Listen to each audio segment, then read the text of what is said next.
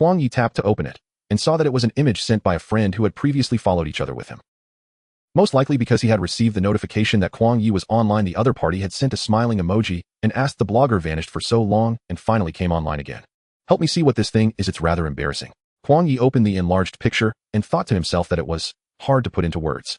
The appearance of this plant was truly difficult to describe, yet with a single glance Kuang Ye recognized it at once. Italian redgate orchid, its form resembling a gracefully posed naked man. The Italian redgate orchid looks like a naked man wearing a straw hat with not a hint of seriousness about it. It belongs to the orchid family genus Ophrys. It blooms from April to May and grows on grasslands, limestone areas, abandoned fields, and in woodland regions. Its flower language perfectly matches its looks, passion, charm, and the courage to pursue boldly. It is said to be the flower most despised by every scumbag man on the internet. A legend has it that if a man is too unfaithful in his next life, he will become this flower and suffer public humiliation until he withers away. After editing his reply, Kuang Ye hit send. Just then boarding began. His mood soared. He was finally about to set foot in the place he had longed for day and night, and all his earlier frustrations were cast aside. Beyond the floor-to-ceiling windows, the sky was a flawless blue without a single cloud. The flight time was long enough for Kuang Ye to catch up on some much-needed sleep. After landing, he contacted the local guide Semba, and their first destination was the Dongfij grassland in East Africa. Semba was an experienced local wildlife guide with decent English, and he told Kuang Ye that he had grown up alongside animals. Kuang Ye had booked a wildlife camping lodge near the Dongfij grassland known as the Sausage Tree Camp. It was considered one of the better-equipped lodges on the Dongfij grassland. Of course, Kuang Ye's personal storage already held every piece of camping gear he might need. He planned to follow Semba for 2 days to familiarize himself with the environment, then begin exploring this mysterious great grassland on his own. Along the way, he listened as Semba recounted his adventure stories and hair-raising close calls. Semba even showed him the photos and videos stored in his camera, all rare serendipitous moments. Unfortunately, the people of Blue Star had studied wild flora and fauna too little, and the ordinary public cared even less about them. As he browsed through Semba's photographs, Kuang Ye was already itching to start his live stream and show everyone the mysteries and marvels of this place. After checking into the hotel, Kuang Ye dropped off his luggage, grabbed his streaming gear, and called out to Semba as they headed out together. When Semba saw him take out the streaming equipment and connect it to the drone, the lens locking onto Semba's off-road vehicle, he found it all very novel. He went online, then changed the livestream room's title to the Naturalist Travel Livestream. In no time, nearly 20 viewers poured in, most of them old followers of Kuang Ye. The barrage of comments began to scroll lazily by Rogue Scholar of Natural History. Long time no see. Where is the streamer? This place looks unfamiliar. Naturalist bro, I almost unfollowed you. You finally showed up.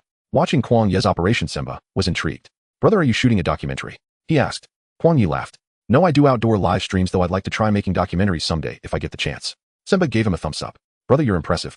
Semba's bright eyes shone with sincerity, and the emotional support he offered was full and genuine. Kuang Ye chuckled. I haven't even taken the first step yet, but thank you all the same, brother. The drone kept filming as it tailed their off-road vehicle. As the shot gradually widened, the live stream revealed the vast expanse of the Dongfij grassland. The grassland was like a sea of green when the breeze swept across. The blades of grass stirred and rose in waves. Sunlight poured down, making the tips of the grass shimmer with golden light, like the ceaseless pulse of life itself. Yet Dongfij stood for the most unadorned emotions of heaven and earth. Mysterious and boundless, she was like a mother nurturing every solitary yet radiant life with unwavering gentleness. In the distance, animals leapt and frolicked, the native inhabitants of the grassland, living emblems of the wild. This was a true fairy tale world where the ancient purity of life endured, yet the law of the jungle still reigned. Using the drone, Kuang Ye captured a still and set it as the cover image for the livestream. The vast panorama framed in that shot drew in quite a bit of traffic.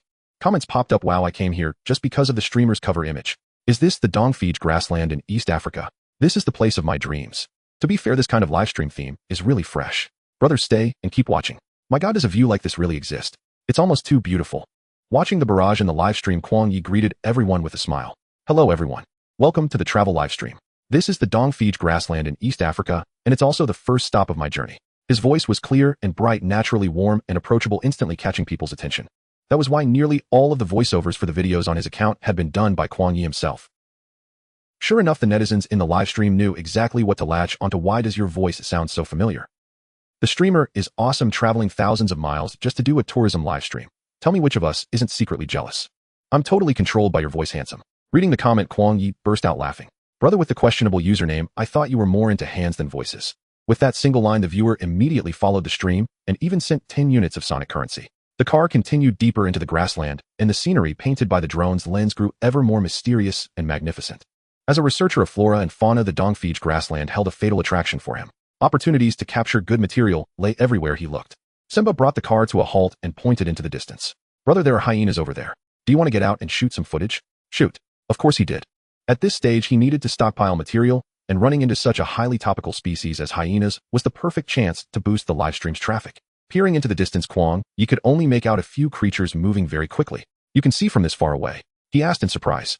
Under the sun, Simba's dark skin gleamed faintly with oil, and his smile was a little shy. I grew up with these animals. No matter how far away they are, as long as they move, I can tell what they are. It seemed he had chosen the right guide. Kuang Ye nodded in approval. You're amazing. Simba, not knowing the slang behind his praise, simply kept his bashful smile on his face. Addressing the more than 100 viewers in the live stream, Kuang Ye said, out here on the grassland, the second brother calls the shots. Let's go, folks. Time to pay a visit to the second brother of the plains. Hyenas have many nicknames. Second brother of the grasslands, director of proctology, chrysanthemum slayer, egg-cracking specialist. The first impression hyenas give most people is probably that they look a bit ugly. Kuang Ye and Samba found a low thicket with good cover and fixed their gaze on the screen without blinking. Kuang Ye's professional instincts as a host kicked in as he tried to make his commentary as entertaining as possible, maximizing the effect of the livestream. From time to time, he also chatted casually with the viewers in the livestream room. By now the drone had reached the designated altitude. The camera locked onto a group of unremarkable-looking spotted hyenas romping and chasing each other wildly across the grassland. Their carefree state was like the old days back, when they were not yet notorious executioners of the rear end. The viewers in the live stream were equally captivated, their attention firmly seized by this boisterous pack of spotted hyenas. Kuang Ye glanced at the streaming comments and said hyenas are social animals. This group looks to be about 5 individuals, which fits perfectly with their hunting creed: the more dogs, the more chances. In the frame besides the pack of hyenas, 2 zebras were walking in single file not far away. A bit farther off, several other zebras were moving deeper into the grassland without looking back. It was obvious that these 2 young zebras had fallen behind. Speaking to the livestream, Kuang Ye said, people often call hyenas stupid dogs, but in my opinion, that's not the case at all. Indeed, the so-called second brothers of the grasslands seemed to be playing carelessly, but in truth, they were working to separate the 2 young zebras from the rest of the herd. Although the 2 young zebras were wary, they were outmatched by the sheer number of hyenas. They could guard one side, but not the other. The second brothers of the grasslands were ruthless and taciturn, and once a rear and entered their line of sight, they became highly motivated. The hyenas edged closer step by step, while the zebras could only back away in circles, staring wide-eyed at their smelly pursuers. After only a few seconds of this standoff, the largest hyena in the group took the lead and launched the attack. The 2 young zebras were quickly scattered by the charge. The leading hyena targeted the more bewildered-looking young zebra and sank its teeth viciously into the animal's hind leg. Blood spurted out at once. With a violent lash of its tail and hindquarters, the young zebra managed to shake the hyena off, but when it tried to move again, it was already limping badly. By this time, the other young zebra had practically struck sparks from the ground with its hooves as it fled, already far from the scene of blood and dust. Kuang Ye said, it's true. Zebras are social animals, but they have no clear leader and tend to act on their own. When danger appears, they are not very willing to take risks for other zebras. They often graze together with warthogs, wildebeest, and other herbivores. It looks as if they get along well, but in truth they are merely grassland acquaintances who share the same food source. Most importantly, zebras can be extremely erratic. They will suddenly kick at other animals, and in severe cases their blows can even be fatal. Male zebras even frequently attack females that have just given birth, as well as newborn foals. When Kuang Ye finished this explanation, the barrage of comments in the livestream became even more animated. In the footage, the young zebra facing the hyena's ferocious attacks finally exhausted its strength and sank down onto the ground. One of the second brothers of the grasslands, for reasons known only to itself, clambered up onto the zebra's back and lowered its head to bite. The zebra, which had already sunk to the ground, suddenly lurched back to its feet from the stab of pain. But the second brother was no soft touch. Even as the maddened zebra flung it about like a rag, it clung on like a turtle that refused to let go. At last, the zebra spent the final remnants of its strength and slumped down in resignation. The other hyenas immediately stepped in to help, one biting here and another there. The zebra shifted from a seated position to lying on its side, staring helplessly as the second brothers of the grasslands ravaged its body. The scene was somewhat disturbing, but fortunately the drone's angle was cunning enough that only the zebra's despairing expression was visible, with little of the bloodier details shown. Beside him, Samba, who did not understand the language of Xia country, could only focus all his attention on the screen, watching the spotted hyenas swarm over their meal. From Samba's eyes, Kuang Ye caught a glimmer of excitement. You look very excited, he observed. Samba replied, every time I see animals hunting, I become excited. The natural world is cruel, yet it brims with endless allure that utterly fascinates me. Kuang Ye nodded with a smile. Indeed, survival of the fittest, the weak are prey to the strong. Samba's mother tongue was Swahili, and when he grew excited, he would sometimes blurt out a few words in it. Fortunately, Kuang Ye understood a handful of simple phrases, combined with the context before and after he could more or less guess the meaning. To keep the energy of the stream from dropping, Kuang Ye began introducing hyenas to his viewers again. What everyone just saw were spotted hyenas, members of the family Hyenidae in the order Carnivora. They have a crest of mane along the neck, and their bodies are covered in spots, which is how they got their name. Hyenas have a bad reputation mainly because they seem like shameless thieves and their way of eating can be quite hard to look at. But in fact they are rather fascinating. For example, the one that just led the attack looks larger than the others around it, yet it is actually a female hyena.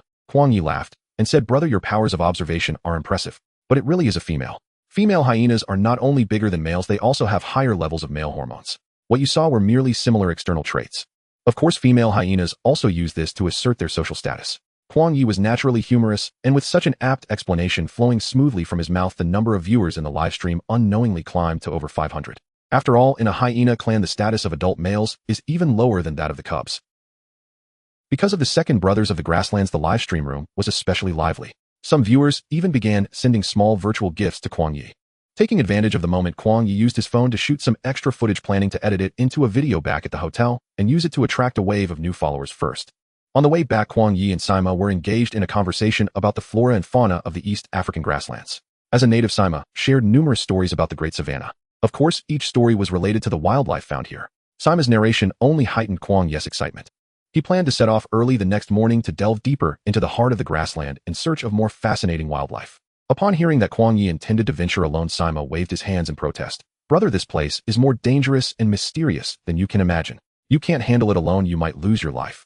However, Kuang Ye was brimming with confidence. He was determined to explore even more mysterious and perilous areas to attract more attention and unlock greater rewards.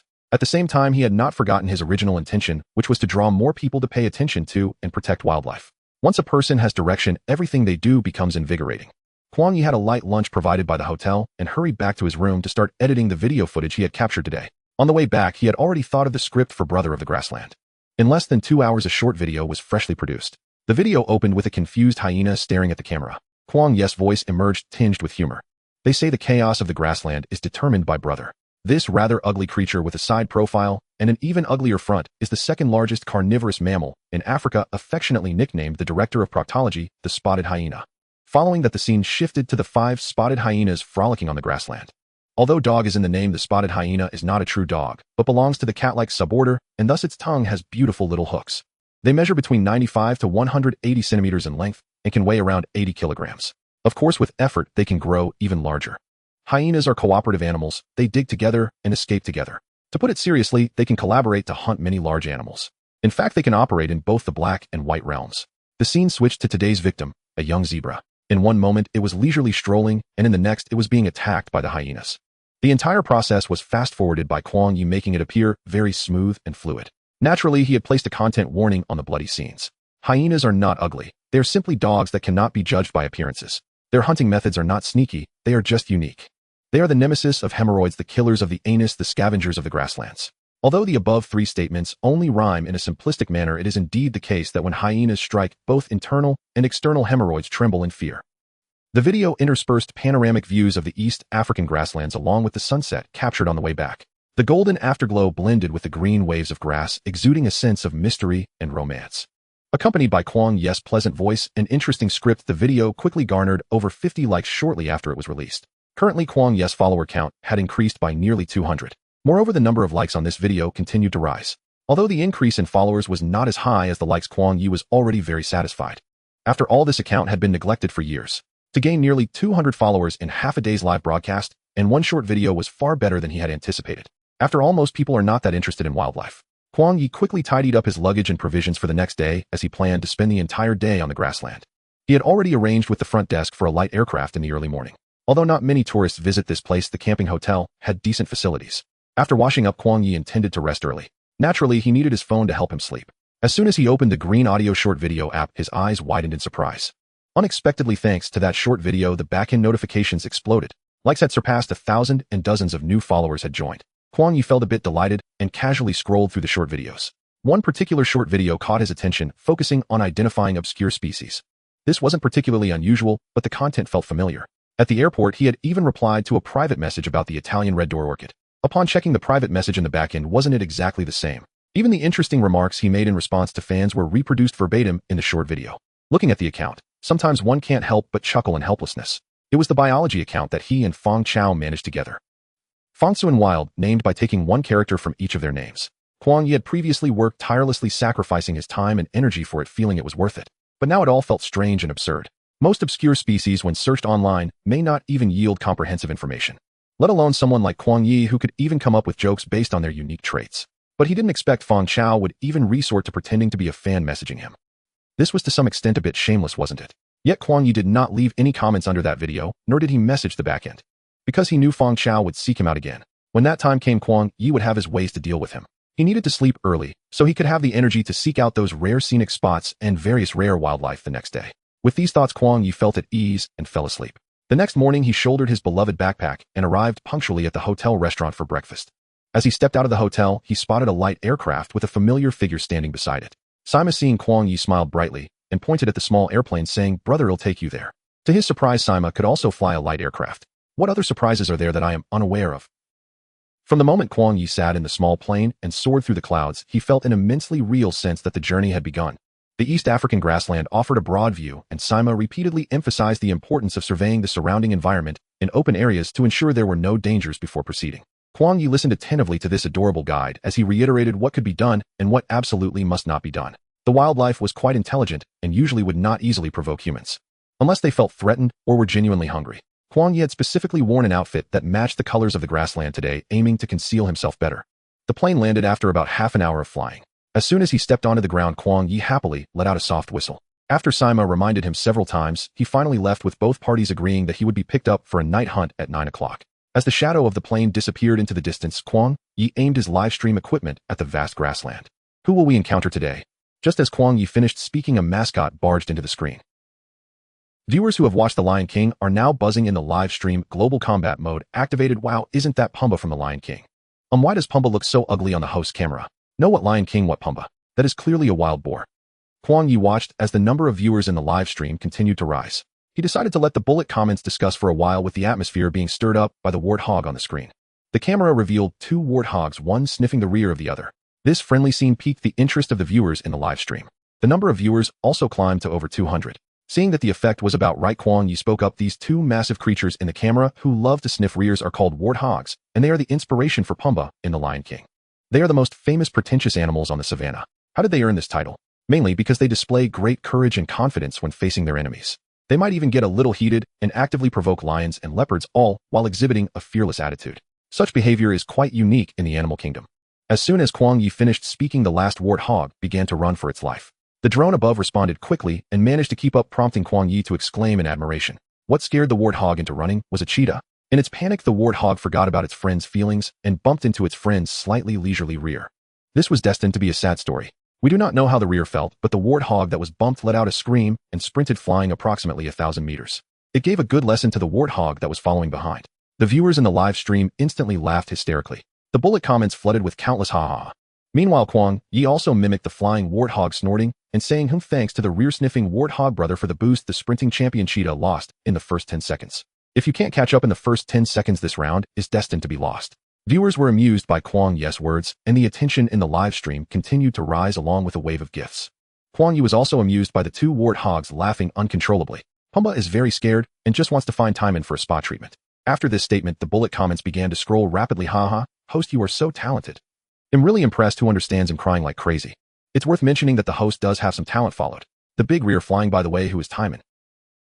Timon is Pumbaa's good friend in The Lion King, a meerkat. In reality, meerkats and warthogs are indeed good friends. Mainly because Pumbaa loves spa treatments, especially mud baths. However, mud baths can only remove the excess keratin on their bodies, not the ticks and parasites. At this time, warthogs need cute little creatures like meerkats to help them deal with those annoying parasites. Meerkats can have a hearty meal and warthogs can get clean if they don't become good friends. The mud will be the first to disagree. After Kuang Ye finished speaking, he noticed that the two warthogs were sitting on a bare rock, twisting and rubbing against each other. They looked incredibly comfortable. Having shed the threat of the cheetah, the two warthogs began indulging in their favorite spa treatments. They truly know how to enjoy life. Seeing that the warthogs would be busy for at least another hour, Kuang Ye planned to look elsewhere to see if he could capture any other wildlife. On the way to recall the drone, Kuang Ye noticed a water source not far away. Sitting near the water source would greatly increase the chances of seeing more species. With a target in mind, Kuang Ye kept moving forward. When he was not far from the water source, he suddenly realized something was wrong. Where did his drone go? Why didn't it follow? Kuang Ye turned back to search, only to find that the drone had been intercepted by an unexpected animal. Instead of rushing forward immediately, Kuang Ye switched the camera to the live streaming device in his hand and zoomed in. On the screen appeared a monkey, not very large, holding Kuang Ye's drone and examining it curiously. It was likely discovered when it landed just now. The monkey was also curious, showing great interest in this suddenly appearing flying object. It sat on the ground, picking the drone up and putting it down. Just as it picked the drone up, an observant viewer in the live stream sent a bullet comment. Looks like it's in the monkey's nature to steal stuff, whether it's abroad or at home. Big brother of the emperor's big brother, but this monkey's face is a bit too dark. Black myth Wukong, hey, what does it matter if the face is black? Did you not see its little eggs? Are they blue? I can't believe it, they really are. So blue that it's hard to look away. Kuang Ye had already noticed that this was a long-tailed macaque. This is a long-tailed macaque, and because its eggs display a strikingly bizarre blue color, many people affectionately call them blue egg monkeys. Such monkeys are commonly found on the grasslands. The bluer the eggs of these monkeys, the more advantageous they are in mate selection. After all, the advantages of animals are truly visible to the naked eye. Kuang Ye threw a stone at the little blue egg monkey from a distance, but did not hit it. The purpose was only to startle it.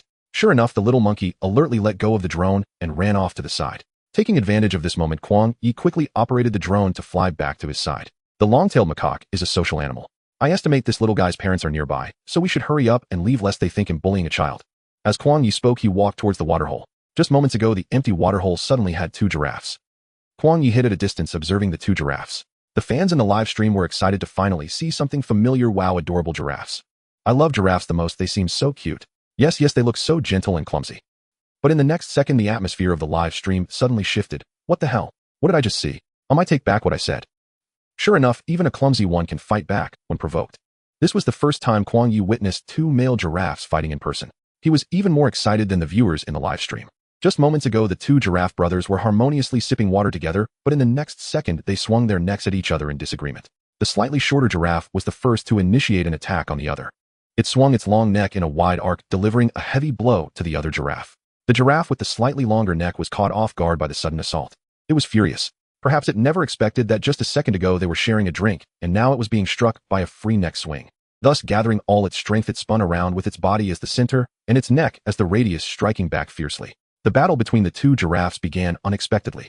Kuang Ye watched as a wave of new viewers entered the live stream, and the bullet comments were lively. Jia Xiong Bing Gong, one of these 2 is bound to suffer a concussion and the other neck problems. You pressed on my leg hair. Aren't giraffes supposed to be gentle? They can fight too. Sleeping to cook in the human realm. To be fair, they are quite polite. One only starts fighting after the other is done. The taller one should hold back a bit, quickly swing back. While the giraffes were exchanging blows, Kuang Ye quietly said to the live audience, "You are all familiar with giraffes, right? Let me share some cold facts. The neck of a giraffe is extremely long, about 2 meters, yet they have the same number of cervical vertebrae as other mammals, only 7. The 2 giraffes on screen seemed to feel that just using their necks to attack wasn't enough. The shorter one took a few steps forward, raising a hind leg to deliver a powerful strike to the back of the other giraffe. The opponent didn't expect it to change tactics. While its neck was still drawing circles, it was stunned by the blow from its shorter brother. In a fit of rage for love, these 2 giraffes are really fighting for it. The strength they rely on in their battles is the unique power of their necks, using mutual strikes to assert dominance. Rinshin and Vinegar don't meet. We had no fate to begin with, all thanks to the combat exercises. Win 10 initial. By the way, I always thought giraffes were cute. I even wanted to raise one when I was young. In front, I had that thought too, but seemed really fun. Kuang Ye chuckled and said, when giraffe calves are born, they are about 1.7 to 2 meters tall, indeed, quite adorable. Win 10 initial. Oh, young and ignorant, thanks to the blogger for the science I have learned. Ha ha, the blogger is so funny. Why is there no place for you in stand-up comedy? If you can speak, I love to listen, say more. The essence of comedy is tragedy, so here's another cold fact. Giraffe mothers give birth while standing about 2 meters off the ground, but the calves cannot stand in their mother's womb, so their birth is essentially a gamble. If they land on their shoulders, all is well. But if it's their neck, then they basically have no hope of survival. Rinshin and Vinegar don't meet. A sudden knife strike. This knife starts at 0 frames. I'm impressed. What the hell? The essence of comedy is tragedy. 100 sound waves sent to the streamer, hoping the giraffes will be taken care of after their fight. The live stream followed the sound wave from the big brother, and gifts poured in. Kuang Ye noticed that the number of viewers in the live stream was still rising. At this rate, he would soon unlock new rewards. For this, Kuang Ye was a bit excited. The battle of the giraffes was also reaching its climax, with the taller one delivering a fatal blow to the shorter. My gosh, I dig it in the northeast. I feel like I heard the sound of its neck breaking. Siberian social anxiety, crying lace, sexy big mother monkey. Oh my god. That giraffe won't be in life-threatening danger, will it? Kuang Ye quickly zoomed in the camera, noticing that the shorter giraffe's neck was indeed a bit crooked from the blow. He could even see a noticeable bump. Kuang Ye felt a little relieved. Oh, as long as there were no fractures. Don't worry, there are no fractures, he said to the viewers in the live stream. But in the next second, everyone's hearts tensed up again. The shorter giraffe, unable to retaliate due to a neck sprain, was caught off guard by the taller giraffe, which seized the opportunity and kicked its belly with a powerful hind leg. The shorter giraffe stumbled and then took another hit to its neck from the taller one, losing its balance and collapsing heavily to the ground. Perhaps exhausted with a neck injury, this giraffe took a long time to get back up. Meanwhile, the victorious taller giraffe left the battlefield proudly, leaving the defeated one to lick its wounds in solitude. The bullet comments in the live stream exploded again. I digga in the Northeast, although the victor is the king and the loser the bandit, it really looks quite pitiful. Don't let the compassion overflow too much. It's survival of the fittest. That's how it is in nature. Siberian social anxiety, crying lace, sexy big mother monkey. Is there any chance the streamer could help it? Don't help it. This giraffe might kick the streamer away. At that moment, Kuang Ye had already opened the space looking for something to stabilize the giraffe's leg. He really found something. Kuang Ye first observed the surroundings and after confirming there was no danger, quickly ran towards the giraffe. The giraffe noticed Kuang Ye but did not get up. Its eyes were filled with vigilance. Kuang Ye slowed down, speaking softly to the giraffe. Don't be afraid, I'm here to help you. Then he raised his hand and pointed to his neck. The giraffe stared at him with its big eyes, somewhat puzzled, looking at this young man who had suddenly appeared. However, it was in pain all over, with some areas already broken and bleeding. The hot weather would only worsen the wounds. Fortunately, Kuang Ye had prepared a medical kit in advance for emergencies. Kuang Ye smiled at the giraffe, expressing friendliness in a human way. The giraffe seemed to receive the friendly message Kuang Ye was conveying. Its tense body seemed to relax a bit. Kuang Ye took out the medical kit, secured the live streaming equipment, and aimed the camera at himself and the giraffe. The image on the screen suddenly became warm and harmonious. A handsome young man slowly reached out his hand towards the giraffe with a hint of caution. The giraffe, lying on the ground, weakly raised its head, its fluffy, big eyes blinking at the young man. The young man smiled back, also blinking his big eyes at the giraffe. The young man's thick eyelashes caught the golden light of the sun, conveying warm, friendly messages to the giraffe. The injured giraffe felt care from the gaze of the other. It gently touched Kuang Ye's palm with its head. This scene melted the hearts of the viewers in the live stream. Kuang Ye is likely the first streamer to interact with wild animals. Just with a simple head pat, the viewership in the live stream room broke 1,000, nearing 1,300. In other words, there are still over 700 viewers needed to reach the goal of 2,000. It's undeniable that in Blue Star there are indeed fewer people interested in wild animals. After all, Kuang Ye is not a celebrity, nor is he a star. Achieving this level of viewership in the live stream is already quite remarkable. While the viewers were still immersed in the memorable moments just witnessed, Kuang Ye had already begun tying a rope around the giraffe's legs. Hey, what is the streamer going to do? This doesn't seem right. Practicing sphincter control to impress my crush. I'll wait, streamer, what are you doing? Oh, fan of the mute's good looks. Wait, what happened to the harmonious coexistence just a second ago? Not to say anything, but the streamer is quite handsome. The live stream quality on this green sound platform has really improved. For those in the front, are your facial features aligned with your worldview? Not to mention, it is somewhat fortunate amidst the misfortune that the place where these two giraffes are fighting is relatively decent. There are a few trees standing nearby, allowing Kuang Ye to tie the other end of the rope to a tree. This way he wouldn't have to worry about the giraffe injuring itself. And this giraffe seems to understand that Kuang Ye is trying to help it, showing little resistance to being tied up. After securing the giraffe's legs, Kuang Ye glanced at the live stream room. Everyone, don't panic, I'm not a madman. I'm tying it up mainly to adjust its bones. Kuang Ye's explanation caused the live stream room to explode. Wild uncle, what? Are you speaking Mandarin, streamer? Memory fried into pancakes. What is adjusting bones? Don't develop before you start, haha. I'm dying. Was the streamer a messer before? No. Did you even ask the giraffe if it's okay with this? Kuang Ye knew that his words would inevitably attract a wave of misunderstanding from the viewers. However, he indeed knows how to adjust bones. And he often helps Fong Chao with it. As well as Fong Chaos Cat's dogs, and even Fong Chaos ex-girlfriend's male friend. He had never failed. The only time he did might be with Fong Chaos ex-girlfriend's male friend. But that was after discovering that Fong Chaos ex-girlfriend and that male friend were together. But it seems Fong Chao is unaware of this, always thinking that they parted on good terms. Kuang Ye patted the giraffe's head and said, "I'll disinfect your wound first, then adjust your bones, okay?"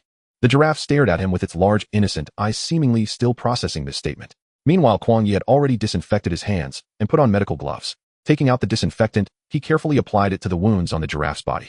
To be honest, this giraffe had truly suffered greatly for love.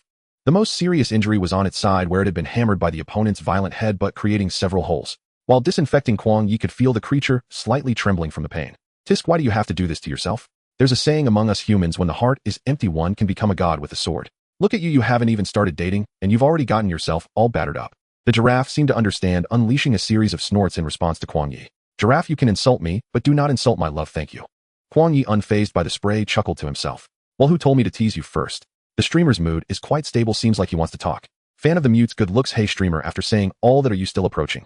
Aren't you afraid of getting hurt by the one you love? How did watching Animal World turn into a tale of mortal cultivation? You fried dough, I also fried dough. Streamer, hurry up with the bone adjustment, I want to see you mess up. Those in the front step back. Kuang Ye finally finished treating all the wounds on the Pure Love Warrior giraffe and took off his gloves. He looked at the Pure Love Warrior and pretended to cackle, rubbing his fists together. Cackle. With this invisible golden hoop you must sever all romantic ties, and no love can taint you in this world. Are you truly ready for this? The pure love warrior looked at the suddenly eccentric young man with a bad premonition. Raising its neck, it wanted to run away, but the next second, Kuang Ye wrapped his arms around its neck and swiftly pressed down on the protruding part with his palm.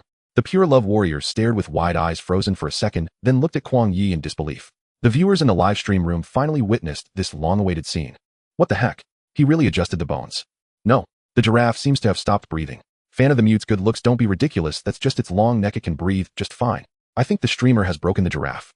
Kuang Ye ignored the pure love warrior's gaze, and his palm, which had been pressing down hard before, was now slowly kneading. The massage technique looked quite effective.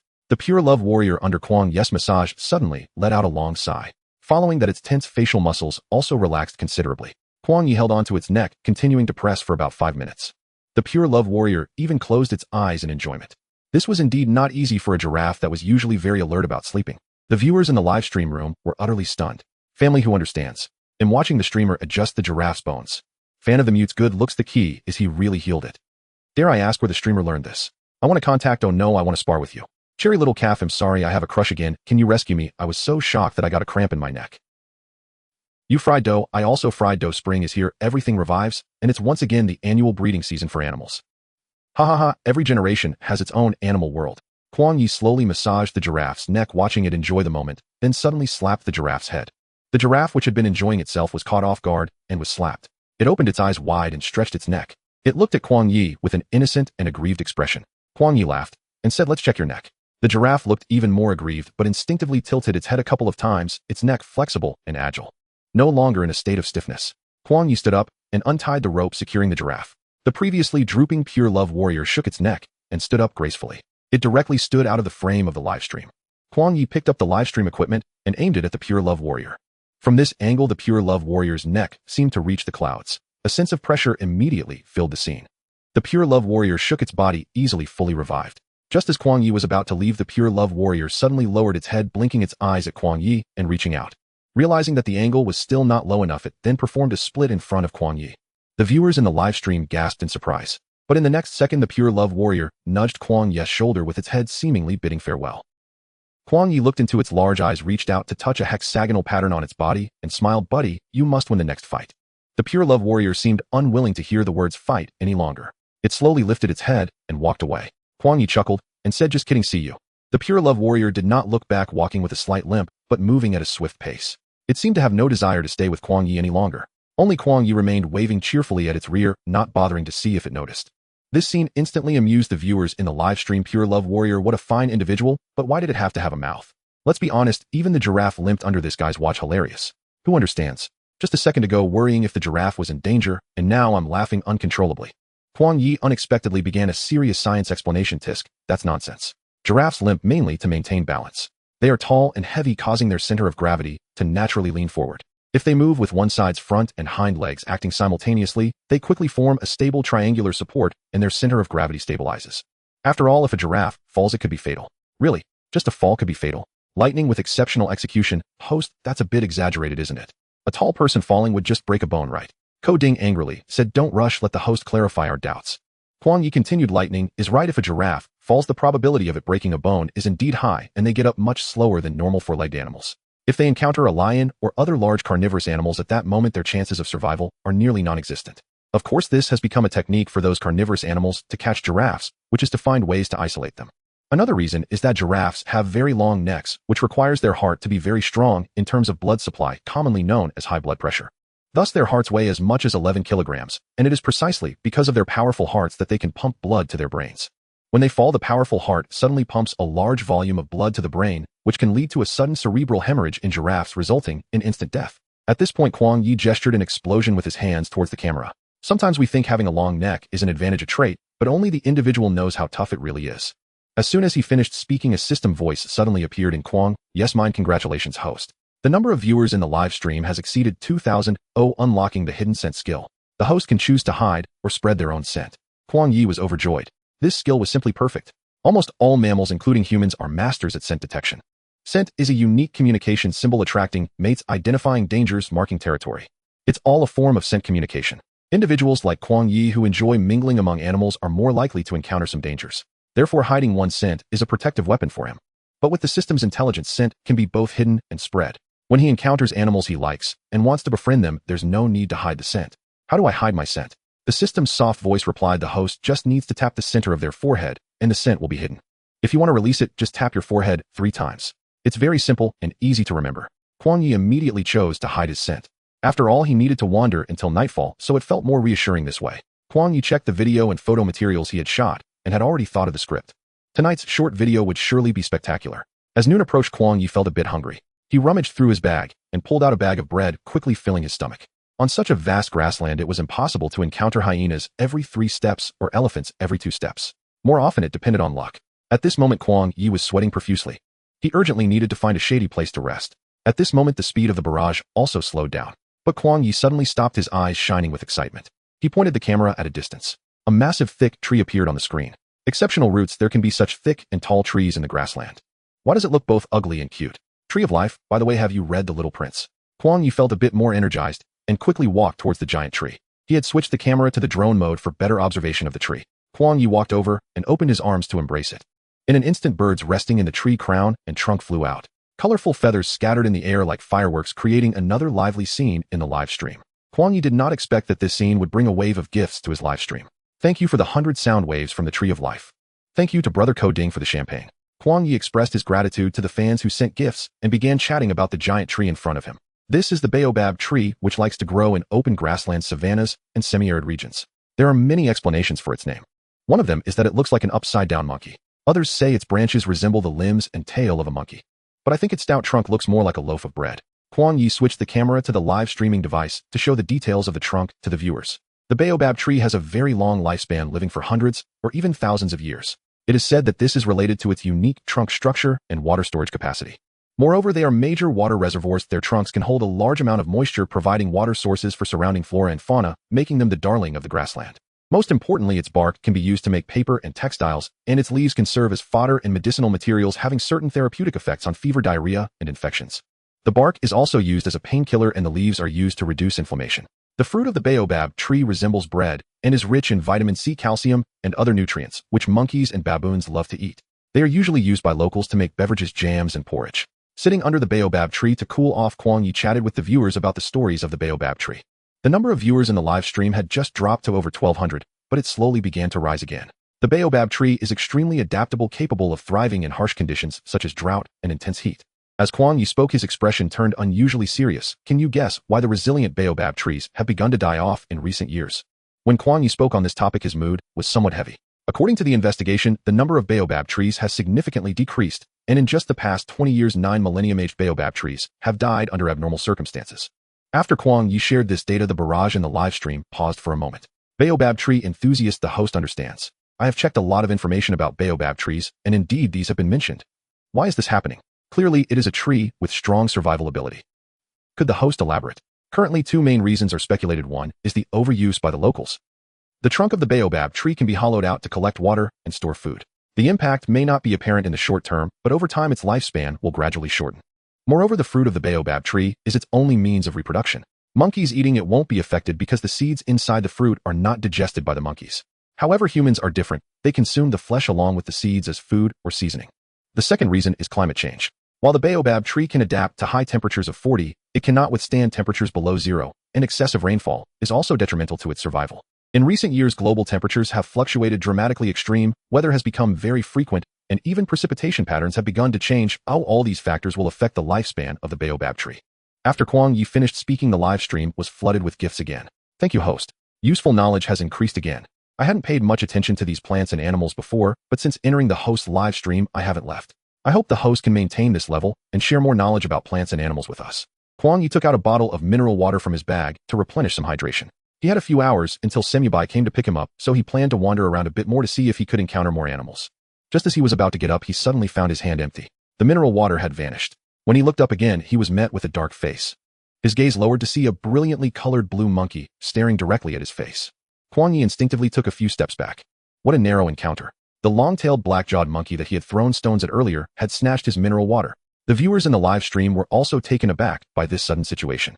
The little monkey probably didn't expect to run into Kuang Ye here. Since they met, it had to retaliate. The little monkey was eyeing Kuang Ye's backpack, seemingly plotting something. Kuang Ye might let it succeed this time. There would be a second time. Sure enough, the little monkey swung down from the tree trunk and snatched the backpack that Kuang Ye had placed on the ground. It quickly opened the zipper, dumping the contents out. Luckily, all the important things were stored in the space. Just when Kuang Ye was relieved, his face turned green the next second. His dinner was in the little monkey's hands. "No, monkey brother, that's my dinner." As Kuang Ye reached out, the little monkey had already quickly stuffed the bread into its mouth. The way it chewed was very unrefined and quite infuriating. Kuang Ye did not expect that such a small monkey could have such a heavy sense of revenge. The viewers in the live stream found it amusing. Ha ha ha, the little monkey angrily snatched the host's dinner. This monkey is quite mischievous. I have to say I've never seen such an expression on the host's face before. Ew, I should tag that long-necked giraffe. The monkey avenging the long-necked giraffe against the unkind host. Is that okay? Little monkey want a bite. I will eat it, because I've been snatching it, continuously demonstrating how to eat bread for everyone. Ha ha, you enough. What benefit is it to me to make me laugh? Just as Kuang Ye was picking up the backpack on the ground, the little monkey suddenly fell from the tree. It landed directly in front of Kuang Ye. Kuang Ye was stunned. The viewers in the live stream were also shocked. What was happening? The little monkey fell on its back, howling in pain for a few moments, then looked bewilderedly at the baobab tree it had just clung to. The bread in its mouth fell out, landing at Kuang Ye's feet. As Kuang Ye approached the baobab tree, he saw. It turned out that when the monkey was eating the bread, its hands were covered in butter and jam. It lost its grip and fell from the tree. Kuang Ye chuckled and said, "Serves you right for being greedy." The little monkey picked up the leftover bread from the ground and threw it at Kuang Ye. Kuang Ye dodged skillfully, and the bread hit the baobab tree. Tisk, quite temperamental. The little monkey probably tugged at its injury and grimaced in pain. Kuang Ye then noticed that it seemed to have actually gotten hurt. "Where did you injure yourself?" The little monkey had no idea what he was saying and was spinning around in pain. Kuang Ye did not gloat over its misfortune and slowly moved towards the little monkey. At this moment, the person the little monkey would most likely reject was him. But Kuang Ye was purely acting out of kindness and wanted to help it check its wound. He had to resort to food tactics again. He took something out of his pocket and said to the little monkey, "This thing in my hand is super delicious, want some?" The little monkey was still grimacing, but when it saw what Kuang Ye had in his hand, its expression softened a bit. It looked like it would be very tasty. The little monkey even swallowed its saliva. "You are really a foodie," Kuang Ye said, then opened the package, took out a piece, and extended it towards the little monkey. The little monkey was about to reach out, but seemed to have pulled at its wound, quickly retracting its hand. Kuang Ye had a rough judgment. This guy was injured on its back. He extended his index finger, twisted it around, indicating for the little monkey to turn around. This gesture made the viewers in the live stream flood the screen with comments. "Host, do you really think you're a beast tamer? It can understand such a gesture. On not this, can it really argue about this? The key is that they have a history. Can the little monkey listen to him?" Unexpectedly, the next second, the live stream fell silent. The little monkey gazed longingly at the food in Kuang Ye's hand, then looked up at him. Kuang Ye still spun his finger at it. The little monkey seemed to swallow its saliva again, but quickly began to grimace once more. It appeared that the pain in its back had not yet subsided. It was evident that the little monkey was very reluctant, but it finally turned around. The viewers in the live stream were once again astonished by the little monkey's obedience. Kuang Ye looked at the little monkey's obedient appearance and smiled, then waved the snack in his hand again. The little monkey turned its head and stuffed it into its mouth, chewing it heartily. Taking advantage of the little monkey's moment of relaxation, Kuang Ye suddenly grabbed the little monkey's shoulder with one hand. With the other hand, he felt around its back and found the sprained area. Then with a swift and precise push inward, the little monkey immediately jumped up high. Luckily, Kuang Ye let go quickly, or he would have been yanked back by this guy. The little monkey began yowling as if its tail had been stepped on, circling around Kuang Ye. Kuang Ye, however, remained unfazed, watching the little monkey whirl around him. The tone of the live stream shifted again. "Little Xian isn't working," shouting loudly, spinning around, grimacing, spinning around. "Monkey, although I am not a person, you are definitely a dog." The little monkey's situation teaches us that one must never turn their back to an enemy. The host provides the monkey with its first lesson in monkey life: never eat a stranger's cookies. Pidden King Little Horse won't be ruined by the host, right? But if the viewers took a closer look, they would notice. The little monkey's condition wasn't quite right. It seemed not to be spinning around due to pain, but more like it had been pricked by something. The little monkey opened its mouth wide, making a hissing sound from its throat. It looked like it was attacked by the food it swallowed. Kuang Ye was beside it, pointing at the little monkey and laughing. "Is the spicy strip good? We're even now." Just as Kuang Ye was about to grab the little monkey, a large monkey suddenly swung down from the tree trunk. It swiped fiercely at Kuang Ye. Fortunately, Kuang Ye reacted quickly and blocked it with his backpack. The opponent's claw hit the backpack. With a crash, the contents of the backpack scattered all over the ground. When Kuang Ye looked over, a larger, long-tailed, black-jawed monkey had shielded the little monkey behind it, baring its teeth, glaring at him. Kuang Ye immediately took a few steps back. "No, I didn't bully your son." Clearly, the mother monkey disagreed. Out of maternal instinct, she seemed determined to confront Kuang Ye. After all, the little monkey's earlier antics resembled that of someone who had been caught at their most vulnerable. Although maternal love was late, the mother monkey first let out an angry roar at Kuang Ye, intending to probe his intentions. Seeing Kuang Ye wave his hands repeatedly, she thought he resembled those seemingly intelligent, yet truly foolish male monkeys from her own tribe.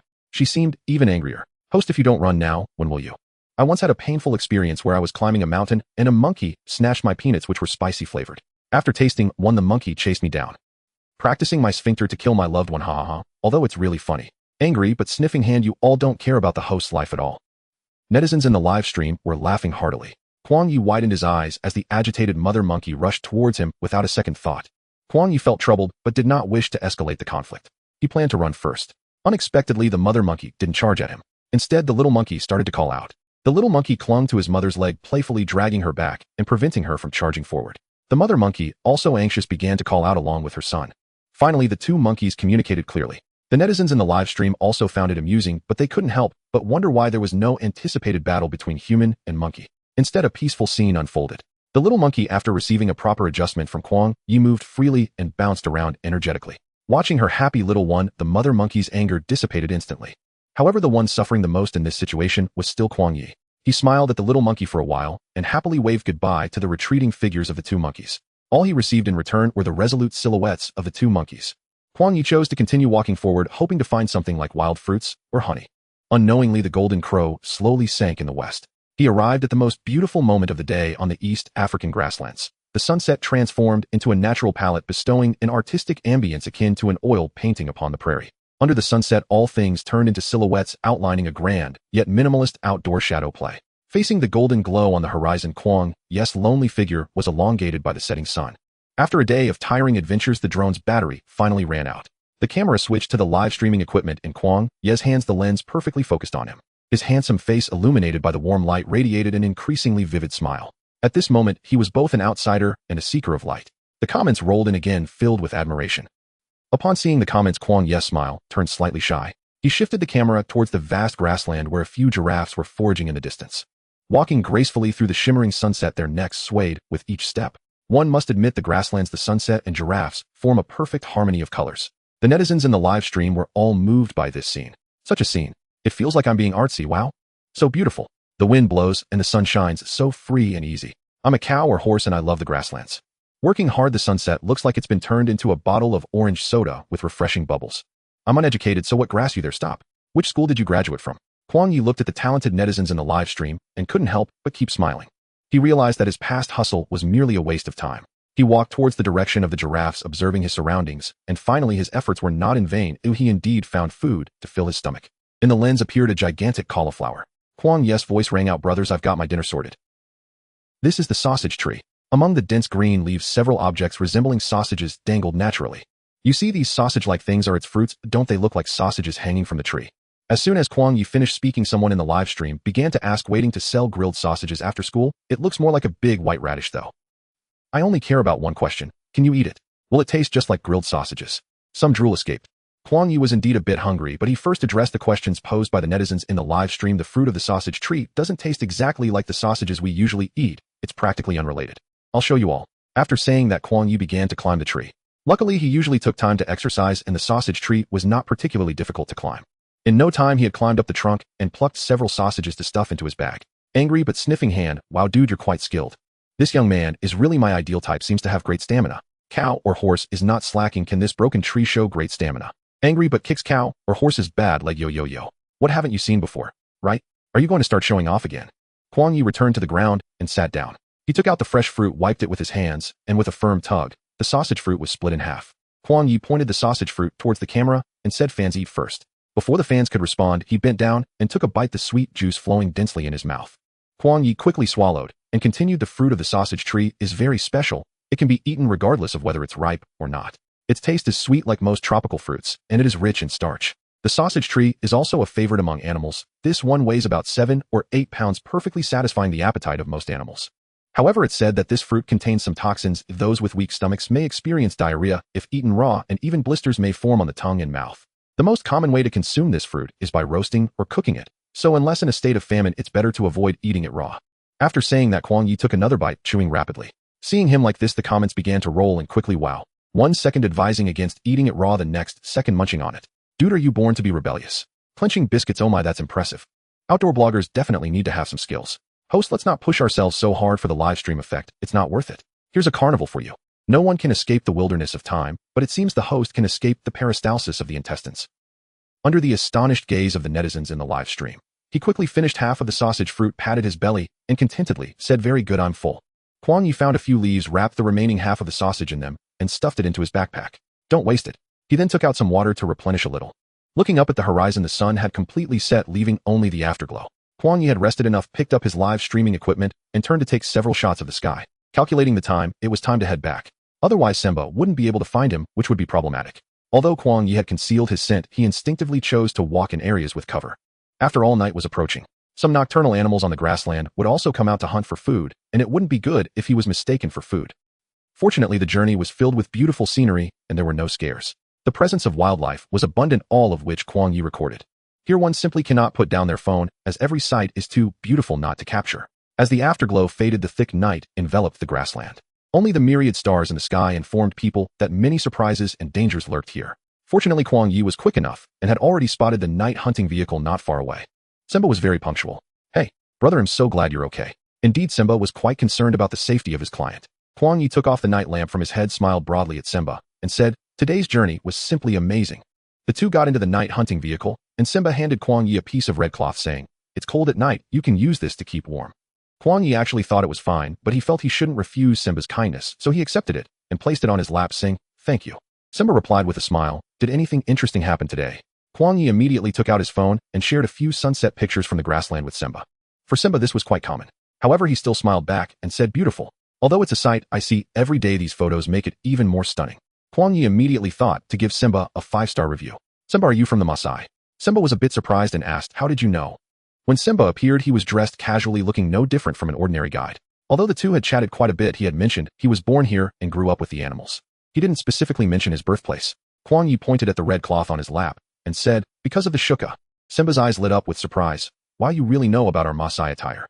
Kuang Ye smiled at Simba's surprised expression and said, "Of course, one must do their homework before coming." The viewers in the live stream were currently in a state of confusion, and Kuang Ye promptly added, "The Maasai are a famous nomadic tribe on the East African savanna with a total population of around 1 million. They are ancient and mysterious, possessing many unique customs." Although Simba couldn't understand the conversation between Kuang Ye and the viewers, he sensed that Kuang Ye was introducing his ethnicity.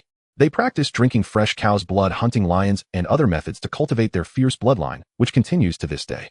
Hearing phrases like drinking cow's blood and hunting lions, the live stream comments started rolling in rapidly. "Mosquito sends you a bag. Oh, what did I just hear? Drinking cow's blood, hunting lions.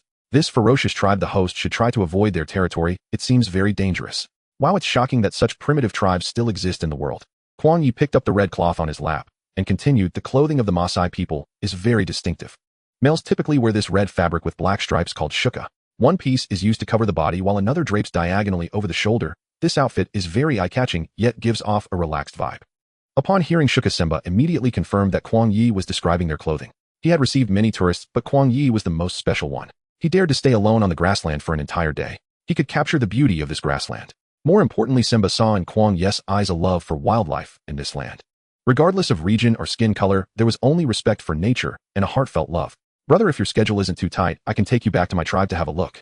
Simba spoke these words with caution. Although born in a primitive tribe, Simba understood the unstoppable development of modern civilization. Their tribesmen uphold unique lifestyles and traditions while also trying to integrate into society as much as possible. Seeing Kuang Ye's strong interest in the Maasai people, Simba still attempted to invite him. Surprise lit up in his eyes in an instant. Kuang Ye's eyes sparkled with purity. "Really? Is it really possible?" Simba nodded with a smile. "Welcome to visit the Maasai." Kuang Ye quickly gave Simba a friendly high five, indicating that this journey was now confirmed. The night concealed all scenery. A night hunting vehicle carried the two youths across the boundless grassland. Under the cover of nightfall, many crepuscular animals began to roam. They might be lurking nearby, slowly chewing, quietly sleeping, or leisurely strolling. Simba observed the surroundings and parked the vehicle not far from a tree. Kuang Ye was well prepared for night hunting. Before setting out with Simba, he had taken out a thermal imaging animal tracker from his space. Simba looked at the screen of the tracker where a black and white dynamic image of a leopard appeared. Simba's mouth dropped open in astonishment. "This is incredible." The viewers in the live stream were amazed to see Kuang Ye so well-equipped, exclaiming that they were getting high-definition footage. And they sent a flurry of gifts. The two drove past the leopard, which was cautiously climbing a tree. Hearing the sound of the night hunting vehicle, it turned its head to look at them with caution. Unexpectedly, the leopard, which had never fallen while climbing trees, froze for 3 seconds when it spotted Kuang Ye and Simba, then stepped onto a branch that was too thin and fell to the ground. Fortunately, the tree wasn't high and the grass cushioned its fall. This leopard likely only suffered some superficial injuries. Kuang Ye couldn't help but laugh at the leopard's clumsy yet adorable appearance, bursting into laughter. who knew that the noise was a bit loud, causing the leopard to immediately stand up and shoot a glare at Kuang Ye. The viewers in the live stream saw this, and all started to laugh too. Host, how can you laugh at this poor little leopard? What did it do wrong to deserve ridicule? Huh. The leopard is about to explode with rage, let's call it leopard rage. Honestly, it looks rather cute when it fell. Host, are you waiting for the leopard to give you a hug? The leopard was a bit dazed from the fall, but with both a car and people in sight, it didn't dare to act rashly. It could only rely on its gaze, an imposing presence to intimidate. Seeing that the leopard seemed unhurt, Kuang Ye decided to leave first. However, as he turned his head and saw Simba, his whole body went on high alert. How does one even describe this sensation? It was both terrifying and absurd.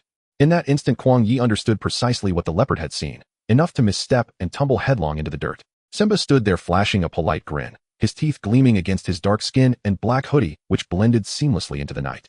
Yet in Kuang Ye's eyes, those unervingly white teeth floated disembodied in the darkness, as if possessed by some eerie sentience. Kuang Ye fell silent. Simba, what's up, bro? Simba's brilliant smile widened, his teeth flashing rhythmically in the gloom. Kuang Ye raised a hand, gesturing for him to stop. Bro, please don't smile. I'm afraid. Simba was so deeply shadowed, he all but vanished into the night. Yet his teeth were blindingly white, so stark, so jarring. In that moment, Kuang Ye realized he shouldn't have mocked the leopard at all. It wasn't that the leopard lacked courage, merely that the time hadn't yet come. Wait, why is that leopard staring at us like that? Simba asked, puzzled. Kuang Ye longed to retort, what do you think? But he held his tongue, simply turning his gaze toward the exhausted leopard. A sudden wave of kinship washed over him. The leopard looked frightened and furious. It paced back and forth, never once breaking eye contact with Kuang Ye and Simba. Kuang Ye frowned. Instantly, he noticed something off about its gait, likely a muscle strain from landing hard on its back. He glanced at the snapped branch, then at the leopard, and said to Simba, it's injured. Simba nodded solemnly. Falling from a tree is indeed perilous. His expression was one of pure, guileless sorrow, utterly unaware of why the leopard had tumbled down. Kuang Ye opened the car door, only for Simba to yank him back. What are you doing? Kuang Ye met Simba's anxious gaze and replied calmly, I'll check where it's hurt. Simba's eyes widened, two luminous orbs now hovering in the void. Kuang Ye instinctively tilted his head.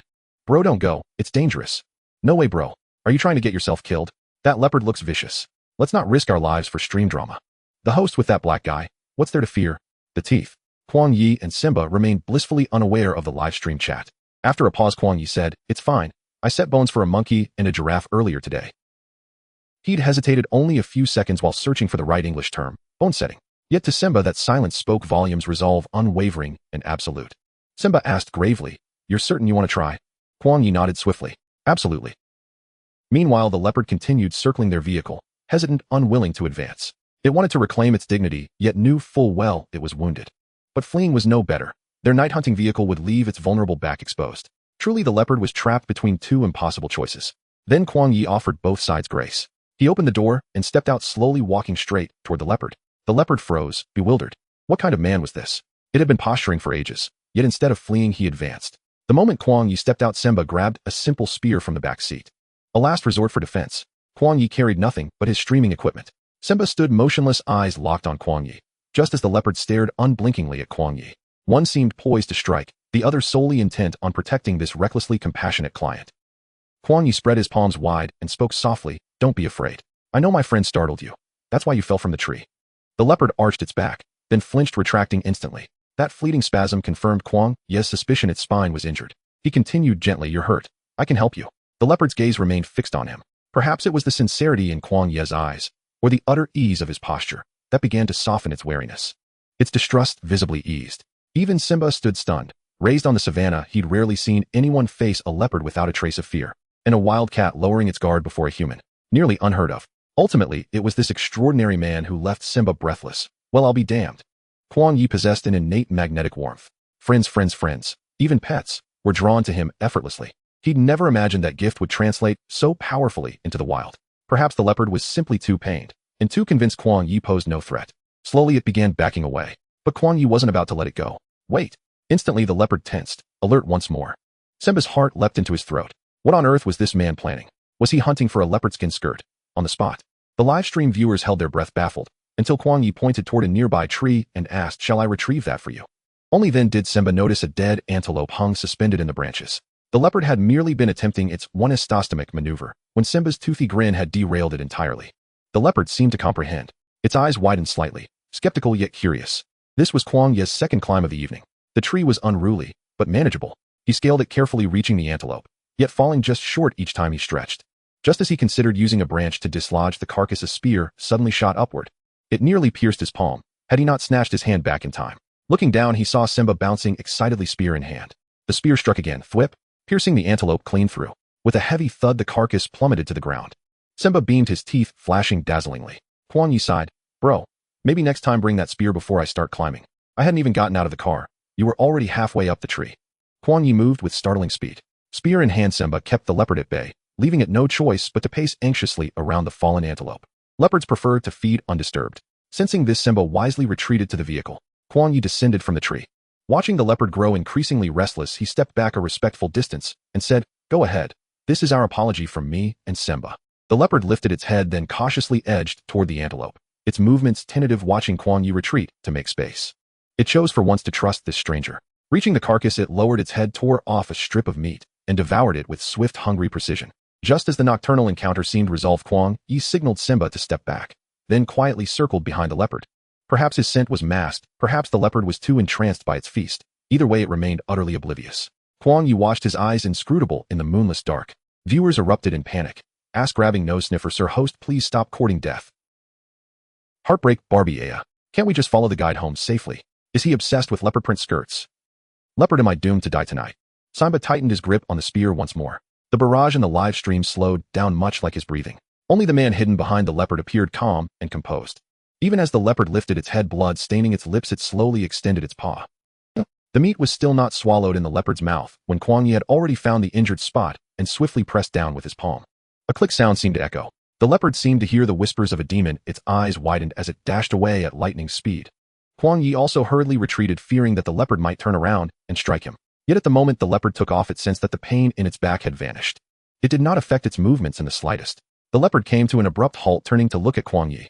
It stared at him, its back arching high before slowly settling down. Simba had already disembarked, his palm gripping the spear, growing sweaty.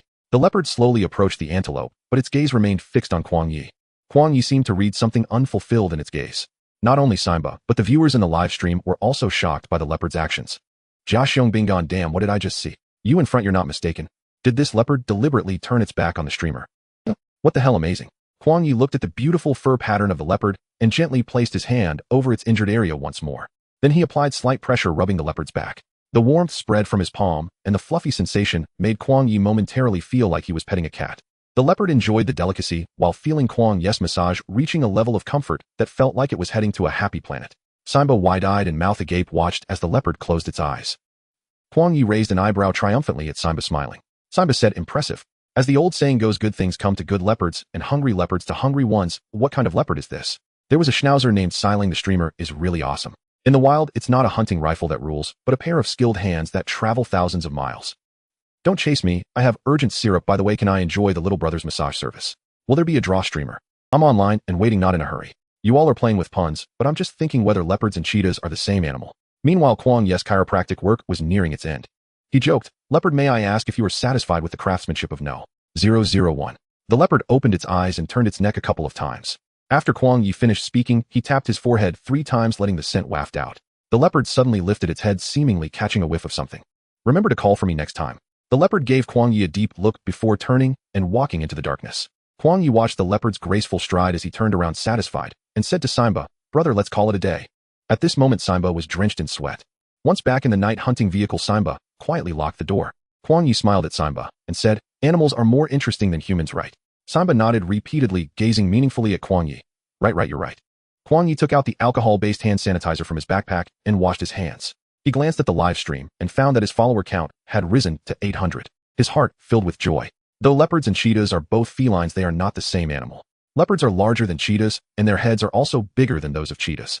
However, their limbs are relatively short and thick, and their abdomens are broader, making them appear sturdier. One very distinct feature to differentiate them is that cheetahs have prominent black tear markings under their eyes, which leopards do not. The spots on a leopard's body are made up of large patches composed of several small dots. The large patches are rose-shaped and hollow in the middle, commonly referred to as leopard spots. In contrast, the spots on a cheetah's body are solid and smaller than those on a leopard. Leopards prefer to hunt alone, while cheetahs form hunting alliances and hunt together, resulting in tastier meat. Cheetahs are the fastest land animals, reaching speeds of up to 110 kilometers per hour. In contrast, leopards can run between 60 to 70 kilometers per hour, much slower than cheetahs. Kuang Ye continued to share this information with the viewers still watching, but his eyes remained fixed on the thermal imaging animal tracker, hoping to encounter more interesting animals. Next to him, Simba drove the car swiftly, seemingly unable to wait to return to the hotel. By the way, in terms of attitude towards humans, leopards and cheetahs differ greatly. Cheetahs generally do not attack humans and are more approachable. In contrast, leopards, when encountering humans, either avoid them or display strong aggression. I've heard that some photographers who specialize in capturing animals, or researchers, or even tourists observing animals here, have seen cheetahs jump onto safari vehicles or lounge underneath them, and sometimes even interact with people. However, if it were a leopard, everyone would probably have already run away. This is why some people have managed to tame cheetahs as hunting companions, but no one has managed to tame leopards. Because leopards have long recognized humans, they will not be fooled into becoming stressed and bitter like a coffee drinker. After Kuang Ye finished this statement, the barrage in the live stream began to twist wildly and darkly. Nyoma bu sure bailing ah. Can I get scolded for just watching a travel stream? Coding no one show stressed bitter coffee, a monthly salary of 2,500. Coding Xiong, what are you anxious about? All roads lead to the same fate. Every day saying 3 times, I am great. Nyoma tearing their hearts out. The streamer ridicules humanity. The universe is undecided. You and I are still just cattle and horses. When the alarm rings, we all become something else. Kuang Ye's live stream was filled with the grievances of working people, and of course, he was partly responsible for that effect. To calm everyone's emotions, Kuang Ye said, considering it's already past midnight over there, I hope you aren't still working overtime. The barrage, the gifts in the live stream began to fly wildly. Wu Chiku Ta, 100 waves of sound buying the streamer, 2 hours of silence. Tian Xianjizi Tisk, a pretty good-looking streamer, but why did he have to open his mouth? Nyoma bu sure bailing 5 bottles of champagne. Please streamer, do 996 for future broadcasts. By the way, what time will the streamer go live tomorrow? I plan to keep watch. When I go live, you'll probably have already finished your lunch. Kuang Ye chatted with the viewers in the live stream, while Simba drove back to the hotel quickly and unsteadily. After deciding on their itinerary for the next day, Kuang Ye returned to his hotel room. He took a delightful hot shower and changed into a clean and comfortable outfit. He opened his computer and began editing the day's video. Kuang Ye thought for a moment and immediately edited a piece of text, born rebellious, yet must be rectified. This video has a lot of material. After much contemplation, Kuang Ye decided to edit the footage of the warthog first. After deliberating for half the night on the script, he was finally satisfied with the edits by dawn. He believed that the viewers would be pleased as well. After all, the tension at the beginning of this segment was palpable. The scene opens with a warthog's head resting against the rear of another warthog. Next, the warthog's sustained flight began. Kuang Ye added a voiceover, ugly yet playful. It is the Yamaha of the grasslands. A big shot in the realm of pretentiousness. On the grasslands, the warthog is a 1,000-meter flight champion. The scene then transitions to the warthog being chased by a cheetah. The voiceover continued, it's not that the warthog likes to show off, it simply has poor eyesight. Facing the carnivorous hunters of the savannah, the warthog can be considered a walking piece of fatty meat. Fortunately, this creature doesn't talk much. Whenever it feels it can charge, it thrusts out its 50-centimeter tusks and goes for a heart-stabbing attack. If it encounters something it can't handle, it thinks little of it. After all, with 4 short, strong legs, escaping is just a piece of cake. The scene switches again to the warthog running while defecating. After all, they excel at delivering a magical attack to their opponents during escape, free-flying. The warthog's running scene, accompanied by its tail sticking up like an antenna, only adds to the irritation of its foes. A walking piece of fatty meat that fails to show off turns into a genuine pile of dung. But they aren't afraid. After all, as prolific breeders of the savannah, their opponents can only praise. There's no way to finish them off. With the voiceover, Kuang Ye couldn't help but chuckle. Sure enough, shortly after he clicked send, he received over 100 likes. Well, they are all night owls. He put down his phone exhausted to the extreme and collapsed into sleep.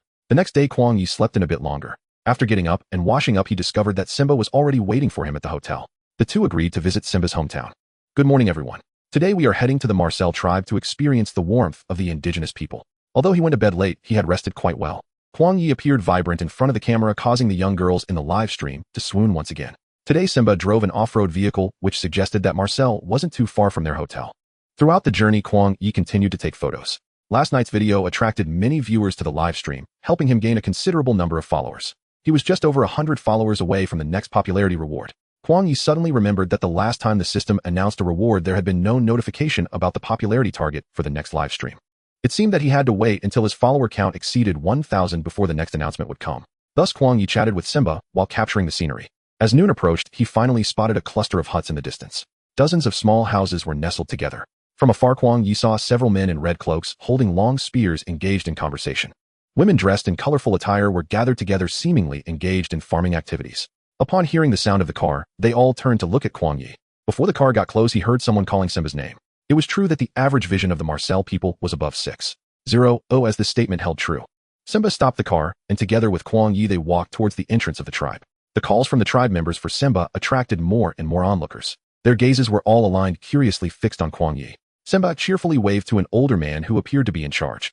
Kuang Ye picked up a few words, such as father, friend, and guest. He followed Simba to stand before the crowd. There were both men and women. The women were all bald, while most men had small braids. The men held long staffs, while the women either held children or farming tools. They were generally tall, with the average height of men approaching 1.9 meters and women over 1.7 meters. Kuang Ye at 1.86 meters was considered tall. However, when the crowd stood uniformly before him, it felt like a wall enclosing him, making Kuang Ye sense an invisible pressure. At this moment, the older man stepped forward to greet him. From the man's attire and demeanor, Kuang Ye inferred that he held a high position within the tribe. As expected, Simba turned to Kuang Ye and said, "This is my father. His name is Azuni, the chief of the tribe." Kuang Ye bowed slightly to Simba's father, smiling in greeting.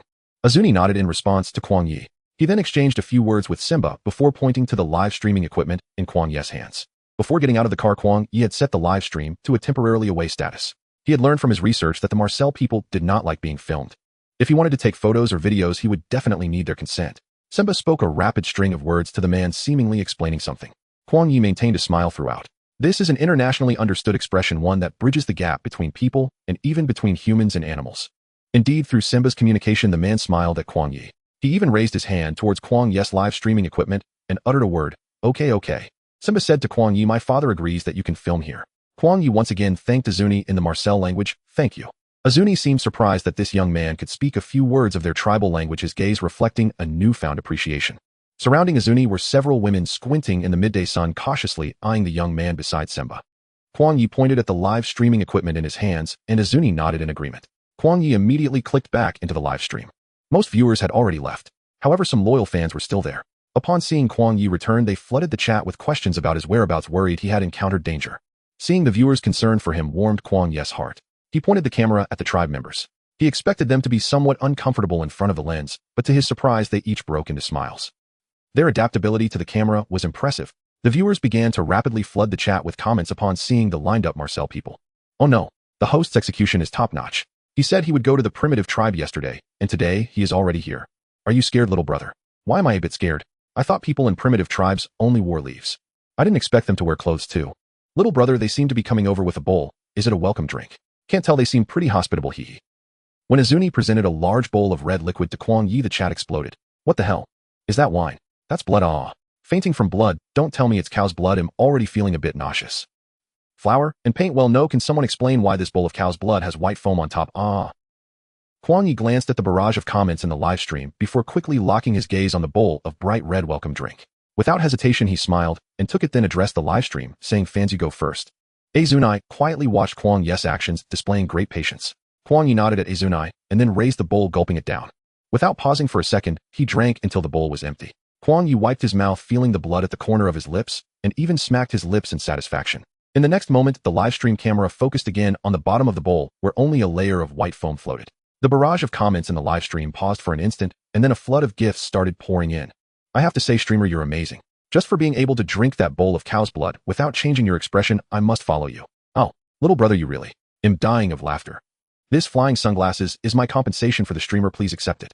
I'm sorry, I really feel like throwing up." The netizens reacted quite strongly, but Azuni looked at Kuang Ye and smiled heartily. The tribe leader laughed, and naturally everyone else followed suit. The initially tense atmosphere relaxed in an instant. Kuang Ye flashed a toothy grin at everyone, his mouth stained bright red. It looked somewhat gruesome. Simba happily patted Kuang Ye on the shoulder and said softly, "Brother, you're awesome." Azuni said a few words to everyone, and they all dispersed to continue with their own activities. Azuni smiled and said a few words to Kuang Ye. From his expression, Kuang Ye could roughly judge that these were some welcoming remarks and casual comments. Sure enough, Simba's recounting was pretty close to what he had inferred. After Azuni left, Simba took Kuang Ye for a stroll around. The borders of their tribe were encircled by withered branches forming a circular shape. The interior was about the size of half a football field. As they walked, Kuang Ye introduced to the netizens in the live stream, the Maasai people regard cattle as treasures. To prevent wild animals from stealing them, the goats and cattle are placed in the very center of the tribe. Kuang Ye estimated that there were about 40 houses in the tribe. Each house usually had 2 compartments, one of which also served as a kitchen. At the center of the tribe was a square surrounded by several small enclosures made of piled branches. Kuang Ye's camera completely presented the internal layout of the tribe to the netizens. At this moment, the number of people in the live stream had reached over 2,000. The back end also reminded Kuang Ye that people were continuously following him. "Jiaxiong Bingon streamer, although you are very handsome, could you please not smile at the camera? The blood is still on your teeth." "Fusheng Ruomeng, little brother, do you want to rinse your mouth? You look a bit scary." Hua Shuaba Dao suddenly realized the streamer is very suitable for filming vampire themes, isn't he? Kuang Ye suddenly thought of something and spoke to the live stream, saying, I almost forgot to mention what I just drank was not really cow's blood. The barrage of comments in the live stream quickly asked what he meant. The color earlier, although it looked a bit frighteningly red, it didn't taste that bloody at all. It's probably because the tourists were scared by the blood, so they adapted and used a drink made with hibiscus instead of the bright red cow's blood. It looks quite red, but the taste is actually quite good. The netizens in the live stream realized no wonder Kuang Ye still felt a bit unsatisfied after drinking. So it turns out it was just a sweet and sour drink. After strolling around inside the tribe, Kuang Ye followed Simba to his courtyard. Wow, so many rooms. Kuang Ye couldn't help but give Simba a thumbs up. But in fact, he wanted to give a thumbs up to Simba's father even more. Your father is no ordinary person. Simba naturally didn't understand the deeper meaning behind Kuang Ye's words. Of course, the netizens in the live stream were also quite confused. What's wrong with the streamer? That expression tells a story. Didn't you see all these houses in the courtyard? There are so many. The streamer is probably shocked by the wealth of the Maasai people. Kuang Ye smiled and said the Maasai people practice polygamy. One man can marry multiple wives. Every time a husband marries a wife, the wife has to build a house for him in advance, so the more houses, the more capable the man is.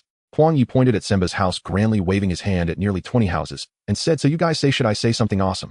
The barrage exploded because of this sentence. I can't believe it. At least 20 houses in sight. So that's how it is. This tribe is just too suitable for me.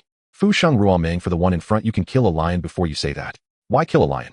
In the traditional culture of the Maasai, a man's comingafage ceremony is to kill a lion.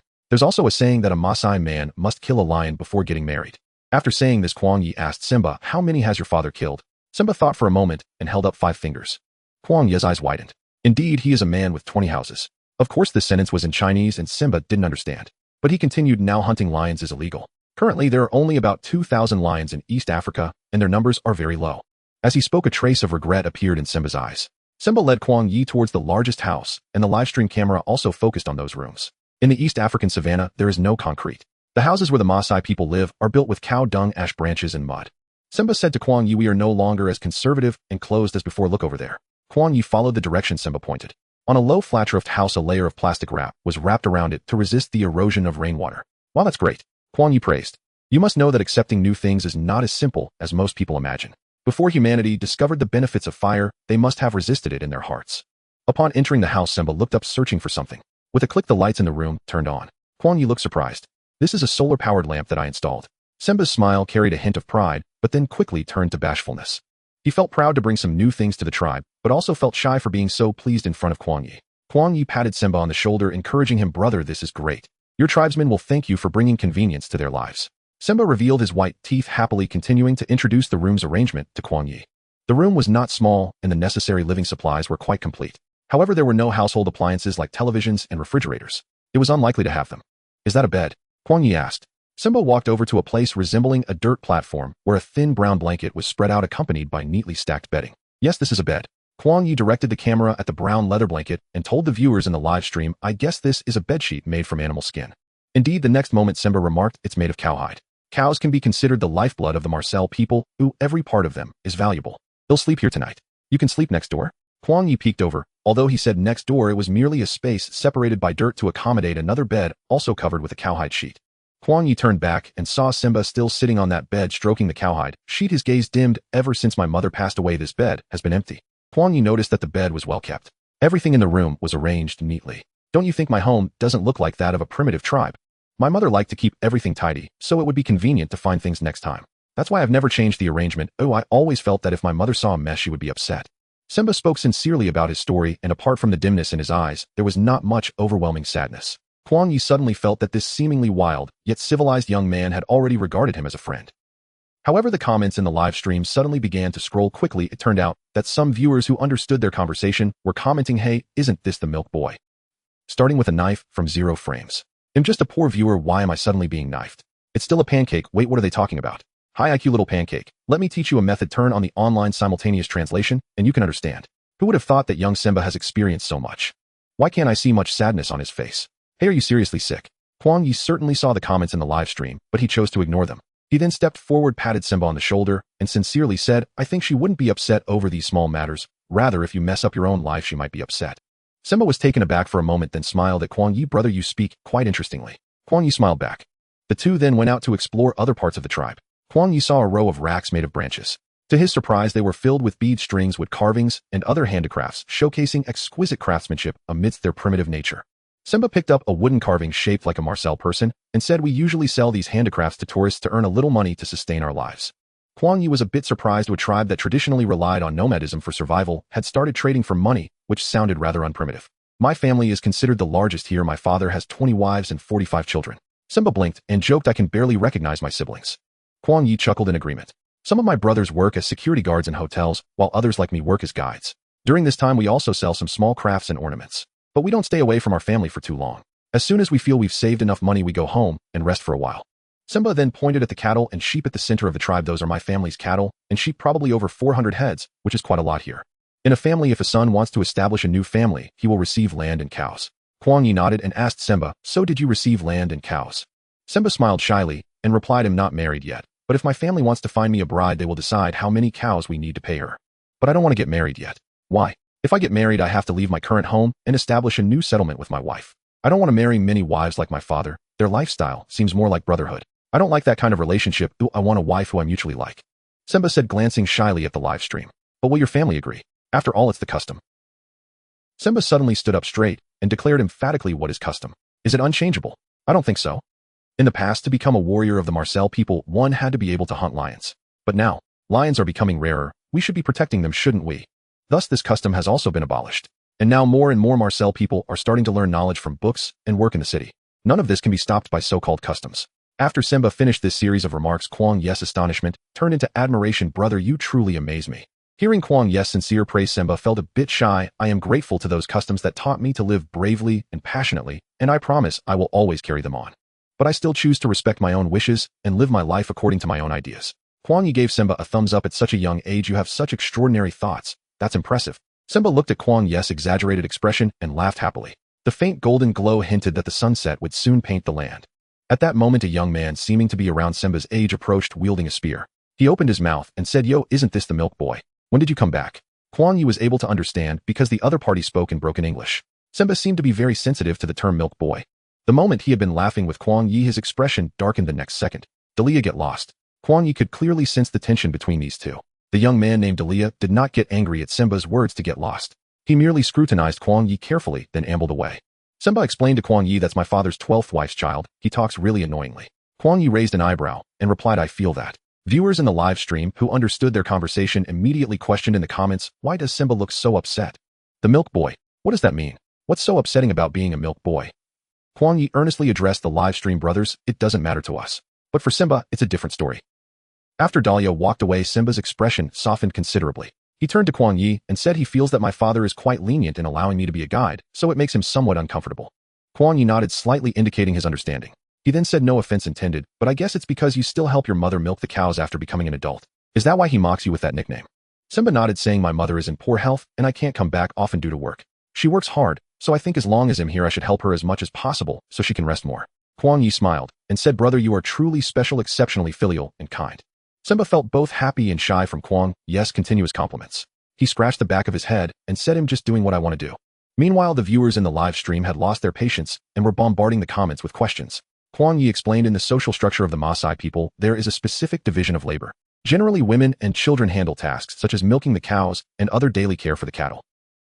Men primarily are responsible for protecting the herds from other tribes or wild beasts, participating in tribal battles, and making decisions. This division of labor has long been established as a traditional pattern, so for Simba, it's quite strange for an adult man to be milking cows, which the tribe might find odd. After all, this contradicts their traditionally recognized masculine role. In such a traditional environment, he may be looked down upon by some tribe members who hold on to traditional views.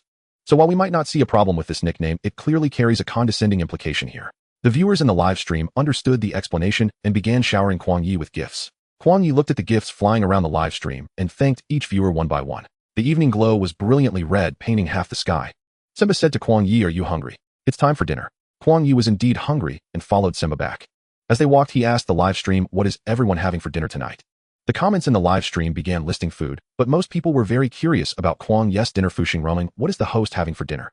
I bet it's the animals that the men hunted during the day. By the way, since they drink cow blood, do they eat raw meat too? Oh, please don't say that, my stomach is already feeling a bit uneasy. Kuang Ye tapped the camera and said, what are you thinking? Although the Maasai live on the grasslands and often come into contact with wild animals, they do not hunt. On the contrary, they highly respect nature and never consume wild animals including fish, and they rarely eat meat, usually reserving it for large celebration events. In the culture and belief system of the Maasai, cows are the most sacred and important symbol of wealth. Their lives revolve around cattle, including consuming cow blood and milk, so they do not view hunting other animals as a primary means of survival and development. However, in special circumstances, such as when the herds are threatened by large predators, the Maasai will take measures to defend them. But this is different from hunting for food in the traditional sense. The golden afterglow spilled into every corner of the village, with many Maasai people gathered in the square. Women and children skillfully milked the cows. The pure white milk was carefully collected in finely polished leather containers. Kuang Ye brought the camera closer, revealing that these containers bore unique tribal markings. The leftover milk that can't be finished will be made into yogurt. Semba explained beside him. Let's go over there and take a look. Semba led Kuang Ye toward the edge of the village. They happened to see a few young boys who were carefully searching for something. Semba approached and patted one of the boys on the shoulder. The boy turned around, and Kuang Ye could see that he was wearing a very exaggerated hair accessory. The boy smiled happily upon seeing Semba. Then the 2 or 3 friends beside the boy looked up at Semba. 1 or 2 greeted him warmly. Their gazes then swept over to Kuang Ye. Kuang Ye greeted them with a smile. Hello. Hello. The boys' big eyes were filled with curiosity, but their smiles were sincere. Semba introduced Kuang Ye, saying, "This is my younger brother Enkai." Enkai looked to be only about 16 or 17 years old, with an extravagant hairpiece typical of his age. However, when Enkai smiled, it softened his flamboyance, and like his brother, he showed a hint of shyness. Hello. The boys naturally made some space, allowing Semba and Kuang Ye to step forward. Almost everyone in the group held a handful of fresh wild vegetables. Wild vegetables? Kuang Ye asked. Yes, we occasionally eat some wild vegetables. Enkai handed the wild vegetables in his hand to Kuang Ye. Kuang Ye reached out to take them, but frowned. Semba laughed and said to Kuang Ye, "You look like you don't like the taste." Kuang Ye nodded, saying, "We have these wild vegetables. Where I'm from too." After saying that, Kuang Ye held the wild vegetables up to the camera, and the speed of the comments noticeably increased. Rin Shun, he see you, Bu Xiang Feng, I know this host, this is stinky vegetable. As someone from Yunnan, how could I not have eaten stinky vegetables with scrambled eggs? It's my favorite. Ko Ding knew and show, but the host's expression clearly shows that he finds this dish very smelly. It looks like it might be a sensitive plant. Are you sure it's edible? Yes, the stinky vegetable is actually called feather-leaved acacia, a plant in the legume family, also known as snake vine, southern snake mussel vine, or southern snake vine. Although it smells bad, it has a faint, refreshing fragrance when eaten, which is quite similar to stinky tofu. Its tender leaves are used for stir-frying, and its roots and stems have effects of dispelling wind and dampness, strengthening bones, and relieving pain, and can be used for rheumatism, labor injuries, and bruises. After Kuang Ye finished explaining, he received another wave of compliments and love gifts. Another useful piece of knowledge, haha, can be used to show off too. Hey, your intentions aren't pure. Now I'm curious to try it. How stinky can it be? As a level 10 stinky tofu lover, I strongly request to battle. The sun had slowly begun to descend toward the horizon. The crowd walked toward the center of the village. In the center of the gathering stood Azuni, tall and upright. His dark skin glowed with health under the setting sun. His gaze fixed on a strong cow surrounded by several young strong men, some holding ropes and others firmly gripping the cow's horns. Kuang Ye aimed the camera at the tall tribal leader. The comments rolled in rapidly. The next second, Azuni stepped forward, gripping a sharp bow and arrow. He suddenly lunged toward the cow's neck. The bull's blood splashed out in an instant. Nearby, someone handed Azuni a wooden ladle, and the bright red blood flowed like a gushing tap into the ladle. Just right. God, what crime did this bull commit? Bull, I feel like I can still be saved a bit. Although it's not quite appropriate, I want to ask, with how much they love bulls is the official currency called bull coins. Seeing the ladle almost full, the young man next to him quickly pressed a dark substance onto the bull's wound. The bull's eyes transformed from despair to a sense of survival. Azuni looked at Kuang Ye with the bull's blood in hand, a smile in his eyes, and said, "Want to give it a try?" Kuang Ye actually did not want to. The online viewers were enjoying the spectacle, urging that this time the fans shouldn't drink first, but that the host should drink first. Azuni had no intention of forcing anyone, just inquiring. Fortunately, Kuang Ye was not squeamish about blood, and he was a curious soul. He felt that one must try everything in life. He glanced at the viewer count, which hovered around 2,000. He turned to Azuni and said, "I can give it a try." Azuni was taken aback at first, then a hint of appreciation surfaced in his eyes. "It's fine if you can't handle it, just spit it out," Semba said to Kuang Ye. Kuang Ye smiled slightly at him and shook his head. Then Azuni said something to Semba. Semba immediately turned and went inside, returning with a glass. Azuni poured the bull's blood into the glass, filling it about a third full, and handed it to Kuang Ye. As soon as Kuang Ye took it, he smelled a metallic odor. The glass in his hand even conveyed the warmth of the blood. Without a second thought, Kuang Ye raised it to his lips and drank it all. Not only the online viewers, but even the locals accustomed to drinking bull's blood were wide-eyed. Kuang Ye was probably the first outsider to drink bull's blood with such an expressionless and decisive manner. The surrounding youths exclaimed in admiration. "Wow." Semba added, "That's impressive." Kuang Ye casually wiped his mouth with the back of his hand and smiled at the cheering locals. The taste was rich and crimson, yet not gory, leaving him with a rather invigorating sensation. Kuang Ye's bold gulp marked his complete integration into the tribe. The online viewers, still in shock, didn't forget to shower Kuang Ye with gifts. "The host is mighty. He's just perfect for wilderness survival, isn't he? By the way, is the host's stomach made of iron?" No reaction after eating sausage fruit. and he didn't even flinch after drinking raw bull's blood. There should definitely be a place for the host in this live stream.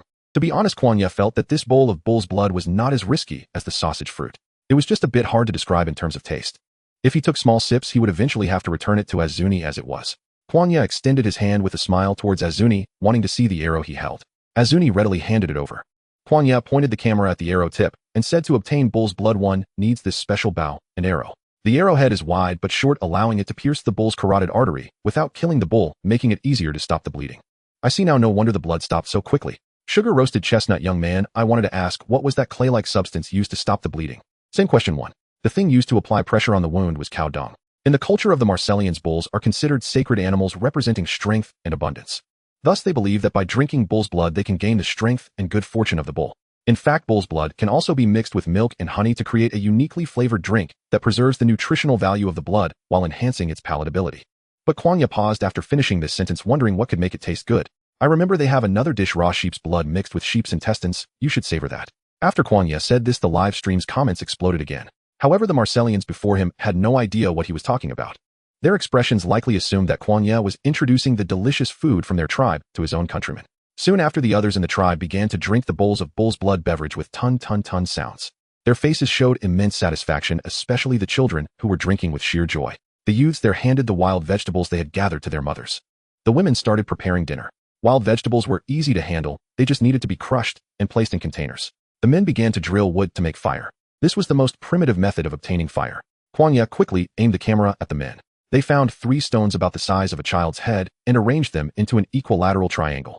Then they took dried branches and broke them into similar lengths. Simba pulled out a short sword and shaped the wood into flat pieces. He then carved a circular groove into one of the flat pieces. Next, he placed some dry grass on the ground and set the shaved wood on top of the grass. Simba took a long round stick and said to Kuang Ye, brother, can you help me for a moment? After setting up the live streaming equipment, Kuang Ye pressed down on one end of the wood piece, as instructed by Simba, to stabilize it. Then Simba placed one end of the stick against the circular groove on the wood piece and began to spin it rapidly. Simba applied pressure to the stick, and soon the circular groove began to blacken and smoke. Kuang Ye watched as the wood shavings started to smoke, revealing faint sparks. At this moment, Simba pulled out the stick and placed the ignited wood shavings on the dry grass. He then gathered the grass together and blew gently on the sparks. The white smoke grew larger. In an instant, a flame shot up from the center of the dry grass. Kuang Ye couldn't help but raise his voice, smiling at Simba. It worked. Simba smiled as he placed the ignited grass into the triangle of stones, using branches to stoke a larger fire. Kuang Ye didn't have high hopes for dinner. However, the online viewers were very hopeful. Initially, Simba's process of drilling wood to make fire had raised the viewers' expectations. They felt that dinner under this ritual must be quite lavish. However, when Simba presented tonight's main dish, the comments broke again. Little mouse on the prairie, no way. I'm drooling, Simba. How could you bring this out? Crunchy biscuit, seriously, why is the host so calm? Ginseng and vinegar, never meet him. Host, are you here for a transformation? Feeling sorry for my little brother for 3 seconds, suddenly the chicken leg in his hand smells so good. Simba took out a basket of potatoes and then poured them into the burning branches. Following that was a long silence. The stark contrast with the synchronized barrage of feel sorry for the streamer for 3 seconds in the live stream room was striking. Kuang Ye glanced at the live stream room and then silently sat back in his original position. He looked up and Simba flashed a simple and unpretentious smile at him. Kuang Ye also turned into a boy with a fake smile looking at Simba. Simba pointed to the women not far away and said, they are cooking. If you're interested, you can go take a look. Upon hearing there was more food, Kuang Ye immediately perked up. He grabbed the live stream equipment and stood up, heading in the direction Simba pointed. The women were gathered around a makeshift stove built with 3 stones. As they saw Kuang Ye approaching, they whispered to each other and then burst into laughter. Their smiles were bright and did not evoke any discomfort. They appeared younger than Kuang Ye, but were either holding children or surrounded by them. Kuang Ye politely greeted them. They nodded in response, acknowledging his greeting. The gathering of these women created a splendid scene. They wore vibrant clothing and adorned themselves with intricate and lavish jewelry. This jewelry included headdresses, earrings, and neckpieces mostly made up of colorful beads or silver. The bracelets were typically made of wood. One woman wearing exaggerated earrings spoke in broken English. Are you Simba's friend? Kuang Ye nodded, saying, yes, we are friends. The woman began to introduce herself. Hello, my name is Wallisai. At this moment, Simba also came over and added, Wallisai is my brother Jennison's wife. Kuang Ye said to Wallisai, nice to meet you. Wallisai smiled and nodded at Kuang Ye before returning to her cooking. The woman next to her handed Wallisai an aluminum pot. Wallisai poured water from a nearby bucket into the pot. Kuang Ye noticed that the water in the bucket was not very clear. The impurities were clearly distinguishable. The sharp-eyed viewers in the live stream also commented, don't tell me they're using that bucket of water for cooking. Oh, this sister just poured the water into the pot. Little mouse on the prairie, am I the only one starting to worry about the streamer? The streamer has to endure so much just to live stream for us. Kuang Ye asked Simba, how do you usually solve your water needs? Simba turned to look towards the setting sun and raised his chin, replying, there's a river not far from here. Got it. In fact, Kuang Ye had also observed that there was indeed a river flowing along the outskirts of the tribe. It seemed that they sourced their daily water from that river. The flames were lively, and the water in the pot began to bubble. Wallace was quite particular. Before cooking, she poured the water from the bucket onto her hands and washed them thoroughly. Only then did she pour a bag of something resembling flour into the pot. The spatula she used to stir the flour was also made from nature. Kuang Ye recognized that it was shaped from branches using a knife. As Wallace vigorously stirred the flour in the pot, while adding water, it was clear this was also a physically demanding task. With Wallace's slow and powerful stirring, the flour finally coalesced into a paste. It looked like glue, but not as runny. It could even take the shape of dough. Kuang Ye was just about to ask Wallace if she needed help. In the next moment, Wallace effortlessly lifted the pot from the fire with her bare hands, causing Kuang Ye's words to get caught in his throat. He turned to Simba and asked, is Wallace making yugoli? The others heard Kuang Ye mention yugoli and turned to look at him. Their eyes revealed a hint of surprise. It seemed they did not expect Kuang Ye to even know about yugoli. Simba's tone was also excited. Brother, I didn't expect you to know about this too. Kuang Ye smiled and said, I've checked the guide. He then addressed the live stream room. Yugoli is one of the most common staples here. The corn flour that Wallace just poured into the pot is what she used. It is usually eaten with stews of meat or vegetables. While they were talking, Wallace skillfully divided the yugoli into several portions and placed them in different bowls. Then she poured the river water from the bucket into the aluminum pot, starting to wash it. The leftover yugoli in the pot was washed clean. Wallace then took a bowl of vegetables from the side, picking up a round vegetable that looked like both a small potato and a small persimmon about the size of an egg. Wallace held it in her palm, using her other hand to peel it into chunks. Then she picked up a green pepper and did the same. Soon all the vegetables were chopped. Wallace rinsed the chopped vegetables in river water. The river water, which was already not very clear, looked even murkier. The viewers in the live stream suddenly became interested in the vegetable that looked very much like a small potato and began to barrage with questions. Kuang Ye picked one up, examined it for a long time, and then said, this is not a potato, it should be an eggplant. Streamer, this is clearly a small persimmon. How could it be an eggplant? By the way, why do the eggplants in Africa look so pristine? I finally understand why tomatoes are called tomatoes. Nigerian runaway princess, it clearly looks a lot like a potato. This is truly the streamer taking me to see the world. Please bring more of this kind of knowledge. Kuang Ye picked up a whole African eggplant from the basket and held it under the camera, saying, actually, what you all said isn't too far off, because tomatoes, eggplants, and potatoes all belong to the nightshade family. The eggplants grown here are those that look both like potatoes and tomatoes. Eating them raw can have a bit of bitterness, so locals pair them with peanut butter and eat them as a dip. However, most peanut butter contains chili sauce, so the taste can be quite difficult to describe. As Kuang Ye said the last word, his eyes suddenly widened. Following his gaze, Wallace had already poured the chopped vegetables into the aluminum pot, and then took out a small plastic jar containing a viscous liquid that resembled butter. She elegantly scooped a large spoonful and placed it into the aluminum pot. Then she lifted the pot and shook it to ensure the vegetables made ample contact with the butter. She then placed the pot back on the fire. The flames grew stronger, and the aluminum pot emitted the sound of hot oil sizzling. However, Kuang Ye looked calm, showing no anticipation typical of a hungry person. You probably can't smell it, but what she just put in is beef tallow. As soon as he finished speaking, Wallace poured another ingredient into the pot. The viewers in the live stream could no longer hold back, and the barrage exploded. If I were you, I'd just say I'm on a diet. This recipe is simply a laxative miracle, okay? Jasmine Flower Revenge, who says this dish is a laxative. This dish is fantastic. If I don't go, then my descendants will have to go. Oh, Dad. I can only tag my friend to come and eat this. What Wallace poured into the pot was milk. At this moment, Kuang Ye stared expressionlessly at Wallace as she vigorously stirred the food in the pot, remaining silent. The viewers in the live stream could not discern his current emotions. But looking at the mixture in the pot, milky liquid mixed with soft, mushy vegetable scraps, the barrage lined up in unison, sending a message: streamer, wish yourself good luck. Streamer, wish yourself good luck. Kuang Ye said. Kuang Ye watched in disbelief as Wallace added more salt into the pot. A wonderful aroma wafted from the dish. In the meantime, several Mazer children stared with wide eyes, curiously observing Kuang Ye. They appeared to have larger heads than ordinary children, possibly due to their simple diet. Their thin bodies supported relatively large heads. They were somewhat cute and endearing. Kuang Ye suddenly remembered something and rummaged through his pocket. Then, feigning mystery, he clenched his fist and said to the children, do you want to know what I am holding? The children continued to gaze at Kuang Ye with wide eyes. Their expressions were clear and untainted. Guess what it is? The children were silent. Kuang Ye and the children exchanged glances. Finally, Kuang Ye smiled and opened his hand. Several colorful wrapped candies lay in his palm. The children immediately gathered around their mouths, making synchronized smacking sounds, their eyes filled with longing for the candy. Kuang Ye began to distribute the candies to the children. The other children eagerly opened the candies and stuffed them into their mouths. A few even jumped up joyfully. Kuang Ye noticed a little girl who quietly clutched her candy in her palm. At that moment, Wallace's voice rang out, reminding everyone that it was time to eat. The children rushed over. Simba suddenly slapped his forehead and said, "Oh no. The potatoes." He had been so focused on watching Wallace cook that he forgot about the potatoes roasting over the fire. Simba dashed out, and within 3 minutes returned with a basket of blackened items.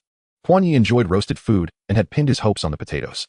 However, when he saw the basket of potatoes that were even blacker than Simba, his heart sank. Yet Kuang Ye was the kind of person whose rich inner thoughts were not reflected on his calm exterior. So when the netizens in the live stream saw Kuang Ye, they couldn't help but remark how composed he seemed. "Potato, thank you for still remembering me. Potato, your concern for me exists, but it's not much. After watching their dinner, I feel like wasting food would make me less than human. At this moment, I'm more concerned about the host's health, as finding a suitable live stream content is not easy." Kuang Ye and Simba naturally gathered around together. Simba was peeling the potatoes, and thankfully the flesh still showed some signs of being potato. After peeling one, he handed it to Kuang Ye. Kuang Ye reached out to take it and said thank you to Simba. A smile often lingered on Simba's face. Even while distributing potatoes to everyone, he kept smiling.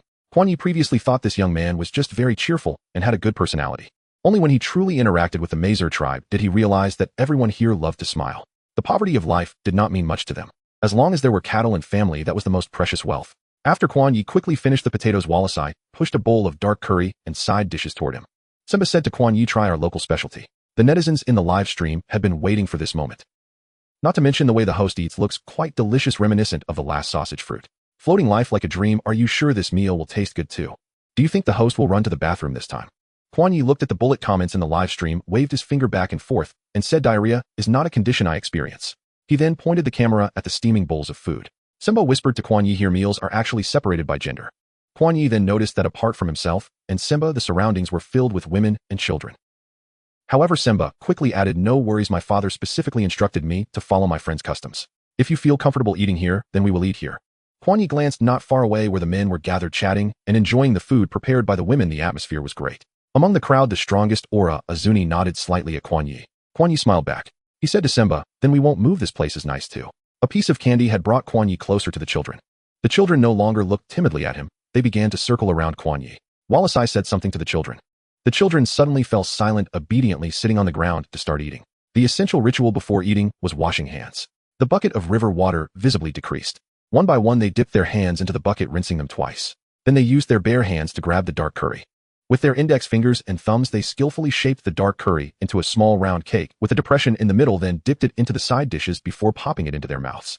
Kuang Ye observed that they hardly chewed. The instant the dark curry entered their mouths, they would just chew once before swallowing. Simba also swallowed a piece of dark curry dipped in sauce, smiling in satisfaction at Kuang Ye. Kuang Ye rinsed his hands in the bucket and, imitating them, grabbed a large lump of dark curry. The netizens in the live stream were transfixed by Kuang Ye's series of smooth actions. The hours of waiting seemed to be for this one frame. Kuang Ye deftly shaped the dough into a nest-like form and dipped it into the vegetable bowl, solidly scooping it out. Instantly, the nest-like dough was soaked with sticky, milky vegetable paste.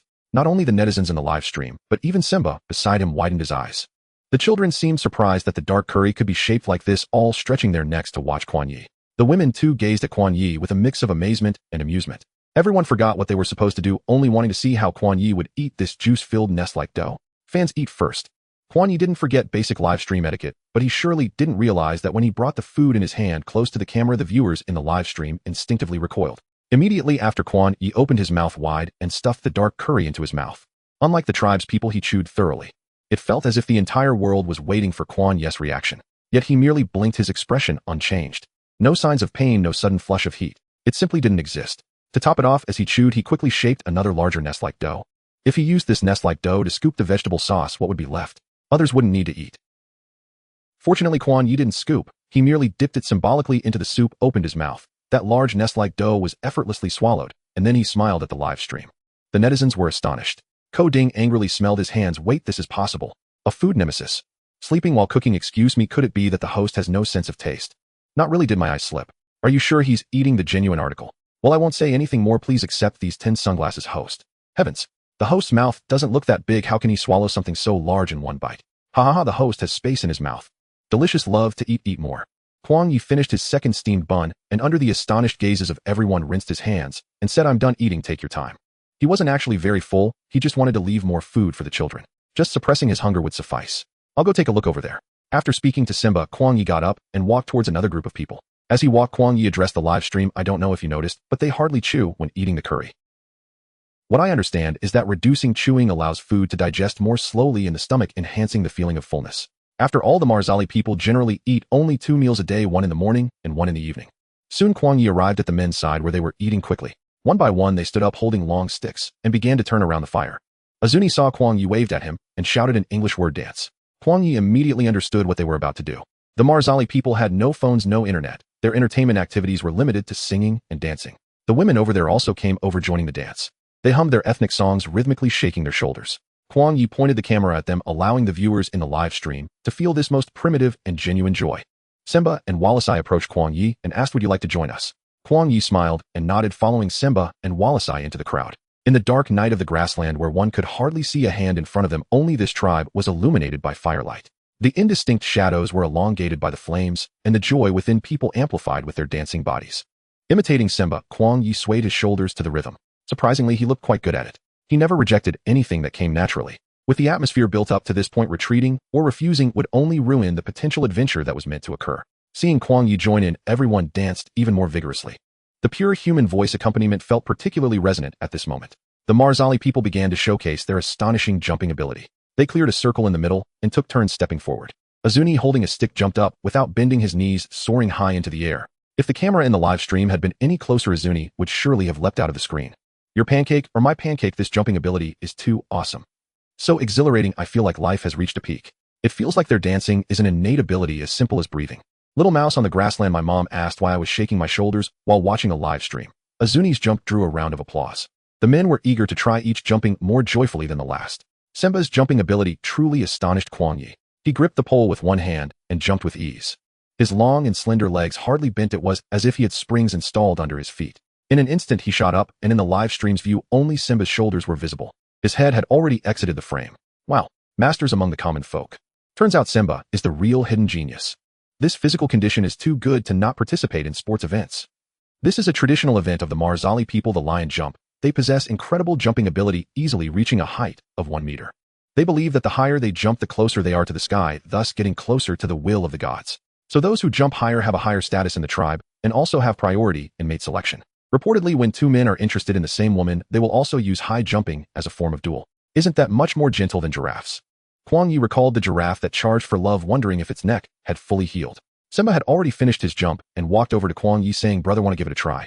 Kuang Ye smiled and approached, asking, "Do you have any secrets?" Simba pondered for a moment and replied, "Rely only on the strength of your feet, try not to bend your knees, and keep going straight up and down." Kuang Ye, it's just words, but why do they sound so powerless when put together? The viewers in the live stream saw Kuang Ye's expression and burst into laughter.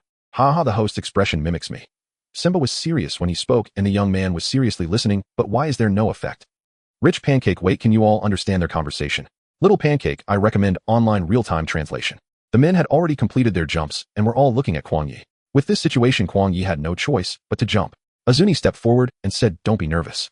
Simba patted Kuang Ye's shoulder and said, "Just give it a try." The best result from previous visitors to the tribe was 90 centimeters. Kuang Ye nodded, saying, "I'll give it a try." He contemplated Simba's words and then walked to the center of the circle. The crowd began cheering for him, an encouraging gesture. Kuang Ye lowered his head to adjust his stance, then looked up at the crowd with a confident smile. He slightly bent his knees and suddenly shot up high. His long neck made him appear even taller and more agile with the jump. Simba and Azuni exchanged glances, the surprise in their eyes unmistakable. Kuang Ye's seemingly effortless jump visibly exceeded 1 meter. In the next moment, he landed steadily, beaming with enthusiasm at the crowd. The barrage in the live stream began to scroll rapidly. The crowd first gasped in astonishment at Kuang Ye, then erupted into orderly cheers. The enthusiastic singing of everyone surrounded Kuang Ye in a circle as they began to sway their long limbs to the rhythm, moving forward one by one. It was as if everyone had the same rhythm in their bodies, harmonizing with nature, others, and themselves, facilitated by the music. This scene moved every viewer watching the live stream. Who would have thought that in such a barren tribe happiness could be so abundant? Kuang Ye was dancing joyfully, and the viewers in the live stream were happily showering him with gifts. The system's voice suddenly rang out, "Ding. Congratulations, host, your fan count has reached 1,000. Unlocking advanced veterinary skills, irrelevant medical equipment has been dispatched to your space. Please check it promptly." The reward arrived earlier than Kuang Ye had anticipated. The dance party ended sooner than he expected as well. As he and Simba walked back, he still reminisced about the dance they just had. He was still swaying while walking.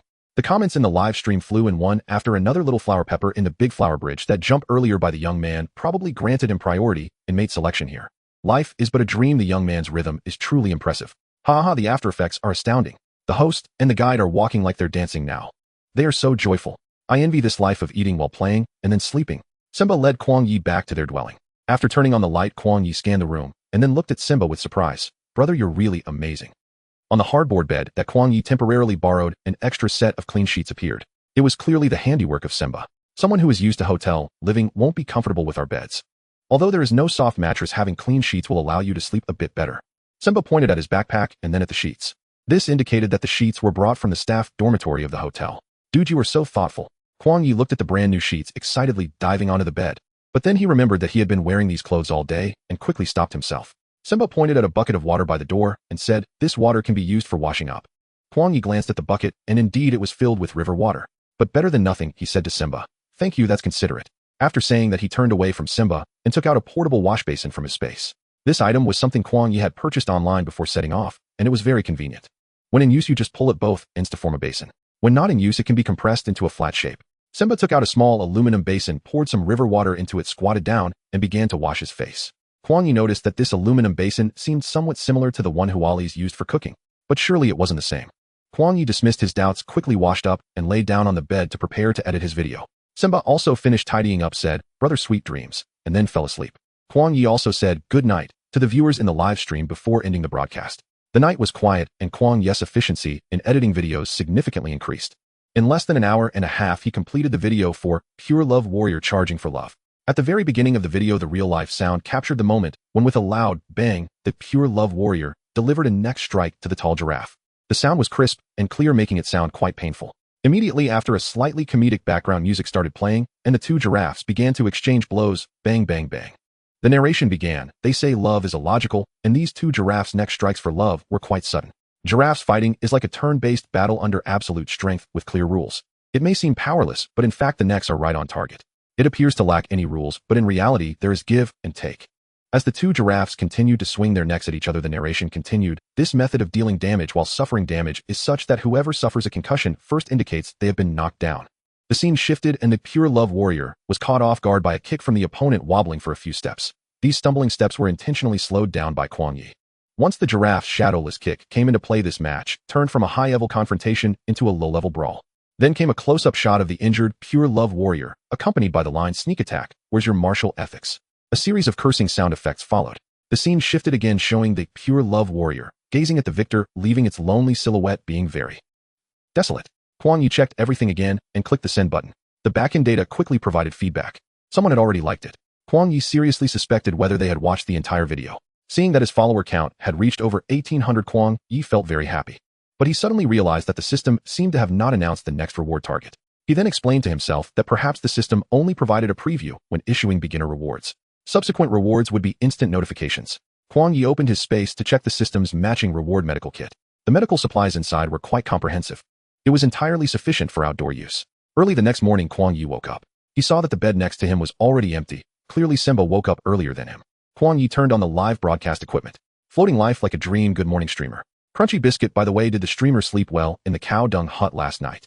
You can see that the streamer looks radiant, clearly unaffected. Stepping out of the room, Simba was brushing his teeth. Kuang Ye aimed the camera at Simba. As the viewers in the live stream just entered, they saw his unique way of brushing teeth. 1 or 2 found it fresh. "Oh, what is the little brother doing? Brushing his teeth. Floating life like a dream, what a new style toothbrush, haha, interesting. Is this really their secret to having super white teeth? I want to try it." They saw Simba holding something resembling a twig, chewing one end into a brush-like shape. Like brushing teeth, he moved it up and down to clean his teeth. When Simba saw Kuang Ye coming over, he handed him another twig. "This is the branch of the toothbrush tree. We use it to clean our teeth. Give it a try." Kuang Ye picked up the twig, mimicking Simba's actions, and began to chew on one end of the twig. Then he held the results in front of the camera, saying, "The toothbrush tree, also known locally as the aloe tree. The fibers of the branches are flexible and can spread into a brush-like structure when damp, while also secreting a milky substance containing antibacterial and anti-inflammatory chemical components that protect the teeth." As he spoke, Kuang Ye began skillfully brushing his teeth with the twig. Interestingly, he seemed to quickly adapt to the surrounding environment. Whether it was food, dancing, or even daily tasks like brushing teeth, he hardly needed to learn anything. He just knew how to use whatever Simba handed him. This was also something that the viewers in the live stream found amusing. Kuang Ye brushed for a while, then spat out the residue in his mouth and continued. "The toothbrush tree not only removes food residue and some dental plaque, but also brings a refreshing scent to the mouth." After saying this, Kuang Ye, as if shooting a toothpaste commercial, bit down on his teeth a few times in front of the camera. In that moment, it felt as if a minty freshness filled the live stream. This tree can not only be used for brushing teeth, its fruits can also be eaten raw or made into fermented beverages. Little mouse on the prairie, I just want to know if this thing is prickly. Curious much, I also want to know, does this thing really taste mini? Nature is truly amazing. I have never paid attention to these before. Thank you, streamer, for showing me the world. That's 3 consecutive likes. Kuang Ye noticed the question from Curious Much in the live stream and replied, first of all, the fibers of this tree are very flexible and won't prick the mouth. Secondly, the wood of the toothbrush tree contains a lot of saponins and mint essential oils, so it indeed carries a minty fragrance. Finally, that's the reason why their teeth are so white and beautiful. After finishing, Kuang Ye suddenly remembered the floating teeth he saw one night and chuckled to himself. He wondered how that leopard was recovering now. After brushing his teeth, Kuang Ye washed his face and then followed Simba towards the center of the tribe. The women had already begun their busy work, starting fires and milking cows to prepare meals. Kuang Ye saw several people pouring milk into fresh cow's blood for the children nearby to drink. They were given some corn cakes to eat while drinking. After everyone finished breakfast, the women began weaving baskets or crafting handmade items. The men gradually finished their morning meal and set off with livestock towards the more distant pastures. For them, the protection of these livestock was of utmost importance, as they represented wealth and the foundation of survival. After bidding farewell to Azuni, Kuang Ye left the tribe with Simba heading deeper into the grasslands. Although he had only stayed for a day and a night, Marcel left a deep impression on Kuang Ye. The joy of the children receiving candy, the mediocre food, and the grand performances of song and dance. Even the impeccably clean aluminum pot in Wallace's hands. These were all moments that reflected their love for life. Despite limited resources, the smiles were not diminished. How do you feel? Simba asked while driving. Kuang Ye was looking down at the footage he had shot, and without hesitation said, it's amazing.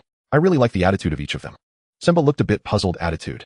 Kuang Ye raised his gaze towards the vast grasslands and smiled. The attitude towards life.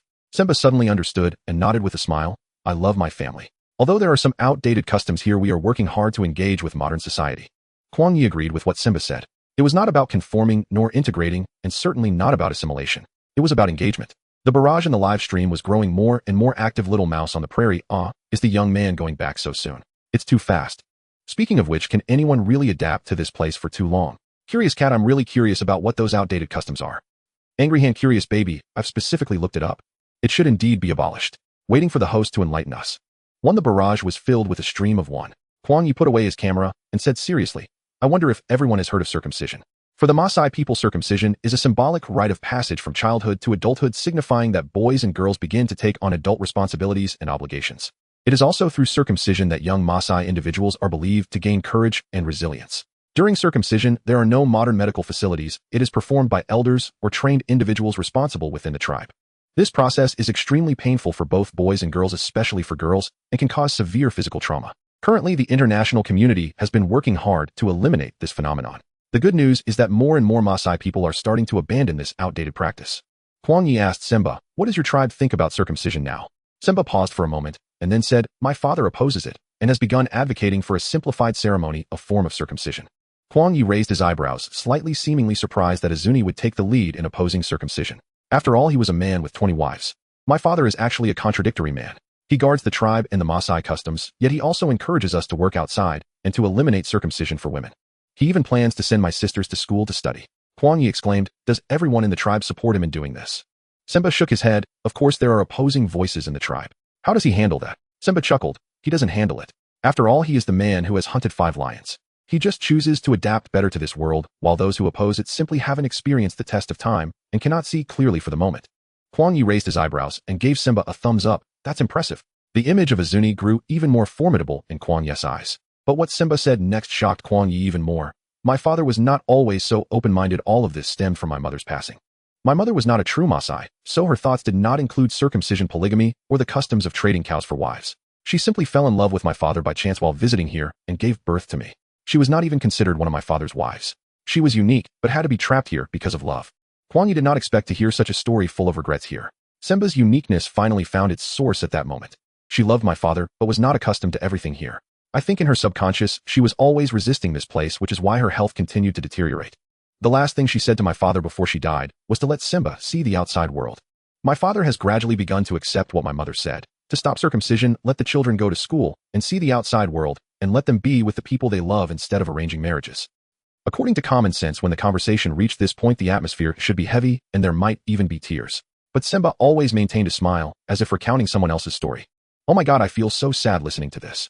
Cookie Crunch, the young man, must feel very upset too. He just doesn't show it.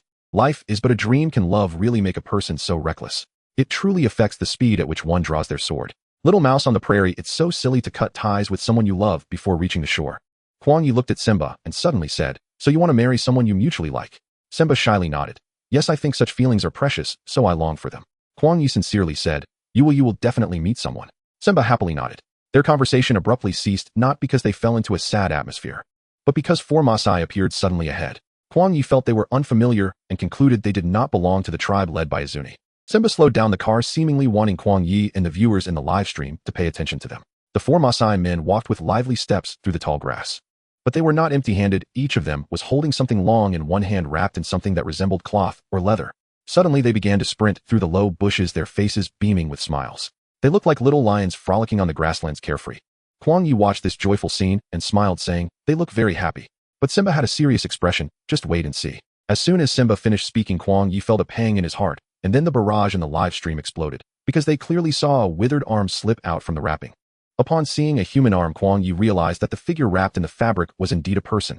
In an instant, he understood that they had accidentally stumbled upon a Markellian funeral. Kuang Ye immediately explained to the live stream, don't be afraid, this is a Markellian funeral. His gaze continued to follow the footsteps of the four young men. It was then that he noticed there were more than just four people present. At the front stood a highly respected elder. It seemed he was the guide. The elder suddenly stopped, murmuring to the bushes behind him. The four young men also halted abruptly, placing the body into the bushes. They surrounded the body and prayed for a while before leaving. The ceremony was very simple, even described as rudimentary. The viewers in the live stream were all astonished. Oh, is it really this casual? The Markellian nonchalance is something I can never emulate in my lifetime. So they just toss it on the ground without a care. The few people left with light steps, and the entire process was very smooth. If it weren't for the sight of the body, one would truly believe they merely came to discard something. The Marcelians have lived as herders their whole lives. They believe that farming and earth burials are disrespectful and destructive to the land, thus, they must herd instead of farm. Similarly, earth burials are not common. Bodies are generally not buried underground. They will wash the body with water, apply a layer of oil, and after everyone prays and remembers the deceased, the body will be thrown into the wilderness, becoming food for animals. After Kuang Ye finished speaking, the atmosphere in the live stream changed abruptly. The Marcelians bid farewell to their lives in such a way, oh, I suddenly find them carefree and bold. I suddenly understand why Brother Simba didn't express deep sorrow when talking about his mother. It's because they have a more optimistic and calm view of death. I must say this is quite similar to a sky burial. Overall, it's about being born on the grassland and dying on the grassland. After Kuang Ye said this, Simba restarted the vehicle. The two continued deep into the grassland. Simba suddenly asked Kuang Ye, brother, how long do you plan to stay here? Kuang Ye replied, I have no planned duration, just stay and see. But staying in a hotel feels a bit lacking. Kuang Ye imagined building a house in the wild, like the Marcelians, waking up each day, surrounded by nature, absorbing the spiritual energy of the heavens and earth. The thought alone was quite comforting. He conveyed his idea to Simba word for word. Originally focused on driving, Simba suddenly patted Kuang Ye on the shoulder and said, I know a place you should be interested in. Kuang Ye became excited as well. Really? Simba nodded, saying, it's the little house where my mother lived at first. Whenever I think of her, I go stay there for a couple of days. It's conveniently located between the hotel and our tribe. Kuang Ye's eyes lit up, his voice slightly trembling with excitement. This is amazing. Sometimes I wonder, brother, are you just an NPC in this world here to give me tasks? No, you're an NPC here to help me. Simba asked curiously, what is an NPC?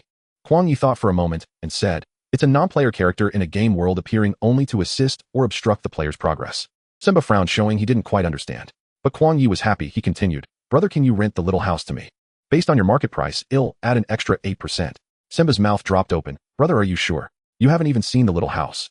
Kuang Ye laughed, saying, from your description, your mother seems to be a gentle and carefree person. I believe the little house she built must be fantastic.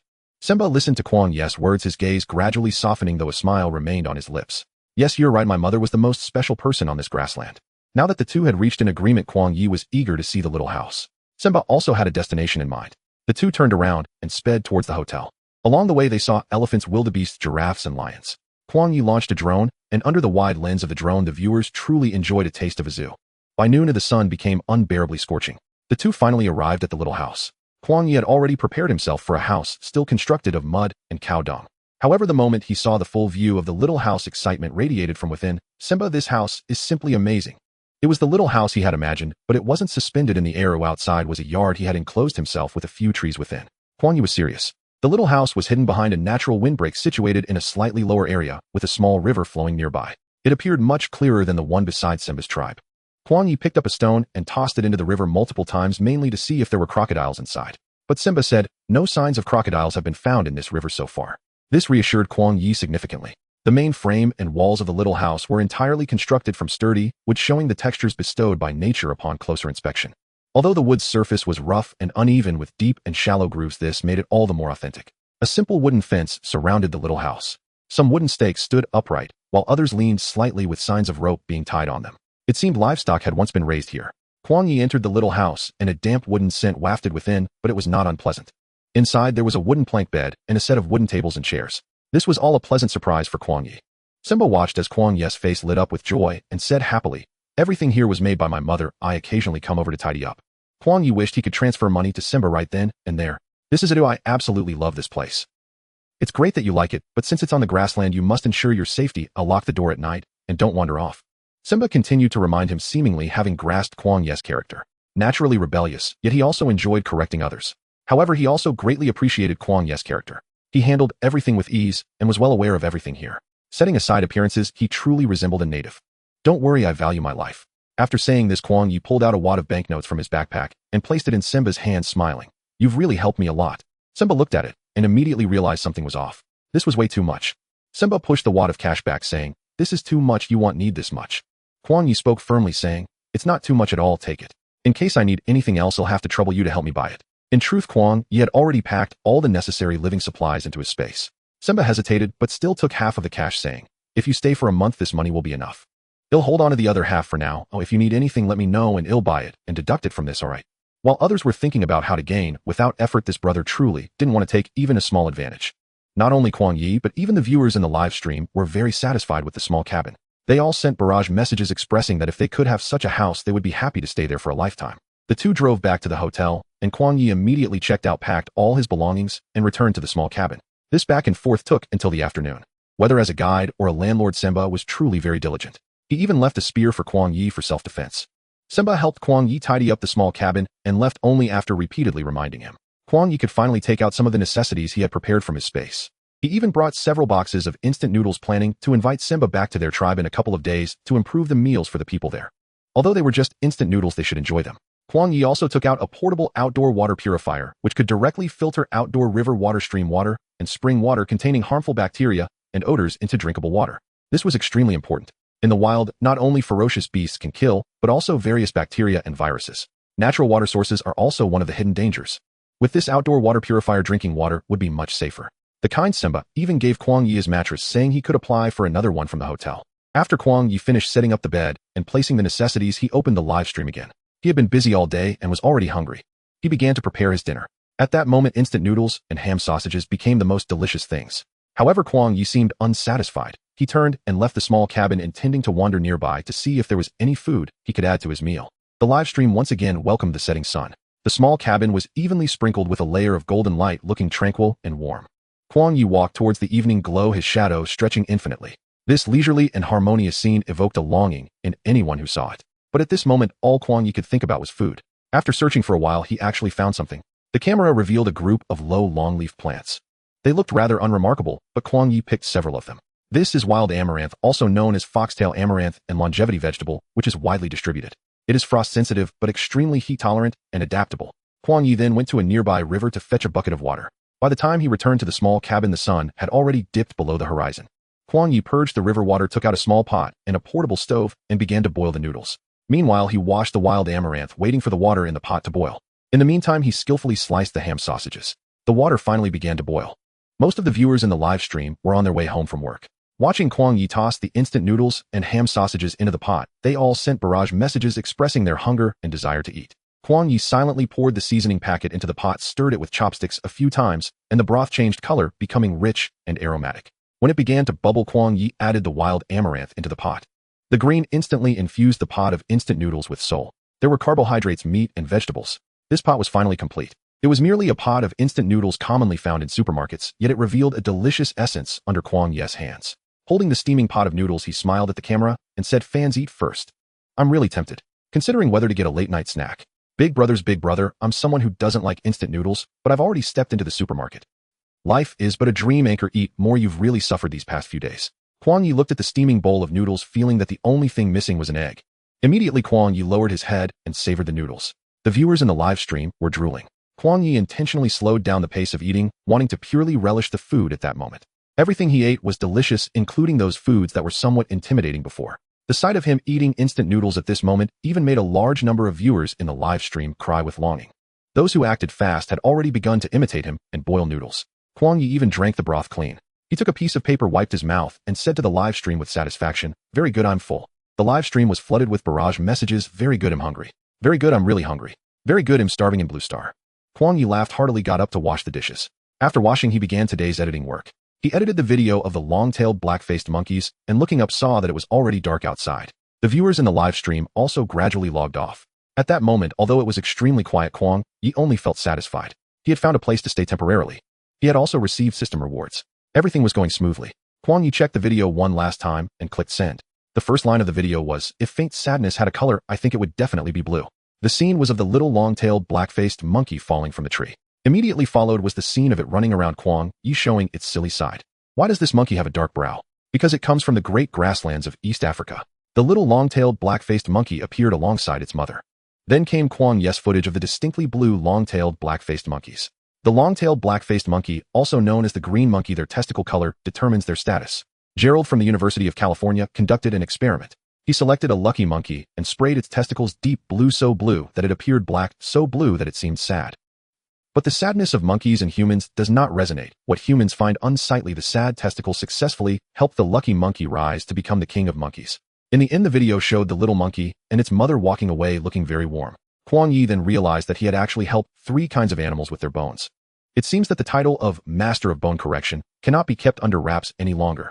Kuang Ye stretched lazily, quickly finished washing up, and lay down on the bed. With the mattress, it was naturally much more comfortable. Kuang Ye looked through the backstage data and was surprised to find that the viewers' rewards these past 2 days nearly matched his salary for half a month. This further strengthened his determination to produce high-quality content. The premise of making high-quality content is to have a good sleep. After all, he was now deep in the grasslands where rare animals would only increase, guaranteeing the content of the live stream. Kuang Ye lay next to the bed for just a few minutes before falling into a deep sleep. Early the next morning, Kuang Ye woke up on time. After washing up, he took out some biscuits and made a cup of soy milk powder, considering it his breakfast. He picked up the live streaming equipment and went online. Cheerfully opening the door to step outside, he froze in place. Not far away, a giraffe was leisurely strolling with its child. Suddenly, a lion sprang out from behind them. Kuang Ye quickly zoomed in the camera to focus on the lion and the giraffe. He truly did not expect this. So early in the morning to see such an exciting scene right at his doorstep. In an instant, the mother and child giraffe keenly sensed the lion that suddenly charged out from the bushes. It was a majestic male lion. With its gaping maw opened wide, revealing sharp and pointed fangs, it pounced directly towards the young giraffe with fierce momentum. Kuang Ye was astonished. This shouldn't be happening. A lion hunting a giraffe alone. This is illogical. But he couldn't dwell on it, as the mother giraffe reacted with remarkable speed. She abruptly swung her long neck and massive body, delivering a powerful stomp towards the charging lion. The young giraffe was stunned by the sudden turn of events. However, driven by the instinct to survive, the young giraffe quickly raised its hooves and dodged to the side. Just as quickly, another agile lioness burst forth from the grass. Those sharp eyes burned like flames, locking onto the unfortunate young giraffe. Could they really execute a double pincer attack? But in the next moment, the aggressive lioness came to a sudden stop mid-charge, skidding to a halt. The ensuing scene made the viewers in the live stream hold their breath. Due to the sudden turn of events, the mother giraffe in her panic first kicked the male lion. The subsequent kick, however, landed squarely on the back of the young giraffe. In that instant, the lion was equally bewildered. The young giraffe was even more dazed. It had evaded the lion's ambush but couldn't dodge the misstep of its mother. Those long and powerful legs, initially meant to protect itself and its child, lost their precision in the chaos. For a moment, the atmosphere grew eerily silent. The male and female lions stood frozen, staring blankly at the mother giraffe and the young giraffe that had been stepped on. In that moment, both seemed to forget to continue their attack. Fortunately, the young giraffe tilted its body slightly, preventing the mother's kick from landing a fatal blow. The young giraffe merely knelt down on the ground. "Young giraffe, I can definitely be saved." But the 2 lions, quickly regaining their composure, had other plans. Of course, they had to seize the opportunity while the opponents were in disarray and continue the chase. The lioness charged first, leaping with all its might, landing directly on the back of the mother giraffe. But the mother giraffe had long been prepared as she extended her long legs, lowered her body, and gave a powerful lift. Before the lioness could stabilize, she was flung away. During this time, the mother giraffe remained firmly in front of the young giraffe, leaving no opportunity for a sneak attack. Such a scene of battle was rarely witnessed, even by Kuang Ye. Though giraffes are herbivores, their powerful legs are no joke. Seeing this tactic fail, the lioness redirected its focus towards the injured young giraffe. The male lion seamlessly launched an attack as well, but its target was the mother giraffe. Lions are skilled at feigning one attack to execute another. Especially when the male and female coordinate together, they are a force to be reckoned with. However, this time they had made a slight oversight. With the young giraffe firmly protected behind its mother as the lioness lunged, the mother giraffe instinctively lifted her leg and delivered a fierce kick. Kuang Ye seemed to hear the whoosh of that strike. Bang! This blow struck the lioness squarely on the side of her head. The lioness had visibly caved inward. Blood flowed steadily from the wound, making her appear extremely weakened. She howled and collapsed, scattering grass everywhere. However, the situation for the mother giraffe was not much better. Seizing the opportunity, while she countered the lioness, the male lion leaped and bit hard into her hindquarters. The mother giraffe twisted her neck in pain, retreating rapidly. Then she began to spin, attempting to shake off the male lion. But the male lion held on tightly to the mother giraffe's flesh, refusing to let go no matter how she thrashed. It was clear that the mother giraffe was losing her strength. A shocking scene unfolded. The young giraffe, unbeknownst to when it had stood up, staggered over to its mother's side. Then it swung its neck, delivering what was probably its first neck strike in life against the male lion. The luck of that strike was absolutely crucial. The angle and force may not have been perfect, but it worked. The male lion was struck on the head by the young giraffe. He uncontrollably released his grip. Then the mother giraffe swung her tail and finally threw the male lion to the ground. In the confusion, the mother giraffe once again stepped onto the male lion. But this time it was different from before. The young giraffe had learned from its mistakes. After swinging its neck, it quickly rolled and crawled out of the mother giraffe's attack range. The mother giraffe seemed to be on a rampage. She relentlessly stomped on the male lion with one foot after another. Each strike met with a response. The male lion had no chance to fight back. Such a fierce scene was recorded one by Kuang Ye. Watching this incredibly exciting spectacle, Kuang Ye's heart raced. The brutal reality of nature's survival of the fittest can only be truly appreciated by witnessing it firsthand. Meanwhile, the comments in the live stream were buzzing with excitement. I never expected that in my lifetime I would witness a lion being counterattacked by a giraffe. The giraffe is indeed formidable. People just carry a natural bias against herbivorous animals. Young giraffe, damn, I really do have a lion on me. Did these two lions get so desperate that they dared to hunt giraffes? If it were a tiger, it would have already gone for the throat. In the footage, the male lion was already trampled by the mother giraffe to the point of spilling its intestines. The male lion had no chance of survival. The lioness lying beside them was still gasping for breath. The mother giraffe approached the lioness, seemingly preparing to conclude this battle. The viewers in the live stream held their breath, waiting for the mother giraffe's deadly hoofs to land on the lioness. But in the next moment, everyone was once again dumbfounded, because the mother giraffe simply circled around the gasping lioness and then headed back towards the young giraffe. She let the lioness go just like that. The viewers in the live stream were baffled. Is this reasonable? The mother giraffe was originally going to take her young one away from here. But after taking just a few steps, the young giraffe suddenly collapsed heavily to the ground. Kuang Ye instinctively said, "This is bad." It seemed the young giraffe was injured more severely than he had imagined. Without a second thought, Kuang Ye turned and rushed back to the cabin. He grabbed the medical kit from inside. The skill rewarded by the system was now being put to use. Since arriving at the cabin, Kuang Ye had concealed his scent. So when he approached the mother and child giraffe, they didn't immediately sense anything unusual. It wasn't until Kuang Ye slowly emerged from the bushes and waved at them that the mother giraffe suddenly blocked in front of the young giraffe. Next to them lay the lifeless male lion. The lioness was gasping for breath, half of her face mangled and bloodied. Yet the other intact. I was fixed intently on Kuang Ye. Kuang Ye was taken aback. He had never seen such a complex expression in an animal's eyes. "Don't be afraid, I can help you." After saying this, Kuang Ye suddenly felt a strange sensation. He couldn't tell to whom this sentence was directed. However, the giraffe mother changed her wary expression to one of slight hope. The little giraffe lying on the ground silently endured the pain, its eyes wide and confused. Having just witnessed the death of the lion, it seemed that the little giraffe's understanding of death was still shallow. Time waits for no one. Kuang Ye quickly said to the giraffe mother, "If you trust me, please do as I say, all right." As soon as the words left his mouth, the barrage in the live stream rolled in rapidly. "Host, do you even hear what you're saying? Are you trying to reason with a giraffe? Life is but a dream. The host makes me feel like I'm watching a movie. He seems to be taming beasts. Although I don't understand, I'm deeply shocked." In the barrage, there were plenty of people questioning Kuang Ye's actions. What should die must die, interfering with the survival of the fittest. Are you out of your mind, host? Nature does not require human intervention. However, turning a blind eye is not Kuang Ye's style. Can you help me lift the little giraffe first? Kuang Ye spoke sincerely, and the giraffe mother did not hesitate. She moved aside to allow the little giraffe to be freed. Then Kuang Ye tentatively touched the little giraffe's head and gently said, "Be good now, your mother and I are going to help you stand up. Don't struggle, it will hurt more if you pull on the wound, all right?" The little giraffe's confused gaze remained locked on Kuang Ye. It seemed to understand his words, and its previously struggling limbs suddenly relaxed a bit.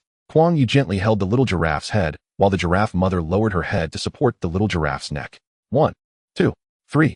After counting, Kuang Ye exerted force to lift the little giraffe's neck, while the giraffe mother also put in effort. The little giraffe was also trying hard. After several attempts, the little giraffe finally stood up with its neck raised. However, due to the pain, it knelt back down on the ground. But this position was much safer. Kuang Ye swiftly checked the injuries on the little giraffe. There were quite a few wounds. Although giraffes are known for their thick skin like a tank, it was clear that these two lions had been ruthless. The deepest injury was from the lion's bite, but the most serious wound was caused by the giraffe mother's mistake. Kuang Ye took out a medical kit and pulled out a small syringe. He then took out a bottle of medicine from inside. The viewers in the live stream were stunned. Wasn't Kuang Ye a travel blogger? How could he also perform veterinary tasks? Host, are you sure you are a travel blogger? Host, I suggest that professional matters should be handled by professionals, don't end up making the little giraffe worse. Little mouse on the prairie, I believe the host can do it. After all, who have you seen give animals chiropractic adjustments with 0 failures? The agent Kuang Ye took out was an anesthetic. The dosage had to be appropriate, ensuring that the little giraffe wouldn't struggle and kick him to death due to pain. It also ensured that Kuang Ye could handle the wounds more accurately and efficiently. After 1 dose of anesthesia, the little giraffe closed its eyes. Kuang Ye began to clean the wounds one by one, applying iodine. He then took out a silver ion antibacterial spray and sprayed it on the wounds. This would reduce the risk of bacterial infection, and finally he wrapped each one with gauze. The whole process was very smooth.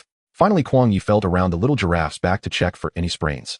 He had observed that the little giraffe had been limping when walking. Sure enough, there was something unusual on the little giraffe's back. A chiropractor naturally has to solve the problems they discover. Kuang Ye began to rub in circular motions on the injured area, then at the right moment, he decisively pushed with the base of his palm. The viewers in the live stream seemed to hear the crack of bones. Suddenly it felt great. Then Kuang Ye gently rubbed the little giraffe's back, and before he had rubbed for long, the little giraffe suddenly opened its eyes.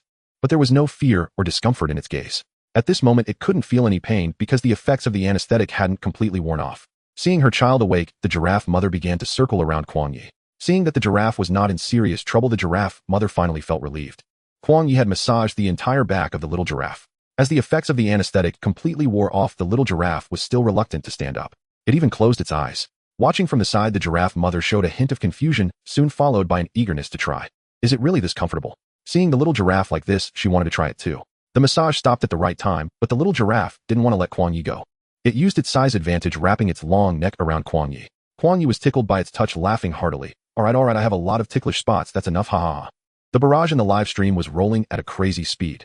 Gifts poured in from all directions. Then the system chimed in with a wave of excitement. Ding. Congratulations, host, the number of viewers in the live stream has reached 3,000, unlocking the body enhancement reward, starting to enhance the host's body, now expected time 10 seconds. As soon as the system voice finished, Kuang Ye felt a warm current flowing from his dantian to his limbs and bones. It was extremely comfortable. However, Kuang Ye did not forget the gaze of the lioness, which seemed to be pleading for help. Kuang Ye comfortingly patted the little giraffe's head and gently said, "Little one, if you like it, come find me next time for a massage, okay?" As Kuang Ye spoke, he released his scent. The little giraffe was very understanding and slowly let go of Kuang Ye. With its mother's help, the little giraffe stood up. The mother and son turned and slowly walked deeper into the grassland. Kuang Ye didn't even have time to say goodbye to them, quickly stepping forward to the lioness. The live camera focused on the lioness, making the viewers feel a sense of discomfort. It looked terribly tragic. It felt as if its skull had been shattered. Can it still live? To be precise, it should have died a long time ago. Kuang Ye chose to save the little giraffe, which was in a more urgent condition, but still had a glimmer of hope because this lioness was clearly beyond saving. Kuang Ye squatted beside the lioness, and when his gaze swept over her abdomen, he froze. Then he suddenly cursed under his breath. It was not directed at anyone. It was just that he saw the lioness belly bulging high, the grass stained with blood, which was shocking. This lioness was not only pregnant, but was also about to give birth. Kuang Ye suddenly understood why the lioness had left the pride. In the grassland, a pride typically consists of one or several male lions, several lionesses, and their cubs. The male lions are not only the leaders of the pride, but also its protectors. However, when a lioness is about to give birth, they will leave the pride and look for a secluded place to give birth alone. Only when the cubs grow a bit will the lionesses return to the pride. This may sound somewhat dangerous, but they have their reasons. The lioness does this mainly to avoid her cubs being killed by other male lions. Fights often occur between male lions over territory and mates. If there is a stronger male lion invading and defeating the original male lion in the pride, the lioness belongs to the victorious male lion will mercilessly kill or drive away the defeated male lion's offspring to ensure his genes dominate. This lioness likely left the pride because she was about to give birth but struggled without food to sustain herself, which is why she targeted the little giraffe. And this male lion was in a state of not yet having invaded other prides and by chance encountered this lioness, forming a temporary hunting team. However, what they were doing was extremely risky. Hunger causes alert animals to lose their accurate judgment. They clearly underestimated the determination and strength of the giraffe mother to protect her child. Even so, Kuang Ye still felt regret and discomfort. After all, there was a vibrant life inside the lioness. It had yet to open its eyes to see this world and left with its mother. Just as Kuang Ye was about to stand up, the scene before him made his breath instinctively halt. The lioness' body suddenly trembled. Then she weakly opened her eyes. The mother lion is still alive. Kuang Ye is overjoyed. This means that the cub within her still has a chance for rescue. However, Kuang Ye quickly comes to his senses. This is not the best location for assistance. The smell of blood is too strong and will attract other wild animals. Kuang Ye plans to move the mother lion to a small hut. Fortunately, his body has been enhanced. In the past, moving an adult female lion would have been nearly impossible. But now for the already enhanced Kuang Ye, it is not a major issue. He safely moved the mother lion indoors. He then laid down a layer of padding on the floor and moved the mother lion onto it. He proceeded to disinfect his hands with alcohol while carefully examining the mother lion. This mother lion is quite young and her bodily functions are in good condition. However, she is severely injured and is unlikely to give birth on her own strength. Moreover, if not for this sudden situation, she would have likely given birth naturally in a few days. At this moment, it is still uncertain whether the mother lion can survive. But the cub still has a glimmer of hope. Time is of the essence, and Kuang Ye can only take a risk. The mother lion breathes rapidly, occasionally punctuated by painful whimpers. Kuang Ye, feeling nervous, is also sweating slightly on his forehead. The online viewers in the live stream no longer send random comments, all focusing on Kuang Ye and the mother lion's every move. Kuang Ye first gently pressed on the mother lion's swollen abdomen, and blood slowly began to flow out. Indeed, there is a sense of obstruction. Kuang Ye's heart sank, feeling that the situation is worse than he imagined. Due to the narrow birth canal of the mother lion, Kuang Ye cannot forcibly reach in to assist with the birth. The simplest and safest method is to perform a cesarean section. Fortunately, the medical kit rewarded by the system is well equipped with instruments and medications. Kuang Ye quickly found iodine anesthetics, a scalpel, hemostatic forceps, and various suturing materials.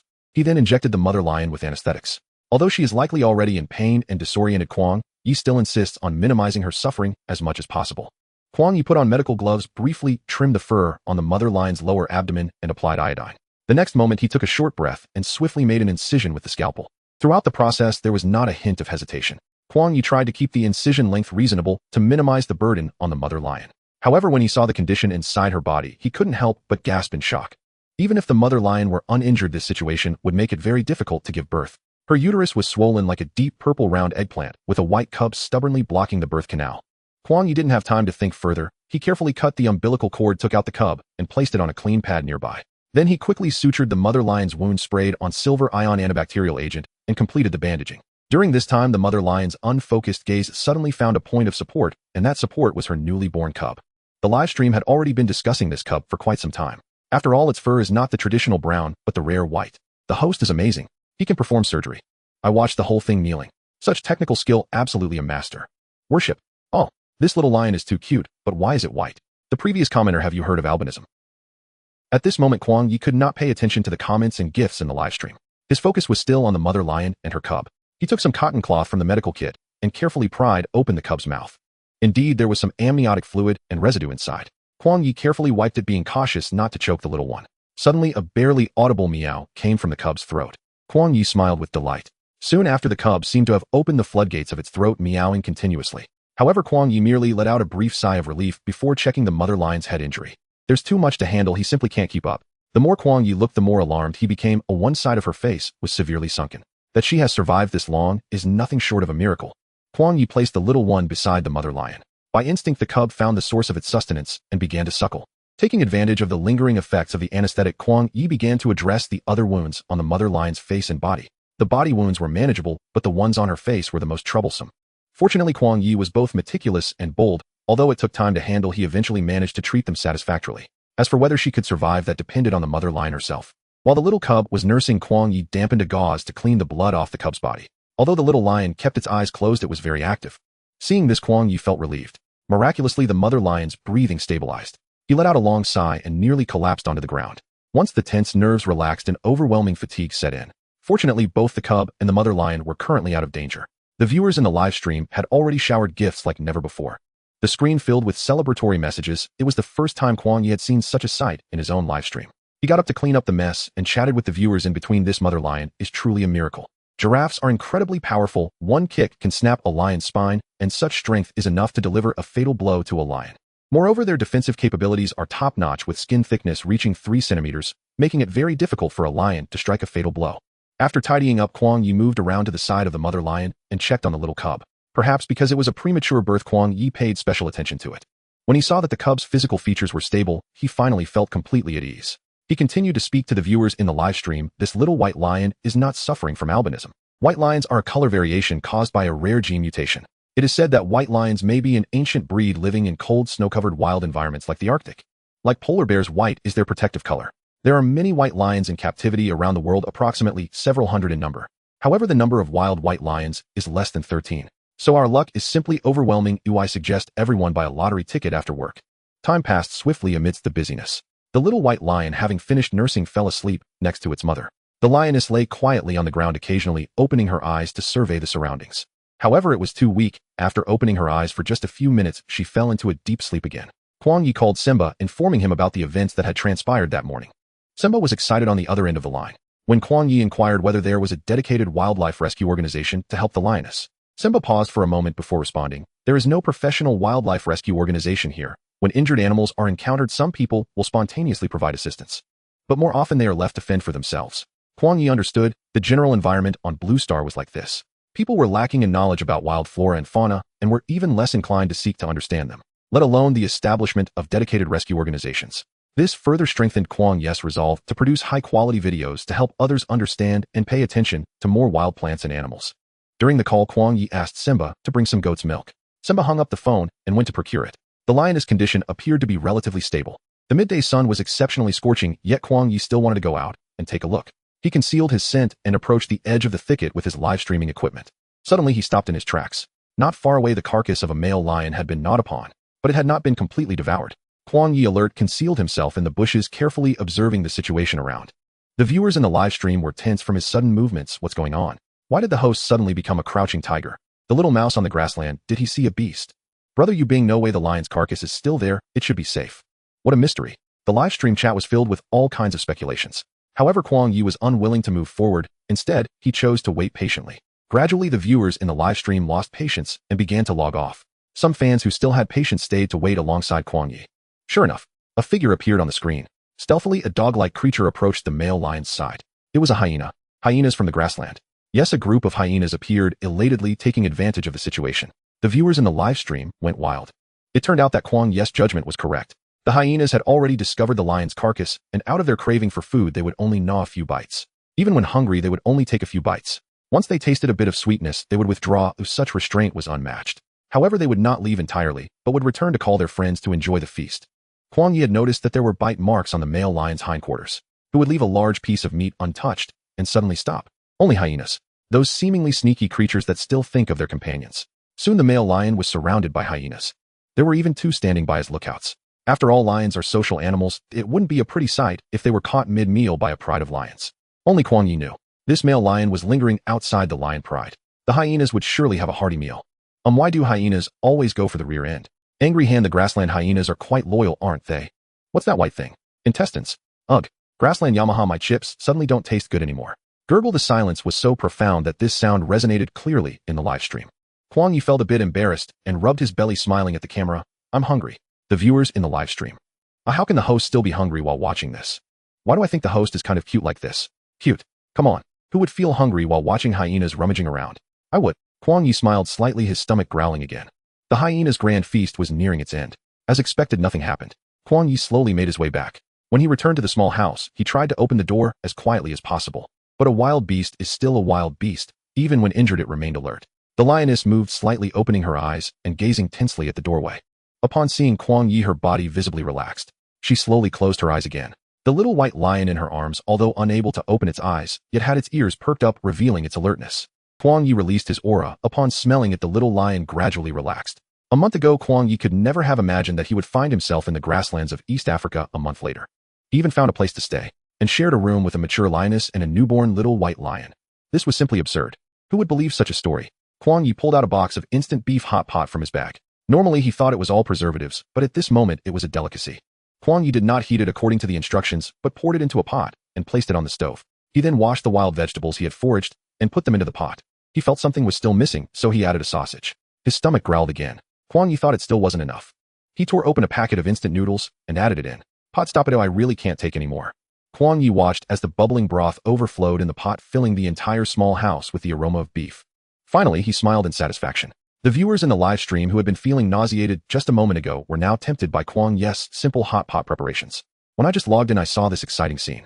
I just got off work after showing off my bowl of fried sauce noodles. Why does the brother seem so adept at cooking? Such a brother should only exist in heaven. Who can smell such things on earths? Brother Yu Bing, why am I hungry again?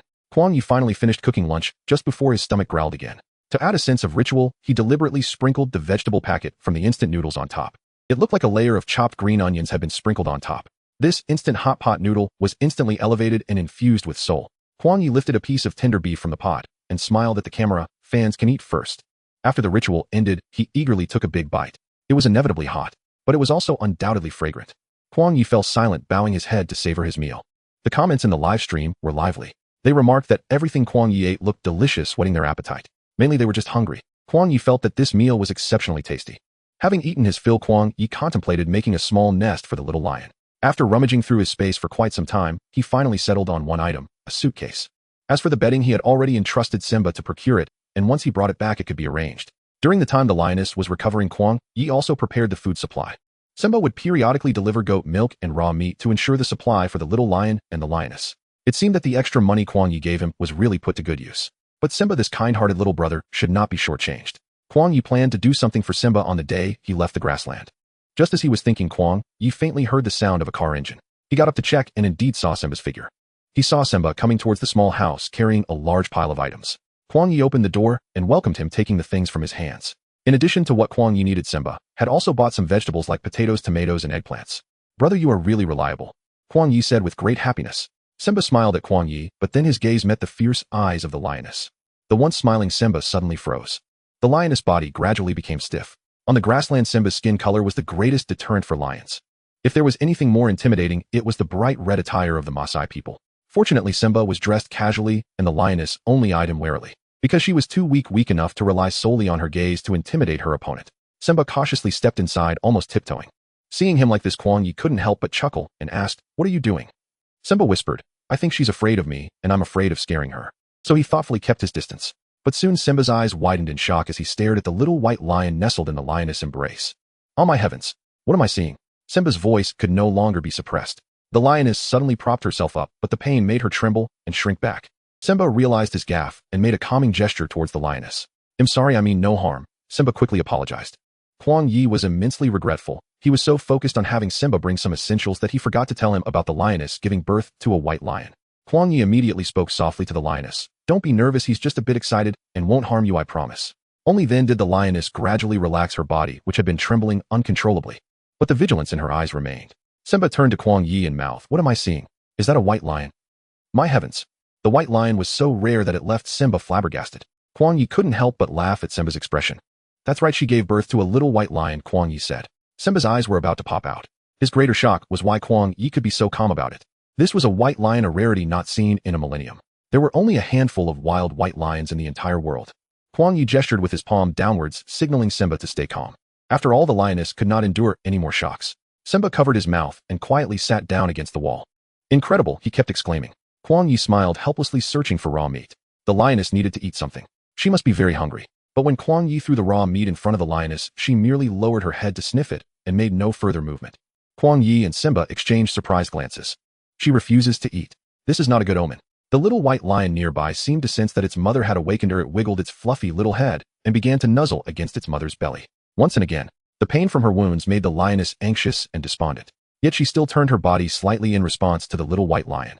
The little white lion began to suckle. However, the lioness' spirit remained low. The raw meat in front of her lost its appeal. Kuang Ye slowly approached and softly said to the lioness, "I know you are in pain, but I admire your will to live. Look at your son, he is very healthy. But he needs your spirit even more, doesn't he?" The lioness drooped her head, silently listening to Kuang Ye's words. Suddenly, she lifted her eyes, her gaze shifting toward the raw meat in front of her. She was hesitating. "Eat it, and you'll have the strength to watch your son open his eyes." The little lion couldn't open its eyes right after birth. It would take about 11 days to see the world. The lioness suddenly extended her tongue and licked the raw meat. Simba's eyes widened again, and he had turned into a human-shaped stick. The viewers in the live stream were once again shocked. Why was this lioness so obedient to Kuang Ye's words? This was utterly unfathomable. The lioness opened her mouth and swallowed the raw meat. Simba brought a lot of meat, enough for her to feast. However, the lioness truly had little appetite and stopped eating after 3 pieces. But the little one was quite the eater. Its mouth kept moving incessantly. The moment Kuang Ye pointed the camera at the little one, the fans in the live stream expressed that their hearts were melting. Simba still sat far away, watching the lioness finish eating and then close her eyes again. He quietly said to Kuang Ye, "Don't let anyone know you rescued a little white lion. At least not until it learns to hunt." Kuang Ye immediately understood the implication of Simba's words. But it seemed to be too late, as the viewers in the live stream had already seen. Simba's expression carried some sadness. "When I was younger, I rescued a little lion, but then others found out about it. Many organizations claiming to rescue wild animals came to me saying I couldn't raise it, but they could help me. But do you know where it ended up?" Kuang Ye saw a look of sadness on Simba's face for the first time. He immediately guessed the answer: a circus. Simba nodded, saying, "Those people said they were caring individuals spontaneously rescuing wild animals and had enough money to feed that little lion. I believed them. It was the dumbest thing I ever did." Kuang Ye followed Simba's increasingly despondent tone to speculate. A lion taken to a circus from a young age, lost its freedom, unable to run wild in the wilderness. No tribe, only a dark and dreary captivity. Only to elicit a laugh from humans. This was destined to be a tragic life for it. So when Kuang Ye wanted to contact a wild animal rescue organization, Simba fell silent, because it brought back his bad memories. "Brother, I'm sorry." Kuang Ye patted Simba on the shoulder. Simba suddenly looked up, his tone firm. "So we must help them return to the grassland, okay?" Kuang Ye replied resolutely, "Absolutely." Kuang Ye and Simba chatted for a while before leaving the small cabin as darkness fell. During this time, the mother lion only woke up once while the white cub had several feeds. Kuang Ye felt a faint worry in his heart, but he was reluctant to dwell on it. Compared to the small nest he made, the white cub preferred to stay close to its mother. From time to time, Kuang Ye would observe the condition of the mother lion, paying particular attention to its temperature changes. Fortunately, the temperature had not risen. There were no signs of infection at the wound stitching. One could say it was a stroke of luck amid misfortune. The sky had darkened. Probably having eaten too much at noon, Kuang Ye did not feel hungry and only nibbled on some biscuits for dinner. The mother lion and the white cub slept soundly. Kuang Ye also began to edit the video footage from today. The war between the giraffes and lions. Just the title looked very appealing. The scene began with the giraffe mother kicking the little giraffe, leaving the child bewildered. The two lions nearby were also stunned. The narration went straight to the point. "Lion, let's talk things over. Don't hit the kids. If you commit another offense, it will be like this child." The next second, the scene showed the giraffe mother kicking the mother lion away. So who dies, the deer or the lion, is still uncertain. The scene cut to the lion lying weakly on the ground. Then the narration began telling the story of the giraffe. As the tallest living creature on the planet, the giraffe has a definitive height advantage when standing. Facing such a massive creature, why are these two lions so reckless? Because they are hungry. The scene switched back to the little giraffe standing up to protect its mother. "Little giraffe mom, if you kick them, don't kick me again." The scene switched again to the giraffe mother fiercely shaking off the male lion. The lions really are not wise. They have truly kicked the iron plate this time. The scene of the giraffe mother and the lion in a fierce struggle continued. In this round, the little giraffe perfectly took all the damage. The final scene was of the giraffe mother and the little giraffe leaving gracefully. The remaining two lions were left gasping for breath. Kuang Ye checked the video one last time and clicked send. Through these days of live streaming, Kuang Ye's fan base has been steadily increasing, and he believes the next fan value reward is not far off.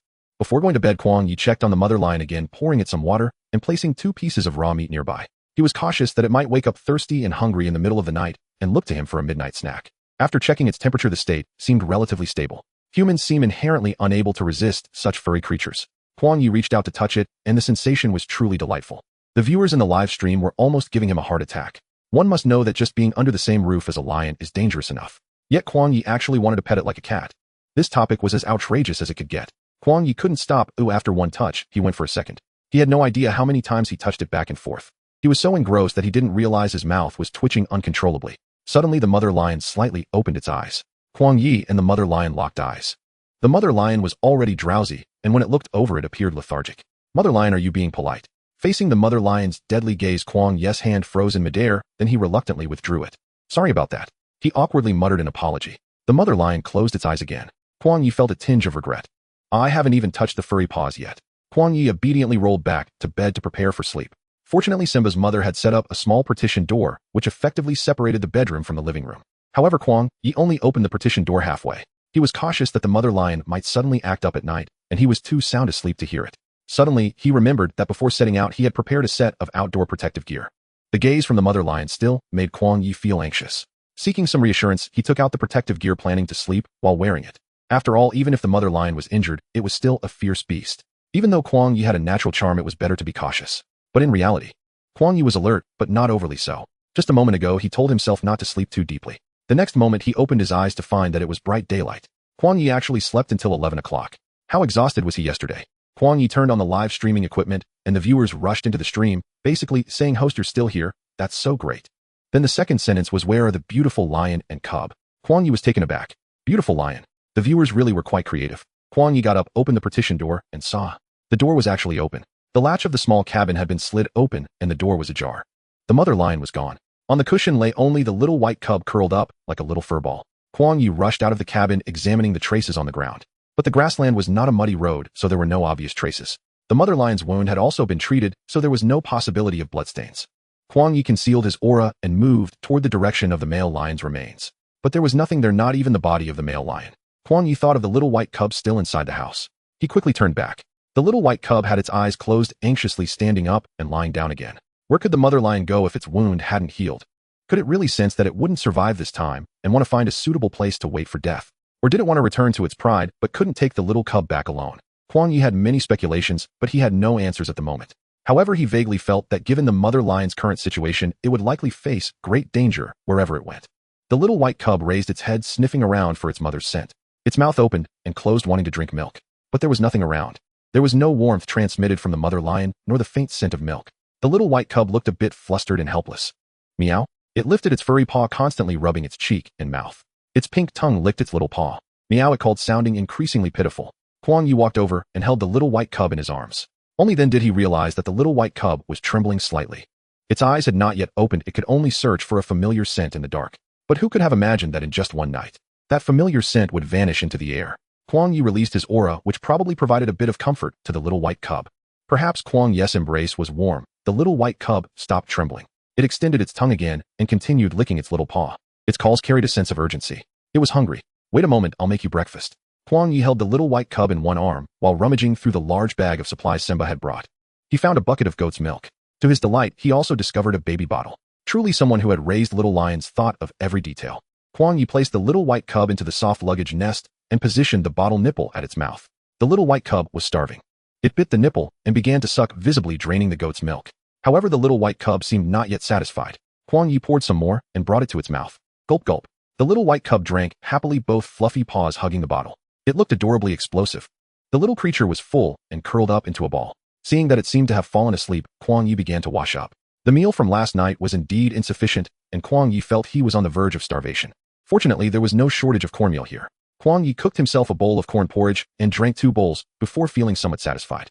Having regained his energy, Kuang Ye could no longer resist the urge to rush outside. However, thinking of the little creature at home that needed care, he felt a twinge of concern. Although the little creature seemed fine eating and sleeping normally, it was still a pitiful child without its mother lion's protection. The viewers in the live stream were patient as well. They quietly watched Kuang Ye gaze at the sleeping little white lion, and about 10 minutes passed. Kuang Ye's affection was palpable even through the screen. This scene is so heartwarming, it feels like the host is truly its father. Just entered, and I was melted by this scene. This little cat is too cute. Haha bro, you know nothing about the host. I envy the host's constitution. Animals love to get close to him. After watching enough, Kuang Ye suddenly felt the urge to reach out, but he recalled the gaze of the mother lion from last night. He raised his hand, but then put it down again. Forget it, let the little creature sleep a little longer. Kuang Ye picked up a book and sat down to read. Just as he was getting engrossed, he heard a rustling sound outside the door. He closed the book and quickly concealed his scent. His gaze darted to the door where Simba's spear was standing. Kuang Ye slowly moved to the door, pressing himself against the wall to look outside. Who? It turned out to be a giraffe. Leisurely wandering around the yard outside the small house. There were indeed many giraffes in this area. In the past 2 days, Kuang Ye had seen about a dozen of them. He placed the spear back down. The little white lion was also sensitive, seeming to catch the scent of the outside animal. It suddenly lifted its body, sniffing the air. Kuang Ye walked over and cradled the little white lion in his arms, comforting it. It's okay, don't be afraid. The little white lion lifted its head, nudging Kuang Ye's shoulder, and finally resting its chin in the crook of his elbow. The giraffe outside had not left, still wandering around. It finally focused on a tall tree nearby and began to eat the leaves. At first, Kuang Ye thought the giraffe had come for the few trees behind the small house. However, upon closer observation, he felt it wasn't necessarily so. This giraffe seemed rather off. It walked without any issues. The problem lay in how it chewed its food. Its mouth appeared a bit awkward. What did that awkwardness entail? When giraffes chew, their jaws move sideways to help grind the food. But this giraffe clearly could only tilt its mouth to the right and couldn't move it to the left. It was evident that its cervical vertebrae were having some issues. Kuang Ye's desire to adjust bones stirred awake again. However, he dared not act recklessly. After all, the combat power of giraffes left a profound impression on him. As Kuang Ye pondered what to do, he lowered his head and noticed the little white lion had actually fallen asleep in his arms. So Kuang Ye carefully placed the little lion back into its nest. It smacked its lips twice, but did not wake up. Only then did Kuang Ye tiptoe back to the window. No exaggeration. Kuang Ye's body hair stood on end. He saw a face pressed against the window. Its features were not a complete mess, but they were definitely distorted. It was the giraffe peeking into the small house. Its gums were exposed, and its 2 gigantic eyes were cluelessly swaying back and forth. Kuang Ye barely restrained himself from shouting. The little white lion in its sleep could not withstand any fright. The midday drowsiness of the viewers in the live stream was instantly scared away, and the bullet comments flew like crazy. Kuang Ye closed his eyes and steadied his mind. He quietly opened the door and stepped into the yard. The giraffe was looking at him with a very strange and comical posture, tilting its neck. Kuang Ye took a deep breath and said, "What brings you here?" Only then did the giraffe retract its neck, doing a split in front of Kuang Ye. This posture seemed familiar to Kuang Ye, who had used it before. Oh, the pure love warrior. Could it be that this giraffe knows the pure love warrior? Kuang Ye suddenly felt his thoughts were quite absurd. Unexpectedly, the giraffe obediently stretched its neck toward Kuang Ye, shaking it gently. Kuang Ye, incredulous, asked, "Does your neck hurt?" The giraffe made no unnecessary movements. Kuang Ye cautiously placed his hand on the giraffe's neck. Then he began to examine it segment by segment. Sure enough, there was indeed a slight issue with its neck. Kuang Ye continued, "I can help you adjust your bones, but you must ensure you don't kick me, okay?" The giraffe appeared slightly uncomfortable, clearly having been troubled by its neck problem for a long time. It obediently laid down on the ground. Kuang Ye stood on the platform outside the small house. The height was just about right. The giraffe complied by lowering its head. Kuang Ye reached out, wrapping his arms around its neck. Then he pressed his forehead against its chin and applied gentle pressure. Similar to this, he repeated several times to help it move its cervical vertebrae. Then he pushed the giraffe's head back a few times, making it raise its neck, and pressed firmly on the back of its neck. Whether it worked or not remained to be seen, but the giraffe appeared very comfortable. It casually turned its head a few times, and then rested its head on Kuang Ye's shoulder. The sunlight illuminated their faces and shoulders, creating a harmonious and natural atmosphere. The viewers in the live stream were completely dumbfounded. Although they had seen Kuang Ye adjust bones for animals a few times, it was the first time encountering one that came seeking help on its own. Could it be that Kuang Ye's reputation as a bone-setting master had quietly spread among the animal kingdom of East Africa's vast grasslands? The viewers were deeply shocked, expressing their feelings through gifs. Kuang Ye slowly massaged the giraffe's neck, feeling its head resting heavier on his shoulder. He felt it getting heavier. No way did it just fall asleep from comfort. Where did your vigilance as a herbivore go? Wake up. Kuang Ye gently tugged at the back of the giraffe's neck, moving its head away from him. The giraffe slowly opened its eyes. It even moved its jaw a bit. Its mouth could turn to both sides now. Kuang Ye laughed and said, "Congratulations on escaping the facial paralysis sequence." The giraffe lowered its head, rubbing against Kuang Ye's cheek, seemingly thanking him. This scene had already been screenshot countless times by the viewers in the live stream. Who would have thought that the giraffe would take the initiative to seek bone-setting help? This kind of event is incredibly explosive no matter where it takes place. Just as Kuang Ye was satisfied and clapping his hands, preparing to rise, another tall figure appeared not far away. Kuang Ye squinted and smiled. "It's you after all." Kuang Ye recognized the new giraffe, its classic pattern on display. Pure Love Warrior. The Pure Love Warrior suddenly stumbled for a moment. Kuang Ye laughed heartily. "So it really is you." The Pure Love Warrior stood shoulder to shoulder with its companion, first shaking its neck. Then it looked at Kuang Ye, seemingly asking, "What do you think of the guest I introduced?" It carried a hint of pride. Seeing the Pure Love Warrior again, Kuang Ye felt a touch of affection.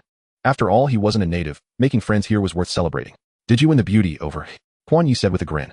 At this remark, the Pure Love Warrior's head lifted even higher. It proudly glanced at the giraffe standing beside it. As if to say, "Brother, what do you think?" Kuang Ye then realized that the giraffe he had just adjusted was a female. "Oh," Kuang Ye said with a smile to the Pure Love Warrior. "You are quite the considerate boyfriend. You even brought your girlfriend to Masaki." The Pure Love Warrior shook its neck again, then lowered its head to rub against Kuang Ye's shoulder. Kuang Ye understood that this gesture meant the time for farewell was approaching. The Pure Love Warrior walked out of the small courtyard with its girlfriend. The sunlight cast a gentle glow on their beautiful coats. Kuang Ye quickly pressed the shutter. Though they were merely animals, Kuang Ye felt they looked surprisingly well matched together. He felt like an old father with a smile that never left his face. It wasn't until the young couple walked out of the frame that Kuang Ye turned back to the small house. Upon entering, he found that little Bai Tuan was nowhere to be seen. Kuang Ye's heart suddenly sank. Looking again, he noticed a white figure wobbling by the table. Kuang Ye immediately sighed in relief. The little white lion was restless, clinging to the edge of the table, unable to go up or down, just swaying back and forth. Like a fluffy ornament. Kuang Ye walked over and gave its little bottom a gentle push. The little white lion skillfully used Kuang Ye's strength to jump onto the table. Although it couldn't open its eyes, it already showed curiosity about the world. Kuang Ye was surprised. Logically, a newly born lion shouldn't be able to walk for at least half a month. Yet this little white lion could already climb up and down. Sometimes one really shouldn't jump to conclusions about nature's affairs. The little white lion might not be the strongest, but it was definitely the most mischievous one. Meanwhile, the viewers in the live stream began expressing their parental instincts. "Host, please give a detailed address. I really want to send some toys to the little one." Hiking Xiaohua, shouldn't the host give it a name? It can't just be called White Lion forever, right? Rinshin and Siyu Buxiang Wuwu, I really want to raise a cat, but I'm allergic to cat fur. Kuang Ye suddenly realized from Hiking Xiaohua's comment that the little white lion indeed had no name. A name could definitely be given. What should it be? Kuang Ye pondered for a moment and said to the live stream, "How about we call it Gui Gui?" The comments in the live stream quickly flooded, and isn't there a possibility that this name's homophone could lead to misunderstandings? The host is really bad at naming. Well, I actually think it's quite nice, adorable. Little Mouse on the Prairie, this is already considered good. By the way, a host I'm a huge fan of gave an even more ridiculous name. The viewers were still passionately debating what to name it, while Kuang Ye had already been calling out Gui Gui Gui Gui for quite a while. Gue stood on the table swaying left and right, always feeling like it would fall to the ground the next second. But each time it managed to avoid the danger of stepping into thin air and landed steadily. Gue even tilted its head back and yawned widely. Kuang Ye reached out to pick up Gue, rubbing its back with his face, and said, still feeling sleepy, "It's time to eat, little one." Gue curiously stretched its neck in Kuang Ye's arms, then pulled back its head to nuzzle Kuang Ye's arm. Kuang Ye continued to feed Gue with a milk bottle. In just 2 days, the goat milk sent by Simba had almost been consumed by it. It seemed he would need to trouble Simba again. After finishing the milk, Gue fell asleep in its nest. Kuang Ye picked up a book to read, unknowingly passing the time until afternoon. As the evening glow outside began to show, Simba appeared. This time, he brought a large bag of supplies. Naturally, it contained the goat milk Gue needed. "Brother, you are so considerate." Kuang Ye took out the goat milk and placed it in a bucket filled with river water. This way it could be stored for a longer time. Simba was searching around and asked, "Where did that female lion go?" Kuang Ye informed Simba about the disappearance of the female lion. Simba frowned after hearing this. Perhaps she feels like she won't last much longer. Simba's thoughts were similar to Kuang Ye's. But he quickly shook his head and said, "No, she must feel that returning to the pride will be better for her recovery, right?" Simba sought confirmation from Kuang Ye. Kuang Ye nodded in agreement, yes. Yet he also felt anxious of what were the chances of such a situation occurring. What they could do now was to take good care of Gue. When Gue was fully capable of hunting for itself, he would let it return to nature, to join a new group and become the most powerful lion in the pride, leading its pride to thrive and reproduce on this vast grassland. So this is useless then? Simba pulled something out of the bag and asked Kuang Ye. It was a few pieces of raw beef. Kuang Ye's eyes lit up. How could it be useless? He swallowed without realizing it. "Dinner is sorted out," Kuang Ye said as he snatched the beef from Simba's hands, already starting to plan for dinner in his mind. 2 bowls of corn porridge for breakfast and lunch were simply not enough. The amount of food consumed that day was indeed a bit meager for someone like Kuang Ye. "Do you have any work later?" Simba shook his head and said, "Recently there haven't been many tourists." Kuang Ye shook the beef in his hand and said, "Brother, you are in for a treat." Upon hearing about the good food, Simba's face lit up with a smile. "Do you need any help?" Kuang Ye thought for a moment and replied, "I need you to start a fire." "No problem, that's my specialty," Simba said as he was about to head out. Kuang Ye suddenly recalled something and immediately said, "Right, I still need to find some wooden skewers to thread the meat on." Simba clenched his fist and tapped his shoulder confidently, "Leave it to me. There were plenty of natural wood materials around, so it wouldn't be hard to find. It just takes time to whittle them down." However, with Simba handling it, Kuang Ye felt completely at ease. Kuang Ye washed the beef and then cut it into evenly sized pieces. Then he turned and walked out of the frame, returning with a bag of supplies. The viewers took a closer look and saw it was a bag of ready-made barbecue seasoning. "Wow, I didn't expect this. The host actually has everything ready." Gui's diehard fan, if the host hadn't said it, I would have thought he moved his entire house here. Blindly guessing the young man is going to make skewers. My mouth is watering uncontrollably. Kuang Ye was someone who would never shortchange himself. His family motto was to eat well, drink well, and stay happy. Therefore, he always adhered to the principle of eating well in life. Even without the conditions, he would create them to enjoy a good meal. Kuang Ye poured the beef and barbecue seasoning into a bowl. But that was not enough. Kuang Ye added a little corn flour and stirred it evenly. This step was primarily to enhance the tenderness of the beef. Then he added a spoonful of salad oil. Immediately, Kuang Ye began his peculiar operation. He placed the beef into a fresh-keeping bag and layered it with several more. "I beg your pardon." As soon as Kuang Ye finished speaking, he lifted one corner of the fresh-keeping bag and with a loud bang, slammed it onto the cutting board. Fortunately, Gue had already woken up, otherwise she would have been frightened by her brother's actions. Bang! The second sound followed as expected. The viewers in the live stream were somewhat puzzled by Kuang Ye's actions. Beef, it can be killed, but not insulted. Beef, just eat it, why slam me? Little mouse on the grassland, it's all cooking, but why does the host's style seem so bizarre? Kuang Ye continued with the bang bang bang, until the beef was pounded into a tender state. Then he smiled at the live stream and said, "Everything is for the deliciousness of the meat." After saying that, he placed the beef into a clay pot. This action piqued the viewers' curiosity, and they started asking in the comments what it was. "Wait a moment, I need to feed Gue." Kuang Ye truly did not have a moment's rest. He picked up Gue, who was trying to crawl out of her little nest, and stuffed the nipple into her chubby little mouth. Immediately she calmed down. Kuang Ye replied to the live stream, "That clay pot is a local refrigerator used by the locals. The climate here is hot. There is no ice in winter and very little water in summer. So they came up with a simple method to store food." As he spoke, Kuang Ye opened the clay pot and pointed the camera inside. To his surprise, there was even a smaller clay pot nested inside. The gap between the two pots was filled with sand. Kuang Ye continued, "From the shape, the local refrigerator is essentially a pot within a pot. It consists of an inner pot and an outer pot with moist sand packed between the two to lower the temperature. Local people store food, fruits, or drinks in the inner pot, then cover the pot's opening with a damp cloth and place it in a dry, ventilated area, creating a simple refrigerator. Who came up with this? I need to give him a manual thumbs up. By the way, how long can this local refrigerator keep food fresh? It feels like it only extends the shelf life, but doesn't cool it. Bro, having something like this is already pretty good." I heard that the inventor of the local refrigerator is a local physics teacher. His family is in the pottery business, and he discovered that storing food in clay pots allows it to last longer. So he began to think of ways to connect pottery with preservation, eventually inventing this simple refrigerator. The principle of the local refrigerator is quite simple. A large pot covers a small pot, and a damp cloth covers the opening, greatly reducing heat transfer. The wet sand within the gap absorbs heat while the moisture evaporates. Although it indeed cannot cool, it is already a blessing for humanity in this area lacking electricity and water. After Kuang Ye finished speaking, the viewers in the live stream raised the next question, coding new when show, by the way, where does the host charge all that live streaming equipment? Oh, I haven't really researched this. By the way, the small room the host is staying in has lights and seems to be using some small appliances. Kuang Ye happened to be going out to check on the situation with Simba, so he said to the live stream, "It's simple, follow me." After saying that, he placed Gue back in her little nest and seriously warned, "Don't run around, just play by yourself." Gue, having eaten her fill, entered a well-behaved mode. She stretched out her fluffy little paws and began to draw circles around her mouth. Her left and right paws were not in the same direction. There was both left and right. This delighted the viewers in the live stream. Seeing her adorable appearance, Kuang Ye couldn't help but reach out and scratch under her chin. The little guy enjoyed it. Meow. It's true, once grown up she will be fierce, but as a kitten she was also a cat. In fact, the live streaming equipment awarded by the system doesn't require Kuang Ye to diligently charge it. But he couldn't say that in front of thousands of people. Fortunately, the small house did indeed resolve the electricity issue. Kuang Ye went around to the back of the house and pointed at a few solar panels, saying, "The most abundant resource here is the sun above our heads." Converting the solar energy collected by the panels into electrical energy can ensure basic household electricity. Some nomadic tribes and residents use portable solar power generators. These small foldable solar panels, when combined with batteries, can charge phones. But I really didn't see them using phones in the Marcel tribe. After explaining the electricity situation, Kuang Ye arrived in front of the yard. Simba was sitting on the ground holding a small knife in one hand and a small twig in the other. He was carefully carving. Beside him was a pile of already prepared twigs, straight and slender. Kuang Ye clicked his tongue, indicating that he had indeed not misjudged this clever and diligent little brother. "Is this okay, eh?" Simba asked, picking up a stick from the ground as Kuang Ye approached. Kuang Ye nodded and said, "It's simply perfect." His praise made Simba beam with joy. "How is the beef coming along?" Kuang Ye smiled and said, "It should be tender now. Could it not be after all that smashing?" The viewers in the live stream found Kuang Ye's words amusing while also giving a thumbs up for Simba's simplicity. "By the way, where did the host find such an amazing guide? He is really nice."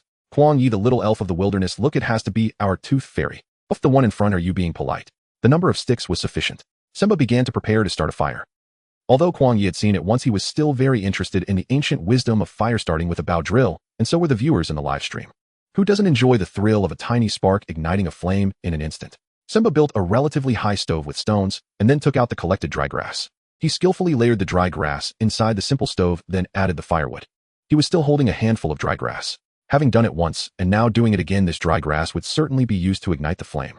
Kuang Ye leaned forward in anticipation, and so did the live stream camera. But who would have thought that in the next second, Simba pulled out a lighter from his pocket. With a click, the flame from the lighter instantly ignited the dry grass. Kuang Ye. The audience in the live stream. "Wait, wasn't it supposed to be fire starting with a bow drill? Is that it? Was I expecting something? Was I so blatantly let down?" Simba casually tossed the lit dry grass into the stove. Then he stirred it a few times with a long branch. White smoke accompanied by flames instantly surged upward. Turning around to see Kuang Ye's expression, Simba exclaimed, "Brother, what kind of expression is that?" It seemed he had too high hopes for you. "Aren't you all using friction to make fire?"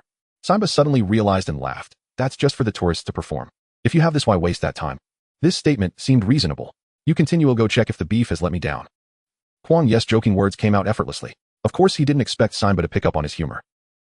Indeed, Simba was still a naive little brother. It seemed he had heard a joke. "Beef isn't a person, how could it let you down?" Kuang Ye said meaningfully. "Yeah, people really can't be compared to beef." Simba pondered Kuang Ye's words for a moment, realizing he couldn't grasp the meaning, but still smiled, and said, "You speak so interestingly, but I can't pinpoint what's interesting about it." Kuang Ye laughed heartily, then raised his hand to form an L shape with his index finger and thumb. He then flamboyantly pressed it by his nose and chin, boasting, "A true master of comedy can't be described in words." Simba's eyes widened, and his head unconsciously shrank back. His inner thoughts, "Brother, are you okay?" But the netizens completely got Kuang Ye's point, collectively letting out goose calls in front of their screens. "Goose, goose, goose. Host, you're really too much. Little mouse on the prairie, ha ha ha, so funny, who understands my mainstream humor? You know my financial situation, ha ha ha, host, are you really getting 10G in the wild? One-handed press on the Qingming point, how can a person reach this level, ha ha." Kuang Ye also didn't expect that such a brief gesture with his finger would attract a wave of gifts. The modern netizen's mental state was truly worth his careful study. But Kuang Ye sincerely said, "Thank you all for the gifts. By the way, let's reward based on our capabilities. Moreover, rewarding me for such trivial matters makes me easily complacent. What if I can't produce the bones you want to see? What if I go crazy? That wouldn't be good, right?" The barrage was flooded with a large number of vivid and vibrant. Kuang Ye took the opportunity to express his gratitude again. He returned to the house and took out the beef. Before starting to grill, the aroma began to faintly entice their taste buds. Kuang Ye introduced to the live stream, "Today we are making fiery beef. Next let's start skewering the meat." Kuang Ye pulled Simba to wash his hands, then began to skewer the meat. To enhance the eating experience, Kuang Ye deliberately cut the beef into thicker pieces. Skewering it wasn't too difficult. Plus, with both of them working together, the efficiency was very high. In no time, they finished skewering. Given the limited conditions, we couldn't add those spices. Kuang Ye spoke to the live stream with flourish, "And there's no iron plate, so let's cherish what we have as we grill." The netizens in the live stream didn't mind much, they just enjoyed the relaxing and soothing process. Kuang Ye took out the grilling ingredients and oil, placing them aside for later use. He picked up the skewers of meat and placed them over the fire. Unlike an iron plate, the flames danced around wildly, disregarding you. In such a situation, Kuang Ye had to carefully observe the direction of the flames, while also timing it perfectly to flip the beef. If held too far, it wouldn't cook through. If held too close, it could easily burn. The worst case was having one side burnt while the other remained raw. But such a scenario wouldn't occur under Kuang Ye's skillful hands. The rhythm of the beef and the flames began to synchronize. The meat sizzled, exuding fragrant oil, and made mouth-watering sounds upon contact with the fire. Kuang Ye skillfully flipped the skewers of beef, brushing a layer of oil at just the right moment. This brought out the beef's exquisite aroma. Then he sprinkled on some simple seasonings. In an instant, the fragrance spread. Simba stood still beside him, his eyes glued to the beef in Kuang Ye's hands. The netizens in the live stream could feel Simba's eagerness to indulge through the camera, because they felt the same way. However, Simba was luckier. Not only could he watch, but he could also savor it. Kuang Ye squinted slightly amidst the smoke and flames. He pursed his lips, clearly feeling a bit tempted himself. "All right." These two words made Simba's eyes light up. Kuang Ye held the fiery beef and said to the live stream, "Fans, eat first." But the fans could only drool. Kuang Ye split the meat in half, and just as he handed it to Simba, the latter eagerly bit into a piece of beef still sizzling with juice. "Oh." Simba quickly withdrew his mouth. "Hot." He shivered from the heat. The netizens in the live stream witnessed this scene, and a wave of ha ha ha ha flooded the barrage. But Simba couldn't care less. He took a few short breaths and continued to bite into the beef. This time he finally savored it to his heart's content. Kuang Ye laughed. "Don't be in a hurry, all of this is for you." He then stuffed a whole skewer of beef into his mouth. Spicy, fragrant, juicy, various flavors exploded in his mouth and spread. Kuang Ye suddenly realized how powerful the healing properties of food could be. With one bite, he was transported back to his hometown. Back to that cozy little house where 3 people shared a simple meal. Thankfully, Kuang Ye learned a few tricks from his mom, otherwise he would have been at a loss when missing home while out. Simba had already devoured 1/3 while Kuang Ye was still savoring a skewer. "I don't care why declare you host as my food god. Evil Gardenia, if only I had recorded the show with you back then, I wouldn't have fallen to this point. Oh, teacher he is that you. Teachery. Little brother, please cook more in the future, make it visually appealing and delicious, love watching and eating." The netizens looked at this scene and left comments expressing their envy. Although the spices were not complete, the quality of the beef was good enough. More importantly, Kuang Ye excelled in controlling the heat. It achieved a perfect balance of a slightly charred surface, while the meat juices barely lingered at the edges of the crispy skin. Once the teeth touched it, the juices would burst forth eagerly in the mouth. This is the primal allure of meat. Every fiber carries texture. Kuang Ye ate a few skewers, then handed the remaining ones to Simba. He continued to focus on grilling. The flames were at their peak and fiery beef needed to seize the right moment. Soon Kuang Ye finished grilling all the beef. Simba was overjoyed, his complexion rosy. He kept giving Kuang Ye a thumbs up, delicious, delicious. After finishing their meal, Kuang Ye and Simba began discussing serious matters. Having solved the issue of accommodation, it was now time to think about transportation. After all, relying solely on Kuang Ye's 2 legs would not allow them to witness more of the vast grassland. Simba, a seasoned local guide, immediately responded when Kuang Ye mentioned wanting to rent a small 4-wheel drive vehicle. "I know the owner of a rental service. He has a wide variety of vehicles and is open to negotiation." Kuang Ye felt that encountering Simba was truly a stroke of luck. After carefully understanding Kuang Ye's rental requirements, Simba assured him that he could arrange it by tonight. The vehicle could be delivered early tomorrow morning. Kuang Ye generously told Simba, "Brother, I'll treat you to dinner from now on." Simba's eyes sparkled with joy. Kuang Ye insisted on handing over the rental fee, saying, "I'll refund you for any extra." Simba, the younger brother, no longer declined.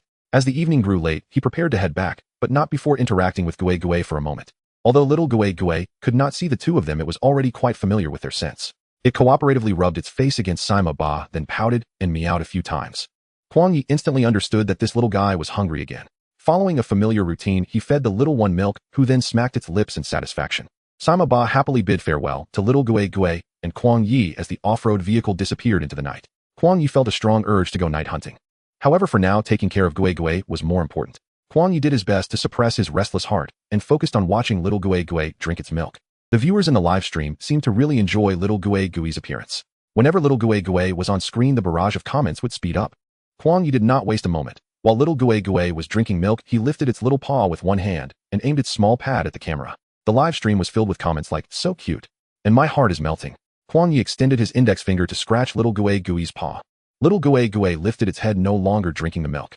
It opened its little mouth at Kuang Ye and meowed fiercely. It was simply adorable to the point of explosion. Kuang Ye feigned innocence and laughed at little Gue, then offered the milk bottle back to its mouth. Little Gue started gulping again. Having sufficiently played with its little paw, Kuang Ye placed little Gue in its cozy spot to play by itself. Looking at the barrage in the live stream, it seemed that everyone was captivated by little Gue. While chatting with the viewers, Kuang Ye tidied up the wooden sticks and utensils. "Is everyone still awake? How about we play a little pre-sleep game?" Kuang Ye proposed. "Floating life is but a dream, sure, let's do it. Let's have a little trivia quiz. Can everyone guess which animals are referred to as the 5 overlords of the grassland?" "Little mouse on the prairie, this is easy." "Blind guess, lion, cheetah, elephant." "Could there be a second brother of the grassland?" "You mentioned what I was thinking." Kuang Ye allowed the comments to flow for a while, watching as everyone got closer to the answer before he said, "You guys are pretty close. The answer is lion, leopard, water, buffalo, rhinoceros, and elephant." Kuang Ye continued, "Now what about the 5 ugly ones? Can anyone guess?" The 5 overlords of the grassland could be forgiven, but what kind of tricky question was the 5 ugly ones? However, the viewers in the live stream seemed far more interested in this question than the previous one. "Ginseng and vinegar, this is easy. Our second brother of the grassland definitely ranks first. As for the 5 ugly ones, there should be a place for the pom-pom. There are still 3 more." I'm suddenly stumped. "Me too." Kuang Ye laughed. "Indeed, there's the hyena and the warthog. As for the other 3, we really haven't seen them. They are the vulture, the stork, and the wildebeest." Turning the page, warning of images, vulture, stork, wildebeest, the viewers in the live stream expressed that they had never seen the remaining 3 ugly ones and vowed to stick around until they could see their true forms. Kuang Ye turned around and saw that little Gue had already fallen asleep with the milk bottle still in its mouth. He carefully pulled the bottle from little Gue's mouth. Little Gue's fluffy paws suddenly covered its little ears. It twisted its body and continued sleeping. Its sleep quality was just as good as Kuang Ye's. Kuang Ye placed the dirty dishes into a bucket and stepped outside. He needed to fetch some water. He turned off his scent in advance and even put on a headlamp. Kuang Ye arrived at the small river not far from the cabin. Suddenly, he slowed his pace, cautiously looking for a low bush to hide behind. Many animals would also rest by the water source at night, searching for food. Kuang Ye observed carefully for a while, but did not spot any other animals. It seemed that this place was temporarily safe. Kuang Ye took 2 steps at a time and quickly reached the riverbank. He filled a bucket with water and thoroughly cleaned the dishes and sticks. Just as he was about to leave, suddenly, several large bubbles broke the surface of the water to his right. Then something emerged. The light from the headlamp coincidentally illuminated the disturbed water surface. Kuang Ye instinctively recoiled his hand. Even though the camera shook violently, the viewers in the live stream could still see. That was a mouth. It suddenly shot out of the water. The barrage rapidly filled with comments. "What the heck is that thing? At this late hour?" "Sandwich cookie, I saw it too. Scared me to death." "No streamer, quickly leave that place. It feels like a water monster." Kuang Ye took a deep breath, recalling what he had just seen, and suddenly calmed down. He drew out a clean wooden stick, gripping it tightly. Ignoring the comments urging him to leave immediately, he leaned even closer to the water surface. Kuang Ye remained still, staring at the river. His gaze was fierce, like a yellow weasel waiting for the right moment. Sure enough, the water surface bubbled again. In the next second, a large mouth broke through the water's surface, opening and closing. In the blink of an eye, Kuang Ye thrust the stick swiftly and accurately into that large mouth. The live stream comments momentarily froze. Kuang Ye's other hand grabbed something and swiftly pulled up. Water splashed everywhere. A fish as long as an arm was wildly thrashing its tail as Kuang Ye pulled it out of the water. "Wow, what a big fish. My idea is too cool, I can't believe it. Do you really not practice this? You know my economic situation, I've only seen hand fishing in the movies. Fish I just wanted to take a nibble, didn't expect to end up in a life or death situation. Team Master, good job. Streamer, are you considering taking on Disciples? This fish is large and quite powerful. Its tail is raised high, swinging back and forth in the air. If one is not careful, Kuang Ye could easily be hit in the face by the fish's tail." Fortunately, he reacted quickly and only got splashed with a few droplets of water. Kuang Ye helplessly reached out and tapped the fish on the head with a basin. The fish surprisingly became still. The barrage in the live stream went wild. "Big red firecracker blast, the Japanese, what the hell does this actually work? What kind of fish is this? It looks like a golden dragon." "Old Bean Pod Survivor, host, I have a question. Can you adjust the fish's bones? Host, can you perform the fish catching act again? I want to see." Kuang Ye threw the big fish into the bucket, feeling elated, mainly because he would have fish to eat tomorrow. On the way back, his steps were light and carefree. He quietly opened the door and discovered Xiao Gue had lifted its head, squinting its eyes towards the entrance. Animals are just animals. They cannot sleep like Kuang Ye as if they are dead. They still have basic defensive instincts. Kuang Ye activated his sense of smell. Xiao Gue scrunched its little nose and sniffed, then relaxed and lowered its head to sleep again. Meanwhile, Kuang Ye took the fish out of the bucket, planning to handle it in the yard as tomorrow's food. The viewers in the live stream were getting impatient for an answer, asking in the barrage what this intriguingly stealthy fish was called. Kuang Ye picked up the big fish, aimed it at the camera, and said, "This fish is called lungfish. It belongs to the class of bony fish, order Dipnoi. Its body is eel-like, covered with small round scales embedded under the skin. Its body length generally ranges from 50 to 100 centimeters, although some individuals can grow larger. The one in Kuang Ye's hand seems to measure about 1 meter. This fish has existed for 400 million years, successfully evolving into a state of minimal intelligence, unable to dwell in either water or land. Their swim bladders are highly developed, and the internal structure of the swim bladder allows it to function similarly to the lungs of terrestrial animals. Simply put, they can breathe using their lungs. Therefore, they cannot stay underwater for too long and need to occasionally poke their heads above the surface to take a breath of fresh air." The live stream instantly understood. No wonder that just now this creature was poking its head out of the water sneakily. It turns out it needs oxygen. The lungfish is actually quite terrifying. Oh, what the hell? Before Kuang Ye could finish his sentence, the lungfish in his hand suddenly woke up. With a twist and a tail flick, Kuang Ye lost his grip. Quickly, Kuang Ye deftly wrapped his arm around the fish and inserted a wooden stick into its mouth to secure it. The lungfish struggled violently for a moment, its eyes rolling back before it became completely still. This can also be considered a quick end for the creature. Following that, Kuang Ye picked up a knife, quickly processed the fish, and after cleaning it, tossed it into the earthen refrigerator. A series of smooth operations left the viewers in the live stream dumbfounded. From the fish escaping to being tossed into the earthen refrigerator, was it not even 3 minutes? The answer is no. Although Kuang Ye was hit by the big fish's tail, he was still quite cheerful. Who would have thought that just stepping out to wash a bowl would yield a meal for the next day? This is worth celebrating. After handling the fish, Kuang Ye continued, "Unexpectedly, this fish is also a prairie mudskipper. Let's continue talking. What makes this creature scary is that it possesses a skill called playing dead. During the prairie drought, when they cannot find a water source, they will burrow underground and activate this skill, and it can last for 5 years.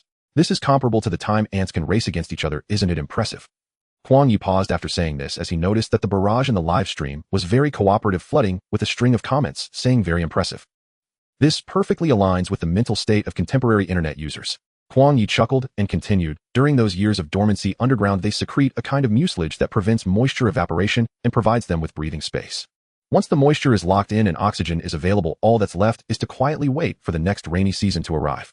Of course, some don't make it and are dug up by locals along with the soil dried into mud bricks to build houses. So in a way, local civil engineering has a contribution from the lungfish."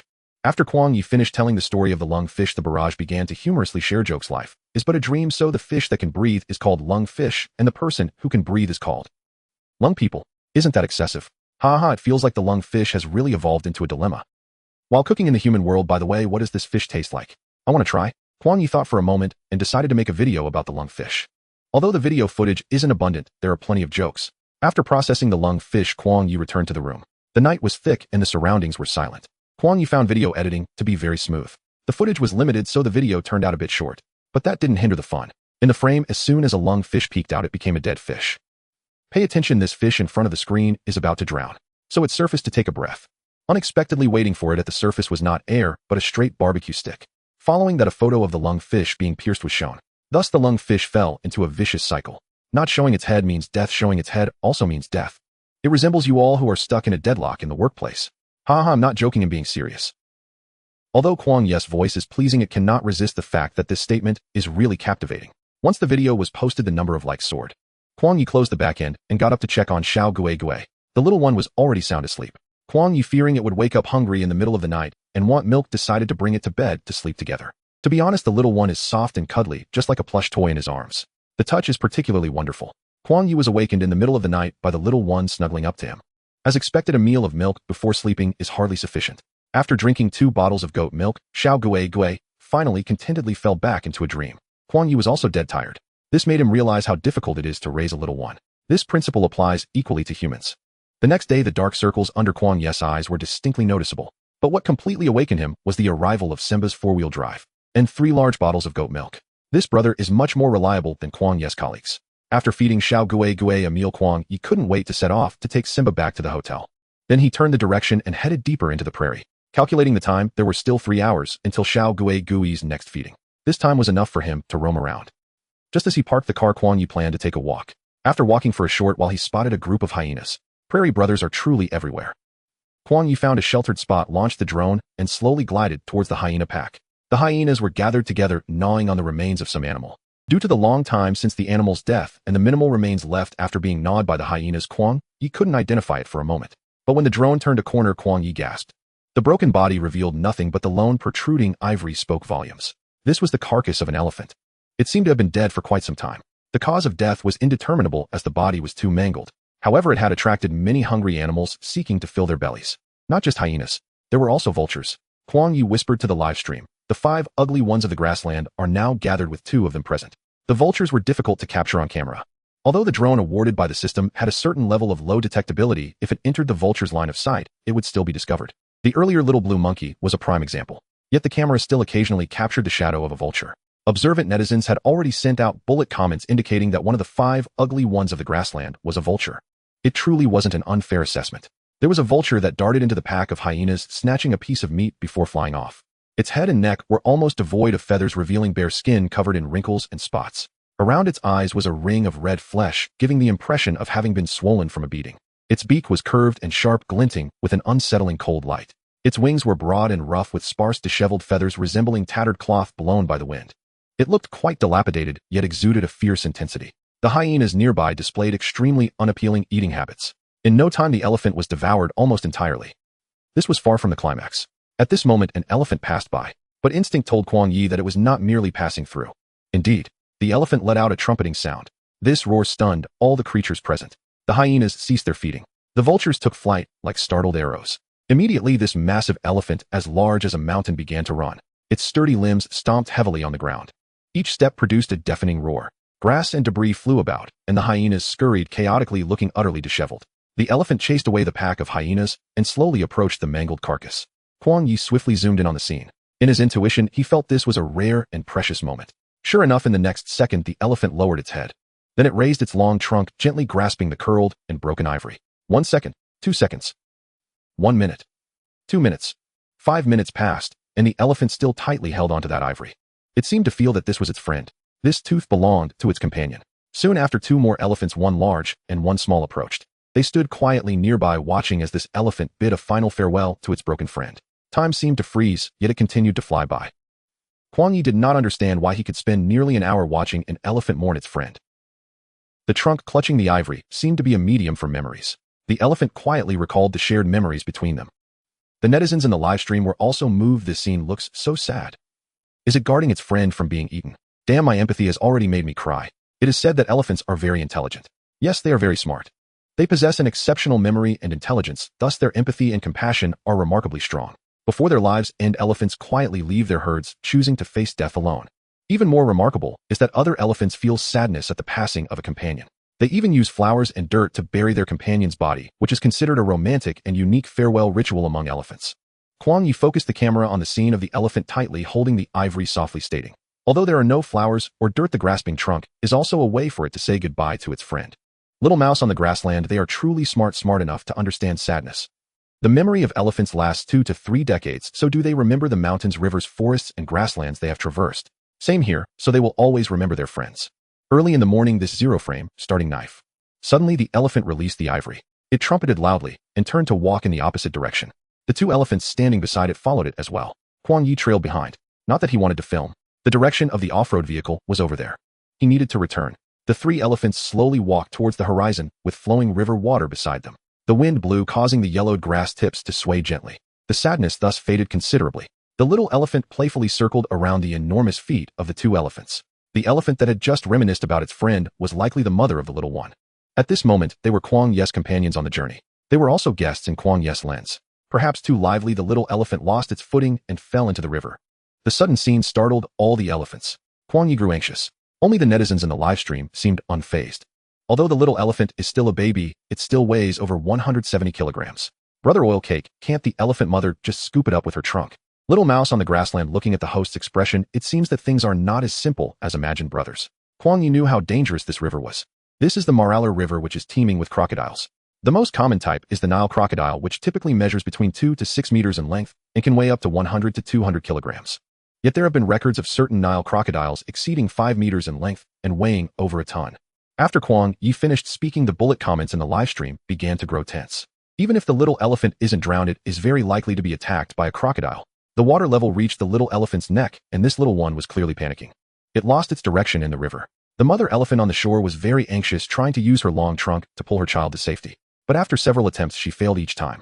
The little elephant stood helplessly in the water, trying to climb ashore by itself. However, the soil at the bank was too loose, causing the little elephant to slide down every time. At that moment, the mother elephant made an astonishing move. She knelt on one knee at the riverbank, stretching her other foot into the water. This way, the little elephant could grab hold of her foot. The mother elephant could then pull the little elephant ashore. Initially, it seemed that this would solve the problem, but the little elephant's trunk was too short. It couldn't grip its mother's thick leg. The mother elephant immediately abandoned that method and began kicking the riverbank incessantly. She intended to kick out a low step for the little elephant to climb up. This way it could climb up. But soon she realized that this method wasn't effective either. The soil was too loose, and the more she kicked, the steeper it became. Kuang Ye had prepared climbing ropes and a lasso in his backpack. He never expected they would actually come in handy. After watching the baby elephant and the mother elephant fail numerous times, Kuang Ye slowly walked towards their direction. The viewers in the live stream instantly understood what the host intended to do. The comments started to roll slowly, all focused on their every move. Kuang Ye pondered for a moment and took out the climbing rope from his bag. After all, climbing ropes are strong and can bear significant weight. A high-quality climbing dynamic rope can withstand several tons of impact. Fortunately, monkey-bread trees were plentiful on the grassland. Not far behind the mother elephant stood one. It could be used to secure the rope. Kuang Ye quickly ran to the tree and skillfully wrapped the rope around the trunk. Then he made a loop with the rope, threaded the end through this loop, and formed a shape resembling the number 8. Finally, he pulled the rope in through the center of the 8 and tightened it. Kuang Ye tied a double 8 knot. The advantage is that after bearing weight, it won't become too tight and difficult to untie. Kuang Ye held the other end of the rope and approached the mother elephant. The mother elephant was very alert. Kuang Ye began to radiate his affinity, looking sincerely at the mother elephant. He then pointed at the baby elephant who had lost the strength to struggle in the river. "I am here to help you, don't be afraid." The mother elephant watched Kuang Ye nervously, but at that moment she had no other way to save her child. She could only choose to trust this young man with a sincere face. The situation was urgent, and there was no time for further communication. Kuang Ye stood on the riverbank, trying to loop the rope around the baby elephant. But after several attempts he failed. The baby elephant had no strength to hold itself on the bank, and Kuang Ye's arms were not long enough. The rope could not be smoothly wrapped around the baby elephant's leg. Just when Kuang Ye felt it was tricky, the mother elephant suddenly turned around again and knelt on one knee at the riverbank. She extended one of her legs as far into the river as possible. Kuang Ye immediately understood her intention. The mother elephant wanted Kuang Ye to hold onto her thigh for support, allowing him to get closer to the baby elephant. Kuang Ye quickly looped the rope around the mother elephant's massive leg and then wrapped the rope around himself as well. He held onto the mother elephant's leg and slowly slid down towards the riverbank. Sure enough, this method was very effective. Kuang Ye quickly reached the baby elephant. He looped the rope around one of the baby elephant's front legs and swiftly tied a knot. Then, holding the rope tightly, he used the support of the mother elephant's leg to return to the shore. Next, he just had to pull the rope with all his strength to pull the baby elephant up. Just as Kuang Ye untied the rope that was around him, the system's voice echoed in his mind. "Ding. Congratulations, host, for reaching 3,000 fans. Unlocking the language gift package reward communication across countries will be seamless from now on." This skill is incredibly convenient for everyone. But the most urgent matter at hand was not to celebrate. The baby elephant was temporarily safe. However, the mother elephant's trunk was still in the jaws of the Nile crocodile. The viewers in the live stream were terrified and couldn't even comment. The anxious mother elephant was finally able to act. She curled her trunk around the rope and joined the pulling effort. The elephant was indeed very clever. It imitated Kuang Ye pulling while moving towards the monkey bread tree. The baby elephant was suddenly pulled up a height. The mother elephant, who had never left the baby elephant's side, excitedly reached out her trunk to welcome her child. The viewers in the live stream were moved by this scene. They all sent comments to cheer on the elephants. Just as the baby elephant's hind legs were about to leave the water, suddenly, a massive body leaped out of the water. With a mouth full of sharp teeth and a fierce momentum, it lunged precisely at the mother elephant's trunk. In an instant, the Nile crocodile had firmly clamped down on the mother elephant's trunk. The mother elephant was originally going to greet her child, but unexpectedly a Cheng Yaojin appeared out of nowhere. The mother elephant was naturally thrown into a panic. Fortunately, the baby elephant had already been pulled back to the shore. However, it collapsed on the ground due to exhaustion. The live stream captured this thrilling and sudden moment. The viewers were startled, forgetting to comment. The number of viewers surged exponentially. Just as Kuang Ye tossed aside the rope in his hand, the system's voice rang in his mind. "Ding. Congratulations, host, for reaching 3,000 fans. Unlocking the language gift package reward communication across countries will be seamless from now on." This skill is incredibly convenient for everyone. But the most urgent matter at hand was not to celebrate. The baby elephant was temporarily safe. However, the mother elephant's trunk was still in the jaws of the Nile crocodile. The viewers in the live stream were terrified and couldn't even comment. The anxious mother elephant was finally able to act. She curled her trunk around the rope and joined the pulling effort. The elephant was indeed very clever.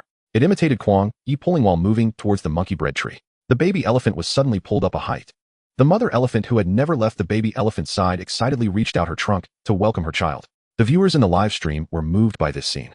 They all sent comments to cheer on the elephants. Just as the baby elephant's hind legs were about to leave the water, suddenly, a massive body leaped out of the water. With a mouth full of sharp teeth and a fierce momentum, it lunged precisely at the mother elephant's trunk. In an instant, the Nile crocodile had firmly clamped down on the mother elephant's trunk. The mother elephant was originally going to greet her child, but unexpectedly a Cheng Yaojin appeared out of nowhere. The mother elephant was naturally thrown into a panic. Fortunately, the baby elephant had already been pulled back to the shore. However, it collapsed on the ground due to exhaustion. The live stream captured this thrilling and sudden moment. The viewers were startled, forgetting to comment. The number of viewers surged exponentially. Just as Kuang Ye tossed aside the rope in his hand, the system's voice rang in his mind. Ding. Congratulations, host, for reaching 3,000 fans. Unlocking the language gift package reward communication across countries will be seamless from now on. This skill is incredibly convenient for everyone. But the most urgent matter at hand was not to celebrate. The baby elephant was temporarily safe. However, the mother elephant's trunk was still in the jaws of the Nile crocodile. The viewers in the live stream were terrified and couldn't even comment. The anxious mother elephant was finally able to act. She curled her trunk around the rope and joined the pulling effort. The elephant was indeed very clever. It imitated Kuang Ye pulling while moving towards the monkey bread tree. The baby elephant was suddenly pulled up a height. The Nile crocodile had just met its end, and the mother elephant tiredly flicked her large ears. She then walked over to the baby elephant, who was still lying on the ground, recovering its energy. The mother elephant extended her long trunk, reaching underneath the baby elephant's belly, attempting to lift it up. After resting for a while with her mother's help, the baby elephant slowly stood up. However, its steps were still somewhat unsteady. Fortunately, the mother elephant was patient enough to repeatedly help stabilize the baby elephant. Eventually, the baby began to walk independently, though no longer as lively as before. This sudden little episode taught the baby elephant to be obedient.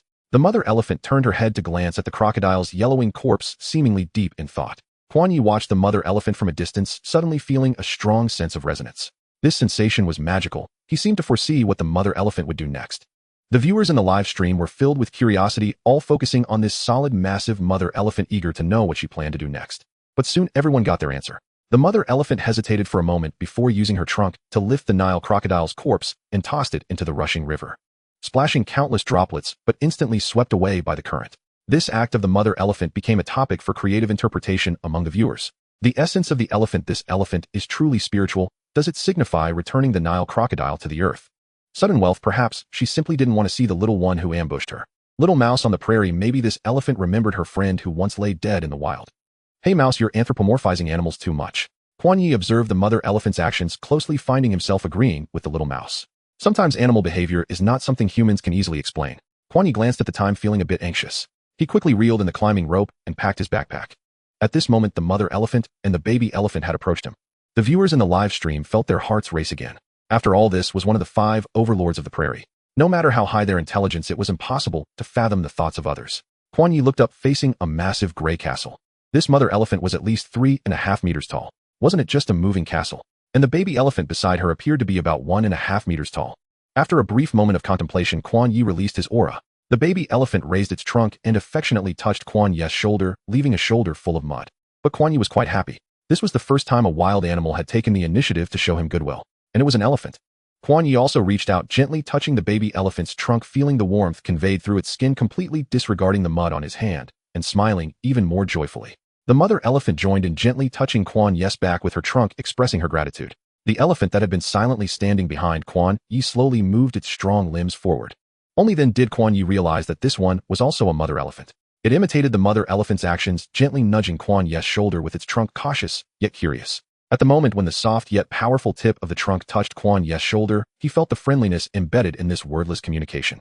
The viewers in the live stream were frantically taking screenshots. Who has ever witnessed such a scene? The sun shone brightly over the vast prairie with the gentle river flowing behind them. 3 wild elephants approached a human, expressing their closeness with their long trunks. Kuang Ye gently stroked the elephant's trunk and laughed, saying, "This feels a bit like a brotherhood." The mother elephant let out a long trumpet at the right moment. Only the call of an elephant could bring a sense of peace and tranquility to this primitive land. At this moment, Kuang Ye was also feeling an internal excitement that was about to explode, yet he appeared completely calm. The number of viewers in the live stream was approaching 5,000. It even attracted the attention of the platform's super admin. However, after glancing at the time, Kuang Ye felt a bit flustered. Oh no, I'm late. Having been out for so long, Xiao Gui must be hungry. Typically calm and collected, Kuang Ye's face now showed some anxiety. Thinking about how far he was from the off-road vehicle, Kuang Ye grew even more anxious. I have urgent matters to attend to. You all enjoy your stroll. Until we meet again, Kuang Ye said, lifting his leg to head towards the vehicle. Unexpectedly, just as he stepped out, he found himself suspended in midair. Oh no, this! Kuang Ye exclaimed, realizing he had been caught by the mother elephant's trunk. The mother elephant leisurely lifted Kuang Ye and placed him on her back. Kuang Ye, now riding on the mother elephant's back, could only cling tightly. Sister elephant, I truly have urgent matters. Can I play with you next time?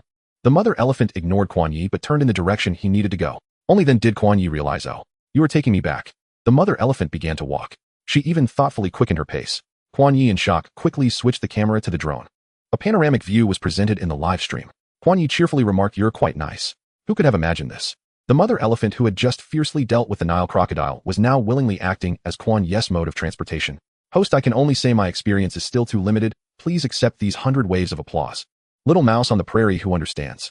Are outdoor streamers really this cool? Family, how can humans reach such a level? I saw the last person who rode an elephant. His name was Erkan. The live stream was suddenly filled with gifts flying everywhere. Some huge fish even soared into the sky with a flick of their tails. Kuang Ye, however, was not as comfortable as the viewers imagined. After all, there was nothing to support him. He could only cling tightly to the elephant's back, trying not to slide off.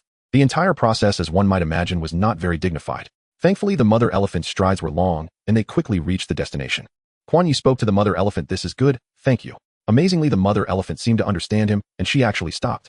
She stretched her trunk again, gently rolling Kuang Ye off her back. Kuang Ye landed a bit dazed. Thinking about it, this scene would surely make the annual best list. The elephants once again raised their trunks high towards Kuang Ye. This seemed to be their way of bidding farewell to a friend. Kuang Ye, like a child, exaggeratedly waved his hand at their retreating figures. The wind mixed with the local heat blew in. Yet Kuang Ye felt quite comfortable. He pressed the gas pedal almost to the floor, finally arriving back at the cottage just before noon. Upon entering, he saw Xiao Gui perched at the table, unable to get down. Kuang Ye hurried over and supported the little one with one hand. You can't sit still, can you? A seemingly reproachful remark was actually filled with affection. Upon hearing Kuang Ye's voice, the little one turned its head back. Suddenly it turned back. Oh no, the little one is angry. Strangely enough, Kuang Ye, this single dog, may not know how to charm a girlfriend, but he certainly has a way with little lion cubs. After all, he could tell at a glance what was bothering the little one. Of course it's hungry. Kuang Ye held the little cub in one arm, while it stubbornly turned its head away from him. Yet Kuang Ye patiently held on to it while with the other hand he filled a bottle with goat's milk. The moment the little cub caught the scent, it immediately turned its head back. It wrinkled its little nose in urgency, reaching for the bottle. Its mouth had already smacked several times. When Kuang Ye shoved the bottle into the little cub's mouth, the little creature eagerly gulped down a big mouthful of milk. Soon the cub finished the first bottle of milk. Kuang Ye prepared a second one for it. The little one's appetite was simply amazing, growing larger and more active by the day. Kuang Ye planned to give the cub a bath after it finished drinking. During the intervals between drinks, he interacted with the viewers in the live stream. The viewers were still reminiscing about the events of the morning. There were just too many memorable moments to recount clearly in a short time. Kuang Ye thought of a story and began to share it with his fans. Why do we have to mention death roll when discussing the Nile crocodile? It is a highly lethal feeding and predatory technique. When a Nile crocodile bites its prey, it uses its powerful muscle strength, particularly in its neck and body, to rapidly spin the prey in a violent roll in the water or on land. Its whole body acts like a high-speed rotating axis, pivoting around the point where it has bitten the prey, executing continuous 360-degree spins with astonishing speed and force, making it very difficult for the prey to escape. Another reason is that the teeth of a Nile crocodile can pierce and hold on to prey, but they cannot finely cut the food. The death roll helps them break down large prey into smaller pieces for easier swallowing. For example, when it captures a large wildebeest, the death roll can tear the wildebeest into pieces that it can swallow. This creature is comparable to a heavy-duty meat grinder. The viewers gasped in shock, expressing their astonishment at why Kuang Ye had kept such a great distance from that crocodile. Kuang Ye nodded. Right, an elephant may not necessarily die against a Nile crocodile, but I would definitely end up as dumpling filling. Over there, the little cub's bottle was empty once again, but it seemed unsatisfied, calling out several times in a demanding manner. Kuang Ye immediately filled a third bottle for it, shaking his head. I can't afford this, not at all. He turned back to the live stream and said, but the story I want to tell isn't this one. When talking about the Nile crocodile, we can't avoid the legendary name Gustav. This crocodile carries many absurd and mystical labels. If I hadn't known this was a true story beforehand, you would surely think I was making it up. Gustav was a man-eating crocodile, enormous in size, far surpassing others of its kind, living in the waters of Lake Tanganyika and the Ruzizi River, a true terror instigator. Some estimated its length to be 7 meters and its weight nearly a ton. There are many legends about it, claiming it had tough skin and 3 distinct gunshot wounds on its body. Some even reported having shot its eye with a hunting rifle, yet it survived with incredible resilience. It is said that in over 40 years it caused the deaths of more than 300 people, most of whom were local fishermen. However, there are claims that it would kill humans but not consume their bodies. Later, locals, in an effort to stay alive, would voluntarily capture animals to offer to Gustav. This ensured it had daily food, preventing it from going on a killing spree. But such efforts only made Gustav more rampant. Life is like a dream. Hiss, I think I've heard a similar story. Oh my, this thing is truly terrifying. Thankfully, we haven't seen it in our country. I used to think it was fun for the streamer to be with these wild animals, never realizing how dangerous it truly is. Boohoo streamer, I declare myself your loyal fan. So what happened next? Gustav was captured right. There was a man named Patrice who always wanted to capture Gustav. He set up expensive traps, but after the first use the traps were severely damaged and could no longer be used. He even established tracking centers, posted flyers, and offered rewards for its capture, but none were successful. Gustav was very cunning. After attacking people, it would disappear for long periods, making it impossible for anyone to find it. But when it reappeared, someone would inevitably lose their life. The most famous incident involved it attacking a 15-year-old boy who was shot at by local militia, yet it brazenly dragged the boy into the water. It was during this attack that it sustained a deep gunshot wound in its side, leaving a large hole. And yet it survived due to its powerful recovery abilities. Gustav's last sighting was 10 years ago, and there have been no records of it since. It is speculated that if it were alive today, it could be 70 years old. The most common theory is that it has died in the wild, and its body has sunk to the lake bottom. Others speculate that it may just want to change locations, seeking a deep and vast water area to spend its old age. The truth remains unknown, but it is indeed the only giant crocodile that has never been captured and has multiple recorded attacks on humans. The livestream was stunned for a long time by Gustav's story. But Kuang Ye added, as for why Gustav would attack humans, it's probably because it has tasted the flavor of meat. In those days of turmoil, countless bodies sank to the bottom of the lake. Gustav tasted human flesh and thus added it to its diet. Kuang Ye took a sip of water only to find that the little cub had already finished the third bottle of milk. Silently, it began to take a nap. Kuang Ye enjoyed studying stories from nature. Often he would ponder, what impact do human activities have on the living environments and behaviors of animals? And what changes might the things he is doing now subtly influence? Kuang Ye did not know. Whenever he found himself in a dead end, he would resolve it in the simplest way. Just go with the flow. Rescuing those animals was also his most direct action at the time. He did what he felt was right. After finishing the story of Gustav, Kuang Ye felt hungry. Remembering the lung fish he caught last night, his hands itched. It had been a long time since he had eaten fish. He had to eat it eaten today. Unfortunately, his little brother Simba didn't eat fish. Otherwise, he could have invited him to taste his culinary skills. Most of the viewers in the live stream had switched to dinner mode, and the speed of the bullet comments had slowed down. Kuang Ye thought for a moment, believing that deep frying was the best method, but it would require used oil. Soon he thought of another cooking method, mainly because he had bought several packets of pickled vegetable soup seasoning before leaving, which was now coming in handy. Kuang Ye took out the already processed lung fish. He carefully scraped the fish scales once again. People said he was picky, but he could swallow anything. They said he wasn't picky, but he indeed disliked eating fish scales. The texture made him uncomfortable. So he scraped it thoroughly 3 or 4 times, ensuring there were no scales left. Only then did he boil water and place the lung fish in the boiling water. This step is mainly to remove the mucus from its body. Kuang Ye rinsed it again with cold water, carefully washing the body of the lung fish. Finally, he placed the lung fish on the cutting board. Let's make pickled vegetable soup fish today. Holding the fish's head with one hand, he sliced down its body with the other. The flesh looks very fatty. With that, his knife swiftly cut off the lung fish's head, then he split the head in half. Then he reached inside the fish head, pulling out a small crescent-shaped organ, saying, look, due to breathing with lungs, its gills have degenerated quite a bit. In the past, besides enjoying watching videos of trimming cow hooves, cleaning carpets, and opening clams, he also liked watching videos of processing tuna or salmon. It's all about the slow pace, once you watch you get hooked. This time he imitated the host in the video, continuing, next we will start processing the body of the lung fish. Kuang Ye picked up the knife and made a cut down the middle of the fish's belly, then opened the belly. Unlike other fish, the lung fish's innards resembled a strip of deep red meat. With great efficiency, Kuang Ye detached the red meat from the fish's belly. Then he made a horizontal cut. He then turned the cut side towards the camera. All he saw were little holes. This is the lung fish's lung used for breathing, but it's a bit unfriendly for those with trypophobia. After cleaning the innards, Kuang Ye washed his hands once more. He then continued back to the main topic. He flipped the body of the lung fish, and the camera showed the fish bones from the cross-section. Following the fish bones down the middle, the knife should go all the way to the tail. Accompanied by Kuang Ye's words, the knife tip sliced through the lung fish's body, revealing the milky fish fat inside. There is quite a bit of fat here. After Kuang Ye said this, he frowned. Ugh, it has a bit of a cow dung smell. The viewers in the live stream instantly became curious, wondering how the fat inside the fish could emit a cow dung smell. Without saying anything, they waited for the host to show off the fish. Given how strong that smell was, Kuang Ye meticulously scraped the fish fat off the fish meat, which indeed took some time. Next, Kuang Ye began to slice the fish. The first cut should be on the fish skin to separate the meat. The second cut should chop through the skin. He picked up the fish slices and spread them apart. This is called butterfly slices. They need to be thin. After saying that, he focused on slicing the fish. It seemed that the viewers in the live stream also enjoyed watching Kuang Ye cook. Especially when he was slicing the fish, they felt a sense of relaxation. The small gifts in the live stream kept flowing in. But Kuang Ye finally stopped. This fish was not small. Slicing it took quite a bit of effort. Fortunately, Kuang Ye was quick, saving a lot of time. Next, Kuang Ye placed the sliced fish into a basin, added salt and water, and began to wash them. This step is mainly to wash away the blood and fishy smell. Kuang Ye frowned again. Not to mention, this smell is really fishy. I have a feeling that this is about to fall apart. Not just Kuang Ye. The fans felt a vague sense of unease. They could tell the chef looked quite professional, but unfortunately the ingredients were not up to par. Kuang Ye washed the fish many times using up all the river water he had drawn last night. In between, he went out to draw water again. The washed fish fillets looked quite decent. At this time, Kuang Ye was adding seasonings like crazy: corn flour, salt, and white pepper. After mixing them evenly, he poured in some oil, attempting to seal the flavor of the seasonings more securely. He didn't waste the fish head and bones, chopping them all into pieces. Then Kuang Ye started heating oil in the pot. Waiting for the oil to emit white smoke, he tossed in slices of ginger. Then he added the fish bones and fish head into the pot. Instantly, the hot oil sizzled loudly. Kuang Ye stir-fried it a couple of times and added water to cover the fish bones. Covering the pot, he stewed it for about 10 minutes. This step is mainly to boil the fish soup. The fish bones go through the oil, and the soup will turn milky white. After saying that, Kuang Ye took out the seasoning pack for the pickled vegetable fish. He dumped it all into the pot. It must be said that the flavor of this base was indeed quite good.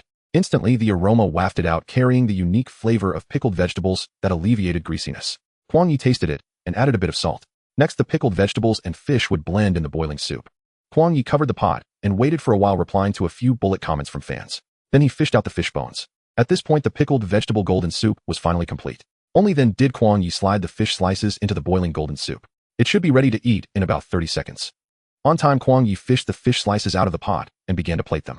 Then the hot oil sizzled, bringing out the maximum aroma of the fish. This large bowl of pickled vegetable golden soup fish was placed in front of the camera. Who wouldn't drool? Kuang Ye leaned down to smell it and smiled, saying, "It's great, the cow dung smell is gone." As soon as he said this, the viewers who had forgotten about the cow dung smell expressed that they were already full and not hungry. Kuang Ye rubbed his hands together, feeling a bit impatient. He picked up a piece of fish and held it directly in front of the camera, his eyes sparkling like two black obsidian stones. The corners of Kuang Ye's eyes lifted slightly, carrying a hint of a smile. Fans eat first. In the live stream, a series of comments like, "Already eaten, please do not disturb," floated by. Kuang Ye's hand holding the fish trembled slightly. The fish meat shook a couple of times, appearing to be quite firm. "You see, this meat is still very elastic." The bullet comments in the live stream slowed down. It was evident that everyone was waiting for the moment the fish meat entered their mouths, watching Kuang Ye's subtle expressions. Kuang Ye took a bite and began to chew it carefully. Then he smiled. "It's much more delicious than I imagined. The texture is fantastic." Kuang Ye leaned closer to the camera and took another big bite, chewing towards the lens. "Listen, this fish meat is crispy." Kuang Ye picked up another piece of fish and stuffed it into his mouth. After a good chew, he continued, "The texture is wonderful, crispy, yet sticky, sticky yet chewy." This time, Kuang Ye directly wrapped the pickled vegetables around the fish meat and took a big bite. "Really, I thought it was going to flop. TSK. A whole surprise. The fish skin is also very delicious with a great chewiness." At this moment, the viewers in the live stream were like, "Woo, I'm already drooling. Initially, I thought it would be a bit difficult to fit such a large bowl of fish into my stomach. But after the first bite sparked my appetite, Kuang Ye found it hard to stop. When I looked up again, the fish in the bowl was gone. Looking up once more, the pickled vegetables in the bowl were also gone.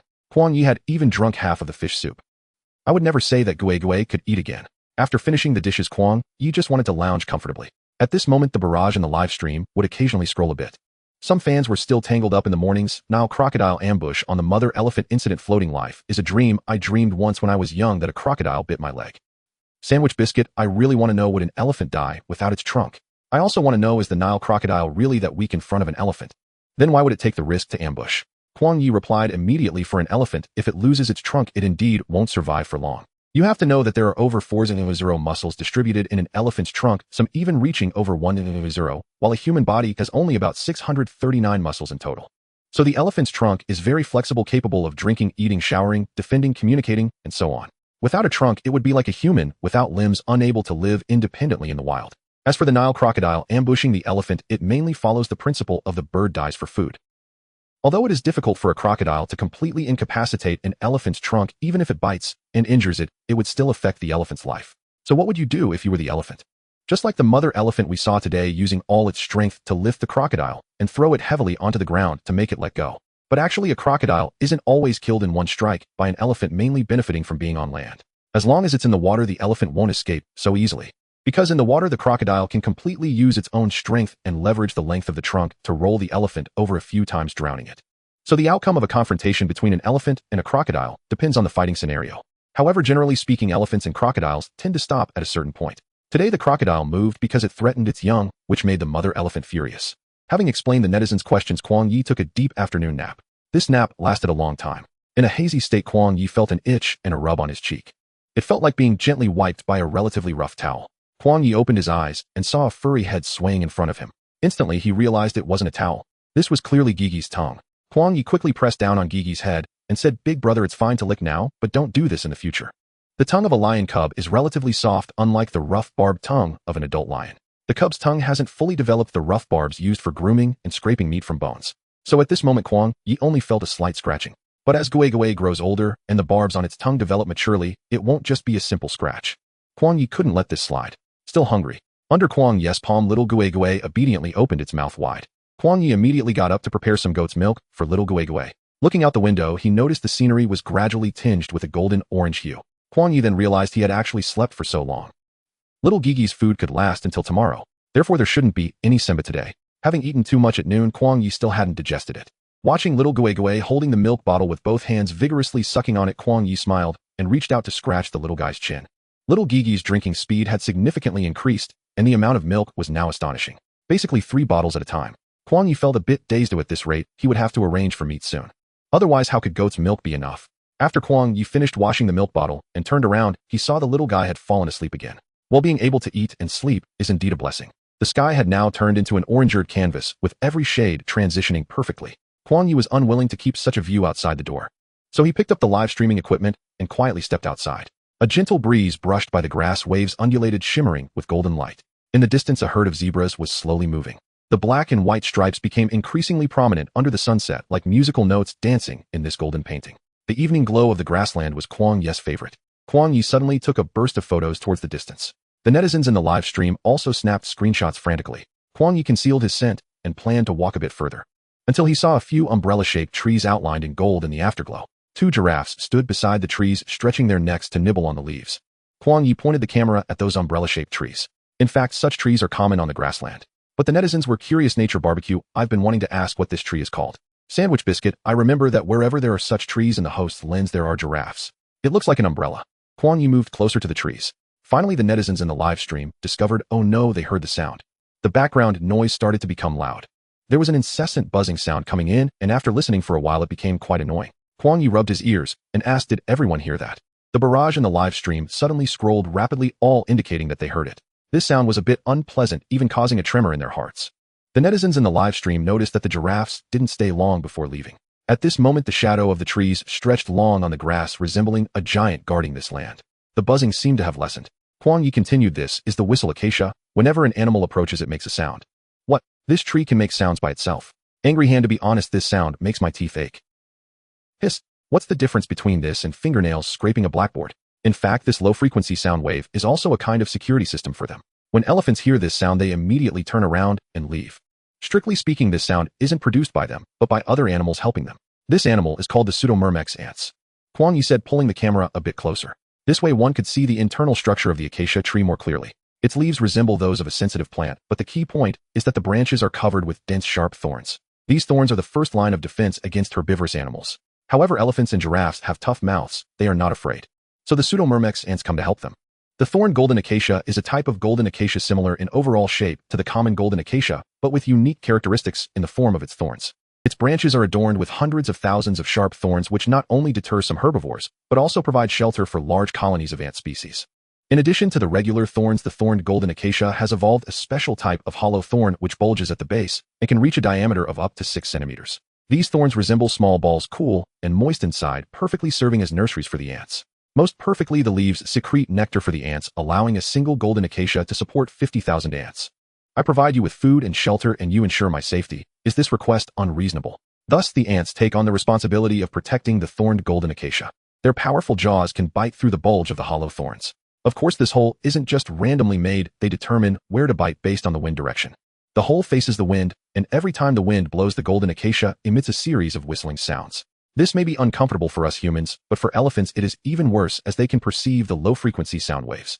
Kuang Ye seemed to have opened the floodgates, talking endlessly about wild plants and animals. You just saw that the giraffe left shortly after arriving, primarily because it disturbed the branches while eating the leaves, startling the ants.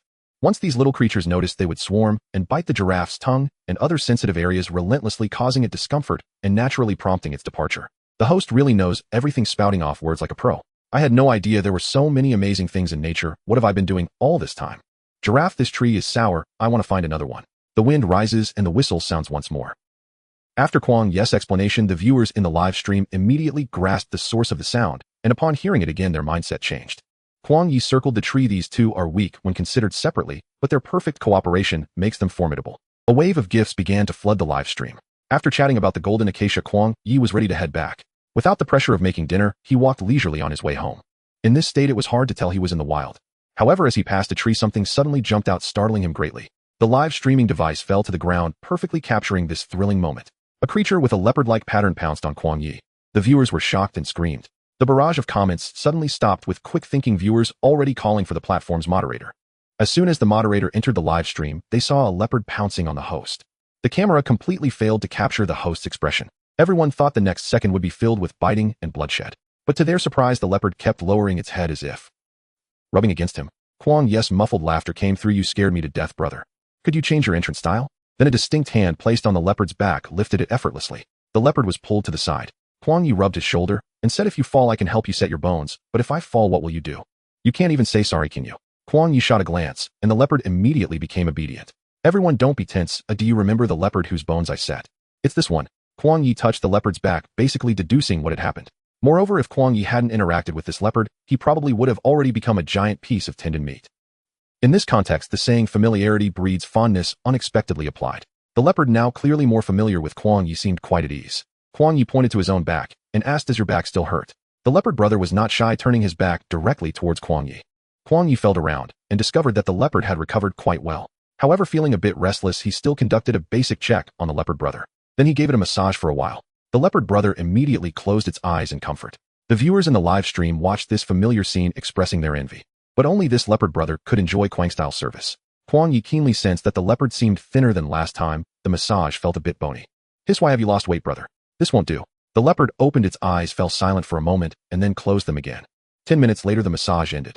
Kuang Ye thought little Gui should be awake by now, so he stood up and said, "Leopard brother, you should head back. I'm leaving too." But this time the leopard seemed unwilling to leave. It rubbed against Kuang Ye's legs several times and circled him a few times, showing no signs of departing. "What's wrong? Did someone bully you?" Kuang Ye squatted down and placed his hand on the leopard's back. This leopard appeared to be about 3 years old. For a lone wolf, hunting was second nature. But why did it seem thinner than last time? Kuang Ye observed carefully, and there were no visible wounds on its body. Lone wolves also don't face issues of isolation. So what's really going on with you? Feeling emo? Kuang Ye stood up and said to it, "I live in the small wooden house ahead, but if you ever get hurt, come find me, and it'll help you set your bones." After saying that, Kuang Ye turned to walk back. This leopard followed him closely, looking a bit pitiful. Kuang Ye couldn't restrict its freedom, so if it wanted to follow, he had no choice. Thus, the leopard surprisingly followed Kuang Ye all the way back to the small house. Of course, the leopard did not go inside. It simply found a tree nearby to rest on. Kuang Ye waved goodbye to the leopard and said bye. Just as he opened the door, a white shadow rushed over, crashing into him. Kuang Ye pushed aside the little thing that clung to his face, and then joyfully exclaimed, "Little Gui, your eyes are open." At this moment, the little white ball in Kuang Ye's arms was staring at him with its big round eyes. Its eyes were a beautiful shade of dark blue, like a vast ocean sparkling with tiny lights. This gaze was clearer than that of a college student. Little Gui curiously surveyed its surroundings. Kuang Ye's face was filled with uncontrollable joy. By rights, a little white lion should take at least a week to open its eyes. But little Gui, having just been born, was already running and opening its eyes. What an impressive talent. Little Gui transformed into a world observer, its round eyes brimming with curiosity. It gazed at everything in the room, then fixed its gaze on Kuang Ye's face. Before entering, Kuang Ye had already released his aura, which little Gui was thoroughly familiar with. However, upon seeing his true form, little Gui still found it hard to look away. After all, Kuang Ye was the first person it saw after opening its eyes. How wonderful it would be if that lioness were still here. I wonder if her wounds have healed, and if she has successfully returned to the pride. Kuang Ye thought of this, and lovingly held little Gui in his arms. He rubbed his chin against the little one's head, and said, "Your eyes are truly beautiful." The viewers in the live stream shared the same sentiment. A white lion paired with a pair of big blue eyes. It's hard to imagine how handsome this little guy will be in the future. Floating life is but a dream. By the way, do all white lions have blue eyes? Ah, so cute. I really want to raise a big cat. White lions do not necessarily have blue eyes. They can also be amber green or brown. It mainly depends on the types and amounts of pigments in the iris of the eyes. Moreover, the color of the eyes does not change significantly with age. Basically, the color they are born with is the same throughout their life. As Kuang Ye spoke, he snapped several pictures of little Gui. Those innocent yet sparkling eyes were filled with curiosity about the world. Anyone who saw them couldn't help but record the moment. Kuang Ye waved a finger in front of Gigi's eyes, and the little one followed his finger with its gaze. Then Kuang Ye adjusted the brightness of his phone and placed Gui on the ground. The sky outside was already getting a bit dark. Without turning on the lights, he directed the phone's light towards the distant wall. A soft halo spread across the wall. Subsequently, Kuang Ye gradually moved the light towards Gui. The little one's big eyes immediately reacted. It squinted slightly, and its pupils contracted in response to the light. Then it stared intently at the light source, its ears instinctively perking up. Kuang Ye showed the appropriate alertness to the sudden appearance of light, proving that its perception of light was normal. This was a simple vision response test Kuang Ye was conducting for it. Finally, he picked up Kuang Ye and carefully examined its eyes from multiple angles, both from the front and the side. The nictitating membrane appears to be healthy. Kuang Ye anticipated that viewers would definitely ask about the nictitating membrane, so he spoke first. The nictitating membrane is a translucent membrane located at the inner corner of a lion's, i.e. its main function is to protect the eye. After a lion cub opens its eyes, this membrane is not as noticeable as the upper and lower eyelids. However, under certain conditions and angles, one can still see the nictitating membrane extending from the inner corner of the eye to the surface of the eyeball. The color of a lion's nictitating membrane is usually pale pink or grayish-white, and many animals also possess a nictitating membrane, such as crocodiles, lizards, cats, and most birds. As Kuang Ye spoke, he pointed to the inner corner of his own eye. Humans have only a trace of the nictitating membrane, known as the plica similaris, which has structurally degenerated and differs greatly from the complete and functional nictitating membrane of other animals. Other animals' nictitating membranes can quickly cover the eyeball when stimulated, serving multiple functions, such as cleaning, lubricating, and preventing light damage, whereas the human plica similaris lacks these functions. After saying these few sentences, the live stream was flooded with gifts. Kuang Ye noticed that the number of viewers in the live stream had stabilized at around 4,000. His intuition told him that he was not far from the next reward. Kuang Ye pouted and called out a few times, meow meow. Kuang Ye promptly got up to prepare dinner for Kuang Ye. He vaguely felt that according to this little one's growth process, the time for it to eat meat and hunt for itself was drawing near. Once it learned to hunt, it would be time to return to nature. Thinking of this, Kuang Ye couldn't help but feel a bit empty inside. But then he thought he too would eventually have to leave this grassland and head to his next destination.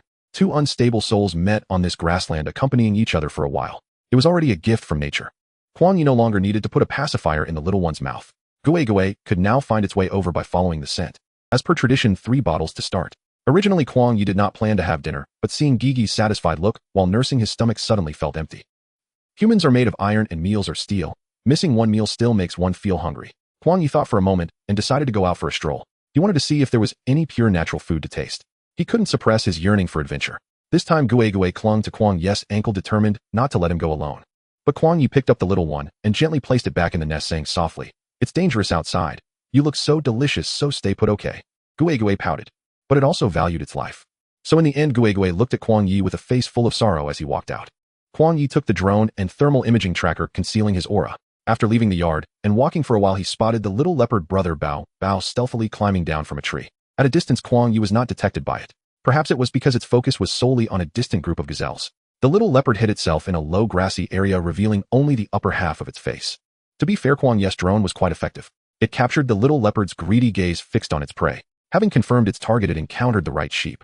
The little leopard's tail wagged rapidly 3 times, seemingly counting down to its hunt. As it leaped from the low ground, the gazelle executed a stunning, Zhang-yuanying hip twist. The leopard dashed past it in a fluid motion. When it turned back again, where were the gazelles? Kuang Ye rubbed his face with one hand and clicked his tongue. There's a reason this little guy is so skinny. It can't even be called a basic working leopard. The viewers in the live stream witnessed it all. Isn't that a leopard? Why call it a working leopard? That leopard has speed, but it can't handle its opponent's agility. Kuang Ye responded. The nickname working leopard mainly comes from the fact that leopards often struggle to catch prey, only to have their food snatched by social animals like lions and hyenas. There's nothing they can do. There are too many of them, so leopards can only helplessly give up their food and let other animals take advantage. The tragic fate of the working leopard resonated with many viewers in the live stream. Having confirmed their shared understanding, they all identified as beautiful working individuals. Leopard Bao's motto: as long as you're willing to endure hardship, the enjoyment will belong to others. Enduring hardship is the path to riches. Enjoy the fruits while the boss drives a luxury car. Kuang Ye was smiling at the live stream comments when he suddenly squinted his eyes. He saw the failed leopard brother stealthily climbing back up the tree. This time its spirit seemed a bit different. At this moment, a gust of wind swept across the grassland, causing the grass to rustle softly. The little brother of the flower leopard had already been perched on the tree for a while. Kuang Ye was also observing from a distance. The flower leopard, with its unique spotted fur, had perfectly concealed itself among the mottled shadows of the tree. Its amber eyes, however, shone with a sharp light. The viewers in the live stream were becoming impatient, flooding the comments with questions about what the host was waiting for. Kuang Ye spoke softly, waiting for a rabbit by the stump. Sure enough, a herd of gazelles leisurely approached, their target being the fresh grass beneath the tree. Before indulging in their feast, they cautiously surveyed their surroundings. But they only looked around, neglecting to glance upwards. The gazelles began their dinner. Kuang Ye, through the lens, noticed the muscles of the flower leopard had tensed up. Clearly, it had locked onto its target, a gazelle that was a bit too close to the tree and had its back turned. The flower leopard silently adjusted its stance, its claws digging deep into the trunk. Its emaciated body was like a poised arrow ready to launch. This time it intended to take a more challenging route. The height of the tree directly correlated with the difficulty. In the blink of an eye, the flower leopard leapt down from the tree. Its form traced a sharp arc in the air resembling a bolt of golden lightning aimed directly at the gazelle. The gazelle heard the commotion above and had just enough time to lift its head in panic. The flower leopard crashed down upon it with tremendous force. With a dull thud, grass and debris flew. The surrounding gazelles bolted away in haste. The gazelle struck was left with no escape. The flower leopard's sharp claws were already embedded in the body of the gazelle. The gazelle didn't even have time to let out a scream, just as the camera captured the flower leopard clamping its jaws around the gazelle's mouth. No wonder there were no cries of distress. The kiss of death was always accurate. The gazelle initially stared wide-eyed, struggling futilely with its limbs. As the kiss deepened, the spark of life in the gazelle's eyes gradually faded. The flower leopard moved from its mouth to its neck, and the gazelle ultimately fell still. Success! The little brother of the flower leopard could finally enjoy a hearty meal. Indeed, there is always a way out. Overjoyed, the flower leopard dragged the gazelle's carcass up the tree. Repeated failures had taught the flower leopard that eating on the ground was tantamount to starvation, as hyenas and lions would always arrive on schedule. After some struggles, the gazelle was finally hoisted up the tree by the flower leopard. Seeing the flower leopard finally getting a meal, Kuang Ye was about to put away the camera and leave. Suddenly, with a loud bang, the gazelle fell from the tree. Kuang Ye seemed to exchange a glance with the flower leopard. One was filled with frustration, while the other exclaimed, "Oh dear." The flower leopard immediately ran to the base of the tree, only to find there truly was no escape. A group of sneaky dogs suddenly appeared, clearly drawn by the scent of beef and horse. The second brother of the grassland came to inspect the spoils. The working leopard hadn't even had a chance to take a bite of its hard-earned meal. Just as it descended from the tree, it was surrounded by a pack of snarling hyenas. The swift delivery had turned out not to be so swift after all. Although snatching prey was a bit unscrupulous, it sure did taste good. The hyenas made it clear to the flower leopard that the inspection was successful and it could retreat. The flower leopard cursed profusely. Yet this did not prevent it from retreating with a stoic expression. Kuang Ye found it hard to watch and covered his eyes. The flower leopard was indeed quite unfortunate. "This leopard is so pitiful, my heart aches for it, sob, sob, sob." A bystander angrily commented, "I don't understand, why would the flower leopard fear hyenas?" After losing its prey to the hyenas, the leopard decisively chose to feel frustrated instead of angry. "Candied chestnuts, the hyenas are too much, I've turned against them." In the end, the dogs had overwhelming strength. By the time the second brothers dispersed, there was little meat left of the gazelle. After cursing, the flower leopard turned to find only a scene of devastation. Fortunately, there were still some scraps left. What needed to be eaten had to be eaten. The flower leopard scavenged for a while, finally wedging some morsels between its teeth. Kuang Ye was unsure how to handle the situation. After all, snatching food from the second brother meant prioritizing one's mouth over one's behind. Kuang Ye understood this well. The flower leopard prepared to wander elsewhere in hopes of better luck. Just as it stood up, it sat back down again. It even tilted its head to rest on the gazelle's innards, looking utterly dejected. Kuang Ye observed the surroundings and found that the hyenas had already moved far away. Only then did he move closer to the flower leopard. The flower leopard surely recognized who had approached, but it kept its gaze fixed on the bright red innards. Kuang Ye squatted beside the flower leopard. "Are you okay?" The flower leopard didn't even lift its eyes. It truly wasn't okay, it was very hungry. Yet despite this, it chose not to attack Kuang Ye. Kuang Ye suddenly felt a pang of sympathy. It is known that suppressing hunger is incredibly tough for animals. Kuang Ye remembered that there was still a piece of raw meat left that Simpa had brought to the lioness. "Come with me." After saying this, the flower leopard's eyes suddenly brightened a bit. It desperately tried to pull its face away from the innards, but found it impossible. Seeing the difficulty of the flower leopard, Kuang Ye immediately guessed what was wrong. The recent challenging hunting method was indeed too difficult. This little brother had probably twisted itself again. Sure enough, upon inspection, Kuang Ye found that the flower leopard had indeed injured itself once more. "Sai, what were you thinking?" Kuang Ye said, lifting the flower leopard's head and gently resting it on his lap. He extended his hand to explore its neck and back, feeling for dislocations. Then with a quick motion, he pushed at the misaligned area. The live stream seemed to resonate with the sound of a crack. The flower leopard winced in pain, causing its head to collide with Kuang Ye's chin. Fortunately, Kuang Ye reacted quickly, otherwise his chin would have cracked. He covered his chin, grinning in pain. "Brother, do you have a cursed physique?" It was unfortunate enough for itself, but now it had Kuang Ye sharing in its misfortune. The flower leopard could finally straighten its head. The look in its eyes as it gazed at Kuang Ye changed. Filled with disbelief, it seemed to carry a hint of reliance. After all, the title of Master Bonesetter wasn't given without reason. Kuang Ye rubbed his chin and stood up. "Let's go, I'll find you something to eat." As one person and one leopard set off together, anyone who hadn't previously witnessed the flower leopard's hunting prowess would be astonished by this scene. After all, the flower leopard walked with great dignity after having its bones set. Kuang Ye, smiling, walked with steady and powerful strides.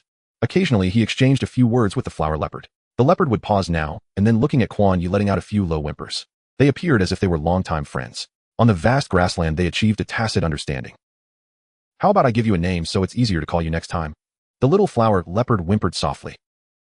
"How about Lai Lai?" Lai Lai at first glance sounds like great, I truly am talented. Lai Lai followed Kuang Ye to the small wooden house. Kuang Ye pointed to a tree beside him and said, "Wait for me here." Lai Lai obediently climbed up the tree. Kuang Ye gently opened the door. Gui Gui immediately raised its head from its nest. Its round eyes sparkled like gems as Kuang Ye waved at it. Gui Gui crawled out of its nest and rushed to Kuang Ye's feet. Kuang Ye bent down to pick up little Gui Gui and took out raw meat from the earthen refrigerator. He held it under his nose to sniff. Turning his head, he realized that little Gui Gui was very sensitive to the smell of meat. It opened its mouth wide and let out a sound. It seemed to really want to eat. Kuang Ye pointed his index finger at its head and said, "Don't even think about it. Your digestive system isn't fully developed, yet just wait for the raw meat." Gui Gui wrinkled its nose, looking a bit displeased. Kuang Ye had already mastered the skill of preparing goat milk with one hand. Soon he shoved the milk bottle into Gui Gui's mouth. It wasn't very hungry, but it was craving. Holding onto the milk bottle, it began to drink. Kuang Ye placed it back in the nest and said, "He'll be back soon, don't climb around." After giving his instructions, Kuang Ye went out and walked towards the tree. Unexpectedly, he found himself becoming a negligent tourist. Since coming here, the animals he was concerned about had only increased. As Kuang Ye thought about this, a smile emerged at the corner of his mouth.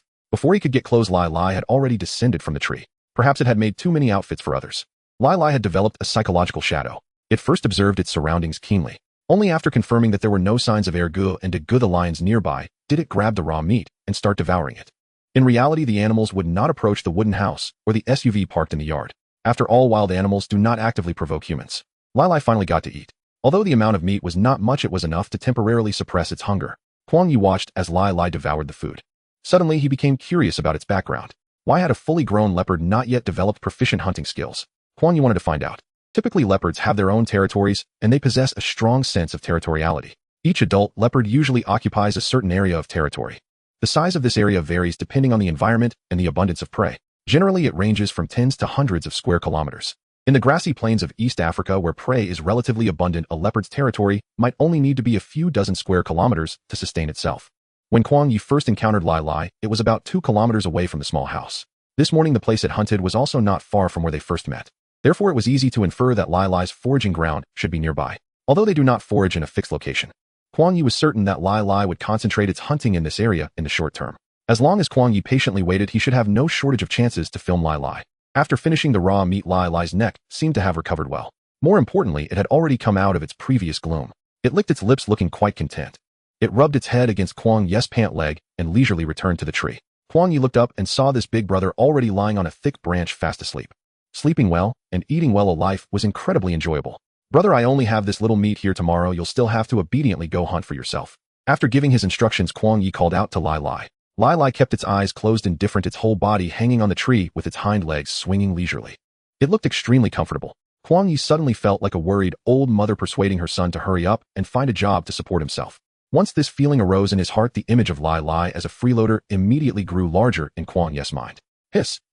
This guy's hunting skills are so poor, could it really be living off of others? After all, there are precedents in the animal kingdom. Viewers in the live stream also caught on to this point, sending comments and laughing. "Little mouse on the grassland, the host looks like a worried old mother, ha. I envy Lai Lai like this. Who cares if there's no next meal? I'll just eat this meal." This leopard's insensitivity is incredible. Seeing that Lai Lai had already fallen into a deep sleep, Kuang Ye realized that further nagging was useless. He could only walk back reluctantly. Returning to the small house, he picked up a bucket and went out again. He arrived at the small river where he had caught the lungfish last time and filled a bucket with water. This time his luck was not as good as last time. Not to mention lungfish, he didn't even see the shadow of a fish. Kuang Ye returned to the small house and didn't idle for a moment. He edited the videos of the mother elephant and the Nile crocodile. The video began with the scene of the mother elephant standing on the shore protecting her calf. Look closely, this mother elephant is called Xiao Mei. She is trying to rescue her son who slipped on the shore. Suddenly, a crocodile dashed into the frame and bit down on the mother elephant's trunk. Following that, Kuang Ye threw out a series of labels for the Nile crocodile. Look closely, this giant leech that is latched onto the mother elephant is none other than our aquatic overlord, the king of crawlers, the spreader of fear, the reaper of death, the bloody muscle-tearer, the ruler of death. Nile crocodile. We affectionately refer to it as death leopard. What happens when death leopard encounters the overlord of the grasslands? The scene depicted a tug-of-war between the mother elephant and the Nile crocodile. In the next moment, the image of the mother elephant easily tossing the Nile crocodile onto the shore appeared. Kuang Ye continued, "The mass of the mother elephant is not something just anyone can feel." In the video, the mother elephant obediently began to stomp on the Nile crocodile. Kuang Ye kindly added a warning, otherwise it would appear too bloody. So besides leather factories, is it time to add elephants in distress from bites to the crocodile's enemies? Following that, Kuang Ye introduced some basic information about the Nile crocodile. The Nile crocodile is a large species of crocodile, one of the largest in the world. Adult Nile crocodiles can grow over 6 meters long and weigh around 1 ton. The video concluded with the image of a Nile crocodile gasping for breath. Kuang Ye checked everything one last time and clicked send. Not long after, the background began to go crazy with notifications. Kuang Ye opened the background and looked at the tips he had received in the live stream over the past few days, feeling increasingly good. Suddenly, a private message caught his attention. Fong Chaos alternate account Shadow Teacher sent Kuang Ye a picture. It showed an animal that looked like a chicken proudly gazing at the camera. It had a magnificent tail feather like a peacock spreading its tail. 2 yellow spots above its eyes looked like it had been painted with bright eyeshadow. The center of its back displayed wide white feathers resembling a pure white shawl showcasing its noble temperament. Kuang Ye's judgment was not wrong. Fong Chao would definitely seek him out again. This time he decisively replied with 4 words: mugwort and chicken. He did not send a lengthy message about the background of animals and plants like last time. Now it was Fong Chaos' turn to feel uncomfortable. The other party kept showing typing, but did not reply with any text for a considerable time. Kuang Ye could sense the other person's dilemma even through the screen. He probably didn't expect that the usually lively Kuang Ye, who loved to write about wild flora and fauna, would only reply with a few words this time. Kuang Ye didn't wait. He turned off his phone and got up to wash up. During this time, he occasionally came across Fong Chaos' account, and the output was clearly not as good as before. In the face of many netizens' inquiries, his replies were not timely. They were not even that funny anymore. The number of likes and favorites was gradually declining. Kuang Ye even saw his own account in the comments section. Some netizens blatantly pushed Kuang Ye in the comments under Fong Chaos' account. They claimed to have discovered a new outdoor streamer who seemed much more professional than him. Even some old fans, based on clues from some old videos, were digging into the connection between Biodiversity Real Person and Fong Yuan Wild. Indeed, some old fans discovered that the narration from Fong Yuan Wild was strikingly similar to that of Biodiversity Real Person. Even the writing style was highly consistent. Biodiversity fans began to investigate deeply, while fans of Fong Yuan Wild were naturally unhappy, questioning the imitation and plagiarism of Biodiversity Real Person. However, they could not provide any concrete evidence. After all, Biodiversity Real Person focused on outdoor travel, while Fong Yuan Wild primarily did popular science on wild flora and fauna. In terms of content richness, Kuang Ye still had a slight edge. Fong Chao did not explain this matter. Kuang Ye was even less likely to explain. Controversy meant heat, and heat would bring traffic. What did Kuang Ye have to fear? After all, everything was in his mind. It was Fong Chao who was feeling the pressure. Kuang Ye was genuinely wandering in the wild, encountering various flora and fauna by chance. Chance represents the unknown. The unknown can capture people's curiosity. With curiosity, attention will be heightened and fan engagement will significantly increase. Therefore, it was only a matter of time before Kuang Ye's account became popular. On the other hand, Fong Chao could not sit still. He originally thought he could rely on a well-qualified and experienced partner. His account could still do fine without Kuang Ye. But seeing the harsh conditions they proposed, Fong Chao felt a bit uneasy. Moreover, he clearly wasn't as knowledgeable or interesting as Kuang Ye, and his jokes came off as quite stiff. The views on his videos began to decline. As the views dropped, the management company started to pressure Fong Chao with the contract terms. In a panic, Fong Chao repeatedly called Kuang Ye, only to discover that this guy had changed his number. One day, he suddenly saw someone promoting Biodiversity Real Person in the comments. Fong Chao realized just how ridiculous his previous misstep was. He originally thought that Kuang Ye, starting as a small-time streamer, would at least need to endure for a year in obscurity to gain some recognition.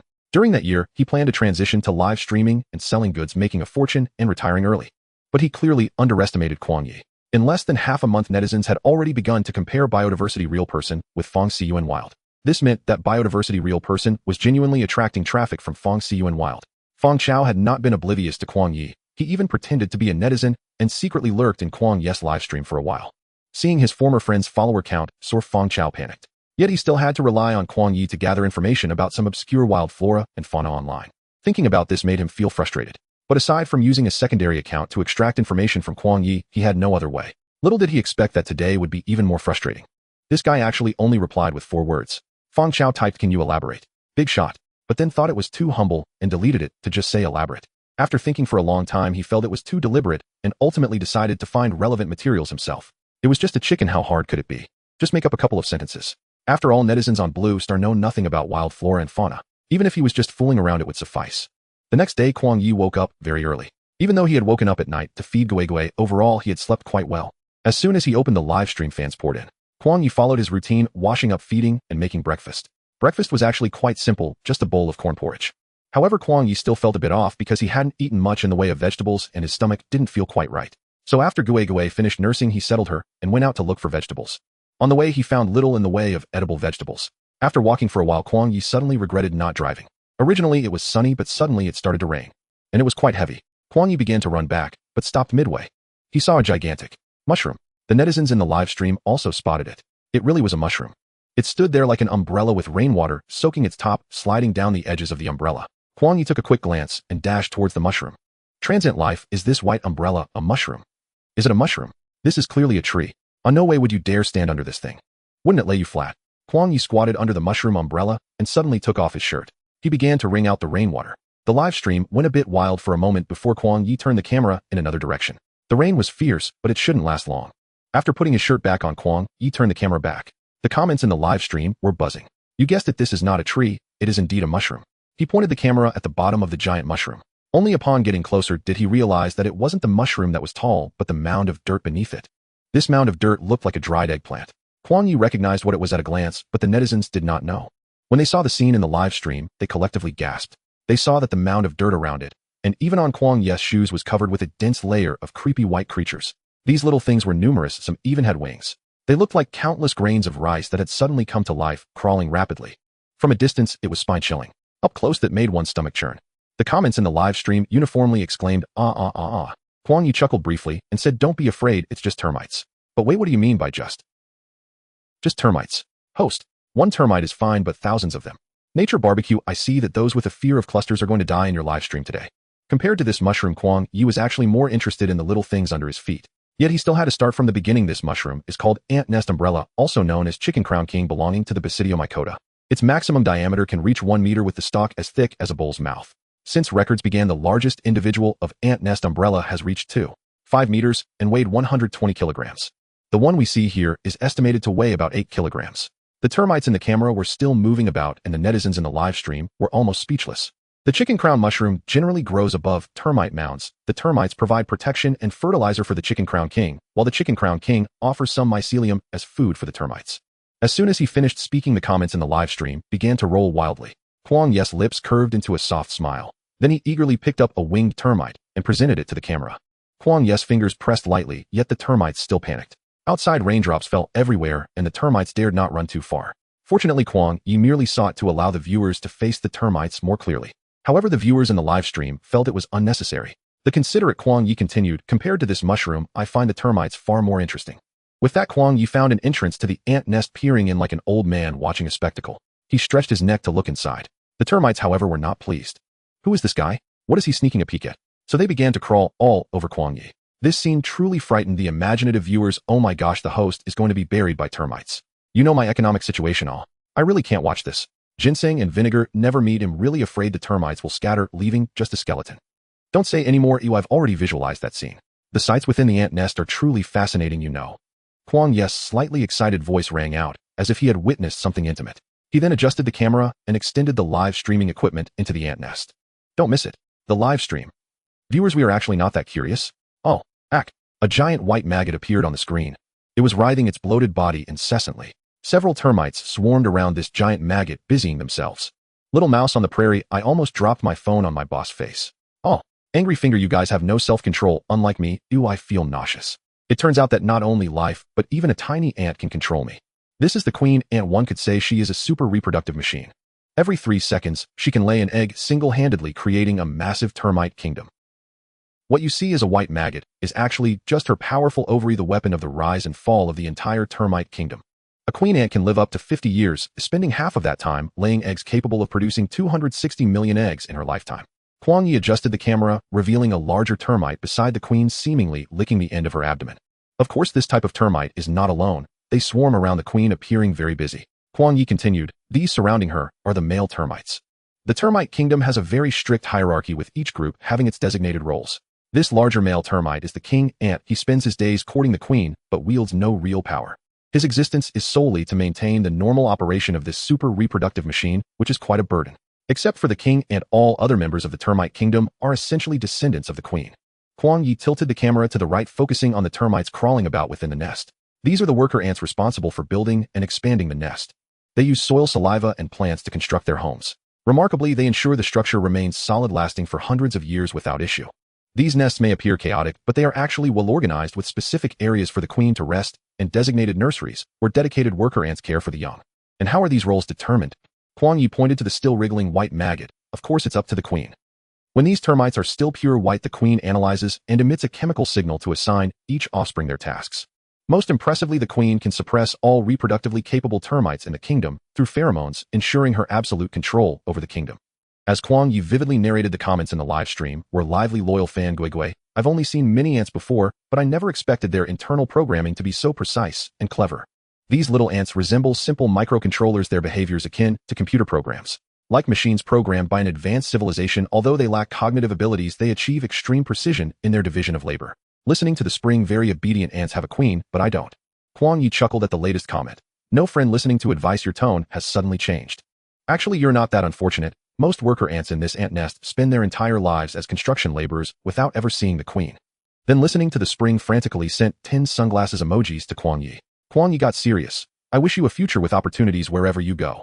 He continued, the nest built with great effort by several generations of worker ants can adapt to various extreme environments, even evading grassland fires during the dry season. If they encounter flooding, they remain unperturbed as the worker ants will promptly seal off safe tunnels to prevent the flood from advancing. At this point, the rain had lessened. However, he still had the most crucial part to convey. The most important moment in the termite kingdom's year is when the queen issues commands to the worker ants. The worker ants will excavate numerous entrances in the towering ant mounds as millions of termites that have received the queen's chemical signal grow wings and evolve into flying ants. These flying ants unlock a new possibility, potentially becoming new queens or kings. But before that, they must learn to fly.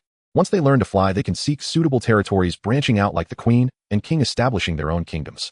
Of course, this is an important day for the termite kingdom, but it's also a day counted by predators. They open their mouths and stretch their legs ready for a feast.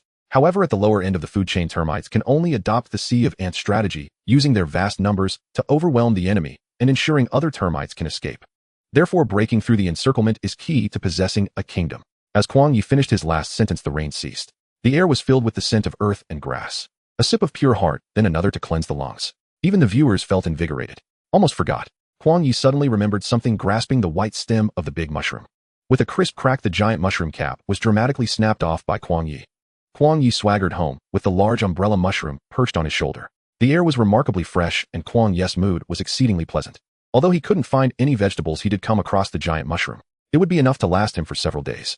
Kuang Ye contemplated what kind of mushroom feast to prepare on his way home. As he passed by the tree where Lai Lai often hung out, he glanced up. To his surprise, the creature was still up in the tree. It was in the same sleeping position as yesterday when they said their goodbyes. Kuang Ye was stunned. What was wrong with this fellow? How could it be so lazy? The viewers in the live stream saw Lai Lai resting its cheek against the tree trunk, blissfully asleep. In an instant, he realized this was a different worker leopard. At least as a worker, it had already been on the job for half a day. Meanwhile, Lai Lai was still indulging in a snooze. Kuang Ye pursed his lips, thought for a moment, and decided not to disturb it. Perhaps it preferred foraging at night. Returning to the little house, Gui was waiting with its round, wide eyes, having been there for quite a while. Without hesitation, Kuang Ye washed his hands and poured a bottle of goat's milk for the little guy. He then began to process the ant nest umbrella. Since it was too large, Kuang Ye decided to wash it directly by the river. So he stepped out again with his live streaming equipment. By the time he reached the river under the blazing sun, a thin layer of sweat had formed on Kuang Ye's forehead. Against the flow of the river, he plunged the ant nest umbrella in and gave it a few shakes. Next, he began to rub and scrub it. After cleaning it, he shook off the water droplets, filled a bucket with water, and headed back. He was already thinking about how to deal with this giant mushroom. Back in the little house, he divided the ant nest umbrella into 5 large pieces. Then he sliced each piece into thin slices. He set aside enough for a meal, while the rest lay spread out on paper to drain. Viewers in the live stream began to ask Kuang Ye how he planned to handle such a large mushroom. Many locals will cut the ant nest umbrella into smaller pieces and sundry them to make dried mushrooms. When it's time to eat, just soak it in water, and it will regain its soft and tender texture. He added, sometimes they also grind the dried mushrooms into powder for storage. This powder can enhance the flavor of dishes. Kuang Ye clearly intended to dry the remaining mushroom slices for storage. However, he did not plan to stew the fresh ones, because there were no chicks. After some thought, he figured it would be better to make a mushroom soup. It would be even better if he had some vegetables. However, vegetable resources in the East African grasslands were relatively scarce, making them hard to find. Kuang Ye had long been aware of this situation. Before setting out this time, he discovered that the supermarket was still selling vegetable seeds. He immediately decided to buy some since he had plenty of space. Moreover, he always felt that one day they might come in handy. But in reality, being unfamiliar with the area, where could he find land suitable for planting? Until Simba rented him his mother's little house. The first time Kuang Ye saw the small courtyard, he had already thought of where to put those vegetable seeds. However, some things happened unexpectedly, and the planting plan was delayed. Kuang Ye figured he would wait until Gui and the lioness situation stabilized before seeking Simba's approval. First, he would try his hand in this little courtyard. At this moment, Kuang Ye looked at the somewhat meager ingredients before him. Suddenly, he felt that this matter could not wait any longer. If successful, it would bring joy to all and improve their meals. Besides, these seeds could be left for Simba. Though the Maasai people generally do not like farming, Simba might be willing to give it a try in his mother's little courtyard. In this way, it would also bring something new to the land and enrich Simba and his family's diet. If the planting failed, at least it would count as an attempt. Kuang Ye was that kind of person. Once he thought of something, he wanted to act on it immediately. So he promptly called Simba. He briefly explained his thoughts. Originally, he thought he would have to elaborate more to get Simba's agreement. To his surprise, Simba immediately agreed upon hearing it. Kuang Ye was once again moved by Simba's straightforwardness and simplicity. Brother, what do you want to eat tonight? Kuang Ye's way of reciprocating was also very direct. Simba chuckled on the other end of the line, spicy beef. No problem. It seemed that possessing a skill indeed reduced a lot of trouble. After hanging up the phone, Kuang Ye happily began to prepare lunch. Although the ingredients were simple, at least the mushrooms were fresh. He first sliced some ginger and heated up the oil in the pan. Once the oil was hot, he tossed the ginger strips into the pan. The hot oil brought out the fragrance of the ginger, and then he added the mushroom slices. The moisture from the mushrooms interacted with the hot oil, creating a sizzling sound. Kuang Ye quickly stir-fried for a moment, and while the mushrooms were still not completely soft, he poured in a suitable amount of clear water. Facing the live stream audience, Kuang Ye solemnly declared, "The finest ingredients often require the most simplistic cooking methods." This statement would be heavyweight in the culinary world. The tender juices from the mushrooms had already begun to blend with the clear water. Kuang Ye covered the pot, allowing them to simmer freely to achieve the richest result. About 20 minutes later, Kuang Ye lifted the pot lid, and a fragrant aroma wafted through the air.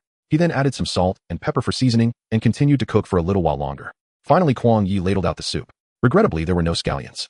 However, smelling the delicious aroma of the broth, he felt that this bowl could still touch the soul. Fans can have some first. Is this mushroom streamer really edible? Don't look back and see what you shouldn't ha. Don't easily eat mushrooms as detailed in my ID name. I felt fine after eating the mushrooms until I saw my dad sitting on a tree at the entrance. When my grandma spoke to me with subtitles, I knew I was in trouble. Kuang Ye laughed heartily at the experiences of netizens getting poisoned by mushrooms. Gui not knowing when came to Kuang Ye's side, tugging at his pants leg, wanting to climb up. It seems the soup is quite tempting. Kuang Ye reached out and lifted little Gui onto his lap. Then he said to it, "This is vegetarian, you won't like it." Little Gui wrinkled its nose and raised its eyes towards the ceiling as if to say, "I feel like you're trying to manipulate me." Kuang Ye patted Gigi's head and then started enthusiastically savoring the mushroom soup. The taste was incredibly delicious, completely devoid of any mushroom's fishy flavor, only rich and fragrant. Kuang Ye quickly finished a pot of soup. Satisfied, he rubbed his belly. Laugh all you want, but if you don't recognize wild mushrooms, don't eat them carelessly. It's best not to touch them at all. If you're lucky, you might see little people or fairies. If you're unlucky, you might meet God. Next time, he'll make a video about wild mushrooms and chat about their stories. After Kuang Ye finished speaking, the comments in the live stream instantly synchronized to say, "Sounds good. Great."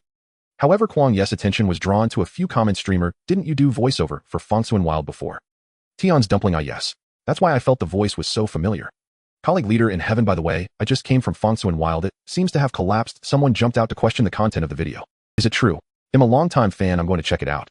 The barrage from these individuals unexpectedly sparked a discussion among some netizens. It is understandable. The content of Kuang Ye and Fong Chaos live streams overlaps, and their writing styles are quite similar. Naturally, there will be some overlap among the fans drawn in. The wave of discussion surprisingly swept into Kuang Ye's live stream. Kuang Ye chose to turn a blind eye. Not responding at all time itself is the best response. After replying with the 4 characters AI Chao Song Ji, Kuang Ye was convinced that Fong Chaos content this time would inevitably flop. Sure enough, after watching the lively scene, the netizens in the barrage provided the answer. "Oh, I just came from the comment section of Fong Siyuan, Yi Sheng. It was marvelous. To be honest, I thought so too. His content has really become increasingly subpar. Coding new when show. Fortunately, someone understands AI Chao Song Ji, otherwise this fellow would have misled everyone. He could even misrepresent a rooster as a hen. Has he been possessed? De Chao Yuan Shang De Xiao Lao Shu. Is it possible that it's not possession, but rather that the big shot behind him has stopped collaborating with him?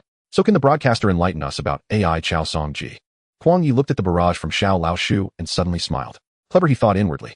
AI Chao Song Ji, that's the flashy chicken that poses right. He then slowly elaborated, "Many people think the chicken that flexes its chest muscles for the rise of Blue Star is a hen. But in fact, it's a rooster. Why do they keep shaking? Mainly to attract the ladies. In the animal kingdom, those that are flamboyantly dressed are mostly males. AI Chao Song Ji also follows this principle. When the male struts, the hen has no part to play. The hen is plain and unadorned." Kuang Ye intended to continue speaking, but the barrage began to scroll rapidly. "Fu Sheng Ruo Meng, I knew it. The broadcaster understands. Ji Fong Siyuan, Yi Sheng actually said that the one shaking its chest is a hen and made a big fuss about it, making it easy for someone to retort back. Tisk, I'm embarrassed for him. My toes are digging into the ground. Wait, haven't you all noticed? His recent videos are always filled with errors. Based on Kuang Ye's understanding of Fong Chao, he would definitely misrepresent Song Ji as a female. So he didn't explain much. Relying on ready-made material leads to a loss of normal thinking ability. Every time they encountered points that were temporarily difficult to verify, only Kuang Ye would stay up all night sifting through the data. Feng Xiao always said, "Alright, that's enough, those netizens don't understand anything. As long as we get the name out there, even if you make a mistake, people will still think you're right." Kuang Ye didn't know how many times he had said this mentality is not to be taken lightly. Because just because he doesn't know doesn't mean others don't. Never underestimate any netizen behind the screen. Yet Feng Xiao felt that Kuang Ye was too stubborn. From now on, he wouldn't argue with Kuang Ye over such matters since he didn't have to check the data anyway. The fact proved that shortcuts would tarnish one's reputation. Kuang Ye intentionally elaborated a bit more on the topic of male and female, and indeed the netizens provided the answers he desired. At that moment, the number of viewers in the live stream suddenly increased. Moreover, the number of fans in the back end was also rapidly increasing. Kuang Ye had anticipated this. The more similar accounts emerged, the more the quality of the content had to be emphasized. He had long noticed that Feng Xiao frequently browsed his account content with a secondary account. This indicated that he had caught Feng Chaos' attention, but the blame lay with him for not being smart. Choosing this moment to mislead the netizens was a mistake. With higher quality content emerging, who would still choose him? Elimination was inevitable. In reality, Kuang Ye didn't need to do anything. Feng Xiao could self-destruct and ruin his account. When he thought of the account Feng Xiyuan, Yi Sheng Kuang Ye felt quite regretful. It contained too much of his hard work. Let's continue. During the breeding season, these roosters gather together to flaunt their chest muscles. You can imagine on the vast earth dozens of flamboyant chickens are flexing their chest muscles at you, two yellow balloons appearing and disappearing before your eyes, as if infused with soul. Kuang Ye pressed his lips together and continued. As for the more ordinary hens in the AI Chow family, they usually look at the roosters strutting around with a blank expression. Hens basically choose their mates based on the color of the chest muscles. The yellower the color, the more capable they are. If it's red, it basically hangs the words kidney deficiency on its head. Another standard is to listen to the sound they make when they shake. A clear and strong rhythm indicates a good one. If the rhythm is weak and feeble, it's definitely a pass. After Kuang Ye finished speaking, gifts began to flood the live stream. "Thank you, broadcaster, for the enlightenment," a small musical note as a token of appreciation. Watching a bird, he decisively unfollowed that side and followed this one. Not to mention the broadcaster's spontaneous little phrases are really quite amusing. I like it. Monkey with a monkey style. Has the broadcaster considered participating in a stand-up comedy? If you're interested, you can contact me. Looking at the barrage in the live stream, Kuang Ye smiled. "Thank you all for the gifts. I can't guarantee that I know about every type of wild plant and animal, but I won't mislead people for traffic. If I really encounter something I'm not familiar with, I will collect more information afterward to clarify. Once again, thank you all for your attention and gifts." Kuang Ye's tone was very sincere, contrasting sharply with his comedic delivery. This sense of contrast earned him a lot of praise. The number of fans was continuously rising. It seemed that the next system reward was not far off. As for Feng Xiao and Kuang Ye's script, he had already finished filming. Kuang Ye cleaned up the dishes. After playing with Gui for a while, they each took a nap. After sleeping for a bit, Kuang Ye went out with his equipment, thinking to take advantage of the fresh air after the rain to capture more scenery. The animals would surely enjoy the fresh scent, making their appearance more likely. Sure enough, Kuang Ye discovered a few adorable creatures. Previously, he mentioned in the live stream that they were the best friends of the warthog. The meerkats. The netizens in the live stream saw the meerkats on camera, and many expressed that this little guy was quite cute. Before they could finish their compliments, a wave of ha-ha-ha rolled through. Because the little meerkat in the camera had been standing on a low bush, but suddenly lost balance. It fell straight down to the ground. Kuang Ye quickly added the moonlight before the bed. "No need to panic when you fall." The little meerkat seemed to sense the netizens' laughter and climbed back up onto a slightly thicker branch. With its two arms wrapped around the branch, it tried hard to kick its legs up. Then it once again fell to the ground with a thud. The live stream erupted in laughter. "Let me see who is laughing." The little meerkat fell awkwardly, but was quite resilient. It kicked with its right leg, effortlessly turned around, and got back up. When it stood, it appeared a bit unsteady, as if dazed from the fall. Kuang Ye looked around and discovered that it was the only meerkat present. Meerkats are social animals. Where did the other little cuties go? As Kuang Ye pondered, he noticed the little meerkat defying fate as it climbed back up the bush branch. This time it learned its lesson, clutching the branch with both hands to steady itself. However, after just 2 steps, it gracefully tumbled underneath the branch. Seeing the branch about to break, the little meerkat closed its eyes in despair. Suddenly a hand reached out. The little meerkat plopped into the warm, dry palm with a soft thud. "No need to thank me." Kuang Ye lifted his palm and smiled at the bewildered little meerkat. The meerkat began to struggle fiercely, attempting to escape along Kuang Ye's arm. But it barely took 2 steps before it was stopped.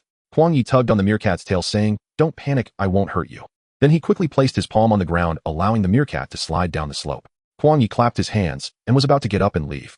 Yet he noticed that the little meerkat didn't run away immediately. Instead, it watched him with intense vigilance. More accurately, it was staring at something behind Kuang Ye. Kuang Ye noticed the little creature's gaze and suddenly felt that something was amiss. He turned his head. There in the grass, a black cobra slightly raised its triangular head, staring directly at him. It might also have been staring at the meerkat behind Kuang Ye. The live stream chat momentarily froze, then exploded with excitement. "Oh, seeing the snake feels like I've been hit with a paralysis curse.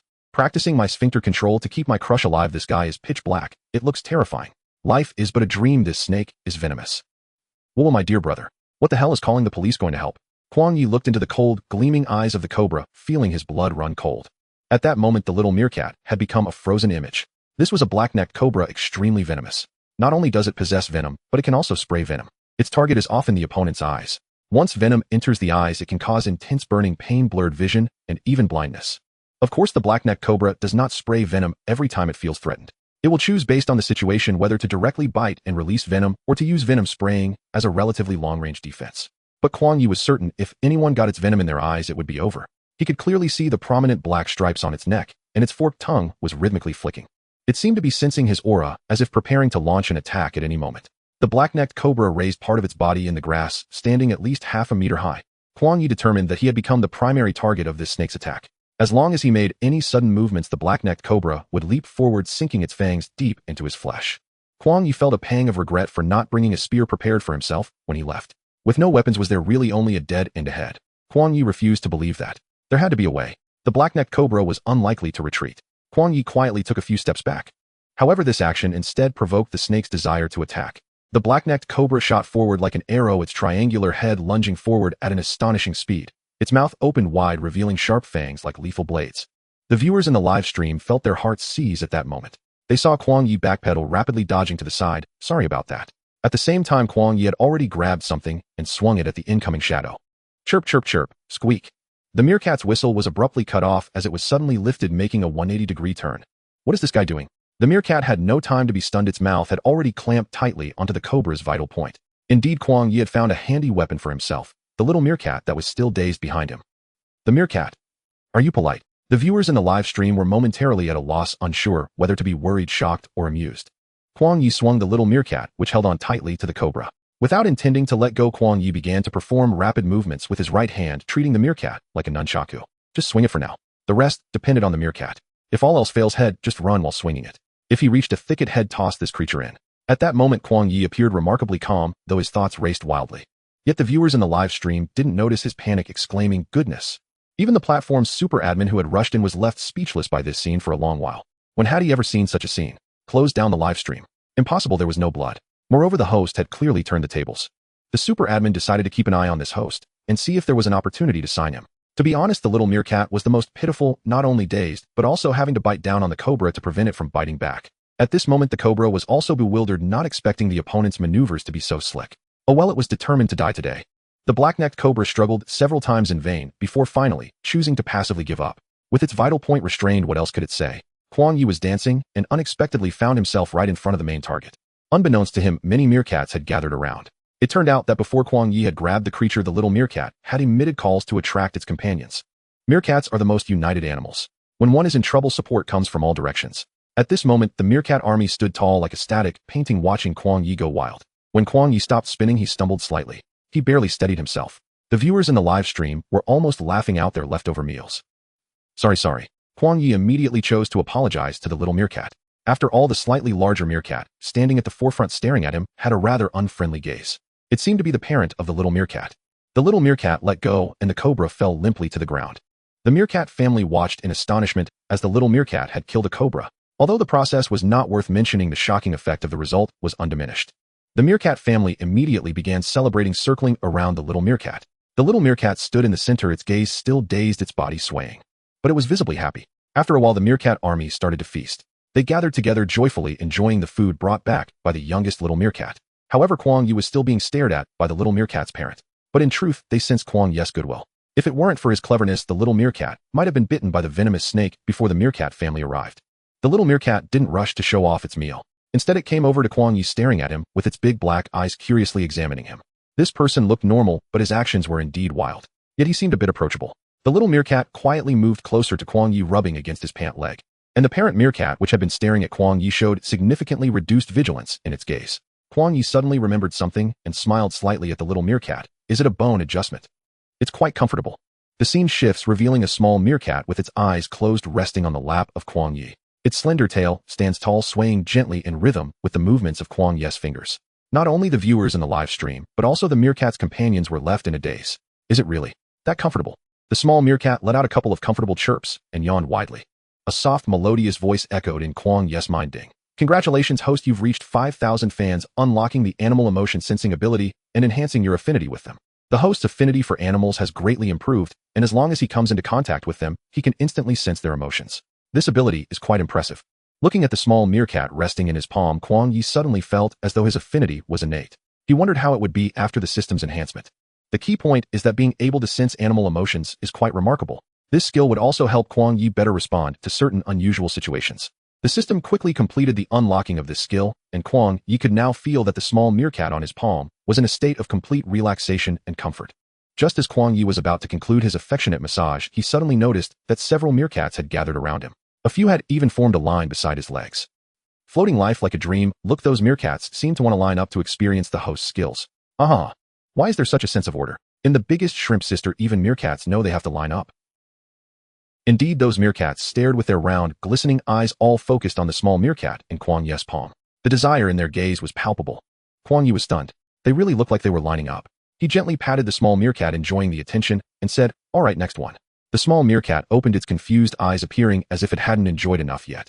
Kuang Ye pointed to the line of meerkats beside him, and the small meerkat looked over. Its eyes widened immediately. Reluctantly, it jumped down from Kuang Ye's hand. The leading meerkat in the line, Meerkat 1, turned its eyes around and tentatively tugged at Kuang Ye's pant leg. Kuang Ye extended his hand towards it.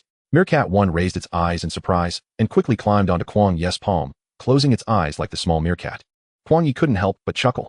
He then extended 2 fingers, gently poking at Meerkat 1's back, drawing circles at specific points. Chirp, chirp, chirp. Meerkat 1 appeared even more comfortable than the small meerkat. When Kuang Ye glanced again, he noticed the line had grown longer. Has the line gotten a bit too long? Kuang Ye released his scent and said to the small meerkat, "I definitely won't finish today. My home is not far away. You can come find me by following the scent." Kuang Ye pointed into the distance where a small wooden cabin could be vaguely seen. The meerkat family probably didn't understand what Kuang Ye was saying, yet they still watched orderly as Kuang Ye adjusted the bones of their little friends. Kuang Ye managed to treat about 10 of them, and the evening glow was already starting to show. It's getting late, I have to go now." It seemed that Simba had probably arrived at the cabin. The meerkats that hadn't had their turn displayed reluctant expressions. Meanwhile, those who had already experienced Kuang Ye's massage looked revitalized, their backs standing straighter. "I'm just over there, you can come find me." Kuang Ye pointed again in the direction of the cabin, giving them a reminder. The meerkat family then dispersed, leaving a path for Kuang Ye. When Kuang Ye stood up, he felt countless snowflake-like tingles in his legs. Numbness. His waist and legs were numb too. But seeing the meerkats bouncing excitedly made Kuang Ye feel happy. After bidding farewell to the main group, Kuang Ye headed back with his back to the setting sun. Along the way, he encountered wildebeests, elephants, and zebras. His camera had collected a lot of material. Not far from the small courtyard, Kuang Ye spotted Simba's off-road vehicle parked there. The young brother seemed to have a strong craving for spicy beef. Suddenly, a figure sprang out from the bushes, startling Kuang Ye. The screen in the live stream shook 3 times. Both the viewers and Kuang Ye recognized each other almost simultaneously. Lian Lian. Lian Lian began to circle around Kuang Ye. Kuang Ye squinted his eyes and said, "Buddy, don't tell me you came back empty-handed again today." As he spoke, Kuang Ye placed his hand on Lian Lian's back. Wow, what an intense feeling of hunger. It almost made Kuang Ye feel faint from hunger. Did you really not hunt anything at all?" Lian Lian's previously bright eyes suddenly dimmed. Kuang Ye suddenly felt a twinge of compassion, mainly because he empathized with Lian Lian's hunger. He couldn't bear it, simply couldn't.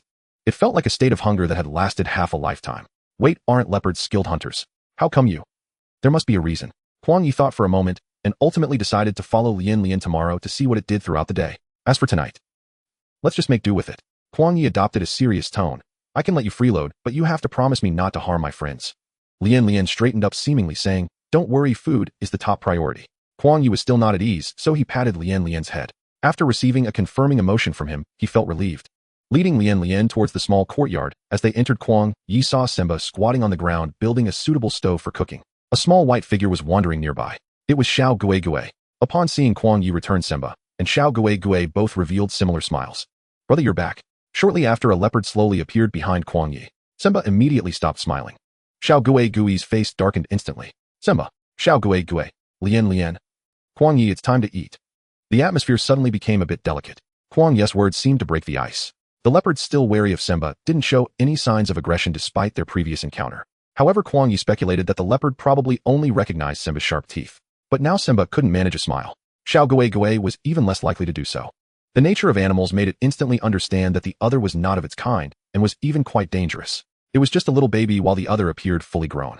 Why did Kuang Ye bring such a big guy here? Was it to compete for milk? Xiao Gui Gui's expression immediately fell. It even rolled its eyes at Kuang Ye. Kuang Ye grinned. Come here, Gui, let your brother give you a hug, and see if you've gained weight today. Then he said to Lian, stay in the courtyard and don't run around. Simba raised an eyebrow, his face filled with shock. In the next moment, the leopard obediently lay down on the ground, quietly watching as Simba gaped in astonishment. How can a leopard be so well behaved, and yet a snow leopard is like this? Simba once again admired Kuang Ye in his heart. Kuang Ye carried Gui into the house and gently asked, has the little cutie had her milk yet? Little Gui glanced to the side with her big eyes still throwing a bit of a tantrum. However, judging by the little claws clinging to Kuang Ye's shoulder, she seemed a bit upset, but not too much. Kuang Ye found goat's milk among the supplies brought by Simba. The careful Simba had prepared 3 large bottles this time. He truly had experience in raising animals. After washing his hands, the same feeding process ensued. Kuang Ye brought the goat's milk to little Gui's mouth. Gui scrunched her face, first looking quite reluctant, but her little front paws were already holding the bottle. Tisk, what an attitude. Who is she following? At such a young age, she's already so proud. Kuang Ye chuckled as he rubbed little Gui's head. Drink more, you're growing. He then began skillfully cutting and marinating the meat. This time Kuang Ye took out 2 extra pieces of meat and placed them in a bowl, waiting for the beef to be cut and marinated. Kuang Ye picked up the bowl and stepped outside. The leopard Lai still maintained her position as Kuang Ye had entered. Simba was the same. They seemed to have gone through a long standoff, both looking a bit sullen. Seeing Kuang Ye come out, Simba was more excited than Lai, you finally came out. The subtext was, how could you leave me with a snow leopard?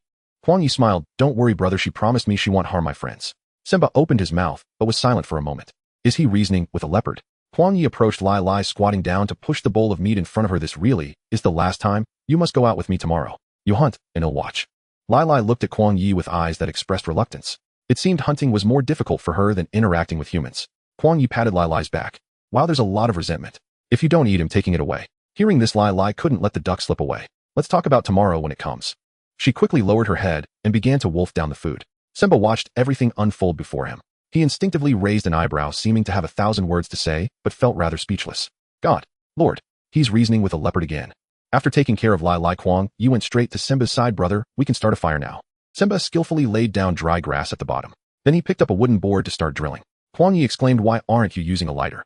Simba pointed to the live streaming equipment and said, you said streaming is to attract people to watch. If I perform the drill for fire, there should be more people watching, right? Kuang Ye felt a warmth in his heart. This little brother Simba is really good. I have something I want to discuss with you. A hint of surprise flashed across Simba's face. What is it? I mentioned the vegetable planting thing to you on the phone before. Although he had briefly mentioned it over the phone, Simba had readily agreed. However, Kuang Ye still detailed his plan for the vegetable garden layout in the yard. After listening, Simba readily supported him. Your plan is very reasonable. Even though we don't like farming, it's still a good thing to have vegetables. After saying this, Simba hesitated. So if the planting is successful, can we? Of course. Kuang Ye quickly interjected as he fully understood Simba's intentions. He wanted to bring some back for the tribe to improve their meals. Kuang Ye smiled. If it's successful, you can continue trying to plant here, and he'll leave the seeds for you. Simba suddenly realized, no wonder you wanted me to buy shovels and such tools. You had already planned to grow vegetables. Kuang Ye nodded with a smile. When I go back, if you need it, I can also send you more seeds. Simba suddenly lowered his eyelids. Are you going back? Kuang Ye shook his head. Not yet. I plan to go to the tropical rainforest, to the islands, to the forests, to many places. Simba showed a look of longing. Yes, this world is so big, it's worth seeing. Kuang Ye patted Simba's shoulder. As long as you want to, you can go too. Kuang Ye knew how important the homeland was in the hearts of the Marcel people. So even if they went out to work, they would return to the tribe after making money. Simba was the same. He yearned for the novelty of the outside world, but he also couldn't let go of the warmth of his homeland. That night, Simba enjoyed the meal very much. The snow leopard Lai returned to a nearby tree after finishing her meat. Little Gui was fast asleep inside the house. The yard was left with only embers and a sky full of stars accompanying Kuang Ye and Simba to enjoy their post-meal relaxation. Having obtained Simba's consent, Kuang Ye planned to begin planting in the next few days. Simba expressed his desire to help Kuang Ye. Kuang Ye told him that he could join any time as long as he wasn't working. Simba was very excited. Since Kuang Ye arrived, it seemed like many things were waiting for him. He was looking forward to it. After chatting for a while, Simba went back. Kuang Ye finished tidying up and drew a bucket of water. After washing up, he began editing the new video. There were too many materials. He simply couldn't finish editing. But Kuang Ye was very happy. He was always doing what he loved. The system had provided him with much assistance. It supported him to go further, allowing him to encounter more interesting things with the viewers in the live streaming room. Plus, it didn't hinder him from making money. The more Kuang Ye thought about it, the more he felt that such days should be cherished. He worked harder when editing videos. If breaking through 5,000 fans would grant him a reward, then the next reward would be waiting for his live streaming room to surpass 5,000 viewers, which didn't seem too far off. In an hour, Kuang Ye completed the new video. The theme was the kingdom of termites. The script didn't need much alteration. It had already taken shape when he discussed termites with the viewers that day. After Kuang Ye checked it one last time, he clicked send. Most viewers must have already gone to sleep, but there were still some night owls seemingly waiting to give him likes. The fans were really adorable. They had already figured out Kuang Ye's schedule. Kuang Ye lay in bed, casually flipping through a few videos. He then discovered a private message from the platform in the back end. As he read it, his eyes gradually widened.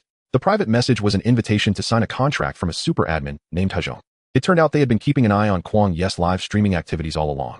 They had already begun to monitor account data. Kuang Ye's current number of fans was not considered large, but his traffic growth trend was rapidly soaring. Moreover, his live streaming content was very unique and professional, and the output was stable and continuous. Kuang Ye's image and expressiveness went without saying. The most important point was that Kuang Ye's fan loyalty was very high and his interaction was strong. Therefore, the platform sent him a signing invitation. Kuang Ye looked at the data provided by the platform and felt they had shown sufficient sincerity. So he replied indicating his intention to sign and left his contact information. Next, he just had to wait for the platform to contact him. The next day, Kuang Ye woke up early. There were many things planned for today, primarily focusing on planting and companionship. The preparations for planting involved first enclosing the planting area in the yard and then tilling the soil. He planned to try planting some tomatoes, white radishes, and water spinach. If he planted 2 rows of each vegetable, Kuang Ye made a rough estimate. It would occupy about 30 square meters of land. After all, it was just an experiment and part of self-sufficiency, so it didn't need to take up too much space. As for companionship, it mainly involved following Lai Lai to observe how it carried out its daily hunting. Taking advantage of the sun not being too fierce, yet Kuang Ye planned to enclose the land first. Enclosing the land required making a simple wooden fence. With the wooden fence, he wouldn't have to worry about animals wandering in and destroying the vegetable garden. Fortunately, Semba had found some tools and simple materials for making fences from their tribe. Kuang Ye estimated that he should be able to complete this in just one morning. He settled Gui and took his axe and other tools before driving out. The fans in the live stream were quite curious. I'm planning to make a wooden fence, and am now going to find some wood. Wood is not hard to find, he just needed to choose relatively hard and durable ones. Kuang Ye seemed to already have a target in mind. After all, he strolled around the vicinity every day. When passing by a thicket, Kuang Ye stopped the car. Keen-eyed viewers immediately recognized that this was the acacia tree that the host had introduced before. The branches of the acacia tree have hard thorns, and the Marcel people usually use its branches to surround their villages to protect against wild beasts. Thus, Kuang Ye's target was also these trees. Of course, the planting area in the yard was not large, so he didn't need to cut down too many trees. Kuang Ye approached the acacia tree with his axe. The tree's unique umbrella-shaped canopy swayed gently in the breeze, producing a soft rustling sound. Kuang Ye strolled around the tree, carefully examining the trunk. He was selecting branches that were of moderate thickness and straight in shape. A trunk with a diameter of about 5 centimeters is excellent material for making the fence posts. We can trim the branches and then bind them together to serve as posts. After all, the vegetable area enclosed in the yard is not large, so cutting down a few more branches would be sufficient. Kuang Ye pointed at some slightly thinner branches. These, with an estimated diameter of around 3 centimeters, can be used to construct the fence's framework. Having selected the materials, Kuang Ye began to chop vigorously with precision. The wood shavings hardly scattered around, while the fans in the live stream could not smell the refreshing wood fragrance emanating from the acacia. It was a unique scent belonging to this land. Kuang Ye did not want to cut down the tree completely. Instead, he chose to find several acacia trees and cut down suitable branches from each. Although it took time, it would not damage the trees. After about 2 hours of work, Kuang Ye had nearly collected enough. He placed the branches on the ground and took out a short-handled chisel from the car to remove the excess twigs. Under his organization, the branches were neatly arranged. Then, according to the required lengths, he either sawed or chopped them into suitable sizes. For those branches to be used as posts, Kuang Ye sharpened one end. This way, they could be deeply embedded in the ground, forming a solid foundation for the fence. Kuang Ye tied the processed branches together and loaded them onto the car. Returning to the cabin, Kuang Ye began to bind the posts. He then inserted the posts vertically into the ground, applying force repeatedly. He aimed for the posts to be embedded about 30 centimeters deep. With the system's enhancements, Kuang Ye found these tasks very easy. He selected thinner branches as crossbars, laying them horizontally on the posts with a spacing of about 20 centimeters. He carefully carved corresponding grooves into the posts with the chisel, securely embedding the crossbars within them to ensure a tight fit. The vertical posts were also interspersed between the crossbars, spaced about 10 centimeters apart, forming a neat grid pattern. Finally, Kuang Ye used the vine brought by Semba. He wrapped it around each connection point, tying sturdy knots. A simple wooden fence was completed. Kuang Ye sat beside it, gazing at the fence with a smile on his face. Naturally, he wanted to take a moment to appreciate the fruits of his labor. However, after just a short while, Kuang Ye stood up to get his tools. The viewers in the live stream were completely captivated. This whole process was remarkably smooth. And doesn't the host ever get tired? How could he accomplish so much so early in the morning? Let's clean up the area first. Saying this, he picked up a hoe and began to clear away weeds and stones. For some stubborn weeds, Kuang Ye chose to pull them out by hand. His movements were swift and decisive, making it easy for people to think he was picking mushrooms. But in reality, those weeds had deep roots. These weeds must be pulled out by the roots, or otherwise they will compete with the vegetables for nutrients as they regrow. Kuang Ye explained, then continued cleaning. In less than half an hour, the area was cleared. At that moment, some viewers in the live stream had already started sending gifts. Kuang Ye wiped the fine sweat from his forehead. Next, it's time to till the soil. He wouldn't get tired. This big guy didn't know what fatigue was. Holding a hoe, he began to till the soil. The soil here was quite compact, so it required some effort to till. The ideal depth for tilling the soil should reach about 20 centimeters, making the soil loose and breathable so that the roots of the seeds can grow better. Saying this, Kuang Ye turned the soil and then broke it up, which would make the soil finer and more even. What exactly did the host do before? You oil cake or I oil cake? No way is this even possible. Seeing the host so relaxed, I suddenly feel like I could do it too. To the front, don't think too much. Oh, just chopping a tree would probably leave you sprawled out on the vegetables. Today's goal accomplished. Kuang Ye looked at the tilled soil and finally stopped his busyness. Looking at the time, he realized there was still enough time for him to take a shower. Saying this, he went to the river to fetch water. Comrades, I'm going to take a shower, so I'll end the stream for now. Don't go. Why are you being so distant with us? Tisk, is there anything we fans can't watch? Kuang Ye laughed and said, mainly afraid the live stream will be banned. If the supervisor comes to give me a code, I won't end the stream. Hajong, sorry, but I can't help with that. Wow, the supervisor is really here. Haha, this is getting interesting. Hajong, after the host finishes showering, I will call you. Please be attentive. Kuang Ye guessed. The platform would contact him today to discuss contract matters. As soon as the supervisor spoke, the fans in the live stream sensed something was up and began asking if the host was going to sign with the company. Before the supervisor could even speak, a bunch of people trying to poach him rushed in. Elephant poo-poo, can the host consider our dosha platform? The benefits are quite good. Polite exchange, Prince, come on, don't you know what your platform is like? Host, please consider our cat platform. Coding angry winch, wait, are you openly poaching people like this? The host must sign and level contract. You deserve it. Before Kuang Ye could respond, a voice call came in. The voice on the other end sounded somewhat anxious. Hello host, I am the supervisor Hajong. Shall we talk about the signing contract? Upon hearing the other party's slightly anxious tone, Kuang Ye became more composed. They had agreed to wait until he finished his shower before reaching out, yet he noticed that there were other platforms poaching talents in the live stream room. In an instant, the phone rang. He recalled that when he was doing Fangsuan Wild, he didn't receive any contract invitations from the platform. However, now the account Boujinren actually did not have as large a fan base as Fangsuan Wild. But the platform is not foolish, or perhaps in their eyes Kuang Ye has more valuable potential to explore. Since there is value, there are negotiation chips. Anchor, our platform is truly sincere about collaborating with you. I believe you must also see the advantages of our platform, which is why you chose to use us for your live streaming. So could you please consider us first? Indeed, the traffic of your platform is undeniable, which is also why I chose you. As for sincerity, we can discuss that slowly.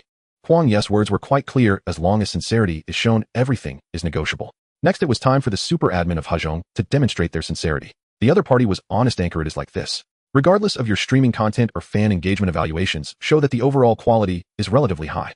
We are very interested in signing and level contract with you. Kuang Ye smiled and said, but let's talk about the conditions.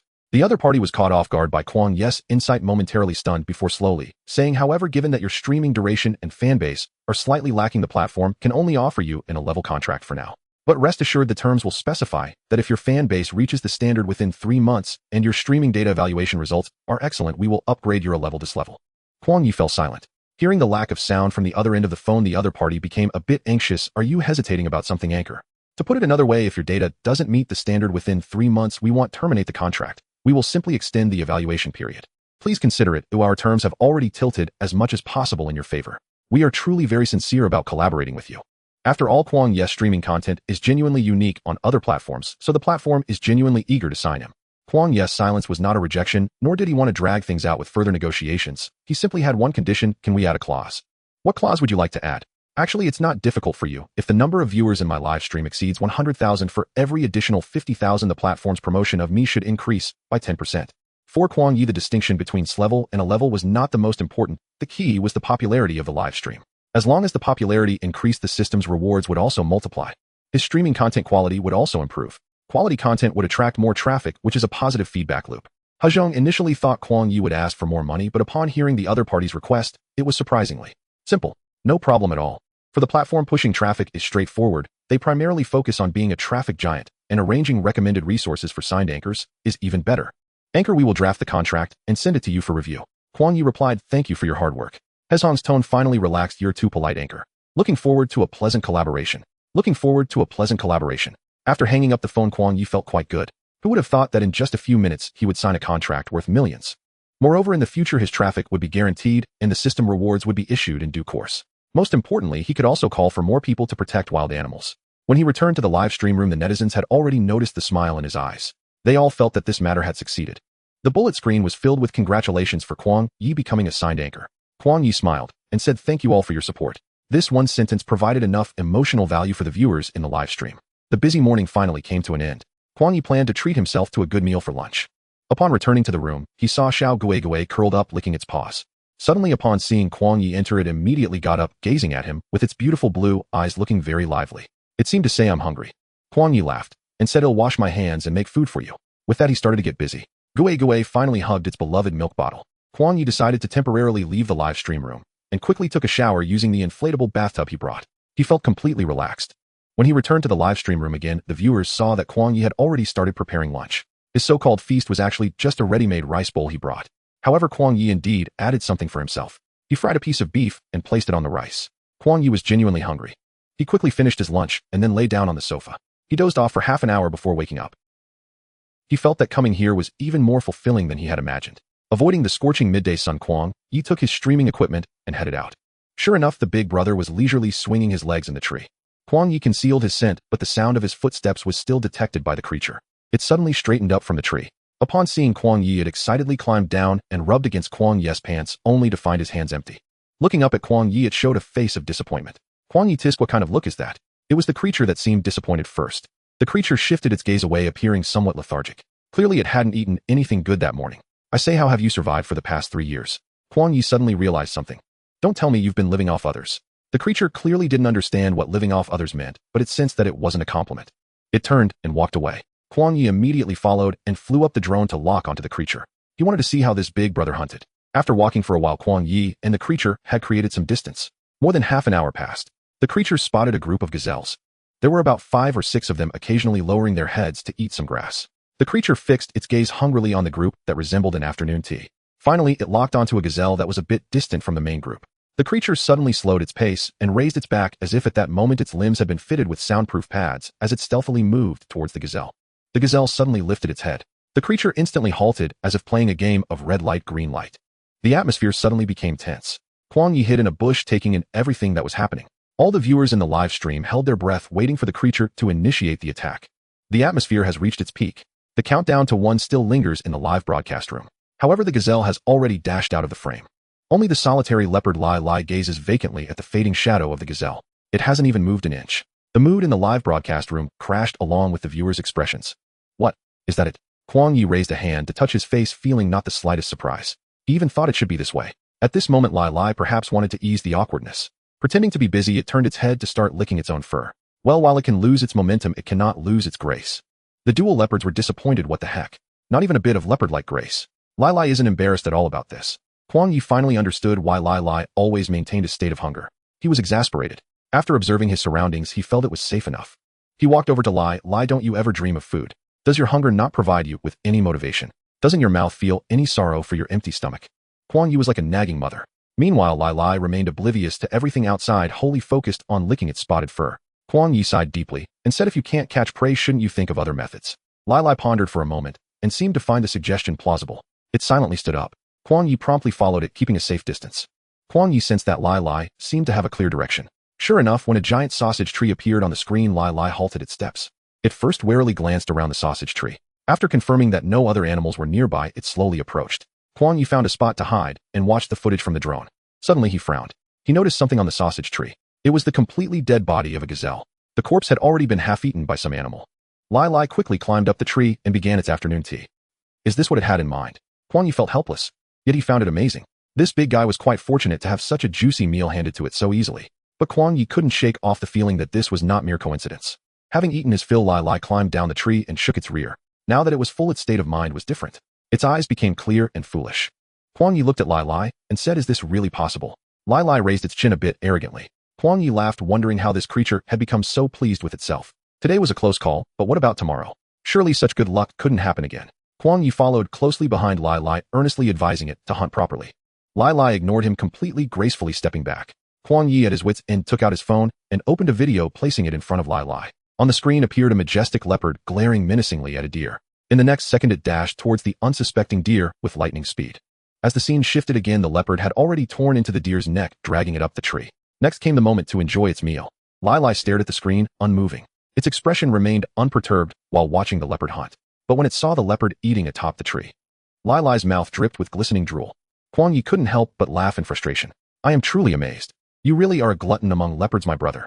What is a glutton? Lai Lai didn't know. It just knew that meat obtained without effort tasted best. After a whole afternoon of relying on luck to fill its belly, Kuang Ye also had his gains. He picked some purslane along the way. He introduced a new plant to the viewers in the live broadcast room. Tonight we can have a cold dish of wild vegetables. As he spoke, Kuang Ye aimed the purslane at the camera. Purslane stems are usually purplish red, with fleshy flat and ovate leaves that are relatively thick, often spreading close to the ground.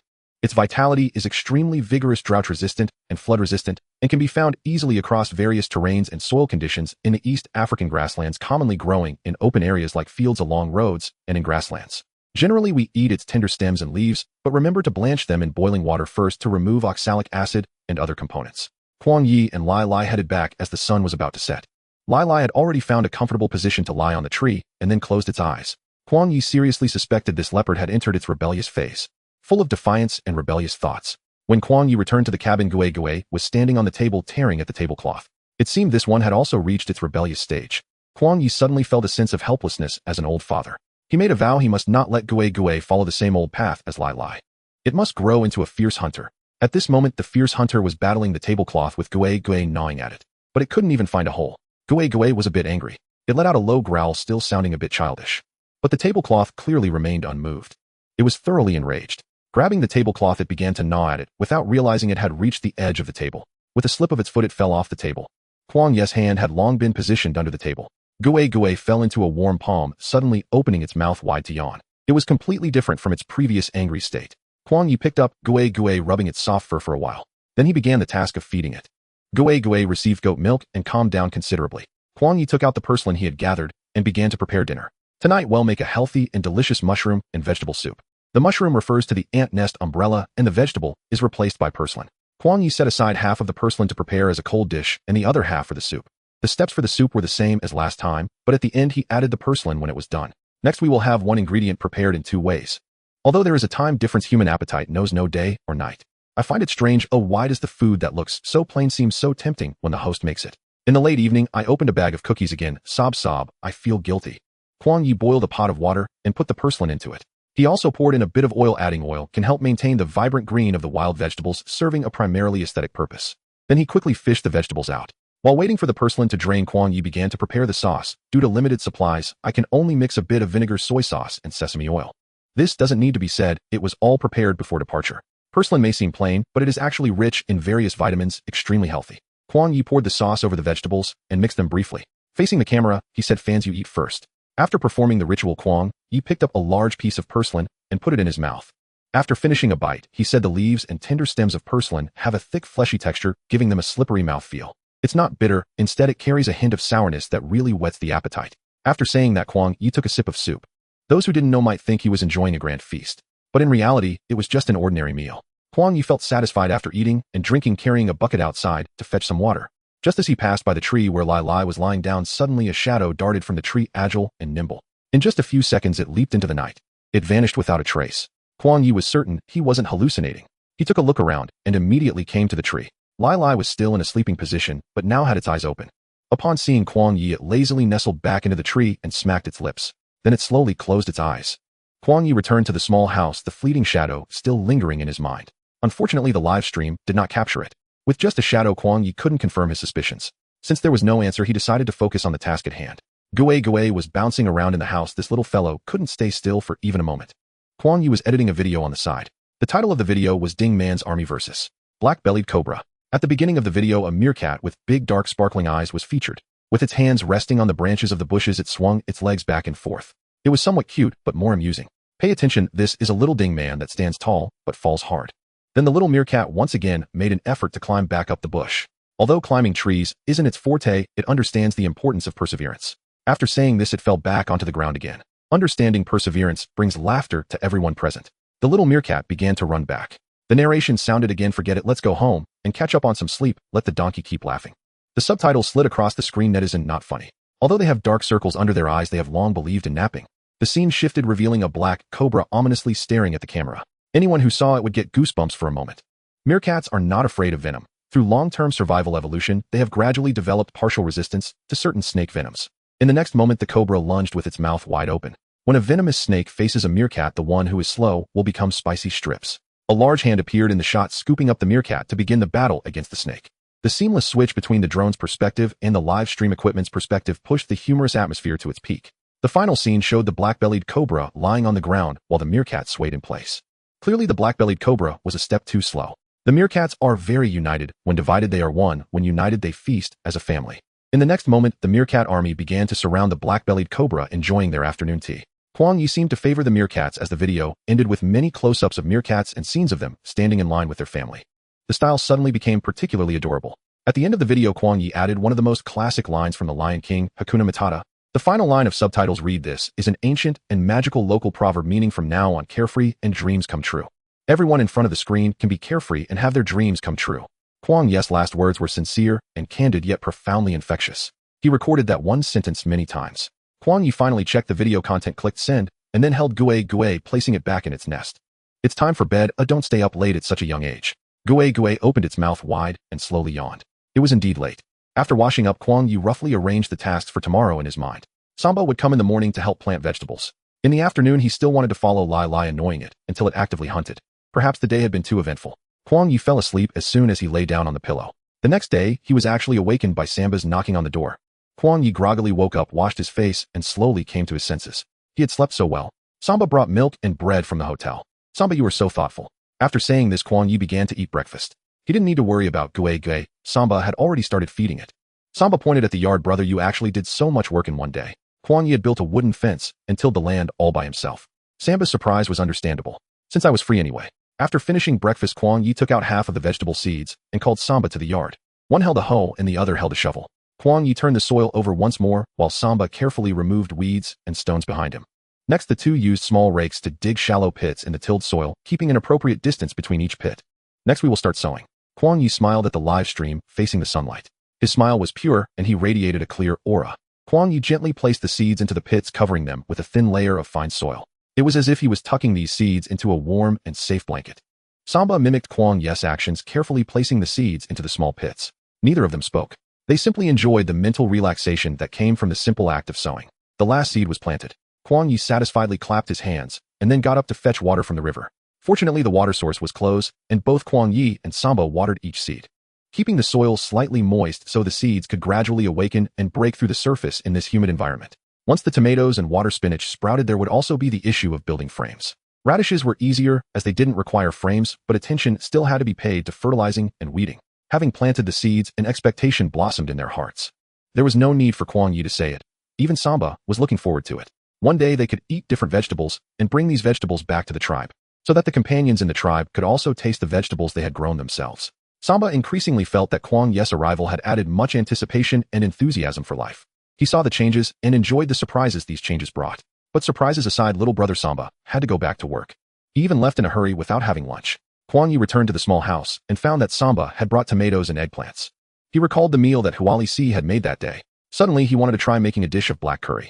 Without further ado, Kuang Ye turned on the stove to boil water. While waiting for the water to boil, he chopped the tomatoes and eggplants for later use. Once the water boiled, he turned down the heat and slowly poured in the cornmeal while continuously stirring with a wooden spoon. I've discovered that making this dish requires patience. The viewers in the live stream didn't hold out much hope for this dish. After all, they had witnessed Huali's preparation process firsthand. The memory of that sticky and gooey sauce still lingered. After making the black curry, Kuang Ye set it aside to cool. In the meantime, he began to stir fry. Fortunately, Samba had brought lamb and beef this time. He even bought a few chicken legs. Kuang Ye cut some beef for later use. He heated oil in the pan and first added the beef to stir fry until it was cooked. Stir frying until the aroma of the beef spread. Then he added the eggplant, which soaked up the oil rendered from the beef, cooking until soft. Finally, he added the tomatoes, seasonings, and water. After simmering for a few minutes, he turned up the heat to reduce the sauce. When plating, the comments in the live stream started to scroll. Hiss, why does this black curry look different from the one we saw in the Marcel tribe? Does the host cooking always smell so good? Where did you study before? Ginseng and vinegar don't meet. Alright, I'm going to solve dinner now. Kuang Ye smiled at the live stream, saying, I guess you all don't want to eat, so I'll have the first bite. With that, he scooped a spoonful of dish and placed it on the black curry. It looked just like a bowl of beef brisket rice. Kuang Ye didn't shape the black curry into a bun, as he thought this way of eating would be more delicious. Sure enough, the live stream room, which initially had no appetite, suddenly became lively after Kuang Ye savored a couple of bites.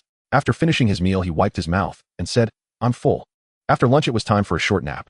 This time, Xiao Gui was no longer satisfied with his small nest. He wanted to snuggle up with Kuang Ye. Aren't you afraid he'll roll over and squash you?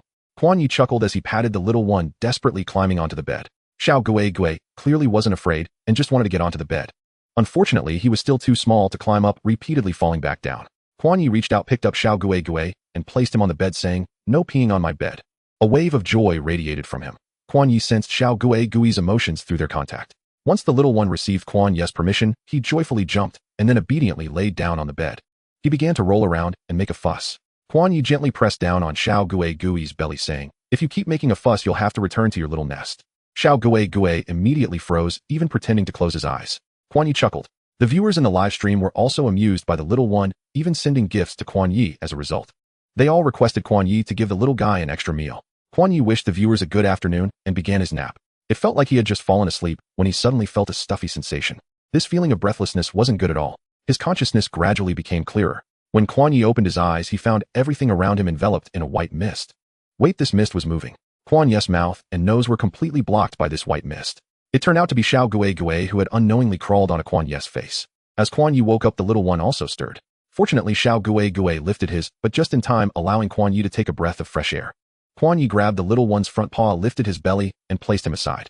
Sitting upright, he said, "You almost caused me to meet my end right here." The little Gui's eyes were still dazed. Kuang Ye was fully awake. He gently placed Xiao Gui back into his little nest. Then he exited with his live streaming equipment. This time he was smarter and conveniently stored the spear in his space. He didn't want to encounter a venomous snake again without a weapon at hand. He headed straight toward the territory of Lai Lai. Surprisingly, he didn't spot Lai Lai's figure this time. How has this guy finally wised up? Kuang Ye suddenly felt that the child was unteachable. He must not have been hungry yet. When truly hungry, he would learn anything. Since he couldn't find Lai Lai, Kuang Ye decided to walk a bit further. Perhaps he would encounter even more interesting animals today. The viewers in the live stream watched as Kuang Ye walked diligently, occasionally spotting familiar figures in the frame. A group of giraffes lingered around a few acacia trees, preparing to sneakily grab a few leaves. A couple of elephants found a waterhole, starting their daily KPI of 8 cups of water. From time to time, a few warthogs would flash by, still as ugly as ever. Kuang Ye walked along, sometimes hiding in the bushes, sometimes striding proudly. He captured quite a bit of footage of animals and scenery, which might come in handy for a short video someday. Kuang Ye arrived at a thicket and planned to sit down and rest. Not far away was a small river. Kuang Ye intended to observe for a while, and after ensuring it was safe, he would go fishing. He took out a small shovel and looked for a suitable branch. With a swift motion, the branch was in Kuang Ye's hand. He began to slowly whittle it down. To fish, he needed a convenient tool. He decided against using the spear, as Simba and the others had a taboo against eating fish, and it would be too disrespectful to use it for fishing. After all, he would need to return the spear later. While whittling the branch, Kuang Ye glanced toward the river. At that moment, a big creature approached. It wasn't coming from the south or the north. It was coming from the river. Just as it emerged, Kuang Ye saw its distinctive large mouth lined with imposing teeth, huge like a rough stone pillar. Kuang Ye addressed the viewers in the live stream, saying, "A hippopotamus somewhat similar to a lungfish belongs to the semi-aquatic category." Before he could finish speaking, another one emerged from the river. This one looked a bit strange. Unlike the others that surfaced headfirst, this one was lying with its back facing up. Kuang Ye assumed it was sunbathing and continued, "Hippopotamuses can't stay in the water for long or they'll drown. But they have sensitive skin and can get sunburned once on land. So their entire life is about protecting against sunburn." Kuang Ye locked the drone onto the hippopotamus that had just come ashore. The live stream's camera instantly became incredibly clear. I guess this hippopotamus is hungry and came ashore looking for something to eat. Hippopotamuses are omnivores capable of eating aquatic plants and reeds, and can also swallow large fish and meat. However, they don't often eat meat, primarily sticking to a vegetarian diet. Just as Kuang Ye finished speaking, the hippopotamus seemed to be summoned by a mysterious force, turning its massive behind toward the drone's camera. That enormous backside, combined with its drooping tail and the hint of its rear end, was an assault on the senses of every eager viewer in front of the screen. Kuang Ye instinctively shrank back, saying, "Oh, it seems like I should censor that." But the subsequent scene made Kuang Ye's throat tighten. Half a word stuck in his throat, unable to come up or down. Suddenly, the hippopotamus swung its tail, followed by a spray of feces. The smoothness of the action and the distance of the spray were astonishing. The feces shot out in a parabolic arc, propelled by the hippopotamus' powerful centrifugal force. The scene was truly shocking. It was also incredibly disgusting. Kuang Ye quickly pulled back the drone. That was close. The drone almost got injured on the job. But the tail whipping wasn't over, and the comments in the live stream seemed to be stirred up, flying rapidly. "If I really should die, please let the law punish me, okay? I want to know if a crocodile bites a hippopotamus, but will it be killed by the poop? Crocodile facing impending doom, still stirring up trouble. How clever. Ha ha ha, who understands my SHTTY sense of humor? No, it's actually quite clean. Oh, while shitting it also wipes, and it doesn't matter whether the surroundings get dirty as long as its butt is clean. Hippopotamuses are walking feces machines. Ooh, 4,000 hippopotamuses can produce 5 tons of dung in a day, which just shows how heavy this river is." Observant viewers noticed that after Kuang Ye said this, his expression changed slightly as he put away the freshly whittled branch. No more fishing. Surviving without getting buried in feces is already good enough. Hippopotamus, hee hee. Yet soon Kuang Ye noticed something amiss. The hippopotamus behind Hippo Brother, visible only by half its back, appeared lifeless. He zoomed in the drone's lens. And there it was, the creature's entire back was lacerated with deep gaping wounds, motionless as it floated upon the water's surface. It was unmistakably dead. Kuang Ye surmised boldly that this carcass had been dragged into the water only after death.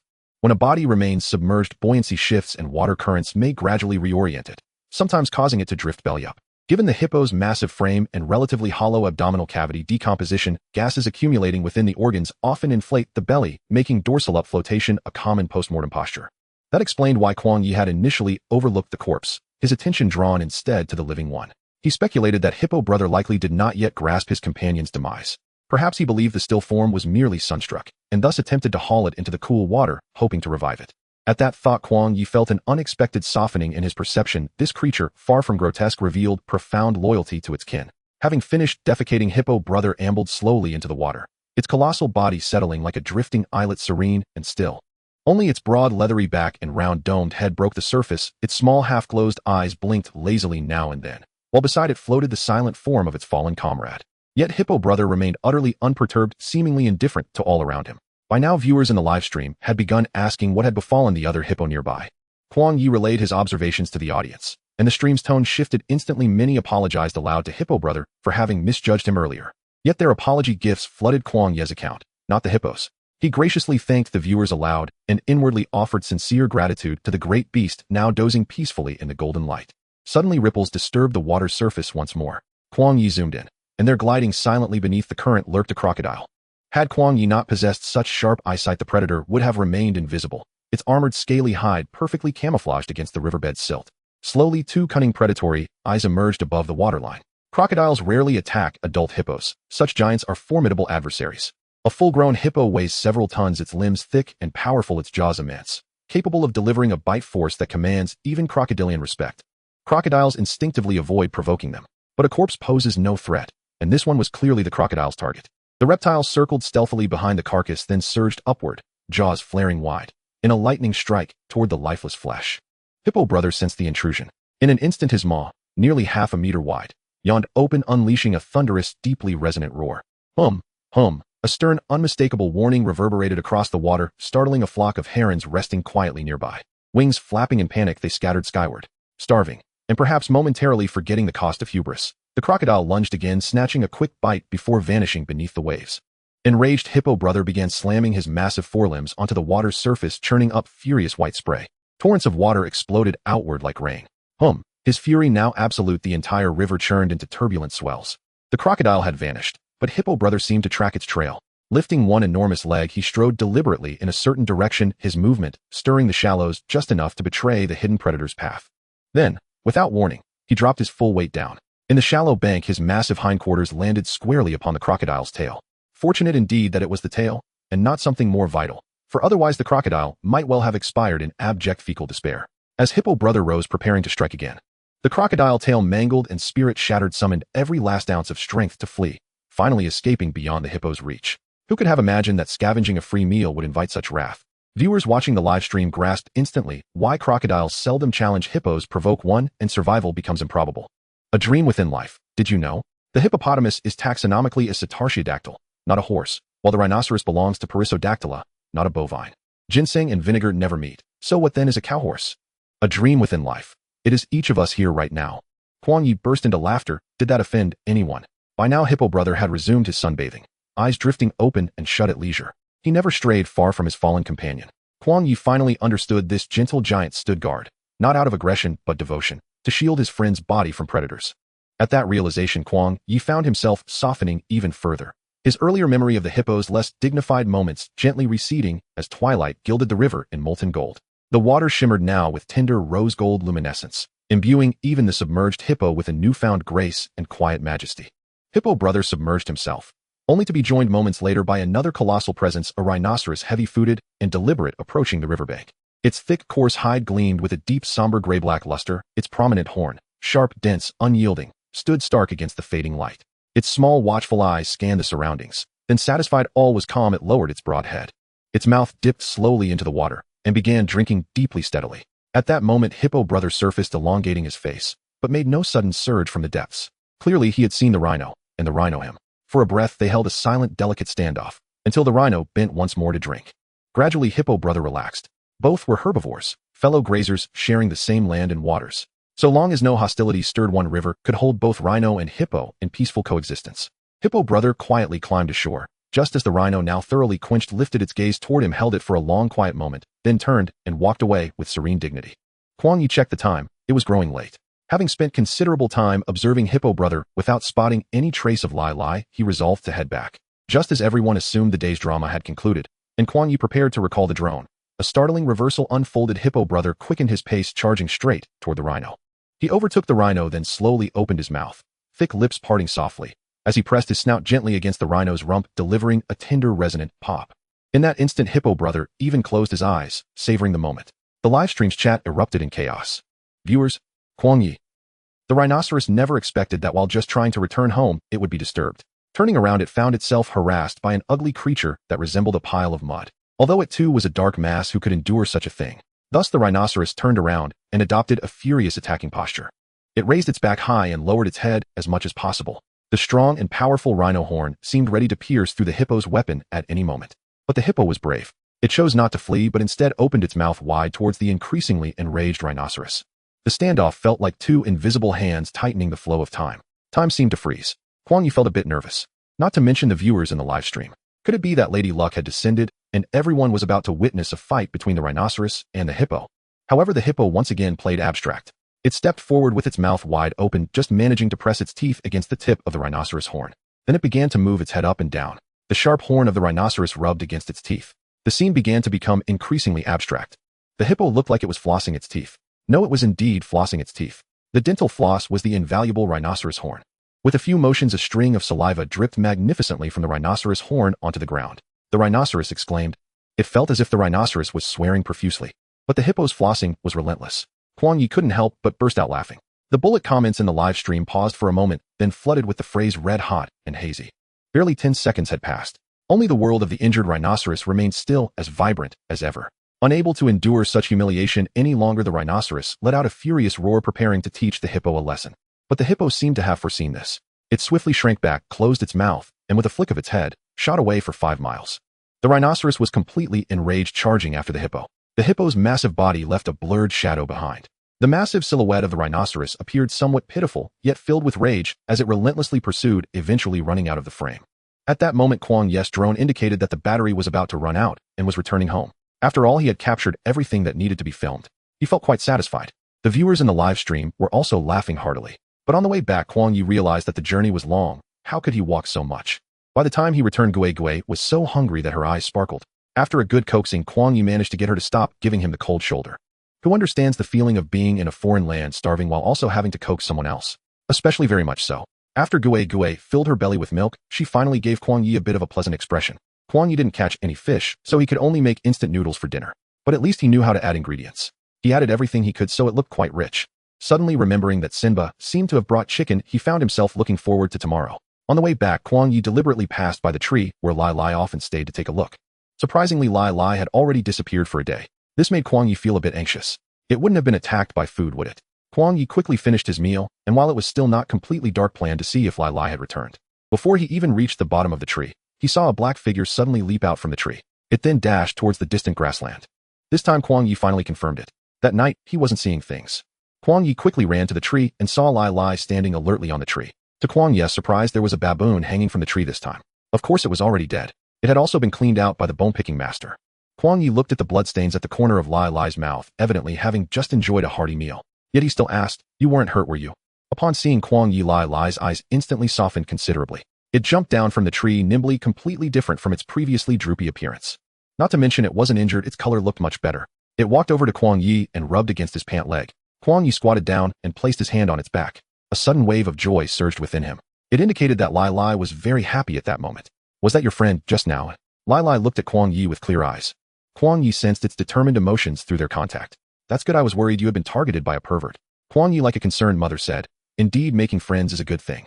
The flower leopard is inherently a lone wolf, so making friends is indeed not easy." Lai Lai circled around Kuang Ye twice, and then continued rubbing against his shoulder. Its mood was indeed quite good, suddenly exuding a kitten-like vibe. If Simba were here, he would definitely be astonished for quite a while. Kuang Ye rubbed Lai Lai's head and said, "You must also hunt well tomorrow." Kuang Ye sensed a slight reluctance. This lazy leopard was unparalleled. Lai climbed back up the tree, positioning itself in the most comfortable manner. Kuang Ye waved at it and turned back to the cabin. It was time for him to edit videos again. Gui was battling with a pile of tablecloth, and Kuang Ye casually patted her fluffy backside. This time Gui didn't have time to dodge. Caught off guard by Kuang Ye, she wrinkled her nose and bared her teeth at him fiercely. While it wasn't without intimidation, it was more of a cute yet fierce demeanor. Kuang Ye laughed heartily and began to immerse himself in video editing. He initially planned to edit the video of himself making a wooden fence, but after encountering the hippo today, he felt that all other footage suddenly seemed lackluster. Kuang Ye edited vigorously. This hippo was truly a comedic master of the animal kingdom. Naturally funny, he laughed many times during the process. In the end, he still finished editing the video. This episode was indeed longer than previous ones. The footage began with the invincible antics of the hippo. Today, let's talk about an animal that lives in the river but doesn't completely stay in the river and is not a horse yet called a hippo. Kuang Ye delivered the tongue-twisting opening line smoothly. Thus, its evolution is quite unreasonable. They may look adorably silly, but actually no crocodile is safe from their presence. The scene shifted to the hippo sitting on a crocodile. Kuang Ye thoughtfully added the sound of a groundhog screaming for the crocodile. Immediately after, the scene switched back to the hippo spreading dung. They possess a skill factory equipped with a stirring stick. Wherever it is uneven, they stir it so easy. Kuang Ye again thoughtfully added fart sound effects, making the hippo's dung-flinging scene appear even more exquisite. I'm sorry, I cannot find the words to describe this scene. But you must be thinking that a certain smell lingering beneath your nose is hard to shake off.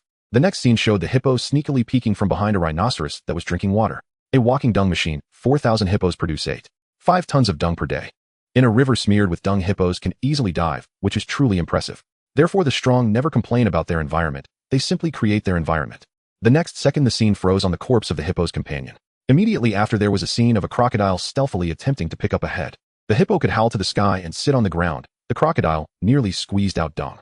Although the hippo can eat and defecate, it can also protect its companions. Originally, it seemed like a sentimental route would be taken, but the next second switched to the scene of the hippo teasing the rhinoceros. It can also be mischievous. Kuang Ye added a resounding pop sound for the hippo's kiss. Immediately, Brother Hippo began his iconic toothpicking scene. The rhino was disturbed by a clump of mud. In a fit of anger, it retaliated and transformed into an expensive dental floss, leaving it utterly humiliated. Don't let the hippo's skin fool you. Its bite force is twice that of a tiger, and it can weigh up to 3,200 kilograms. Thus, without natural enemies, they rely on cunning tricks to create adversaries. In the end, the rhino chased out a shadow while the hippo vanished from the frame. Kuang Ye watched it several times, finally clicking send. He bid goodnight to the viewers in the live stream, took a quick shower, and went to sleep. Kuang Ye rarely dreamed, usually sleeping soundly until dawn. His sleep quality was quite good, so even without the system's reward for physical enhancement, he had boundless energy. However, Kuang Ye distinctly felt that after the system's enhancement, his vision, agility, and strength had all undergone a qualitative leap. This piqued his interest in the system's rewards even further, making him curious about any surprises the system might hold that he was unaware of. The next morning, as soon as Kuang Ye woke up and opened the live stream, he found an influx of viewers, even more than usual. Checking the backend, he saw that his follower count had significantly increased. It seemed Brother Hippo's video had resonated with a wide audience. Kuang Ye was beaming as he prepared a small pot of cornmeal porridge for himself. He also fed Gui some goat's milk. This little fellow's appetite was increasing, and Kuang Ye contemplated introducing solid food into its diet. He monitored Gigi's feces daily. They were well-formed and of normal color, indicating it was in good health. However, this little guy's increased food intake also meant more frequent cleanups. Kuang Ye planned to train Gui to relieve itself in a designated area, the makeshift toilet in the yard. This way he could collect some natural fertilizer for the vegetables in the yard. While waiting for Gui to finish eating, Kuang Ye watered the vegetable patch. As he watered, he answered questions from the viewers in the live stream. For leafy vegetables, you should check the moisture of the soil every day. As soon as the surface soil is slightly dry, it's time to water. In the first few days after planting, you can water a bit more frequently, up to twice a day. For tomatoes, water every 1 to 2 days, keeping the soil slightly moist, but not waterlogged. Once the seeds germinate, reduce the watering frequency while maintaining the soil's moisture levels. During the flowering and fruiting stages, the water requirement increases, so you need to appropriately increase the watering frequency. For white radishes, if the soil is moist after planting, you can hold off on watering until the surface dries out. Watering every 2 to 3 days is ideal. This frequency helps the seeds germinate in a moist, breathable environment. White radishes are root vegetables, and during the swelling period of the roots, their water needs increase, so the watering frequency should be raised usually every 1 to 2 days to ensure the soil remains moist, which is beneficial for root development. Kuang Ye provided a detailed introduction. After finishing his watering, he returned to the small house, where little Gui had also finished its milk. Kuang Ye cleaned up, then began to eat breakfast. The sunlight outside had already streamed into the room, enveloping it in a warm, cozy glow. Little Gui was once again battling the tablecloth, gnawing and tearing it apart. The tablecloth had lost its shape. Kuang Ye suddenly felt it was time to get Gui a toy. But where could he find a toy in this environment? He suddenly remembered there were plush toys from the hotel stay in his suitcase. They represented local animal features. Kuang Ye retrieved a small giraffe. At that time, Kuang Ye had thoughtlessly stuffed it into his suitcase. When he took it out again to examine it closely, he discovered that the quality of the toy was actually quite good. When Gue saw the colorful toy in Kuang Ye's hand, it instantly abandoned its battle with the tablecloth.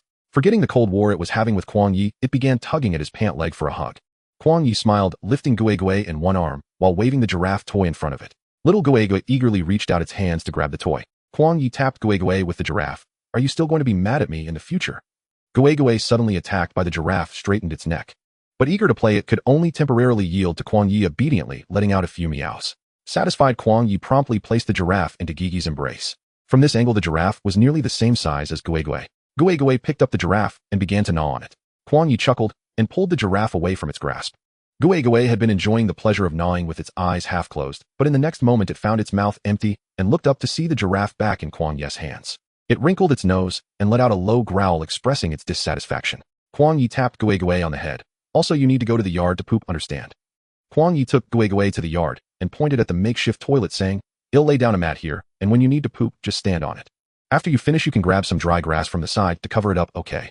Kuang Ye sensed Gigi's confusion and demonstrated it for it. The viewers in the live stream began to burst into laughter, because Kuang Ye really got down on all fours, mimicking Gigi's posture for the demonstration.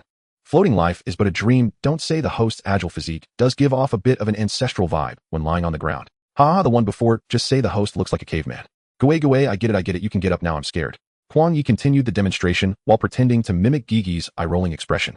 The mental state was quite fresh and sudden. This easily associated those ridiculous and funny videos with Kuang Ye. Kuang Ye squatted on the mat, and when he left, 2 or 3 round objects had indeed fallen onto the mat. From a distance, those things scattered on the mat looked brown. The viewers in the live stream exclaimed, whoa, what a guy. Kuang Ye's demonstration continued.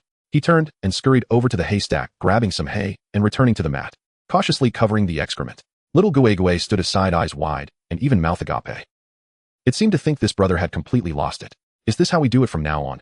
Little Gue mechanically nodded its head. Do you want me to demonstrate again? Little Gue, that's enough, really enough.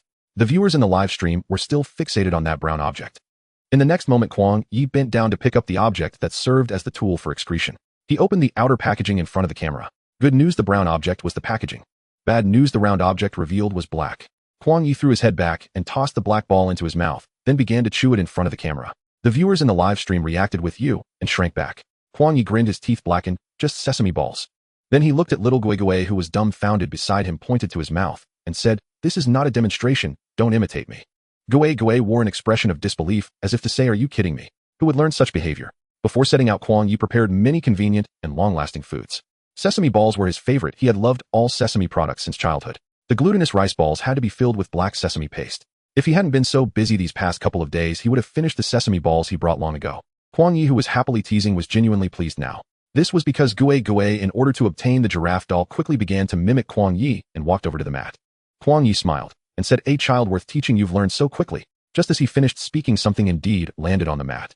Looking at Gue again, who had initially been showing its teeth, it looked relaxed once the poop had freely fallen. Then it strutted towards the haystack. Like a victorious warrior. Ah woo. It bit into some hay, then swiftly turned its head and walked towards the mat. Gue was far from the mat, looking quite displeased. With a shake of its head, it tossed the hay onto the mat, the angle precise yet tricky. Its poop was instantly covered. Kuang Ye snapped his fingers and said, smart kid. Then he took Gue inside, stuffing the giraffe doll into its embrace. Gue was overjoyed, tearing at the giraffe. Although the giraffe had become somewhat deformed under Gue's assault, it remained resolutely intact. Gue was getting more into playing with the giraffe. However, Kuang Ye felt it was still not enough. As Gue grew bigger, it would need more toys. He planned to make a net and climbing frame in the yard. Gue could climb and weave through the net, experiencing different spatial sensations. At the same time, the net would also train its grasping ability and spatial awareness. The climbing frame would allow Gue to climb, jump, and rest on it. This would help strengthen its muscle power, especially in its limbs and back. Improving its balance would also aid in its future survival skills in the wild. For example, good balance and strong muscles would play crucial roles when chasing prey or evading danger. After all, Gue would eventually return to nature. Regular exercise would subtly lay the groundwork for its activities in complex environments in the future.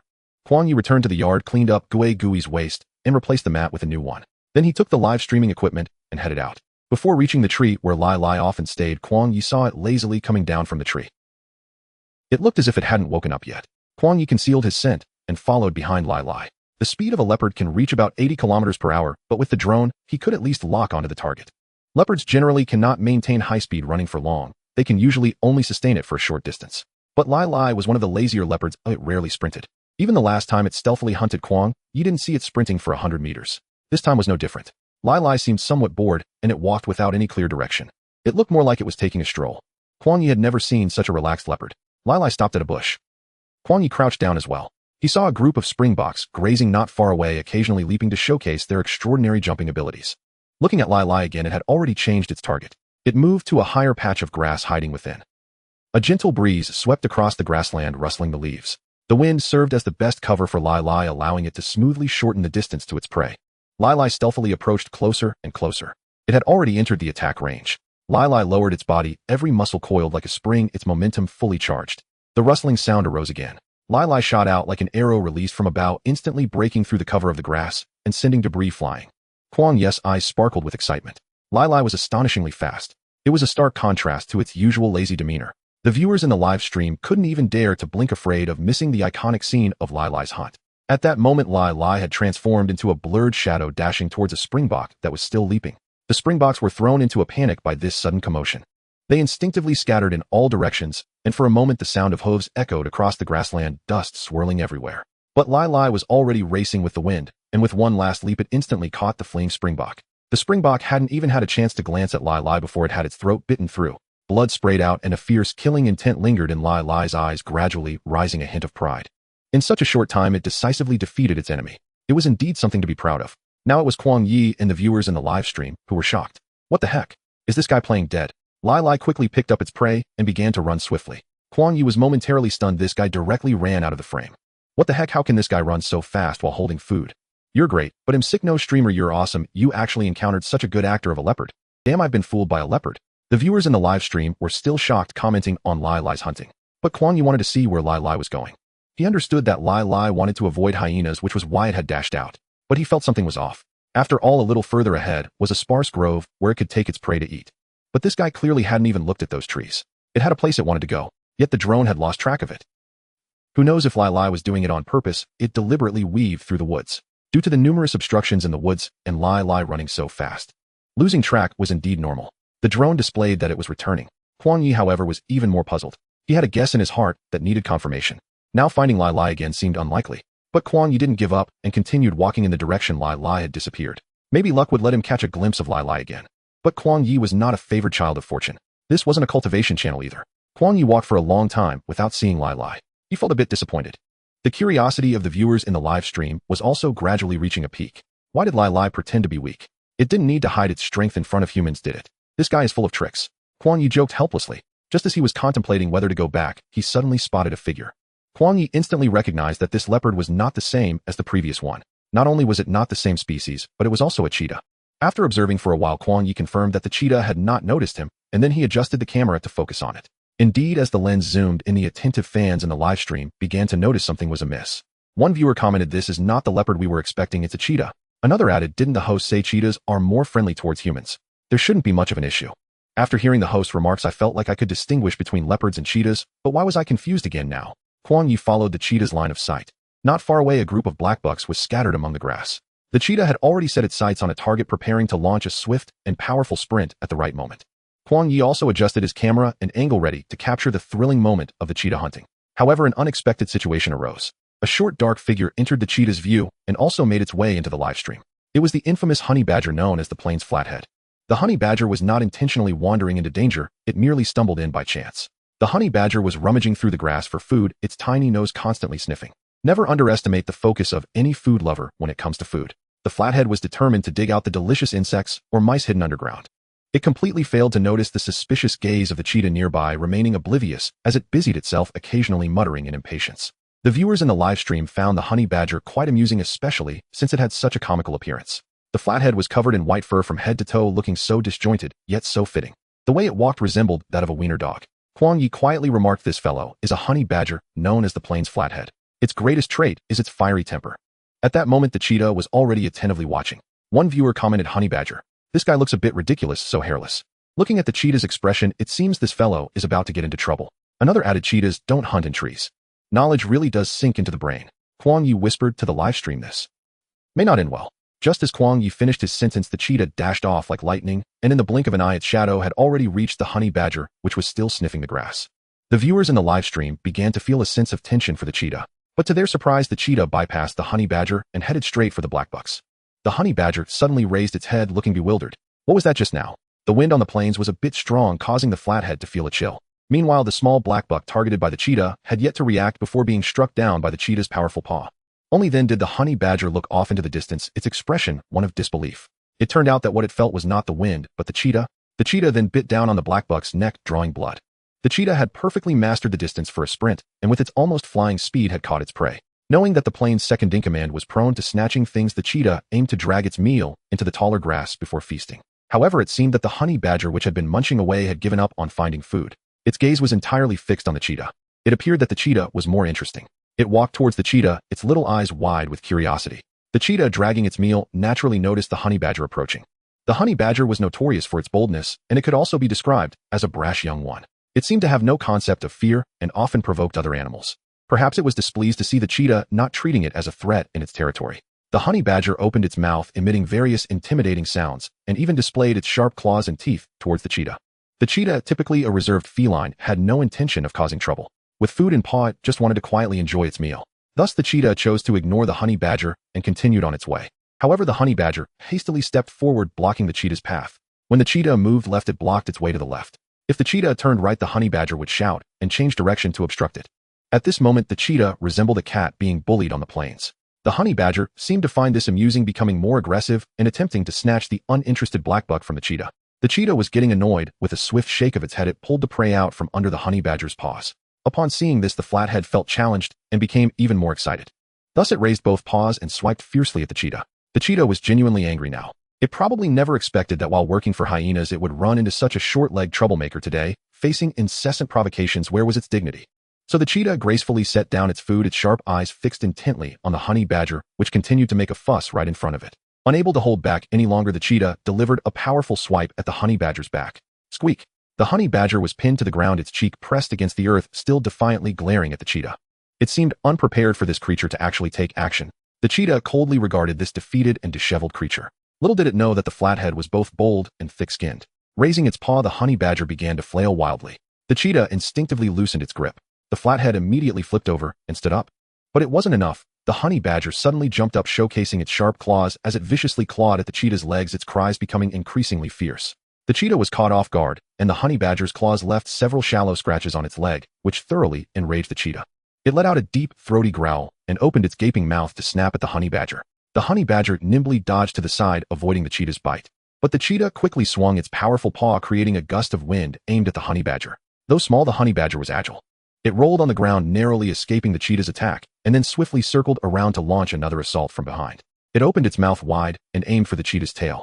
The cheetah flicked its tail, shaking the honey badger off, and then quickly turned to face it. Both parties' eyes were filled with fury, neither willing to back down an inch. In an instant, grass and dust flew as they exchanged blows, locked in a fierce struggle. Although the honey badger was brave, it was still significantly outmatched in size and strength by the cheetah. After several exchanges, it gradually began to tire, its breath growing labored. Finally, the cheetah seized the opportunity, biting down hard on the honey badger's neck and pinning it to the ground. The viewers in the live stream erupted with excitement. Indeed, our working leopard has its day, one viewer exclaimed. This story teaches us not to mess around, or well, end up dead. Another added, haha, this guy can fight, but after being bitten by the cheetah for so long, it must be dying by now. However, Kuang Ye stared at the screen and slowly said, not necessarily. At this moment, the viewers in the live stream were starting to doubt what they saw. Indeed, how could the host not be dead yet? It has already been over a minute. Kuang Ye remained silent, instead moving the camera closer, allowing the viewers to see more clearly. The cheetah had indeed latched onto the honey badger. The honey badger was motionless, as if it were dead. However, there were no traces of blood on its neck. Not a hint of red could be seen. Kuang Ye began a countdown in the live stream. 3, 2, 1.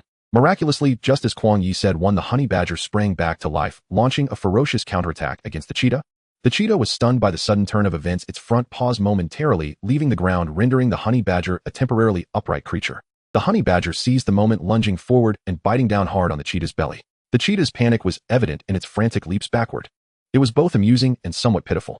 The honey badger grew bolder with each challenge, fighting fiercely. The situation on the field turned around under Kuang Ye's precise countdown. Kuang Ye even excitedly exclaimed, "Go my flathead brother." Indeed, the flathead badger embodied the life motto of not fearing death, but fighting back. Both sides began to stalemate. Suddenly the cheetah stood upright, seemingly noticing something. Kuang Ye glanced up and saw several relaxed figures approaching in the distance. The second brother of the grassland caught the scent and approached. The honey badger remained stubbornly latched on. The cheetah dodged left and right, glaring fiercely at the honey badger in between. As if to say, "Are you still not done?" Finally, the cheetah chose to retreat, prioritizing the protection of its food. It turned and dashed towards the corpse of a small black antelope. In the blink of an eye, it leapt away with the small black antelope's body, leaving the honey badger stunned. Turning around, it realized that the second brother had come to claim the leftovers. The honey badger was still feeling triumphant. It didn't expect the cheetah to flee. Thankfully, there were hyenas. Oh, 3 hyenas. The honey badger stood its ground, glaring at the approaching hyenas, unwilling to retreat. The rough fur of the hyenas appeared somewhat dull in the sunlight, ears erect, equally glaring at the honey badger. It seemed to suggest that the roasted duck had flown away was all the fault of the flathead brother. The honey badger straightened its body, its already upright short ears seeming to stand even taller. It let out a series of sharp squeak, squeak, squeak sounds. The noise was like a battle horn filled with provocation. The hyenas were momentarily stunned, clearly not expecting this small and unattractive creature to dare challenge them. One of the larger hyenas bared its teeth, revealing a set of sharp and uneven fangs. It emitted a longer sound. The honey badger didn't care about that. It charged forward, 4 short legs moving rapidly, albeit with somewhat comical steps, but at a notable speed. The hyena targeted by the honey badger paused for a moment before lunging at the honey badger's rear. The honey badger skillfully twisted its body, causing the hyena to snap at air.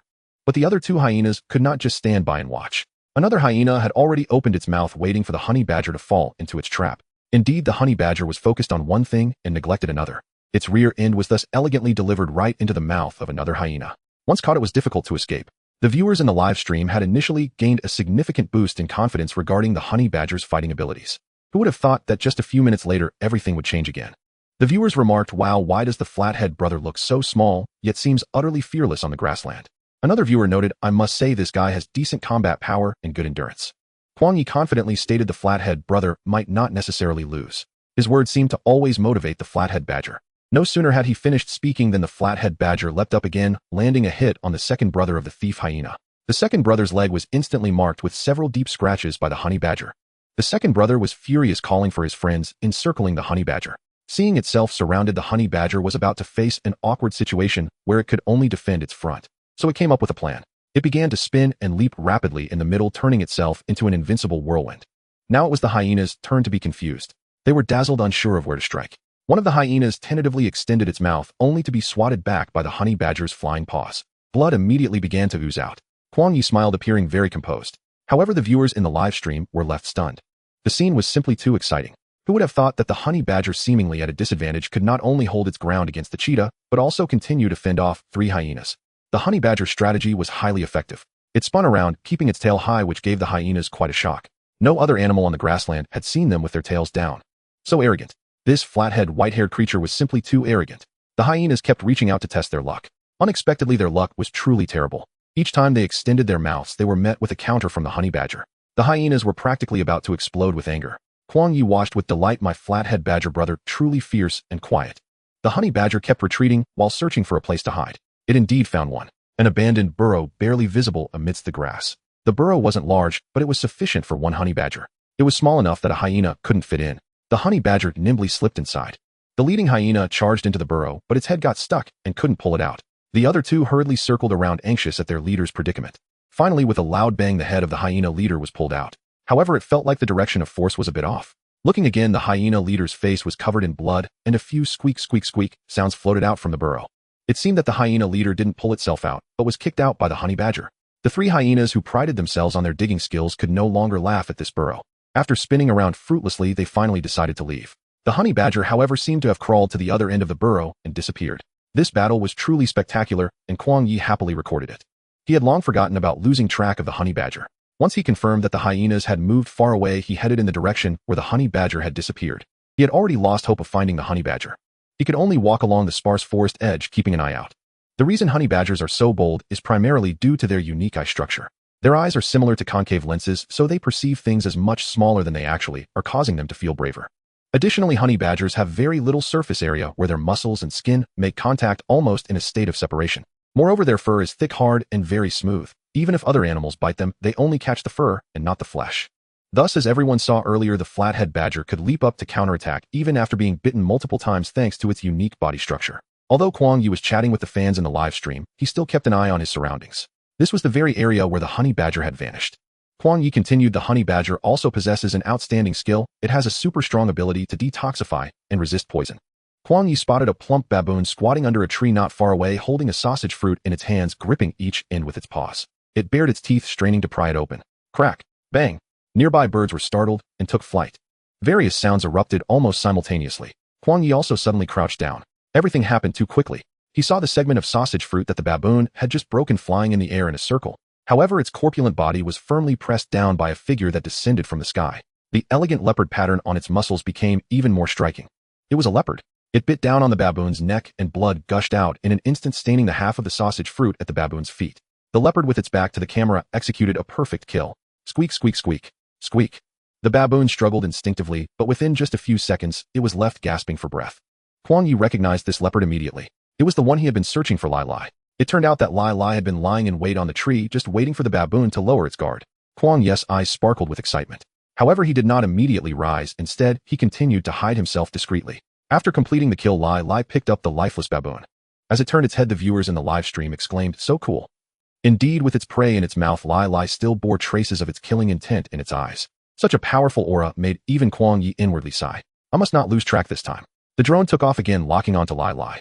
But Lai Lai nimbly climbed back up the tree to enjoy its meal. Kuang Ye was surprised that Lai Lai wasn't leaving. After waiting for a while, he noticed that Lai Lai was indeed just having its meal. Moreover, it seemed to intend to take a nap in this tree. Kuang Ye patiently waited for it to finish eating. Sure enough, Lai Lai opened its mouth wide and yawned. Then it took on a classic sleeping posture. Its 2 feet swaying gently, looking quite comfortable. Kuang Ye glanced at the time. It was time to go back. Otherwise, Gui would get hungry and throw a fit. Kuang Ye looked at Lai Lai, who was already drooling in its sleep, and shook his head helplessly. It seemed he could only come back in the afternoon. He hoped Lai Lai wouldn't wander off. Kuang Ye hurried back with the live streaming equipment.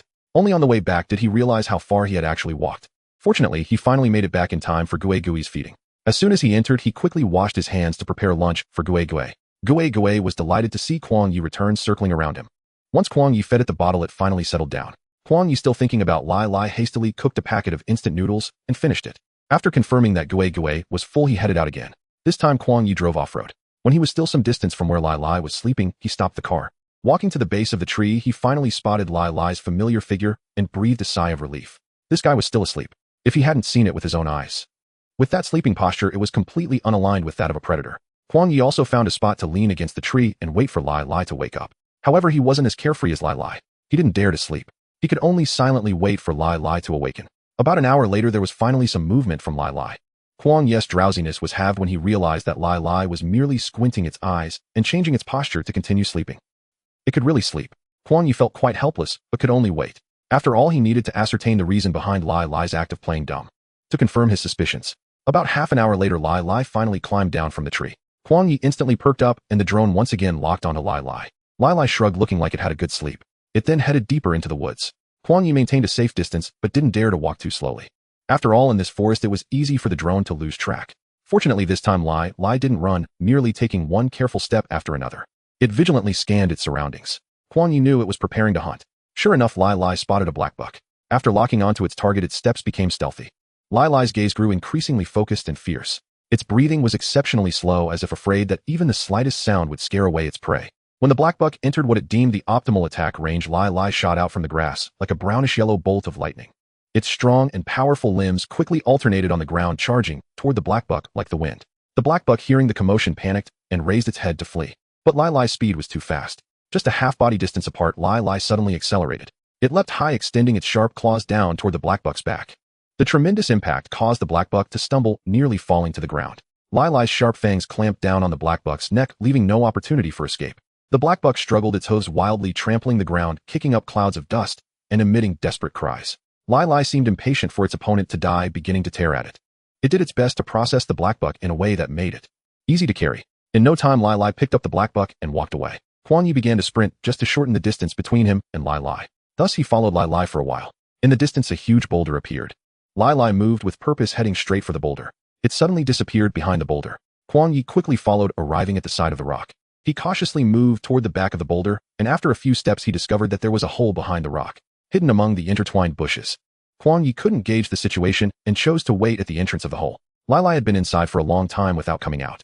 Kuang Ye planned to let the drone go in first to explore. The viewers in the live stream were just as curious as Kuang Ye, all intently watching the screen. The light inside the hole was just dim, but visibility was not restricted. The drone hadn't been flying for long before it spotted Lai Lai. The beautiful rose-patterned spots were quite eye-catching. Lai Lai was lazily lying on the ground, its originally sharp eyes now turned into a pool of clear water. It looked very gentle. The drone adjusted its angle, seemingly following Lai Lai's line of sight. In an instant, Kuang Ye held his breath. What the heck is this? Jia Xiong Bing Gana. I've only seen this in movies. Damn, Lai Lai, this is so cool. Kuang Ye's eyes widened. In the frame appeared a completely black panther. Its fur glimmered with a cold sheen, as if every hair had absorbed the essence of the dark night. At specific angles, hidden leopard patterns would reveal themselves. Its amber eyes were sharp and cold, and its icy gaze instilled fear. Lai Lai watched intently as the black panther feasted. The prey was the very black buck it had hunted down. His thoughts were confirmed, and he felt a surge of excitement. He took several photos of the black panther. This panther was larger than the average leopard and emanated an aura of coldness. The black panther ate swiftly, and in no time only the remains of the black buck were left. Lai Lai lazily lay on the ground, yawning occasionally, appearing somewhat bored. After satisfying its hunger, the black panther stood up, staring motionless at Lai Lai. Meanwhile, Lai Lai continued to yawn. Viewers in the live stream began to add commentary about the two leopards. I knew it, Lai Lai is feeding his girlfriend. Even leopards know how to feed their girlfriends, while my boyfriend only tells me to drink more hot water. Lai Lai is impressive, finding such a cool girlfriend, a role model for us. However, Kuang Ye did not share this sentiment. Based on the facial features of the black panther, Kuang Ye concluded that it was male. Like Lai Lai, both were males. Until the black panther turned and walked away. Kuang Ye took the opportunity to observe the base of its tail carefully and finally confirmed that the creature was indeed male. He then noticed that the black panther's walking posture was somewhat unusual. Upon closer inspection, he found that there were patches of fur with lighter, sparser coloration, and they did not have the same smooth sheen as the fur on other parts of its body. Such inconsistent fur coloration could only occur as a result of injury. Kuang Ye saw that one scar stretched from its back down to its abdomen. Moreover, this scar was still tinged red, indicating it was a recent injury. It was hard to imagine what this black panther had endured. Perhaps to others being unique was cool, but only the black panther knew what that uniqueness truly brought it. During its time of injury, it was Lai Lai who took care of it. It was not difficult to see that this black panther had a larger appetite than Lai Lai himself. Since the injured panther could not hunt, Lai Lai had to catch double the amount. Kuang Ye speculated that the reason Lai Lai looked thinner during their second encounter was also due to having to work double. Food on the grassland was extremely unstable. On a lucky day, one might catch an adult antelope, which would suffice for both Lai Lai and the black panther for 2 days. But if the hard-earned food was snatched by the second brother or a lion, it would be a double blow for Lai Lai. Thus it began to resist hunting internally. After all, working overtime could lead to burnout. Further speculating, when Lai Lai caught fewer prey, he might leave most of it for the black panther. This black panther is very important to you, isn't it? Kuang Ye looked at Lai Lai on camera and suddenly voiced his thoughts softly. Sometimes he felt the natural world was quite cruel, but at other times he felt that animals were more sentimental than humans. The camera in the live stream began to shake. It turned out that Kuang Ye switched to a handheld device. As the scene progressed, viewers were astonished to discover that Kuang Ye had entered the cave. To be precise, Kuang Ye had crouched down and squeezed into the cave. Marco Polo without sugar, you can't be serious, right? That's a black panther. Are you doing this for the sake of the live stream? Host, I advise you to be cautious. Although Lai Lai knows you, the black panther looks quite fierce. Kuang Ye released his aura. Lai Lai suddenly stood up from the ground. It smelled a familiar scent, and in the next moment a figure flashed around the corner. Kuang Ye broke into a smile, bright and dazzling like the sun breaking through the clouds. Was it an illusion? The light in the cave brightened considerably. Lai Lai froze for a moment while the black panther next to him narrowed its eyes and raised its back, watching him cautiously. The next moment, Lai Lai pounced toward Kuang Ye. Kuang Ye embraced Lai Lai and gently rubbed its head, saying, "You've worked hard." Lai Lai happily nuzzled against Kuang Ye's chin. The black panther stood there stunned, and then its expression became one of utter disbelief. It seemed to be pondering whether it was reasonable for a leopard to ask a human for a hug. However, in Lai Lai's view, existence was reasonable. Not only did he want hugs, but he also wanted a nuzzle. Perhaps seeing Lai Lai's enthusiasm toward Kuang Ye combined with the warmth emanating from Kuang Ye himself. The black panther no longer exhibited its previous vigilance and rejection, merely standing silently to the side, expressionless as it watched them. Viewers in the live stream instantly found it amusing with all sorts of comments. Black panther, what should I do if a big monkey suddenly appears and tries to steal my boyfriend? I'm quite anxious. You know my financial situation. The host's presence has slowed down the black panther's eating speed, huh? I'm not Li Jia. Why does the host always manage to make wild animals let their guard down? Am I the only one still captivated by the host's smile back then? Not a boyfriend. Kuang Ye released Lai Lai and addressed the live stream. He's my brother. The live stream. Kuang Ye pointed the camera at the black panther. Look at the base of the black panther's tail. Ah, can you see chasing? Kuang Ye's chosen angle was excellent. Oh, no one could overlook that objective presence. But the black panther suddenly shrugged its shoulders, instantly turning its expression dark. Kuang Ye also quickly withdrew the live stream device, smiling at the black panther. Brother Black Panther, no offense intended, just didn't want to create misunderstandings.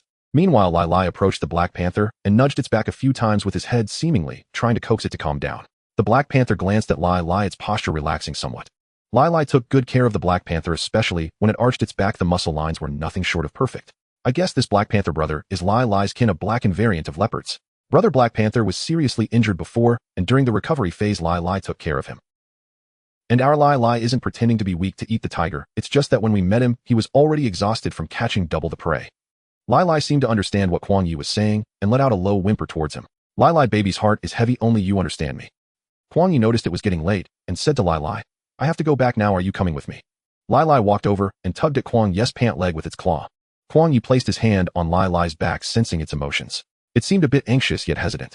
This emotion felt more like it was seeking Kuang Ye's assistance. Do you want me to help you? Lai Lai turned to look at the Black Panther. The Black Panther met Lai Lai's gaze, and its amber eyes brightened. Kuang Ye instantly understood Lai Lai's intentions. He had experienced the wonders of Kuang Ye's bone-setting techniques, and naturally wanted his Black Panther brother to try it too. Kuang Ye had noticed earlier that the Black Panther's walking posture was somewhat off. You want me to help him with his bones, right? Kuang Ye asked again. Lai Lai's eyes lit up, the answer was self-evident. Kuang Ye turned to the Black Panther, inquiring about its opinion. What do you think?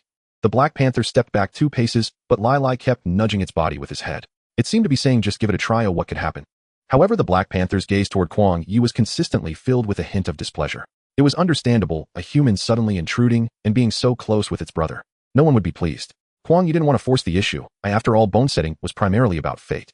If the other party was unwilling, the effect wouldn't be good. Kuang Ye pointed to the cave entrance. Then I'll head back.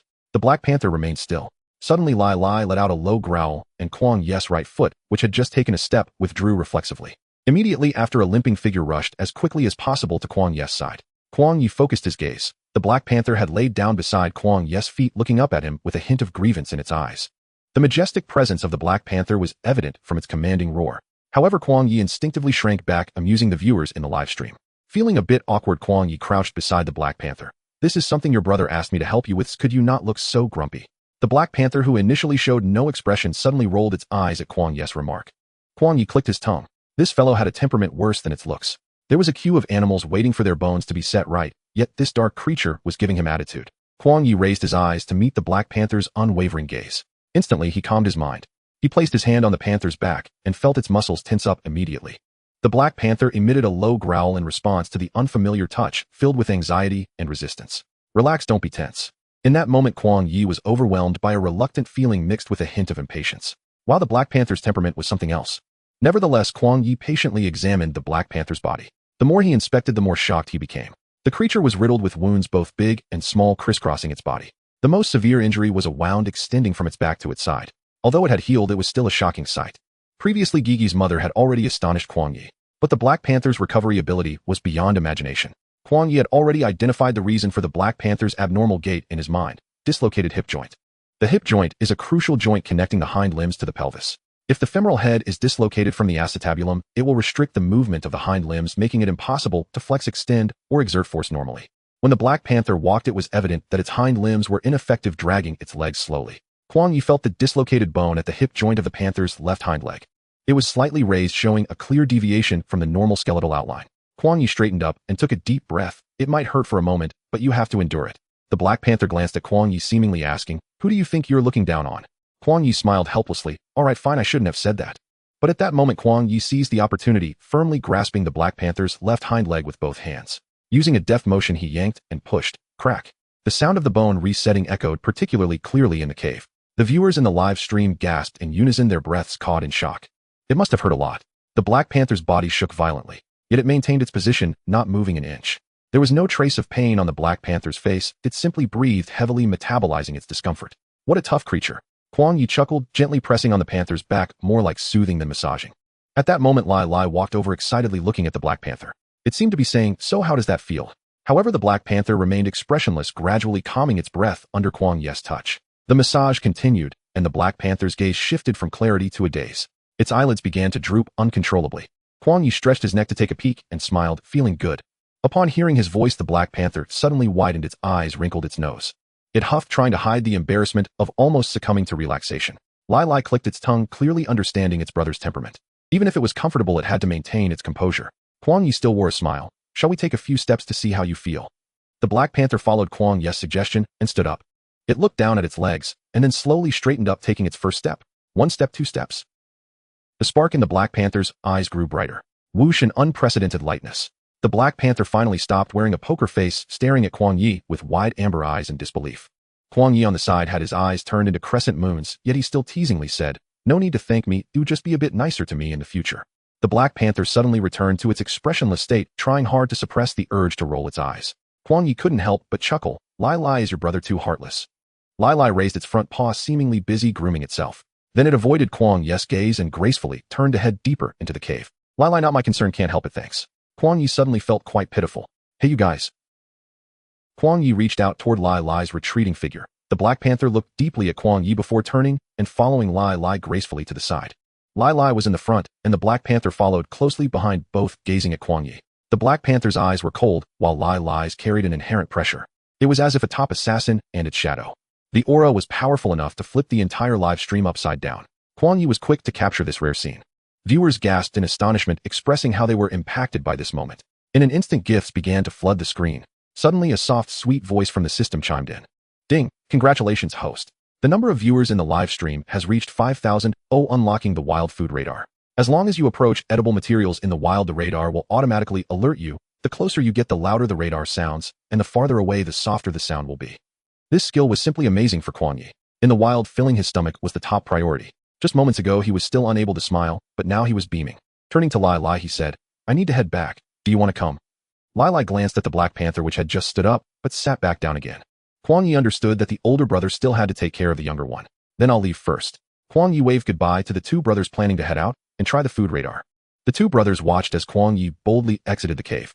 Kuang Ye concealed his presence while vigilantly observing his surroundings. Only after confirming there were no anomalies did he step outside. Once outside, he found that the evening glow had already stealthily arrived, wrapping the grassland in its pumpkin-colored embrace, creating a scene of utmost warmth. Kuang Ye felt quite pleased, not only having unraveled Lai Lai's secret, but also assisting its younger brother. The number of viewers in the live stream had once again reached the target, and he had unlocked such an amazing skill. How could he not feel good? Just as Kuang Ye happily walked back, a beep, beep, beep, beep sound suddenly echoed in his mind. At first, the sound was not loud, but as he moved forward, it grew louder. Until Kuang Ye reached a thicket, the radar's sound stopped increasing. Instead, it transitioned from beep, beep to a rapid beep, beep, beep. Before Kuang Ye stood a tree. To be precise, it was a dead tree. Although the tree had long since withered, its massive roots firmly dominated the land. At this moment, the food radar had already produced a series of beeping sounds. Kuang Ye observed the roots and immediately understood what food was present here. The viewers in the live stream had no idea what Kuang Ye was planning to do with the dead tree. "I didn't expect there would be dessert." Kuang Ye smiled and pointed the camera at the large tree root. He took a small axe out of his backpack and without a second thought began to chisel away at the root. The axe was sharp, and with Kuang Ye's considerable strength, a hole formed in the root after just a few strikes. He then switched to a shovel and began to expand the hole outwards.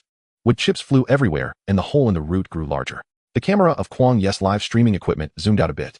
Suddenly, the fans in the live stream became restless. "What the hell? What are those dense things on the tree? Floating life is but a dream. It looks like a swarm of bees. Are those bees? Why do they look so big? Plum blossoms blooming again. Ugh. Those with trypophobia really can't handle this." Kuang Ye had just seen a swarm of bees crawling densely on the trunk. That's why he started chiseling the root. He deduced there was a beehive beneath the root with sweet honey waiting for him. Kuang Ye focused on chiseling the tree. The swarm of bees sensed his intrusion and began to buzz anxiously around him. The hearts of the viewers in the live stream were in their throats. Getting stung by a bee is no joke. Not to mention the bees in East Africa. If stung multiple times by several bees, the accumulated venom in the body could lead to dire consequences. Even though they didn't know the species of these bees, the viewers naturally understood that this was not something to mess with. However, Kuang Ye appeared quite calm. These are East African bees. In fact, they are relatively smaller compared to some other bee species, allowing them to be more agile while flying and weaving through flowers. At this moment, an East African bee had already landed on Kuang Ye's cheek. He shook his head, and the bee quickly flew aside, followed by more bees coming towards him. The fans in the live stream were almost dying of anxiety. "Crispy Chestnut streamer, why don't you just back off? Can't you see so many bees? Ginseng and vinegar never meet. Is the streamer's craving for food really this strong? I admire it. Hey handsome, hurry up and run. What if you get disfigured? The absolute glutton identified the streamer is a confirmed foodie. Kuang Ye saw that the hole in the tree was nearly done and reached in to rummage.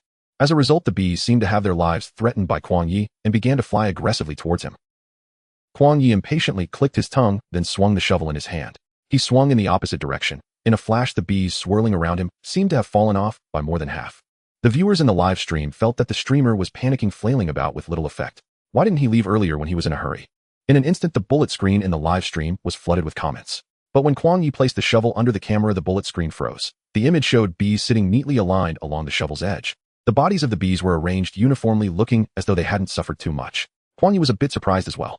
The system simply stated physical enhancement, yet it granted him extraordinary vision and lightning-fast agility. He even suspected that he was now immune to all toxins. A soft voice from Xiaoyu chimed in, "Host, it seems you need me to clarify something. Your physical enhancement level has reached the highest tier, granting you excellent resistance to toxins. Your immune system and certain special physiological and biochemical processes can decompose or inactivate various toxins from different sources." Kuang Ye widened his eyes. He never expected to unlock such extraordinary skills without realizing it. Could it be that he could treat poisonous snakes like spicy strips? Does this mean he could let himself be stung by bees? Kuang Ye dropped the shovel and casually sat down on the ground. The swarm of bees, seeing him like this, buzzed around him once again. Kuang Ye showed no fear, and at that moment, he even wanted to laugh. "Come at me, ignorant little bees. Those who cannot kill me will only make me stronger." The viewers in the live stream. Day Up, the streamer is such a drama queen, confirmed. Faha, the streamer is so cringy, I'm going to die laughing. Kuang Ye was indeed very happy, but Xiaoyu's next statement made him unable to stay happy any longer. Xiaoyu wants to remind the host, although the physical enhancement has reached the highest level, the sensation of pain still exists. The next second, Kuang Ye decisively opened his lighter with a snap and casually cut off a branch from the dead tree to ignite it. The swarm of bees facing the flames promptly chose to cease their attacks. Kuang Ye looked at the skin on the back of his hand, gradually becoming red and swollen, frowning as he sighed inwardly. "Sister, why didn't you say this earlier?" Xiaoyu thought this was common sense. Kuang Ye was gently retorted by Xiaoyu's expression a bit complicated then. "See you? Alright host, if you need anything you can summon me, goodbye." Kuang Ye waved the torch while reaching into the tree hole to rummage. In just a few seconds, Kuang Ye pulled out several golden bee combs. The hexagonal cells were filled with thick golden honey, looking even more tempting under the glow of the sunset. Kuang Ye picked up a piece and held it under the camera. This is nature's gift, commonly known as Kuang Ye's dessert after a meal. With that, he lowered his head and took a bite. The sweet honey burst in his mouth, and the rich honey fragrance lingered throughout his palate. Sweetness truly brings a sense of happiness. Pure natural honey is actually not as overly sweet as processed honey. It retains the original flavor. Kuang Ye's food was already fragrant, and with this explanation, the viewers in the live stream couldn't help but salivate. Good things should naturally be shared with friends. Kuang Ye simply cleaned off the white bee pupae from the honeycomb. Then he found some large leaves nearby and carefully wrapped the honeycomb. In a place not visible to the camera, he placed it into his space. Kuang Ye happily walked home while enjoying the glow of the setting sun. However, during this time, he was not feeling well. Having been stung by several bees, he was already starting to hurt. The viewers in the live stream finally noticed that the streamer's neck was red and swollen. Those were the marks of the bees defending their hive. Also the marks of a naturally rebellious streamer, the traces of his own near-death experiences. On the way back, the food radar beeped a few times. Seeing that it was getting late, Kuang Ye did not linger. He casually picked some porcelain along the way. Crushed and applied to the wound, it can help alleviate local inflammation after a sting and reduce pain. However, when passing through a relatively low-lying area with somewhat moist soil, Kuang Ye stopped in his tracks. The food radar began to emit a long beep. After hesitating for a few seconds, Kuang Ye changed direction and walked towards the low-lying area. The viewers in the live stream instantly became excited. The anchor had likely discovered something fun again. Sure enough, Kuang Ye pointed at clusters of green plants and said, "It's tiger nuts."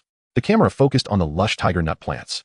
As Kuang Ye drew closer, their long and resilient leaves were visible, resembling a series of green swords. Kuang Ye crouched down, carefully examining the tiger nut plants. Around their roots, there were faint signs of bulging on the ground. Kuang Ye first cautiously pushed aside the surrounding weeds to clear a space for digging.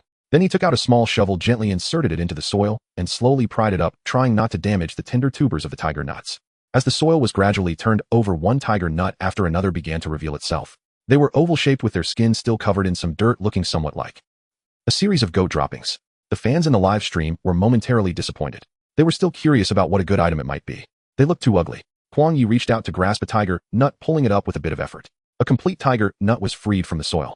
Kuang Ye shook off the dirt and wiped it with a leaf, saying, "Don't judge it by its appearance, but it actually tastes quite good." Ultimately, Kuang Ye returned home with a bountiful harvest. Seeing Simba's car, Kuang Ye felt relieved. Guay rushed towards Kuang Ye as soon as it saw him. It had just finished drinking goat's milk and seemed to be in a good mood. Simba chuckled beside him, saying, Guay drank 4 bottles of milk today, or it's quite a big eater." Guay sensed Simba was praising it, and suddenly sat up straight in Kuang Ye's arms. Seeing Guay like this, Kuang Ye also smiled. He rubbed Gigi's fluffy head and said, "Looks like I need to give you an extra meal." Upon hearing the words extra meal, Guay seemed a bit tempted, smacking its lips. Simba continued, "Did you capture any interesting animals today?" Upon hearing this, Kuang Ye became excited and began to share today's sightings and experiences with Simba. After listening to the thrilling story, Simba's eyes widened. "Heavens, you actually encountered a black panther. It turns out it is Lai Lai's brother. Moreover, Lai Lai has been taking care of it for so long." Each sentence was a typical expression of shock from Simba. Kuang Ye could only laugh at Simba's increasingly wide eyes. After Kuang Ye washed his hands, Simba noticed the large bump on his arm from a bee sting and widened his eyes again. Did you go to dig up a beehive? Kuang Ye nodded and then pretended to take out a few pieces of honeycomb from his backpack. Oh my, you actually dared to dig a beehive without any protection. Although the Marcel people also dig beehives, they have their own methods. They use shuka to wrap themselves tightly, then light a branch. One person is responsible for digging the beehive, while the other drives away the bees. This greatly reduces the risk of injury. Yet Kuang Ye went alone and sweetly harvested honey. At that moment, Simba even felt a sense of being the outsider. Isn't this a bit of a scar? Saying this, Kuang Ye took out the purslane and tiger nuts he had gathered. Simba took these two items and headed outside, saying, I'll wash these, you take a rest for a while. Kuang Ye didn't feel too tired anyway. Having someone help is always nice. While Simba washed the vegetables, Kuang Ye wasn't idle. He extracted the honey and put it into a jar. He planned to make a honey tiger nut dish for dinner. Then he took the chicken out of the earthen refrigerator, intending to roast it. The most famous dish here in East Africa is nyama choma. Nyama means meat and choma means roasted. Together it refers to the ubiquitous roasted meat. Surprise! The author leveled up and can now add illustrations. Above is nyama choma. Kuang Ye first deboned the chicken, cutting the meat into similarly sized chunks. After cleaning off the blood, he drained it. Then he placed it in a bowl, added barbecue spices, and some ginger juice for marination. At this moment, Simba returned. This smells so good. He looked at the marinated chicken and swallowed. Kuang Ye smiled and said, when in Rome, do as the Romans do. Oh, let's have some roasted meat today. Simba was extremely happy. He picked up the purslane and went to one side to process the natural herbs. Kuang Ye took the basket containing the tiger nuts, gently biting into one, revealing the pale, off-white flesh inside. Then he held it up to the live camera. Fans, you go first. After saying that, he popped the flesh into his mouth. The picture shows the appearance of dried tiger nuts. After chewing a few times, he said, the texture of the tiger nut is firm, yet slightly soft. As you chew, you first sense a faint sweetness spreading on your tongue, followed by a rich, nutty aroma lingering in your mouth with a very rich texture. After a statement like that, the viewers in the live stream were once again tempted. Kuang Ye chuckled, the dessert after dinner is honey tiger nuts. Saying this, he quickly peeled the tiger nuts, then added a bit of oil to the pan. When the oil was hot, he poured in the honey. Then he added the tiger nuts. A quick stir-fry coated them evenly with a layer of honey. Kuang Ye also added a suitable amount of salt to enhance the richness of the flavor. Ideally, they should be baked in the oven, but due to limited conditions, they can be eaten once cooled down. While speaking, Kuang Ye poured the stir-fried honey tiger nuts onto a plate. The originally off-white tiger nuts, under the urging of high heat, turned a light rice yellow. The outside was coated with a layer of crystal-clear honey, exuding a sweet, yet not cloying fragrance. Simba, holding back the heat, ate one. Then he exclaimed in surprise, this is so delicious. Local people are very direct about their food. Honey is eaten directly, and tiger nuts are popped into their mouths. No one thinks to cook these seemingly unrelated ingredients together. Kuang Ye's honey tiger nuts opened the door to a new culinary world for Simba. He expressed that he would blend ingredients more in the future to see if he could create a life-changing dish. You are already doing that. Simba thought for a moment and replied, are you referring to cow's blood and milk? Kuang Ye nodded. Simba smiled and said, there will be even more possibilities in the future. Saying this, he handed Kuang Ye a small bowl filled with green juice from the purslane. Kuang Ye immediately applied the juice to the area where he had been stung by a bee. Oh, that feels comfortable. Kuang Ye finished applying the herbs and immediately began to grill the meat. Nyama choma is typically prepared in two ways, over an open flame and with charcoal. We reference the Marcel people using an open flame. Kuang Ye then said to Simba, brother, you know what I mean. Upon hearing nyama choma, Simba instantly understood. Next, he needed to go outside to start a fire. Kuang Ye took out the wooden skewers he had used for grilling beef earlier and began to thread the marinated chicken pieces onto them. Kuang Ye didn't want to waste the remaining chicken carcasses. After chopping them into small pieces, he placed them in a pot, added enough water to cover them, added ginger, and then turned up the heat to bring it to a boil. Once the fire was lit, Kuang Ye carefully skimmed off the foam with a spoon, then reduced the heat and started to simmer. When Kuang Ye arrived in the yard, he found that Simba had already started the fire and even built a simple grill with branches. Indeed, grilling meat required looking to the Marcel people for guidance. Kuang Ye handed the chicken to Simba. Will you grill it? Simba took it, but only took part of it, saying, you grill half, I'll grill half. Okay. Finally free, Kuang Ye went back inside to check on the soup, then picked up Gui and returned to the yard. Simba placed the chicken on the grill, and as soon as the meat touched the hot grill, it sizzled. As the temperature rose, the skin of the chicken gradually turned golden, and as the aroma of the meat wafted out, it transformed into an enticing crispy yellow. Kuang Ye put down Gui, allowing it to frolic around. The camera focused on Simba, who was grilling the meat with great seriousness. Fat began to ooze from the chicken, dripping onto the flames, instantly turning into wisps of fragrant smoke that spread further. Kuang Ye suddenly began to understand the feeling Simba had while grilling the meat. Simba's flipping and turning of the meat was very skilled, clearly indicating that he had grilled meat many times before. Just as the chicken skin began to show a slight crispiness, Simba skillfully pulled back. He handed the skewer to Kuang Ye. Try it, my mother loves the meat I grill. Kuang Ye took the grilled meat, saliva already swirling in his mouth. Fans eat first, but he couldn't forget the live streaming etiquette. He then took a big bite from the skewer. The viewers in the live stream could almost hear the crunch. Kuang Ye satisfiedly uttered an sound and began to chew rapidly. Seeing Kuang Ye's reaction, Simba laughed happily. He also took a skewer and started to eat. Folks, this is amazing. This taste is incredible. Kuang Ye didn't forget the viewers in the live stream, continuing crispy on the outside, tender on the inside, the flavor lingers on the lips. After saying this, he felt someone tugging at his pants leg. Looking down, he found it was Kuang Ye. It was staring intently at the chicken in Kuang Ye's hand, its mouth moving up and down. Clearly, it was also craving some. Do you want to eat too? Kuang Ye eagerly jumped a few times as if saying, let me have a taste. Kuang Ye smiled and pulled off the last piece of meat from the skewer, chewing away as he said, you're still too small. You can't eat this. Kuang Ye. Just a second ago, it was happily sighing, but suddenly its face turned dark. Kuang Ye, I'm super fierce. In the next moment, it slowly backed away and then suddenly jumped, aiming a strike at Kuang Ye's left foot. Ouch! Kuang Ye was ambushed by Kuang Ye. Although it didn't hurt, it left him somewhat amused. You have a strong sense of revenge, don't you? Kuang Ye acted, quickly scooping up the escaping Kuang Ye. Then holding both of its small paws, he lowered his voice, tell me, which paw did it use to step on me? Kuang Ye was restrained by Kuang Ye and couldn't move, but it was still quite stubborn, suddenly turning its head away and refusing to look at him. Simba burst into laughter nearby. Brother, you're being ignored by it. Kuang Ye held onto both of Kuang Ye's paws, using his free hand to gently turn its head back. If you won't talk, I'll punish all four paws together. Kuang Ye let out a few soft meows. Kuang Ye began to search for the itchy spots on Kuang Ye. While there is no conclusive research showing whether lion cubs have itchy spots, they do possess a rich network of nerves on their skin to sense external stimuli. This was not difficult for a master of bone setting. Kuang Ye scratched a few spots on Kuang Ye's back. Kuang Ye's eyes widened instantly and then began to struggle desperately. Yet its round eyes squinted, letting out soft meows. Are you going to ambush me again? Kuang Ye felt like it was about to cry. Meow? Kuang Ye sensed Kuang Ye's mixed emotions of comfort and anger, but it had to compromise. Yes, Kuang Ye, who believes in revenge, was satisfied. Just as he relaxed, Kuang Ye broke free. Returning to the ground, it began to bare its teeth and growl at Kuang Ye. Kuang Ye helplessly said, why are you like a rubber band, so obedient in my hand, but as soon as I let go you bounce back up? Humph. Kuang Ye continued to snarl, even opening its mouth wide to reveal tiny sharp baby teeth. The next moment, Kuang Ye froze. Suddenly, it felt something stuffed in its mouth, and an instant later a fragrant taste filled its mouth. Kuang Ye instinctively chewed a few times, experiencing a sensation like never before. So this is what meat tastes like. Wow, it's so delicious. Kuang Ye smiled and withdrew his hand. I had prepared this for you long ago. Kuang Ye took out a small bowl filled with minced chicken. Kuang Ye instantly buried its entire head into the small bowl, gobbling it down. Kuang Ye suddenly thought of something and turned to dash into the house. As soon as he stepped inside, he caught a whiff of the fragrant chicken soup. Lifting the pot lid, he saw the broth bubbling with a thin layer of oil on top. After turning off the heat, Kuang Ye served out 2 bowls of soup, letting them cool for a moment. He then returned to the yard to continue grilling the meat. Just before dark, he finally finished the grilled meat and drank the chicken soup.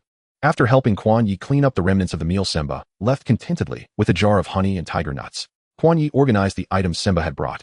He also fed Kuang Ye some milk. Finally, he settled down to start editing the video. The star of this episode was the little leopard. At the beginning of the video, there was footage of the little leopard falling from a tree. Next, there was a scene of the little leopard lying on a branch, sleeping and swinging its legs. It looked quite relaxed. Kuang Ye initially portrayed the little leopard as a spoiled rich kid, depicting it as lazy and lackadaisical, living off others. Yet it was still oddly adorable. The scene shifted to a sudden black shadow appearing in the darkness. Then eerie music specifically for supernatural videos began to play. Watching at night was quite spooky, but it's not what you think. Leopards can also play the pig to eat the tiger. As soon as the words were spoken, the video showed the little leopard ferociously hunting, a stark contrast to its earlier demeanor. Next, a series of dramatic hunting scenes followed. Late at night, Kuang Ye felt a surge of excitement watching these thrilling highlights. Soon after, the image of a black leopard appeared. As the camera switched, Kuang Ye began to narrate the story of the little leopard and its brother, the black leopard. All mysteries were unveiled, revealing genuine emotions between animals. As Kuang Ye edited up to this point, his eyes dimmed significantly. But right after he finished editing the final scene of the little leopard walking alongside its brother, the black leopard, which was extremely pleasing to the eye. The final scene gradually revealed a line that Kuang Ye had thought of: love takes many forms. Family, romance, friendship, all essentially resonate with the same rhythm of life. Perhaps they cannot accurately understand what love is, but they possess an instinctual emotion and pure expression. May love be without worries, and may all beings in the world be met with gentleness. After finishing the video, Kuang Ye checked it multiple times before finally clicking send. The next day, Kuang Ye woke up and, as usual, first played around with Kuang Ye. Then he prepared breakfast for both of them. Ever since Kuang Ye had meat paste, her demand for goat's milk had significantly decreased. Fortunately, this time Simba brought back plenty of raw meat. It would completely satisfy Kuang Ye's supplementary food needs for the next few days. After breakfast, Kuang Ye went to the yard with his tools.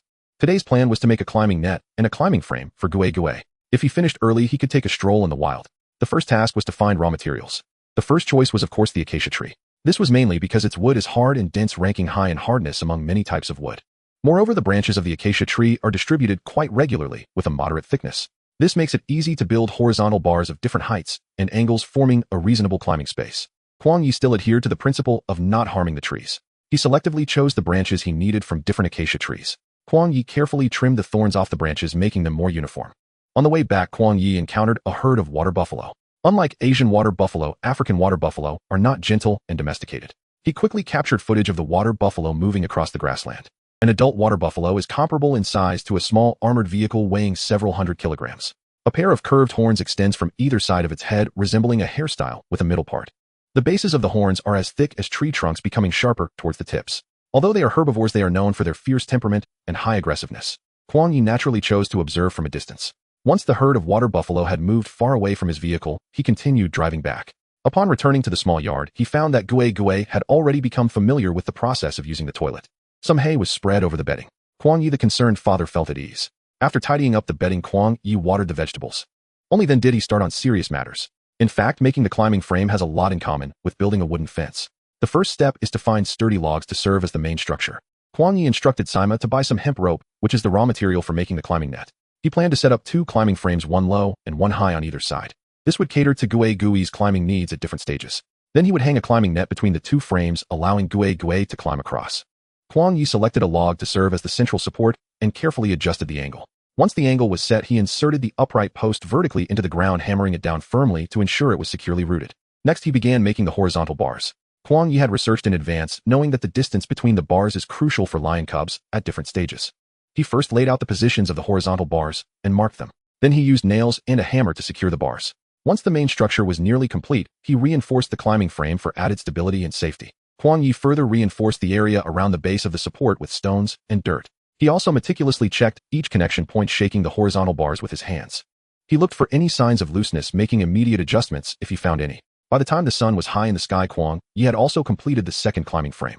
As for the climbing net, he decided to wait until the strongest sunlight passed before making it. Kuang Ye tidied up the yard a bit and then turned to go inside. At that moment, Gui was busy tearing at a giraffe toy. Upon seeing Kuang Ye return, she excitedly tossed the giraffe aside and pounced towards him. Kuang Ye raised his hands and shook them. "Your hands are dirty." Gui's desire for a hug subsided, and she obediently stood aside, watching Kuang Ye wash his hands. Kuang Ye was already soaked in sweat at this point. He turned around and sat on the sofa, casually picking up Gui and giving her a couple of affectionate pats. "Are you hungry?" Gui blinked her round eyes. Kuang Ye got up to prepare meat paste for her. Gui had her lunch, but Kuang Ye had not yet eaten. He took out the instant spicy and sour noodles he bought before departing and boiled a kettle of water. First the noodles. Fans in the live stream nearly missed every meal Kuang Ye had. While eating, Kuang Ye glanced at the back-end data. Wow, the rewards in just these 2 days were quite impressive. At this moment, Kuang Ye's phone rang. Upon answering, he found it was the platform supervisor. Hizong had already sent the electronic contract to Kuang Ye, but he had been too busy to log into his email for the past few days. After hanging up, Kuang Ye immediately opened his computer and skimmed through the contract. He felt it should also be shown to his lawyer friend. So he sent the contract to his lawyer friend Ha Hao. Within 3 seconds, Ha Hao called him directly, his tone full of excitement. "Brother Ye, that's awesome.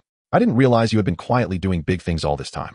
Kuang Ye hadn't heard Ha Hao's voice in a long time, and a sense of familiarity surged up. After confirming there were no issues with the contract, they chatted for a bit. "I heard you had a falling out with Feng Chao." Ha Hao, who lived nearby, had a good relationship with Kuang Ye and naturally knew about Feng Chao. Just a small matter. Kuang Ye clearly did not want to bring it up. Ha Hao was perceptive and only mentioned it briefly at the end. "I heard the account you 2 worked on before was banned." Kuang Ye snorted coldly. "I advised him, but he wouldn't listen. Wasn't that just a matter of time? Forget it, let's not mention it. That person won't have anything to do with you in the future." Of course. After hanging up, Kuang Ye scanned the contract again and clicked to sign. After signing the contract online, he called the supervisor to inform them. Hizong's tone was clearly filled with excitement and anticipation. "Mr. Kuang, looking forward to our cooperation." After hanging up, the slight fatigue Kuang Ye felt completely vanished. Meanwhile, some viewers in the live stream were puzzled about why Feng Xiyuan Yi Sheng had been banned. Kuang Ye provided an answer. Selling the account to a third party and signing a contract with the platform are fundamentally 2 completely different things.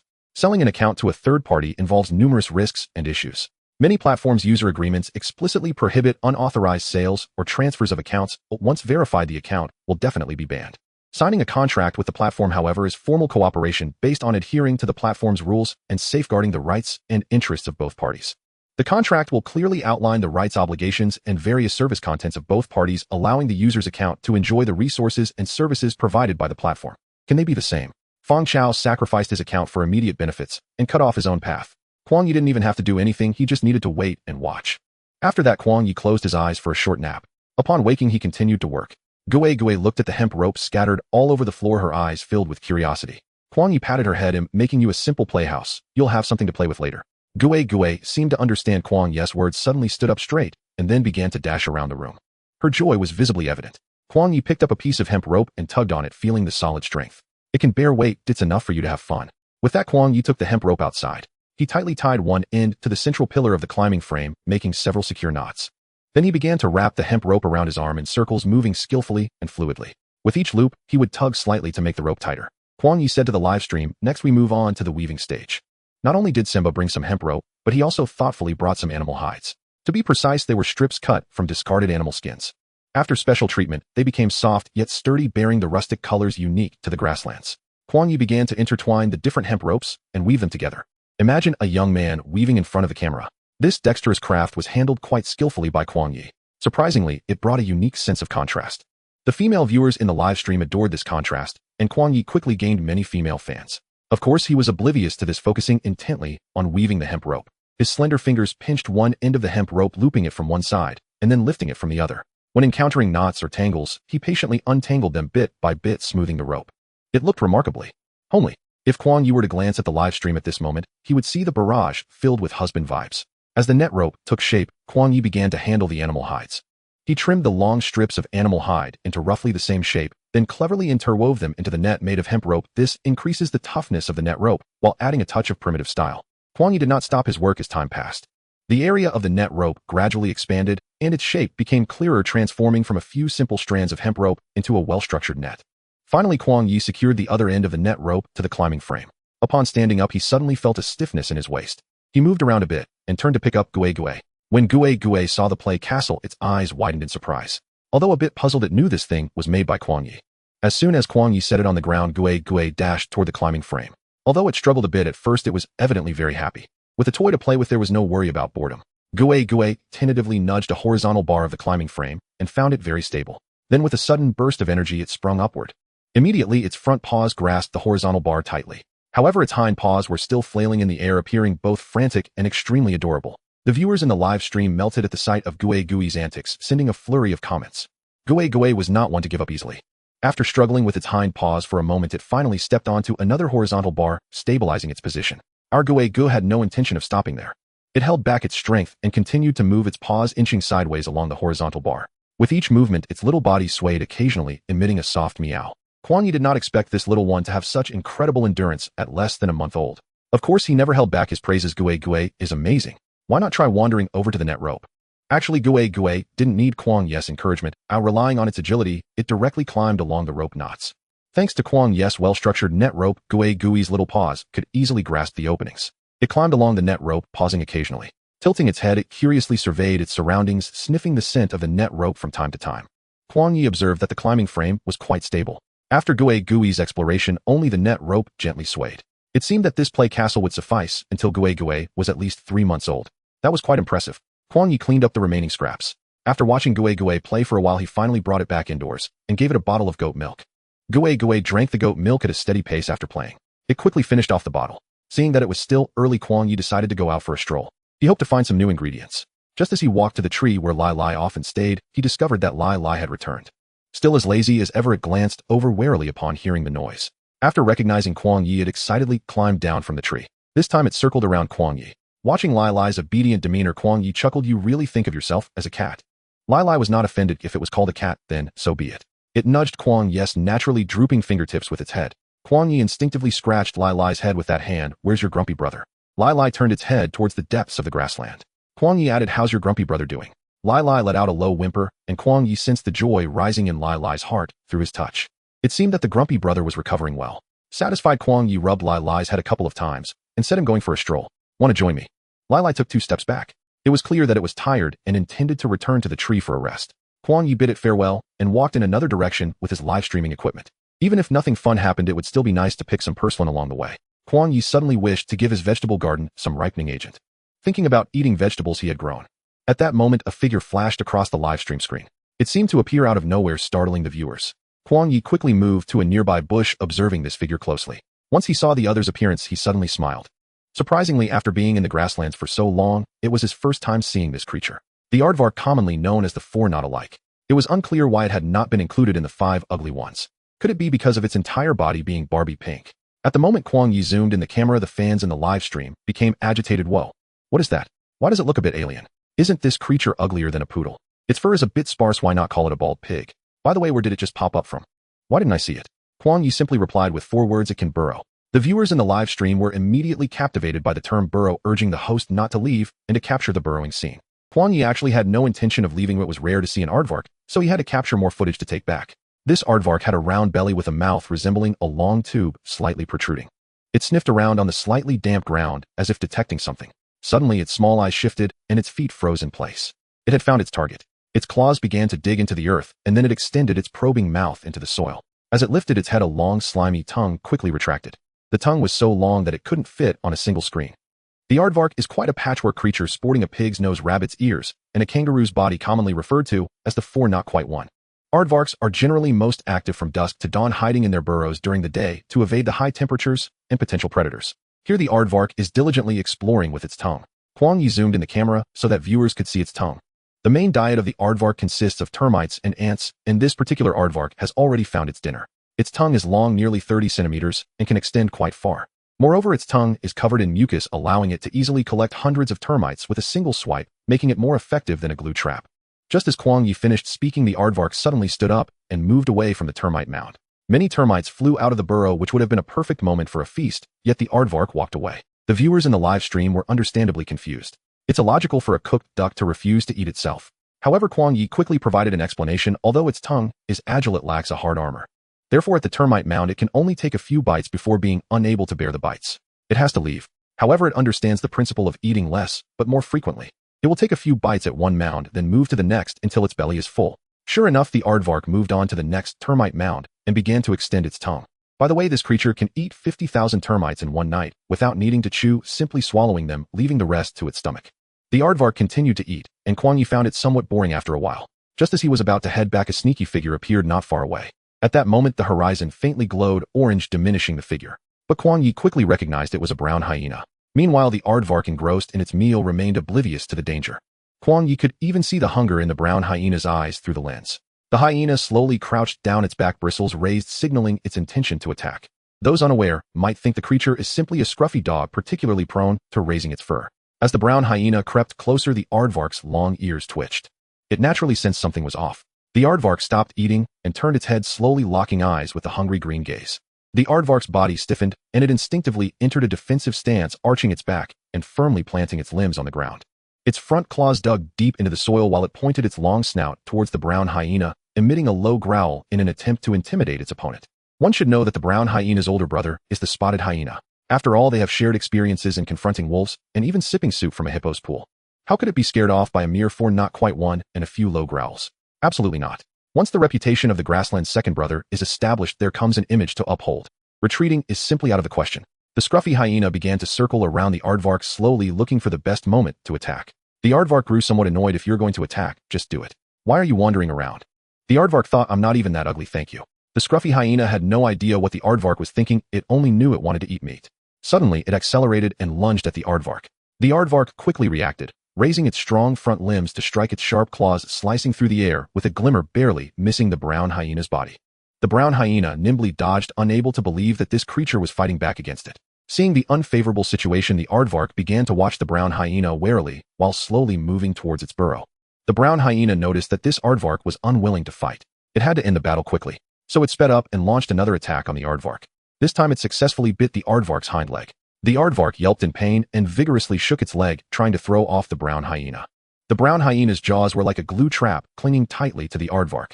For a moment, the situation was tense and stalemate. Everyone thought the aardvark was about to be knocked out by the brown hyena. Unexpectedly, the aardvark managed to flip over and break free from the brown hyena.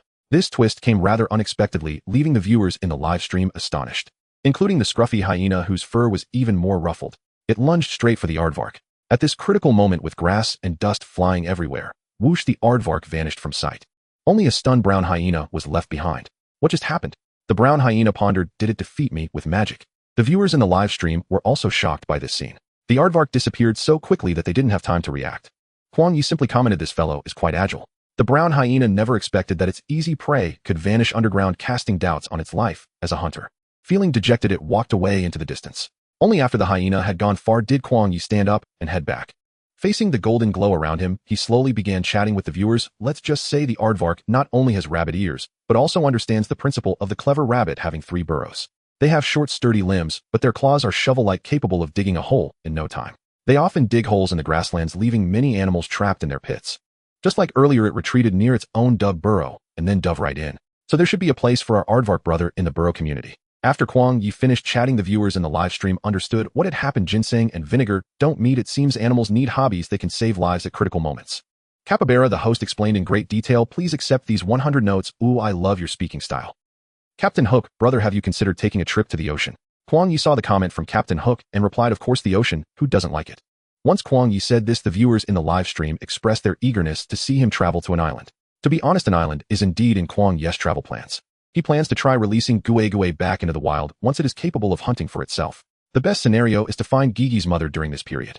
It is a male lion, and it needs to conquer more unknown territories. Kuang Ye is also a restless lion eager to explore more unknowns. Upon thinking of this, Kuang Ye felt a bit reluctant. Whether it's for Sima Guai or Lielia, they are all companions he has journeyed with.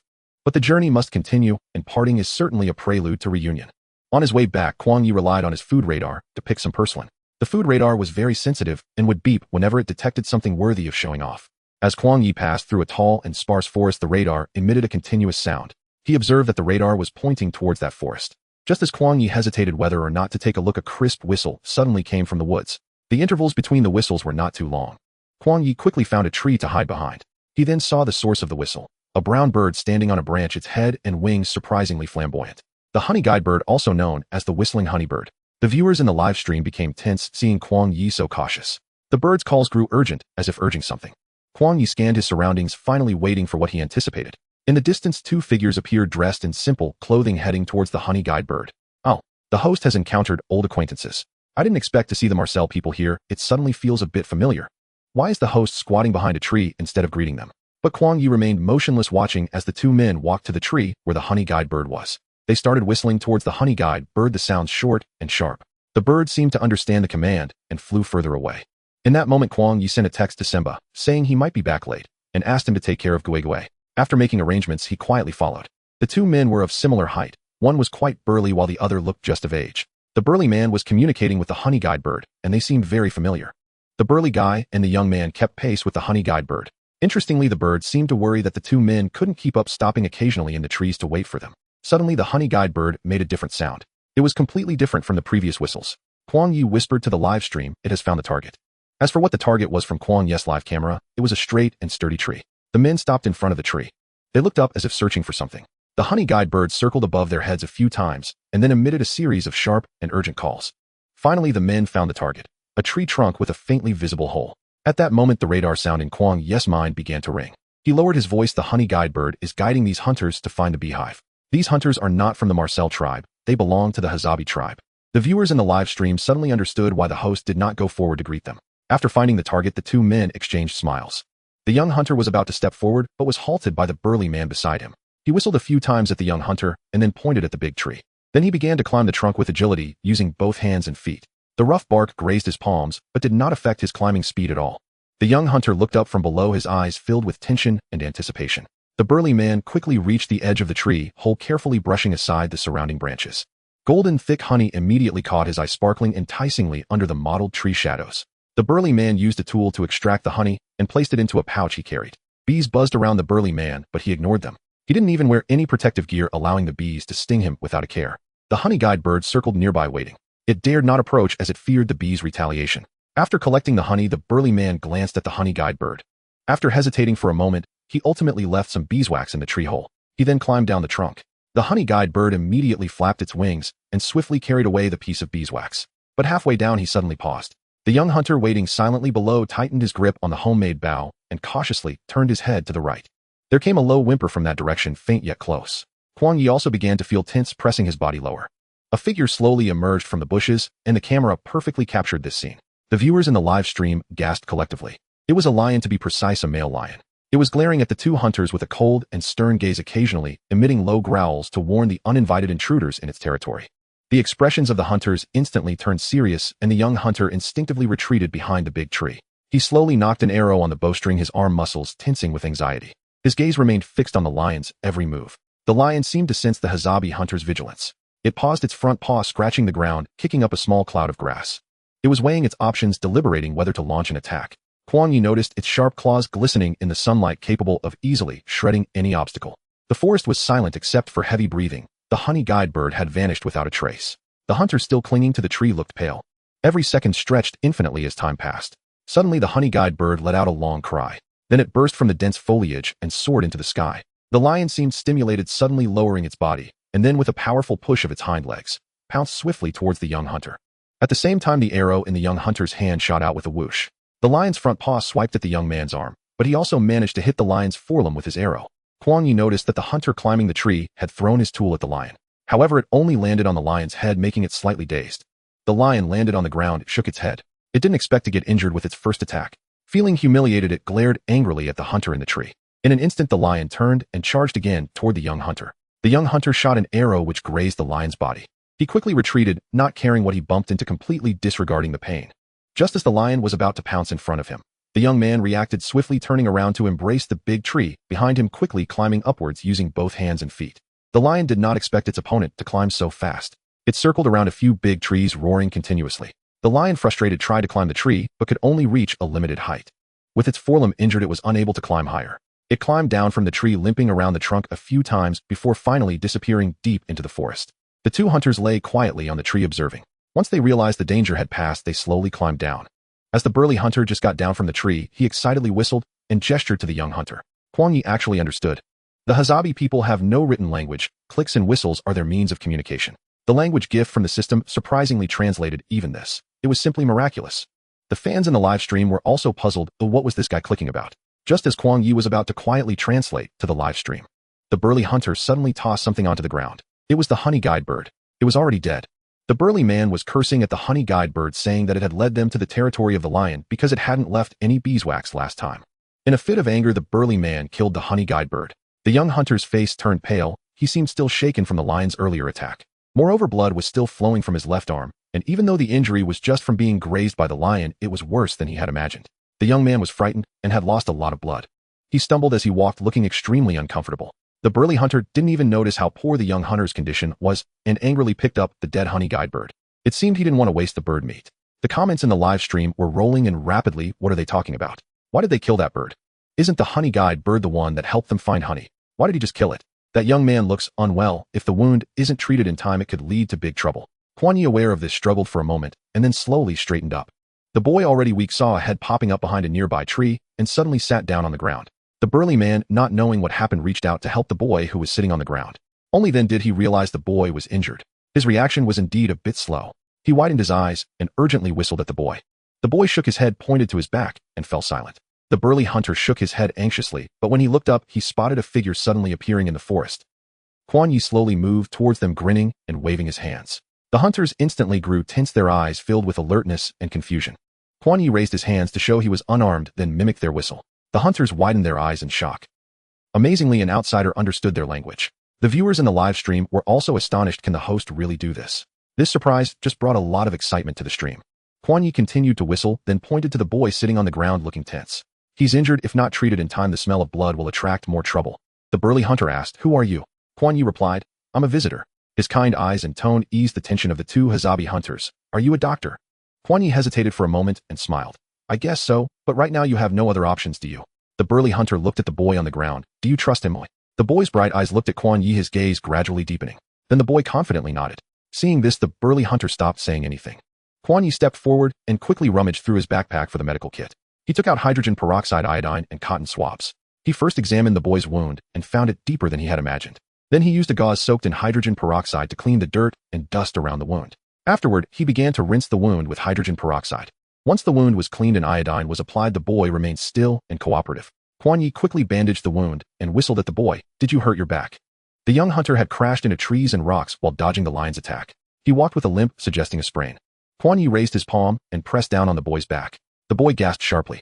Kuang Ye gently patted the boy's shoulder and said kindly, "Don't tense up." The boy obediently relaxed his tense back. Kuang Ye placed his hands on the boy's back, his fingers carefully pressing and touching along both sides of the spine, feeling the condition of the bones and muscles inch by inch. After the examination, Kuang Ye straightened up and moved his wrists a bit. After doing a few simple warm-up movements, he began the adjustment. He precisely positioned both hands on a key acupoint on the boy's back. First, he gently kneaded and pressed for a few moments, calming the boy and easing his tension. Then Kuang Ye took a deep breath and suddenly exerted force with both hands, producing a sharp cracking sound. The burly hunter, unsure of what Kuang Ye was doing, immediately grabbed Kuang Ye's shoulder in panic. The boy first stiffened, then quickly exhaled a short breath. Soon the furrowed brow of the boy gradually relaxed and his expression became more at ease. Seeing the boy like this, the burly hunter's grip on Kuang Ye's shoulder loosened. Kuang Ye tilted his head and rubbed his shoulder. Wow, this big guy is quite a grip. The viewers in the live stream, seeing this scene, hurriedly reminded Kuang Ye to be careful, feeling that the big guy's expression just now looked like he was going to swallow him whole. Kuang Ye didn't rest and immediately repeated his earlier actions on several other areas of the boy that needed adjustment. Each exertion was steady, powerful, and precise. Once all adjustments were completed, Kuang Ye let out a long breath, beads of sweat already forming on his forehead. "How do you feel? You can try moving a bit." Following Kuang Ye's instructions, the boy cautiously stood up and tried to move his back. After taking a few steps, the sharp pain had significantly lessened, and only surprise and gratitude remained in his eyes. The boy whistled a few times at Kuang Ye, all expressing his gratitude. The burly hunter beside him looked at Kuang Ye in astonishment, then quickly broke into a smile. With that smile, he noticed that the burly man had a lot of wrinkles. But the wariness in his eyes had completely vanished. The burly hunter didn't know how to thank Kuang Ye. He scratched his head and suddenly thought of something. He pulled out the bow and arrow from behind and stuffed it into Kuang Ye's hands. Kuang Ye repeatedly declined. "No need to thank me, it's just a small favor. Take it back, you need it more than I do." However, the straightforward Hazabi people would not take back a gift once decided. The burly man firmly pushed the bow and arrow into Kuang Ye's arms, whistling joyfully. The viewers in the live stream had already understood the back and forth between the two was not much different from an elder giving a red envelope during the new year. They were just waiting for the host to accept the gift. Sure enough, Kuang Ye knew that if he continued to be polite with the burly man, he would really stop being polite. He smiled and accepted the bow and arrow. The Hazabi bow and arrow. The boy told Kuang Ye his name was Toda, and the burly man was called Musa, who was his uncle. The two enthusiastically pointed to the area behind the woods, which was their tribe. They warmly invited Kuang Ye to visit. Kuang Ye nodded and said, "I will definitely come next time." After bidding farewell to Toda and Musa, Kuang Ye headed back, all the while excitedly admiring the bow and arrow that Musa had given him. The Hazabi people's bow-making skills were remarkable. Whether it was the bow body or the bowstring, they chose the best materials from nature. Kuang Ye was just about to have a good chat with the fans in the live stream about the bow and arrow in his hand when unexpectedly a massive creature sprang out in front of him. Kuang Ye quickly hid in the bushes, but it seemed to be too late. He saw that enormous creature limping towards his direction. Its sharp blade-like gaze made Kuang Ye's hair stand on end. That lion had returned. Kuang Ye was so focused on the bow and arrow in his hands that he overlooked the potential dangers around him. At this moment, he dared not make a sound, holding on to a sliver of hope that the lion would not notice him. But when he looked up, he found that the disheveled lion was staring directly at him. Indeed, one cannot rely on luck.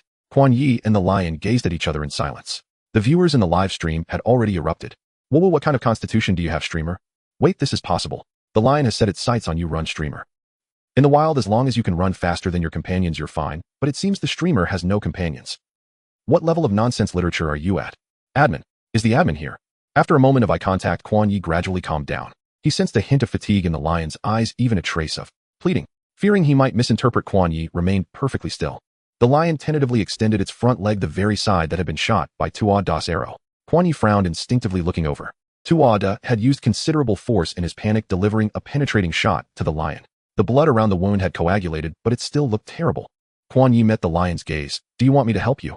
The lion let out a low whimper. Kuang Ye remained alert, but he needed to understand the lion's intentions. So he reached out his hand towards the lion. The viewers in the live stream watched in disbelief as the streamer not only refused to run, but intended to reach out and pet the lion. The bullet screen froze momentarily, seemingly waiting for something. The lion shrank back slightly, and Kuang Ye gently said, "I need you to give me a clear answer." His voice was soft, yet his tone was firm. The lion paused, then straightened its body. Kuang Ye slowly placed his hand on the lion's back, feeling a wave of pain and irritation. "I will help you heal, but you must promise not to harm me, all right?" The lion let out a low whimper, and at the same time a sense of determination rose in Kuang Ye's heart. With a confirmed answer from the lion, Kuang Ye felt somewhat relieved. He believed that if he refused the lion's plea for help at this moment, it was uncertain whether he would survive, but the situation would undoubtedly become dire. After all, the other party was a lion. Kuang Ye's movements were still cautious. The lion too showed no intent to attack, but remained on guard. The lion returned primarily because it was hindered by the arrow, making movement difficult.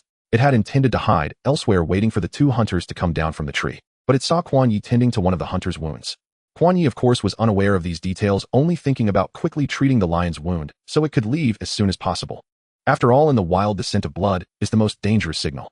Kuang Ye took out his medical kit from his backpack again. He then began examining the lion's wound. Although it was a penetrating injury, it hadn't damaged any bones. I need to give you an anesthetic. Gotta prevent you from clawing me when you're in pain. Of course, the latter part of this thought was only in Kuang Ye's mind. Seeing that the lion showed no resistance, Kuang Ye put on medical gloves and then looked around, confirming that it was safe at that moment. He began preparing the anesthetic needle.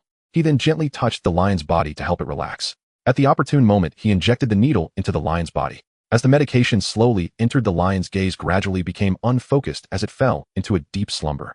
Let's first cut the arrow shaft so that the penetrating arrow can be handled in 2 pieces. This will make the subsequent operation easier.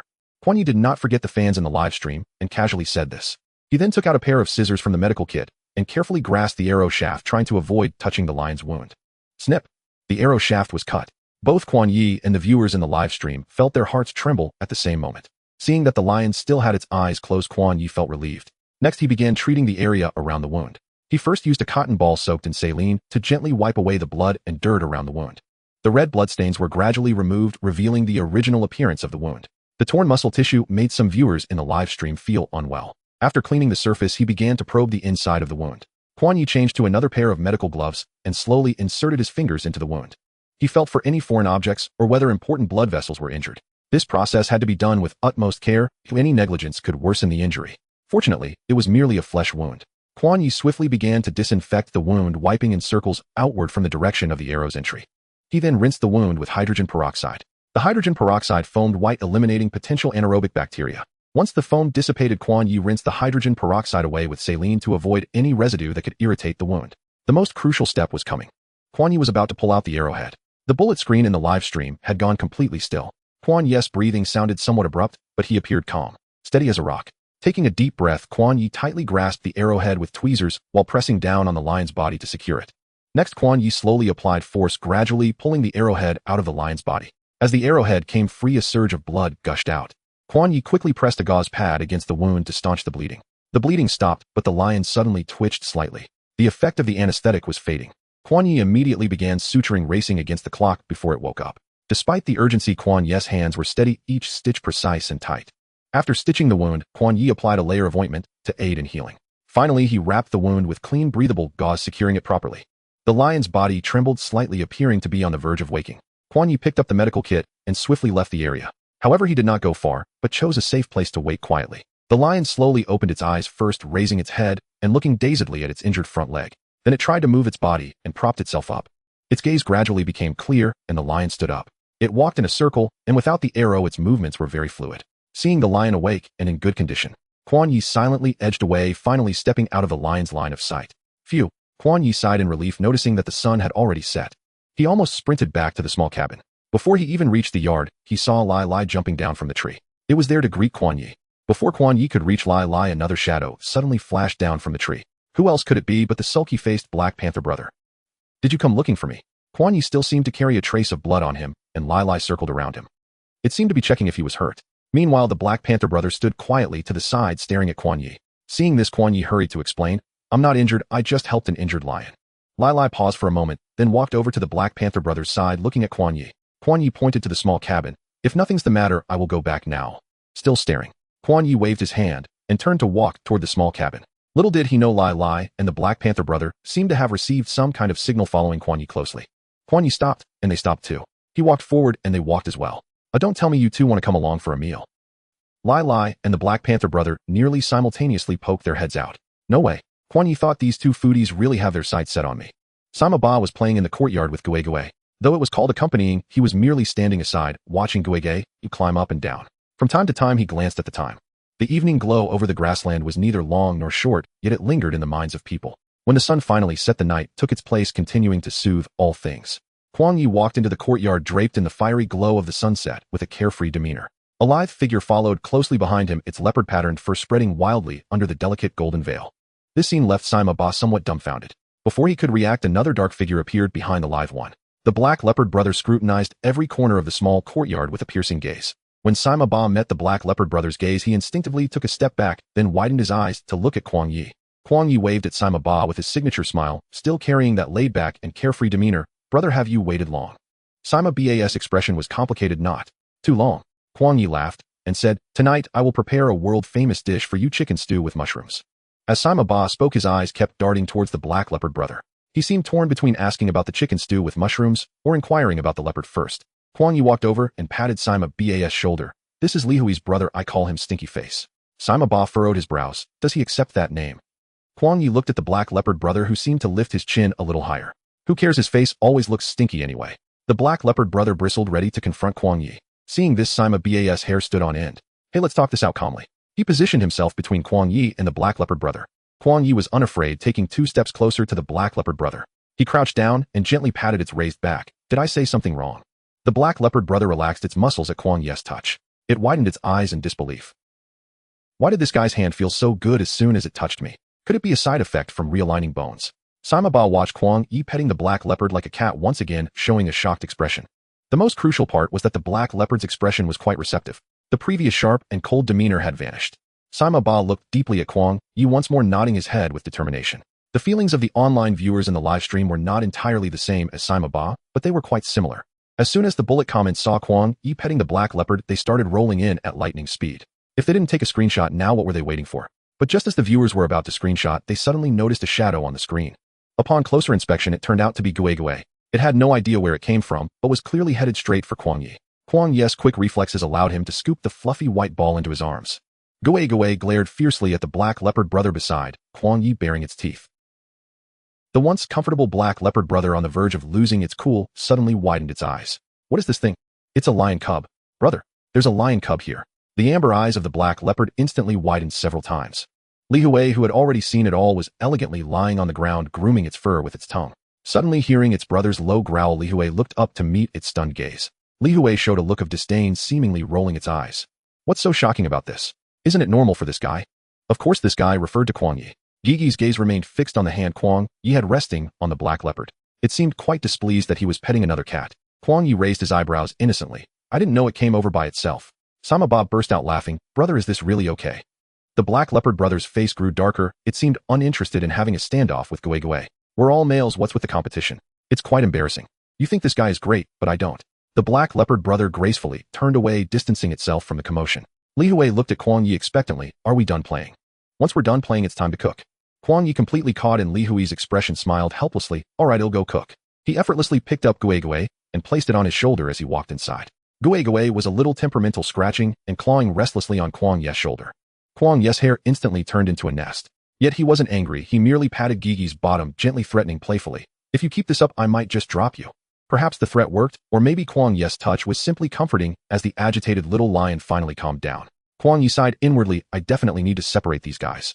Sima Ba stood frozen in place, turning to see the black leopard brother wearing a somewhat resentful expression. He hurriedly said, they'll help you. You definitely can't manage alone. Dealing with one leopard is already quite enough, yet Kuang Ye managed to attract 2. Sima Ba, I am truly impressed. Upon entering, Kuang Ye placed Gui into its nest. He then took out some chicken, minced it, calming the agitated little guy. Following that, he prepared 2 plates of raw beef for Li Hui and the black leopard brother. He turned around and placed the food in front of them. Eat up. Then he returned to the small room to prepare dinner for himself and Sima Ba. Chicken stew with mushrooms is the most famous dish from my hometown. Ew, I think you'll love it, Kuang Ye introduced to Sima Ba. It was then that the viewers in the live stream realized where Kuang Ye's hometown was. In an instant, a flurry of comments with the word hometown appeared. Many viewers even began sending gifts to Kuang Ye. By the way, we still don't know the host's name. Angry Hand, yeah, host, do you mind telling us your name? Haha, I've been wanting to ask this question for a long time. Kuang Ye replied while chopping the chicken. My name is Kuang Ye, given by my mother as she hoped I could live freely and grow wildly. While this name really suits the host. Shrimp, not blinking, the wild sky, low trees, the river, near the person under the moon. Life is wild, not on a track. Bang, bang, bang. In just a few strokes, Kuang Ye chopped the chicken into evenly sized pieces and started washing them. He smiled warmly. My mother said a life without achievement is not considered wasted.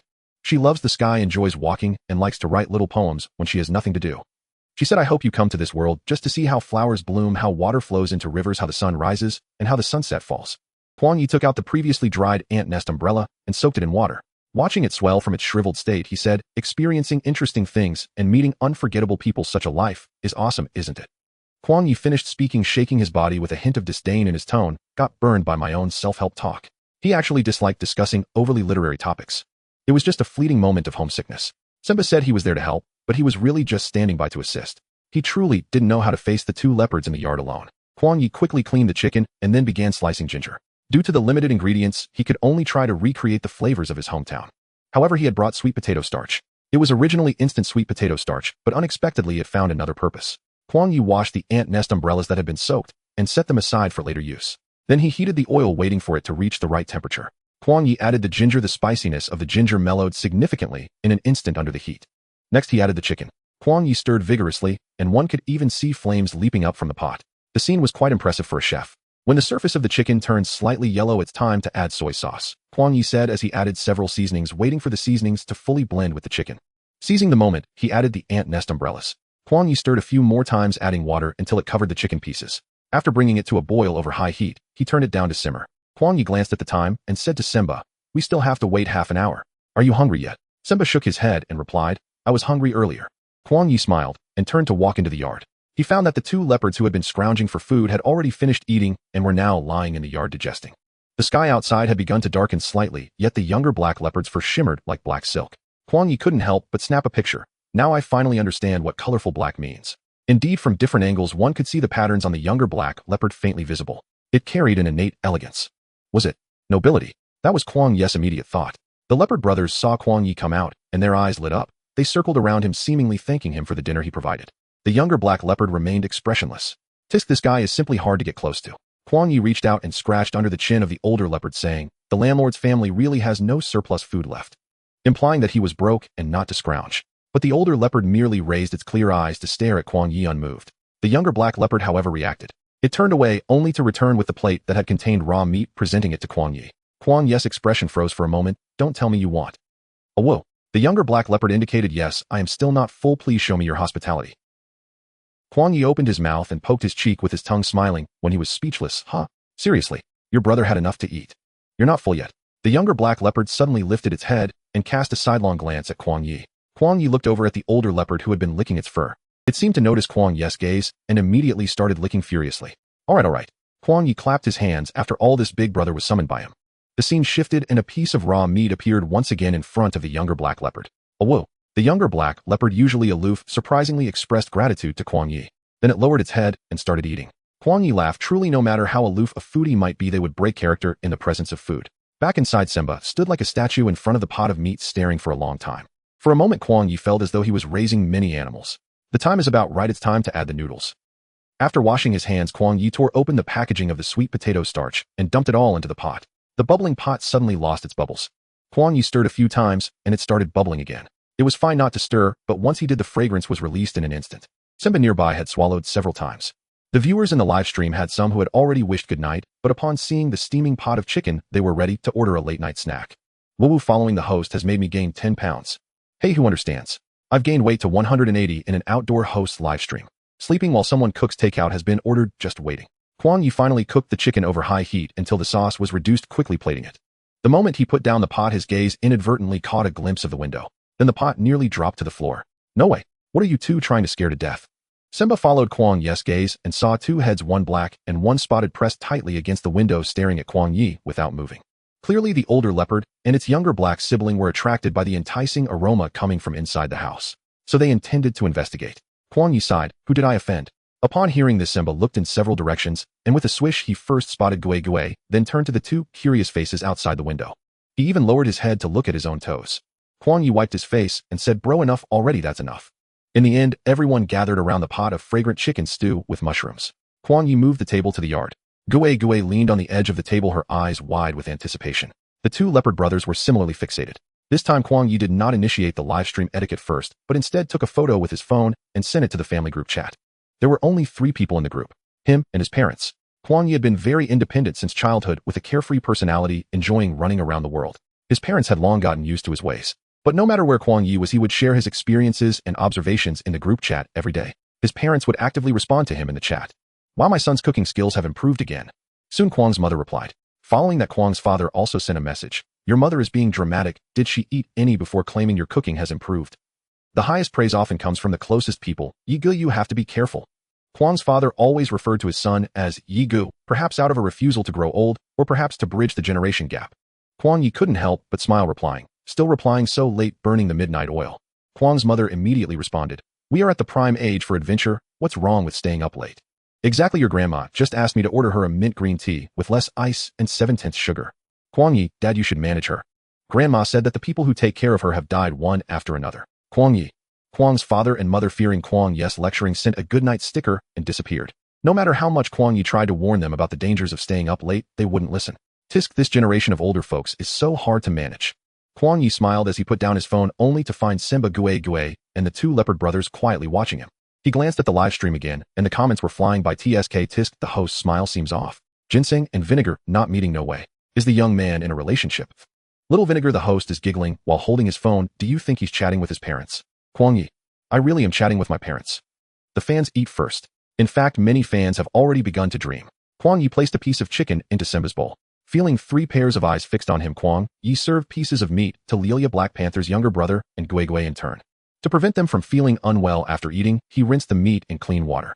Lai and Black Panther's younger brother could gnaw on bones, but Gigi's food needed further preparation. After finishing these tasks, Kuang Ye turned around and found that his bowl was piled high with meat. Simba smiled brightly and said, "Brother, this chicken stew with mushrooms is truly a world-renowned dish. It's really delicious." Then he picked up a strip of sweet potato noodles and said, "This is especially delicious." After slurping up a piece of sweet potato noodle, Kuang Ye nodded in agreement. "This is sweet potato noodle, my favorite." Then he seemed to think of something and added, "Of course I have quite a few favorites." Simba pondered and asked, "Brother, do you have many favorites?" Kuang Ye was taken aback, realizing that jokes across borders can sometimes fall flat. "No, I meant food." Simba nodded in understanding. "If I were to go to your country, I'd probably become a big fat guy." Kuang Ye laughed. "So you know how hard it is for me? I have to practically run while eating." Simba chuckled heartily, able to catch on to the joke. "Unfortunately, we don't have sweet potato noodles here. Sweet potatoes are native to South America and the Greater and Lesser Antilles. Although they are now planted in many regions around the world, the natural environment of the East African grasslands is not suitable for large-scale sweet potato cultivation." Kuang Ye pondered for a moment. "It's not impossible. We are quite close to Dar es Salaam. Dar es Salaam is a large market relatively close to East Africa, selling a wide variety of goods. It is an important place for locals to shop regularly." Simba nodded and said, "Yes, do you want to go? Do you have time to go together tomorrow?" Simba thought for a moment and replied, "I have time in the afternoon." The two confirmed their plans for tomorrow, and Simba helped Kuang Ye clean up before leaving. This time Lai and Black Panther's younger brother surprisingly stayed until the end. Until Kuang Ye asked if they wanted to stay here, Black Panther's younger brother immediately jumped up, almost pushing his brother out. Lai was nudged several times by his younger brother, but ultimately said goodbye to Kuang Ye, and the two brothers disappeared into the dark night. Gue had also been restless all day and was tired. As soon as Kuang Ye placed Gue in its nest, its eyes drooped. When everything quieted down, Kuang Ye edited videos at an unusually quick pace. The theme of this episode was, of course, the honey guide. The video began with scenes of the honey guide singing in the trees. The honey guide, also known as the honeybird, is the only bird that can befriend the honey badger in the grasslands. They are small and adorable, appearing harmless, and can help the honey badger and humans find beehives. 2 Hadzabe hunters appeared on screen following the honey guide to find a beehive. Next came the footage of them harvesting honey. Although these creatures are small, they have a strong sense of revenge. If humans do not leave beeswax for them according to the agreement, the next time, they will lead humans into the lion's territory to let the lions punish them. The screen showed a majestic male lion. The background music became tense, and in the next moment, the 2 Hadzabe hunters began to navigate around the lion. In the end, the young hunter successfully escaped from the lion's mouth. But Kuang Ye had more to say. Humanity's good friends are only established on the basis of mutual benefit. After all, the honey guide is a natural-born killer. Scenes began to flash back, and Kuang Ye continued to narrate. The honey guide is a brood parasite laying its eggs in the nests of other birds. Female honey guides usually choose other birds with similar or slightly later hatching times, laying their eggs in those birds' nests, mixing them with the other birds' eggs, allowing them to hatch in place of the honey guide. You might marvel at the modern parenting thinking of the honey guide in this moment, even praising its cleverness. But unfortunately, it's not just looking for a bird to help it raise its young. After hatching, the honey guide chicks will use the small hooks on their beaks to stab the unhatched eggs or the already hatched brothers and sisters until only they remain. In this way, they can enjoy the nourishment from their foster mother alone, monopolizing all the food and care to grow better. This is very similar to the cuckoo, the difference being that cuckoos will push other chicks out of the nest, while honey guides will kill them all. Perhaps due to this cruel survival method, honey guides have survived on this continent for 3 million years. At this moment, the honey guide said to the hunters it had tricked. If you knew the old me, you would forgive the current me. At the end of the video, Kuang Ye added a picture of the honey guide looking innocent and adorable. After hitting send, Kuang Ye turned off his phone and went to sleep. When he opened his eyes again, the sun outside had already shined onto the blanket. Kuang Ye then realized he had slept for a long time. Maybe he was too tired yesterday. This sleep was deep. He got up energetically, only to find Gue staring at him with a face full of resentment by the bed. Meow. To Kuang Ye, this meow meant him starving. How can you still be sleeping? Don't you have a heart? He quickly washed up and then fed Gue a bottle of goat milk. The situation stabilized a little. Kuang Ye casually ate some biscuits then prepared some minced meat for Gigi's lunch before heading out. He didn't plan to go far, but he felt that just staying home for half a day was a loss. Indeed, there were exciting moments as soon as he stepped outside. Some people when they don't encounter anything are fine, but once they do it feels like they are always around.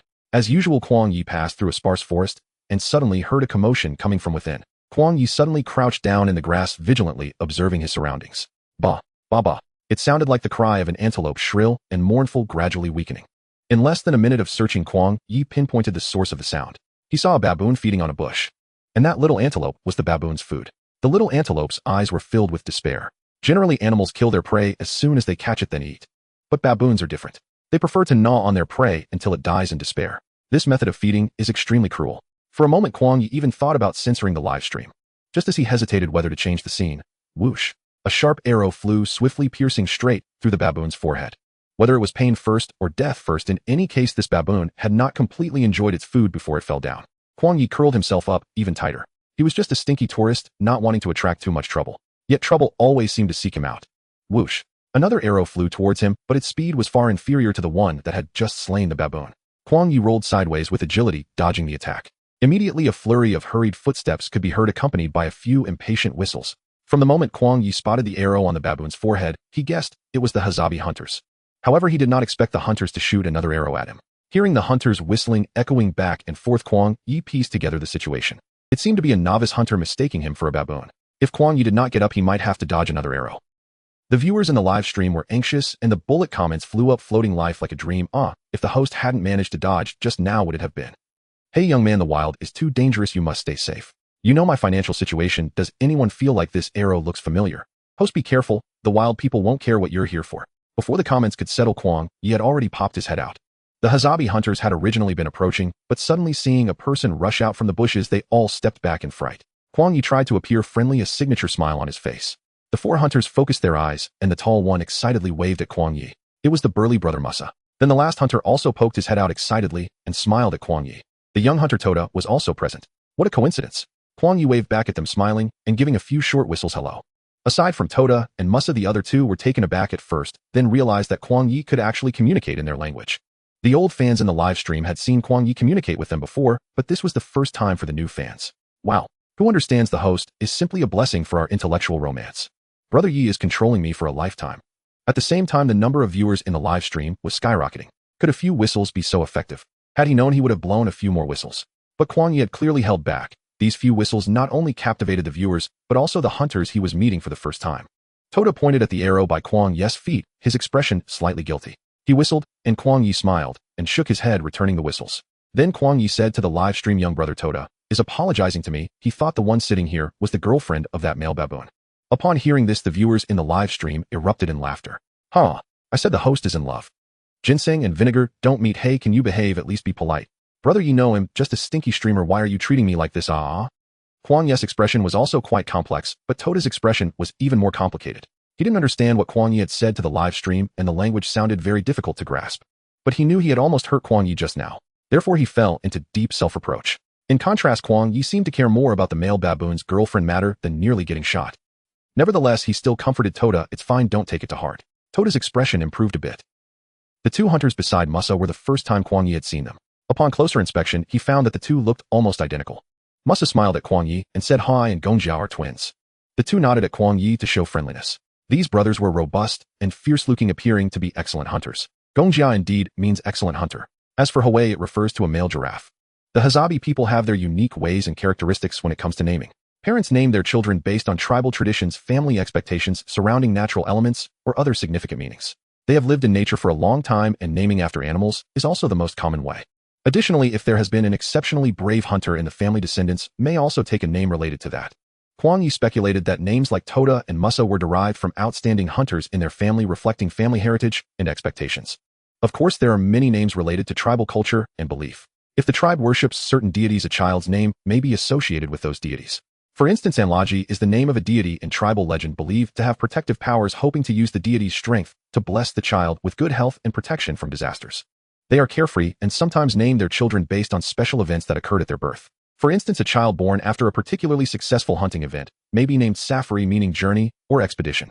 Kuang Ye initially intended to exchange a few pleasantries and leave, but unexpectedly the hunters invited him to visit their tribe.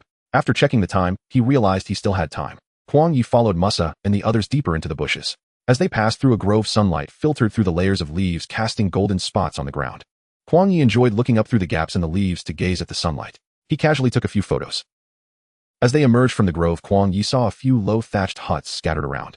There weren't many people in their tribe, but it felt lively everywhere. The men of the tribe were few, most of them had gone hunting. The women wore simple animal skins or linen clothes, busily sorting through the wild fruits and roots they had gathered. A few of them were gathered together, making handicrafts. Upon seeing the hunters bring back a stranger, they all paused their work. Toda, carrying the baboon, turned around in front of the women. He was showing off today's catch. However, none of the women's gazes landed on the baboon. They all stared intently at the young outsider. Their faces were beaming with smiles, but their eyes were direct and unreserved, as if they wanted to see through Kuang Ye. Kuang Ye smiled, showing his 8 teeth, waving to greet them. Tuada staggered while carrying the baboon, even creating an afterimage. The women remained unmoved by the spectacle. Kuang Ye let out a series of awkward laughs, then patted Tuada on the shoulder. If you aren't dizzy, the baboon should be. Tuada paused, his stance slightly unsteady. The baboon is dead. Oh, it won't get dizzy. If you keep spinning like that, it might just come back to life. Tuada widened his eyes and suddenly bent down forcefully, slamming the baboon onto the ground. Bang! A cloud of grass shreds was sent flying. At last the people's gazes shifted to the baboon. Is it truly dead? Tuada felt a twinge of nervousness from Kuang Ye's joke, fearing the baboon might revive. Kuang Ye raised an eyebrow. It's dead. Tuada nodded in satisfaction at Kuang Ye, then leaned the baboon's corpse against a tree, arranging it in a sitting position. By coincidence, the baboon's face was directly facing Kuang Ye. Was this some kind of pre-meal ritual? Kuang Ye quietly shifted to the side. In the center of the village, there was a communal area surrounded by stone blocks. A bonfire was always lit there, occasionally crackling with sounds. The leaping flames licked the air above, casting an orange glow around. Having hunted food, it was time to invite friends and family to enjoy it together. There weren't many people in Tuada's tribe, only about a dozen present. At this moment, young and old alike had gathered around the bonfire, and every pair of eyes was filled with anticipation. Tuada and Musa sat in the circle with Kuang Ye. Naturally, Tuada also brought the baboon, cradling it in his arms. Musa glanced at the baboon, then at Kuang Ye, breaking into a smile. A whistle sounded. It was Musa inviting Kuang Ye to join them for the feast. The viewers in the live stream sensed something was off and flooded the chat with questions about what was happening with Kuang Ye. Musa invited me to eat together. Kuang Ye's ears, which had turned red, returned to normal, appearing as calm as usual. Yet his gaze remained fixated on the baboon in Tuada's arms. But the fans were already restless. What? Are they really asking the host to eat with them? The baboon. Huh, are you sure this thing is edible? No way, I have to finish work and go eat, Baboon, as long as I can gnaw on humans, I won't be eaten. Humans start with the head. The subsequent scene would be quite unpleasant, but Kuang Ye swiftly turned the camera away. To be precise, most of the attention was on themselves. Only Kuang Ye could see Musa first taking the baboon from Tuada's hands. With a skilled use of a stone knife, he carefully peeled away the baboon's fur, his movements swift and precise. Meanwhile, Tuada held onto the baboon's limbs, adjusting his angle according to Musa's progress in peeling. It was clear they were already quite familiar with this process. As the fur was gradually stripped away, the baboon's brown meat gradually revealed itself, glistening under the firelight. Just as Kuang Ye thought, they would process the baboon further. To his surprise, they tossed the baboon directly into the bonfire. They even added some dry grass and branches. The baboon and branches crackled together. The blood mixed with the flames was instantly dried up, solidifying into brownish marks.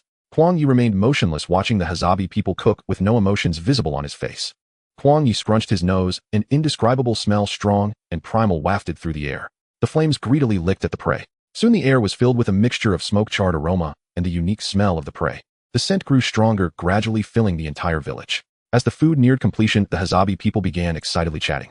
Oil dripped into the fire, causing a small flare-up. Kuang Ye felt time stretch out unbearably. However, only half an hour had actually passed. Musa held a high position in the tribe, overseeing the cooking of the prey. After the food was cooked, he was the first to handle it.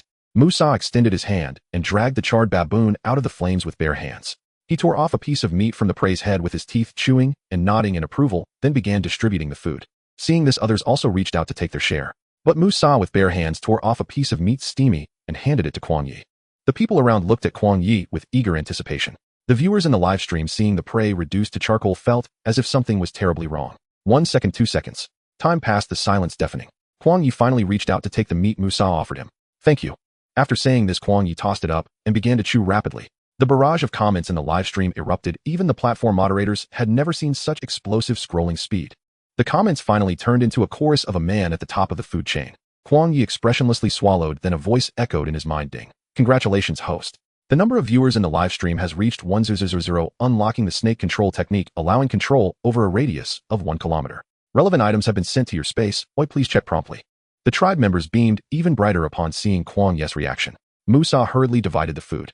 The men who received their portions feasted heartily, chewing the meat vigorously. The women ate more elegantly, occasionally tearing off small bits of meat to feed the young children beside them.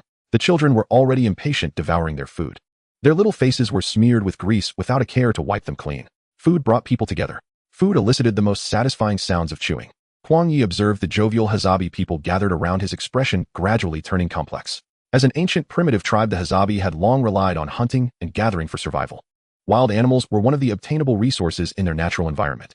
This dietary habit, passed down through generations, became a part of their tribal culture, carrying the memories of their ancestors and the cultural imprint of the tribe. However, from a modern conservation perspective, the traditional hunting practices of the Hazabi conflicted with the ideals of protecting wildlife and maintaining ecological balance.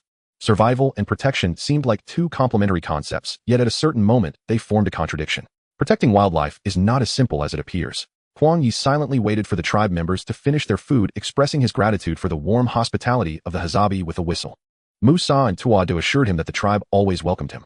Musa, with his adorable son Shalaka, insisted on accompanying Kuang Ye for part of the way. Shalaka had big eyes and a prominent nose. Although he was only 7, he would undoubtedly grow up to be as brave and robust as his father. Shalaka seemed to like Kuang Ye very much, frequently hugging his leg or grabbing his arm as they playfully emerged from the sparse forest. Kuang Ye squatted down, patted Shalaka's head, and smiled. "Let me show you a magic trick." Shalaka seemed unaware of what magic was. Kuang Ye opened his right hand towards Shalaka, completely empty. Then he swiftly went around to the back of Shalaka's head and waved his hand. Suddenly, a few candies appeared in his palm. Shalaka's eyes widened in surprise, clapping his hands in delight. "Here, take it, and enjoy." Kuang Ye gently hugged Shalaka and bid farewell to the father and son. He turned and walked into a sea of golden grass. Shalaka slowly unwrapped the candy, revealing a crystal-clear piece. The taste was sweet and sour, utterly delicious. Shalaka unwrapped the second piece. His beautiful big eyes showed a hint of confusion. The candy wrapper no longer contained colorful candies. Instead, it was a small piece of roasted meat, already cold. Some charred remnants clung around. When Kuang Ye returned to the small cabin, Gue was tearing at a giraffe toy. It was fortunate that the quality of this toy was good enough to withstand Gui's increasingly ferocious biting strength. Kuang Ye glanced at the bowl, realizing that the minced meat had already made its way into Gui's belly. He promptly gave Gue a bottle of goat milk, and only then did the little one settle down. Simba arrived at the small cabin on time. Kuang Ye prepared Gui's dinner, then gave Gue a series of instructions before stepping out again.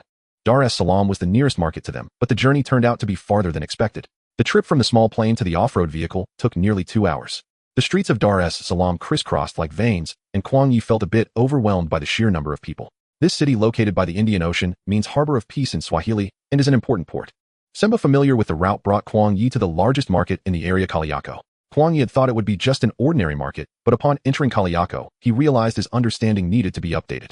Simba carefully introduced the different sections of goods in Kaliako. This area is for spices, pepper, cloves, cinnamon, and so on. Over there is handicrafts with wood carvings and textiles. And there's the food section. Kuang Ye followed Simba's pointing direction. The food section was small, but filled with the aroma of cooking, crowded with diners. Kuang Ye said to Simba, "Brother, we have a place back home that's quite similar to this." Simba cooperatively asked, "Where is that?" "Iwu." As soon as Kuang Ye uttered those 2 words, the viewers in the live stream felt it made perfect sense. Once people start choosing too much, they tend to buy recklessly. Kuang Ye originally intended to buy some vegetables, fruits, and fertilizers, but unexpectedly ended up buying everything he needed. He also bought a lot of things he didn't need. Simba secretly felt lucky to have driven, otherwise carrying back all these items would have been quite a hassle. Kuang Ye even bought 2 boxes of instant noodles, 3 pots, a large quantity of spices, and fresh meat. Passing by a shoe stall, Kuang Ye noticed a pair of shoes he liked. He picked up the pair and waved it in front of Simba, asking, "Do these shoes look good?" Simba paused for a moment before replying, "Whether they look good or not isn't important. Comfort is what matters most." Kuang Ye seemed satisfied with his answer and immediately responded, "Then, let's give them a try." Simba nodded with a smile. To his surprise, Kuang Ye turned to the stall owner and asked, "Can you tell me what size my friend should wear?" For the stall owner, it was just a quick glance. He then turned and fetched a shoebox from under the counter, handing it to Kuang Ye. Only then did Simba realize that Kuang Ye was buying those shoes for him. The simple-minded Simba repeatedly waved his hand, saying, "Thank you, brother, but I don't need them. I already have shoes." He glanced down at his own shoes, which were originally white canvas, but had turned yellow and were peeling at the sides. Feeling a bit embarrassed, Simba took a step back, trying to hide behind the counter. However, Kuang Ye did not follow his gaze, but instead kept inspecting the new shoe in his hand, saying, "You should try them on. New shoes need to be tried." Kuang Ye handed over the shoes, seemingly not hearing Simba's refusal. Simba hesitated for a moment, but still took the new shoe. But he didn't move, just holding it in a daze, looking a bit at a loss. "Brother, I really don't need new shoes. I don't even need shoes at all. I know you Masai live on the grasslands and don't need shoes." But you have a job that requires you to take tourists around, and having a comfortable pair of shoes will increase efficiency. Kuang Ye patted Simba on the shoulder and said, "Hey, you've helped me so much, shouldn't I also accept this with pleasure? Aren't we friends? Then don't be so polite with me." When Simba heard the word friend, he suddenly smiled widely, and his earlier awkwardness vanished. Faced with such genuine kindness from Kuang Ye, Simba felt that if he continued to refuse, it would be counterproductive. The new shoes fit well, but Simba still put on his old ones and hugged the new pair. Simba was overjoyed, saying, "Thank you, brother. These shoes are beautiful and very comfortable." With their purchases settled, the two planned to solve their dinner in the food section before heading back. The most common items here were grilled goods, being a port city. The grilled seafood was incredibly fresh. Kuang Ye and Simba ate their way through the food section. They even packed some fried dumplings and Zanzibar pizza to take back. The two returned loaded with goods, and by the time they got back to the cabin, it was completely dark outside. Simba had work early the next morning, so he hurried back to the hotel that night. Kuang Ye finished washing up and began editing the video, focusing on the lunch of the Hazabi hunters. The video content was indeed a bit graphic, but Kuang Ye cleverly avoided some shots that wouldn't pass the review. Though not long, as soon as it was released, viewers began to like it. Calculating the time, it was already early morning over there. There certainly were many night owls. Yet Kuang Ye couldn't hold back his drowsiness for even a moment. As soon as his head hit the pillow, he fell into a deep sleep. The next day, Kuang Ye waited for Simba to finish his work before they drove back to the Maasai tribe together. This time Kuang Ye wasn't empty-handed. He brought along 2 boxes of instant noodles and some sausages he had bought from the market. Seeing familiar faces, Kuang Ye greeted everyone with a smile. Azuni smiled warmly upon seeing Kuang Ye again, as if seeing his own son. Indeed, Kuang Ye looked to be about the same age as Azuni's children. He had a very good impression of this child. Not just Azuni, but everyone in the tribe had a good impression of this polite, yet carefree young man. Kuang Ye shared the candies he had bought from the market with the children in the tribe. They circled around Kuang Ye, spinning again and again. A few even hugged Kuang Ye's legs, bouncing around and refusing to let go. Walisai appeared and took one child from each of Kuang Ye's legs, saying, "Don't disturb your brother. He's going to cook." Wallace's son and daughter, though unable to hug Kuang Ye's legs, were still laughing joyfully. It was hard to say whether it was the candies that made their smiles sweet or their laughter that made the candies sweeter. "Simba and I went to the Kaliako market to buy some things. A dinner is on us," Kuang Ye said, and he and Simba went to set up the stove. This time he brought a box of mineral water to boil the noodles. Simba's brothers had also brought back a lot of wild vegetables and handed them to Kuang Ye. Everyone seemed very interested in Kuang Ye cooking, especially Walisai, who was observing them closely. Kuang Ye imitated the Maasai people's method and began to peel some wood. He planned to try making fire by drilling wood. Countless pairs of eyes in the tribe stared at him, eager to see if this foreign young man could succeed. Kuang Ye felt no discomfort under so many gazes. At least it was easier than being in the Hazabi tribe. The wild vegetable boy Enkai stood together with a group of tribal youths. Enkai's outstanding appearance and flamboyant accessories caught Kuang Ye's eye immediately. Perhaps sensing Kuang Ye's gaze, Enkai smiled and waved at him. Kuang Ye smiled and nodded in response. However, the youth beside Enkai looked at Kuang Ye and Simba with a serious expression. Their eyes met. Kuang Ye did not retract his smile, but the other party's gaze lightly shifted away. Kuang Ye was not embarrassed, still smiling as he said to Simba, "Is this cut acceptable?" Simba looked at the wooden piece in Kuang Ye's hand and nodded, saying, "Perfectly standard." He then handed some dry grass to Kuang Ye. With the preliminary preparations complete, Kuang Ye began his first attempt. He precisely aligned one end of the wooden stick with the groove on the wooden board. Then he pressed his palms together and quickly rubbed the wooden stick back and forth. Kuang Ye progressed step by step, gradually quickening his movements. The contact point between the stick and the board began to show subtle changes, producing wisps of light smoke. Kuang Ye's eyes slowly widened. Enkai and the youths around him leaned in closer. Under Kuang Ye's manipulation, the wooden stick transformed into a lively fire snake. Struggling fiercely in the embrace of the wooden board, it ultimately broke free and released a blazing fire. Enkai was the first to cheer loudly. Simba also shouted from the side. It worked on the first try. Kuang Ye used the dry grass to ignite the fire in the makeshift stove. Then he placed the new pot on the stove and poured in mineral water. At some point, the crowd had begun a vocal accompaniment. Everyone unexpectedly started dancing around the pot. Kuang Ye was very happy, feeling that even a small task like making fire by friction was worthy of celebration.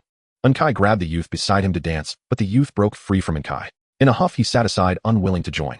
Kuang Ye and Simba turned around once, and the water in the pot began to boil. It took 10 packets of instant noodles to fill the large pot. As the instant noodles boiled and emitted an enticing aroma, the viewers in the live stream felt hungry.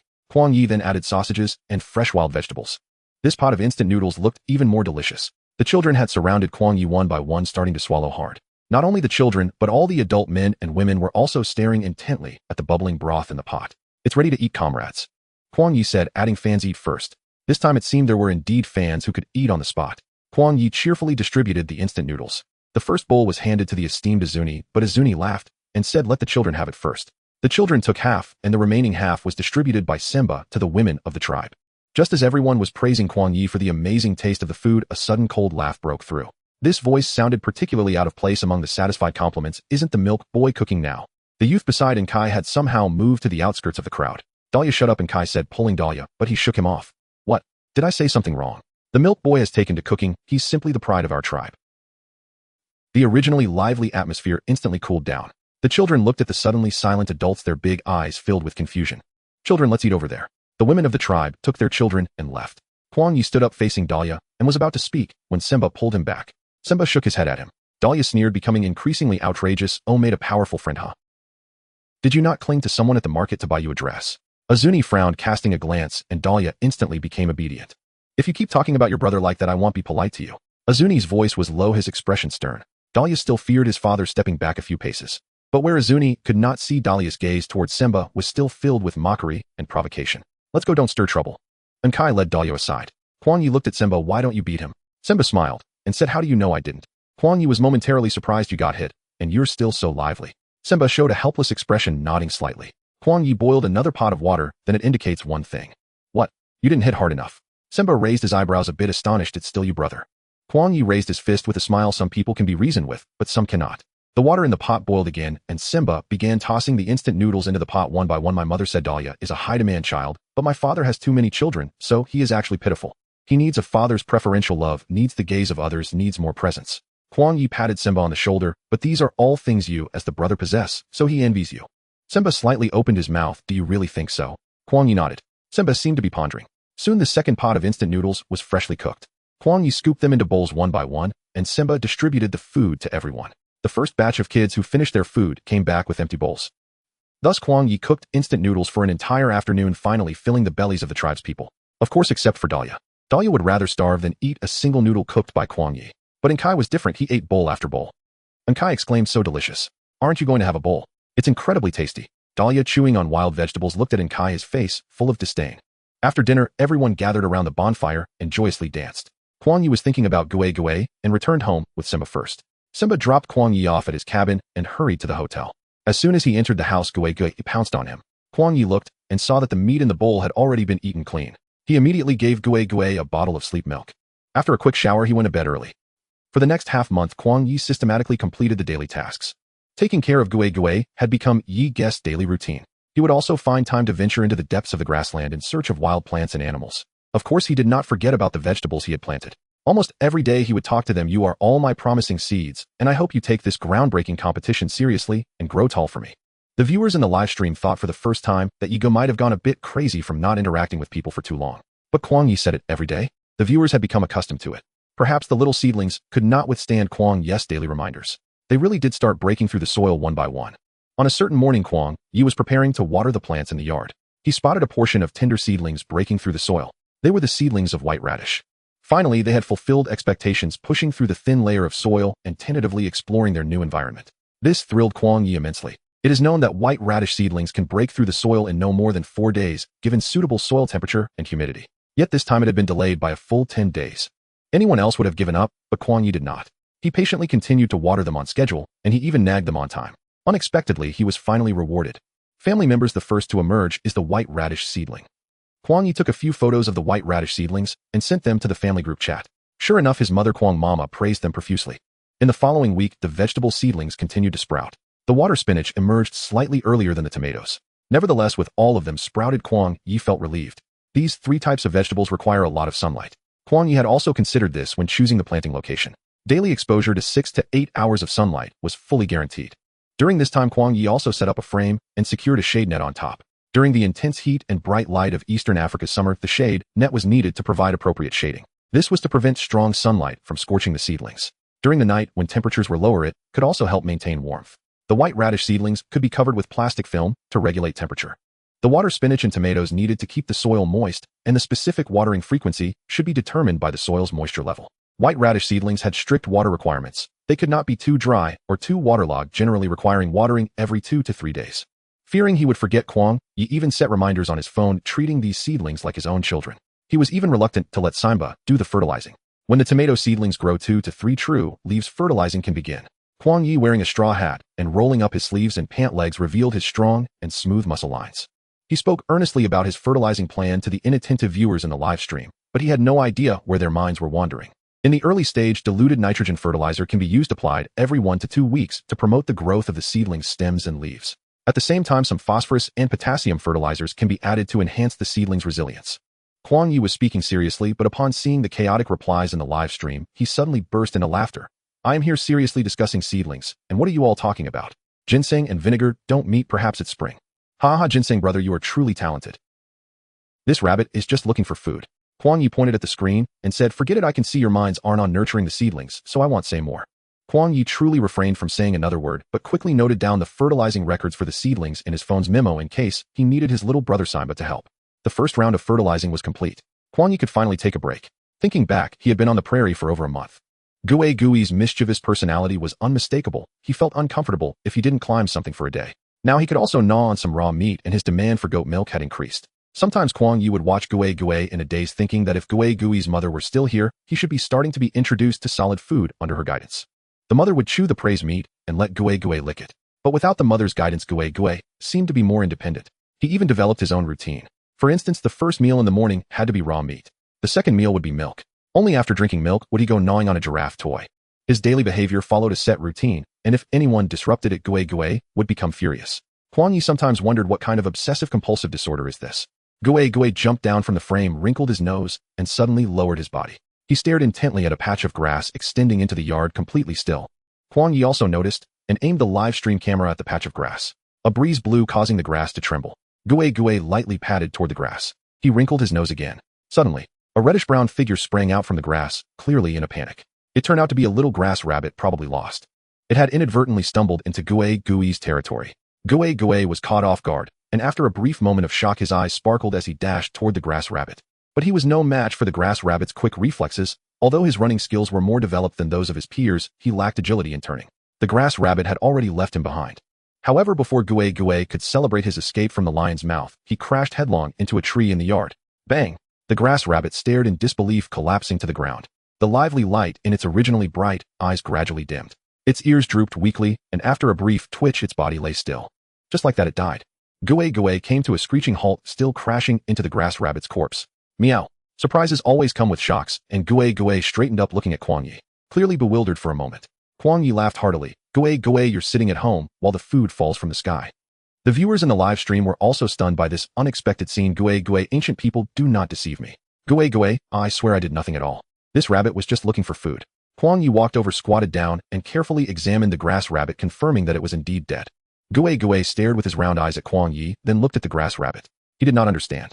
He just wanted to play a game of tag with this rabbit. Why did it scare it to the point of crashing into a tree? Tonight I'll give you an extra meal. Kuang Ye patted Gui's head and then took the rabbit inside. He did not forget to remind the viewers in the live stream, do not eat wild animals randomly. They may carry various germs and parasites. Take wild rabbits, for example. They can easily be infected with tularemia, which in severe cases could even be fatal. The viewers in the live stream who were clamoring to eat the rabbit head instantly fell silent. Another one is alive. Gui still could not bite and break down food by himself. He still needed Kuang Ye to help him. Kuang Ye took out disposable gloves, boiled water in a pot, and then poured it into a bucket. He then began to process the grass rabbit.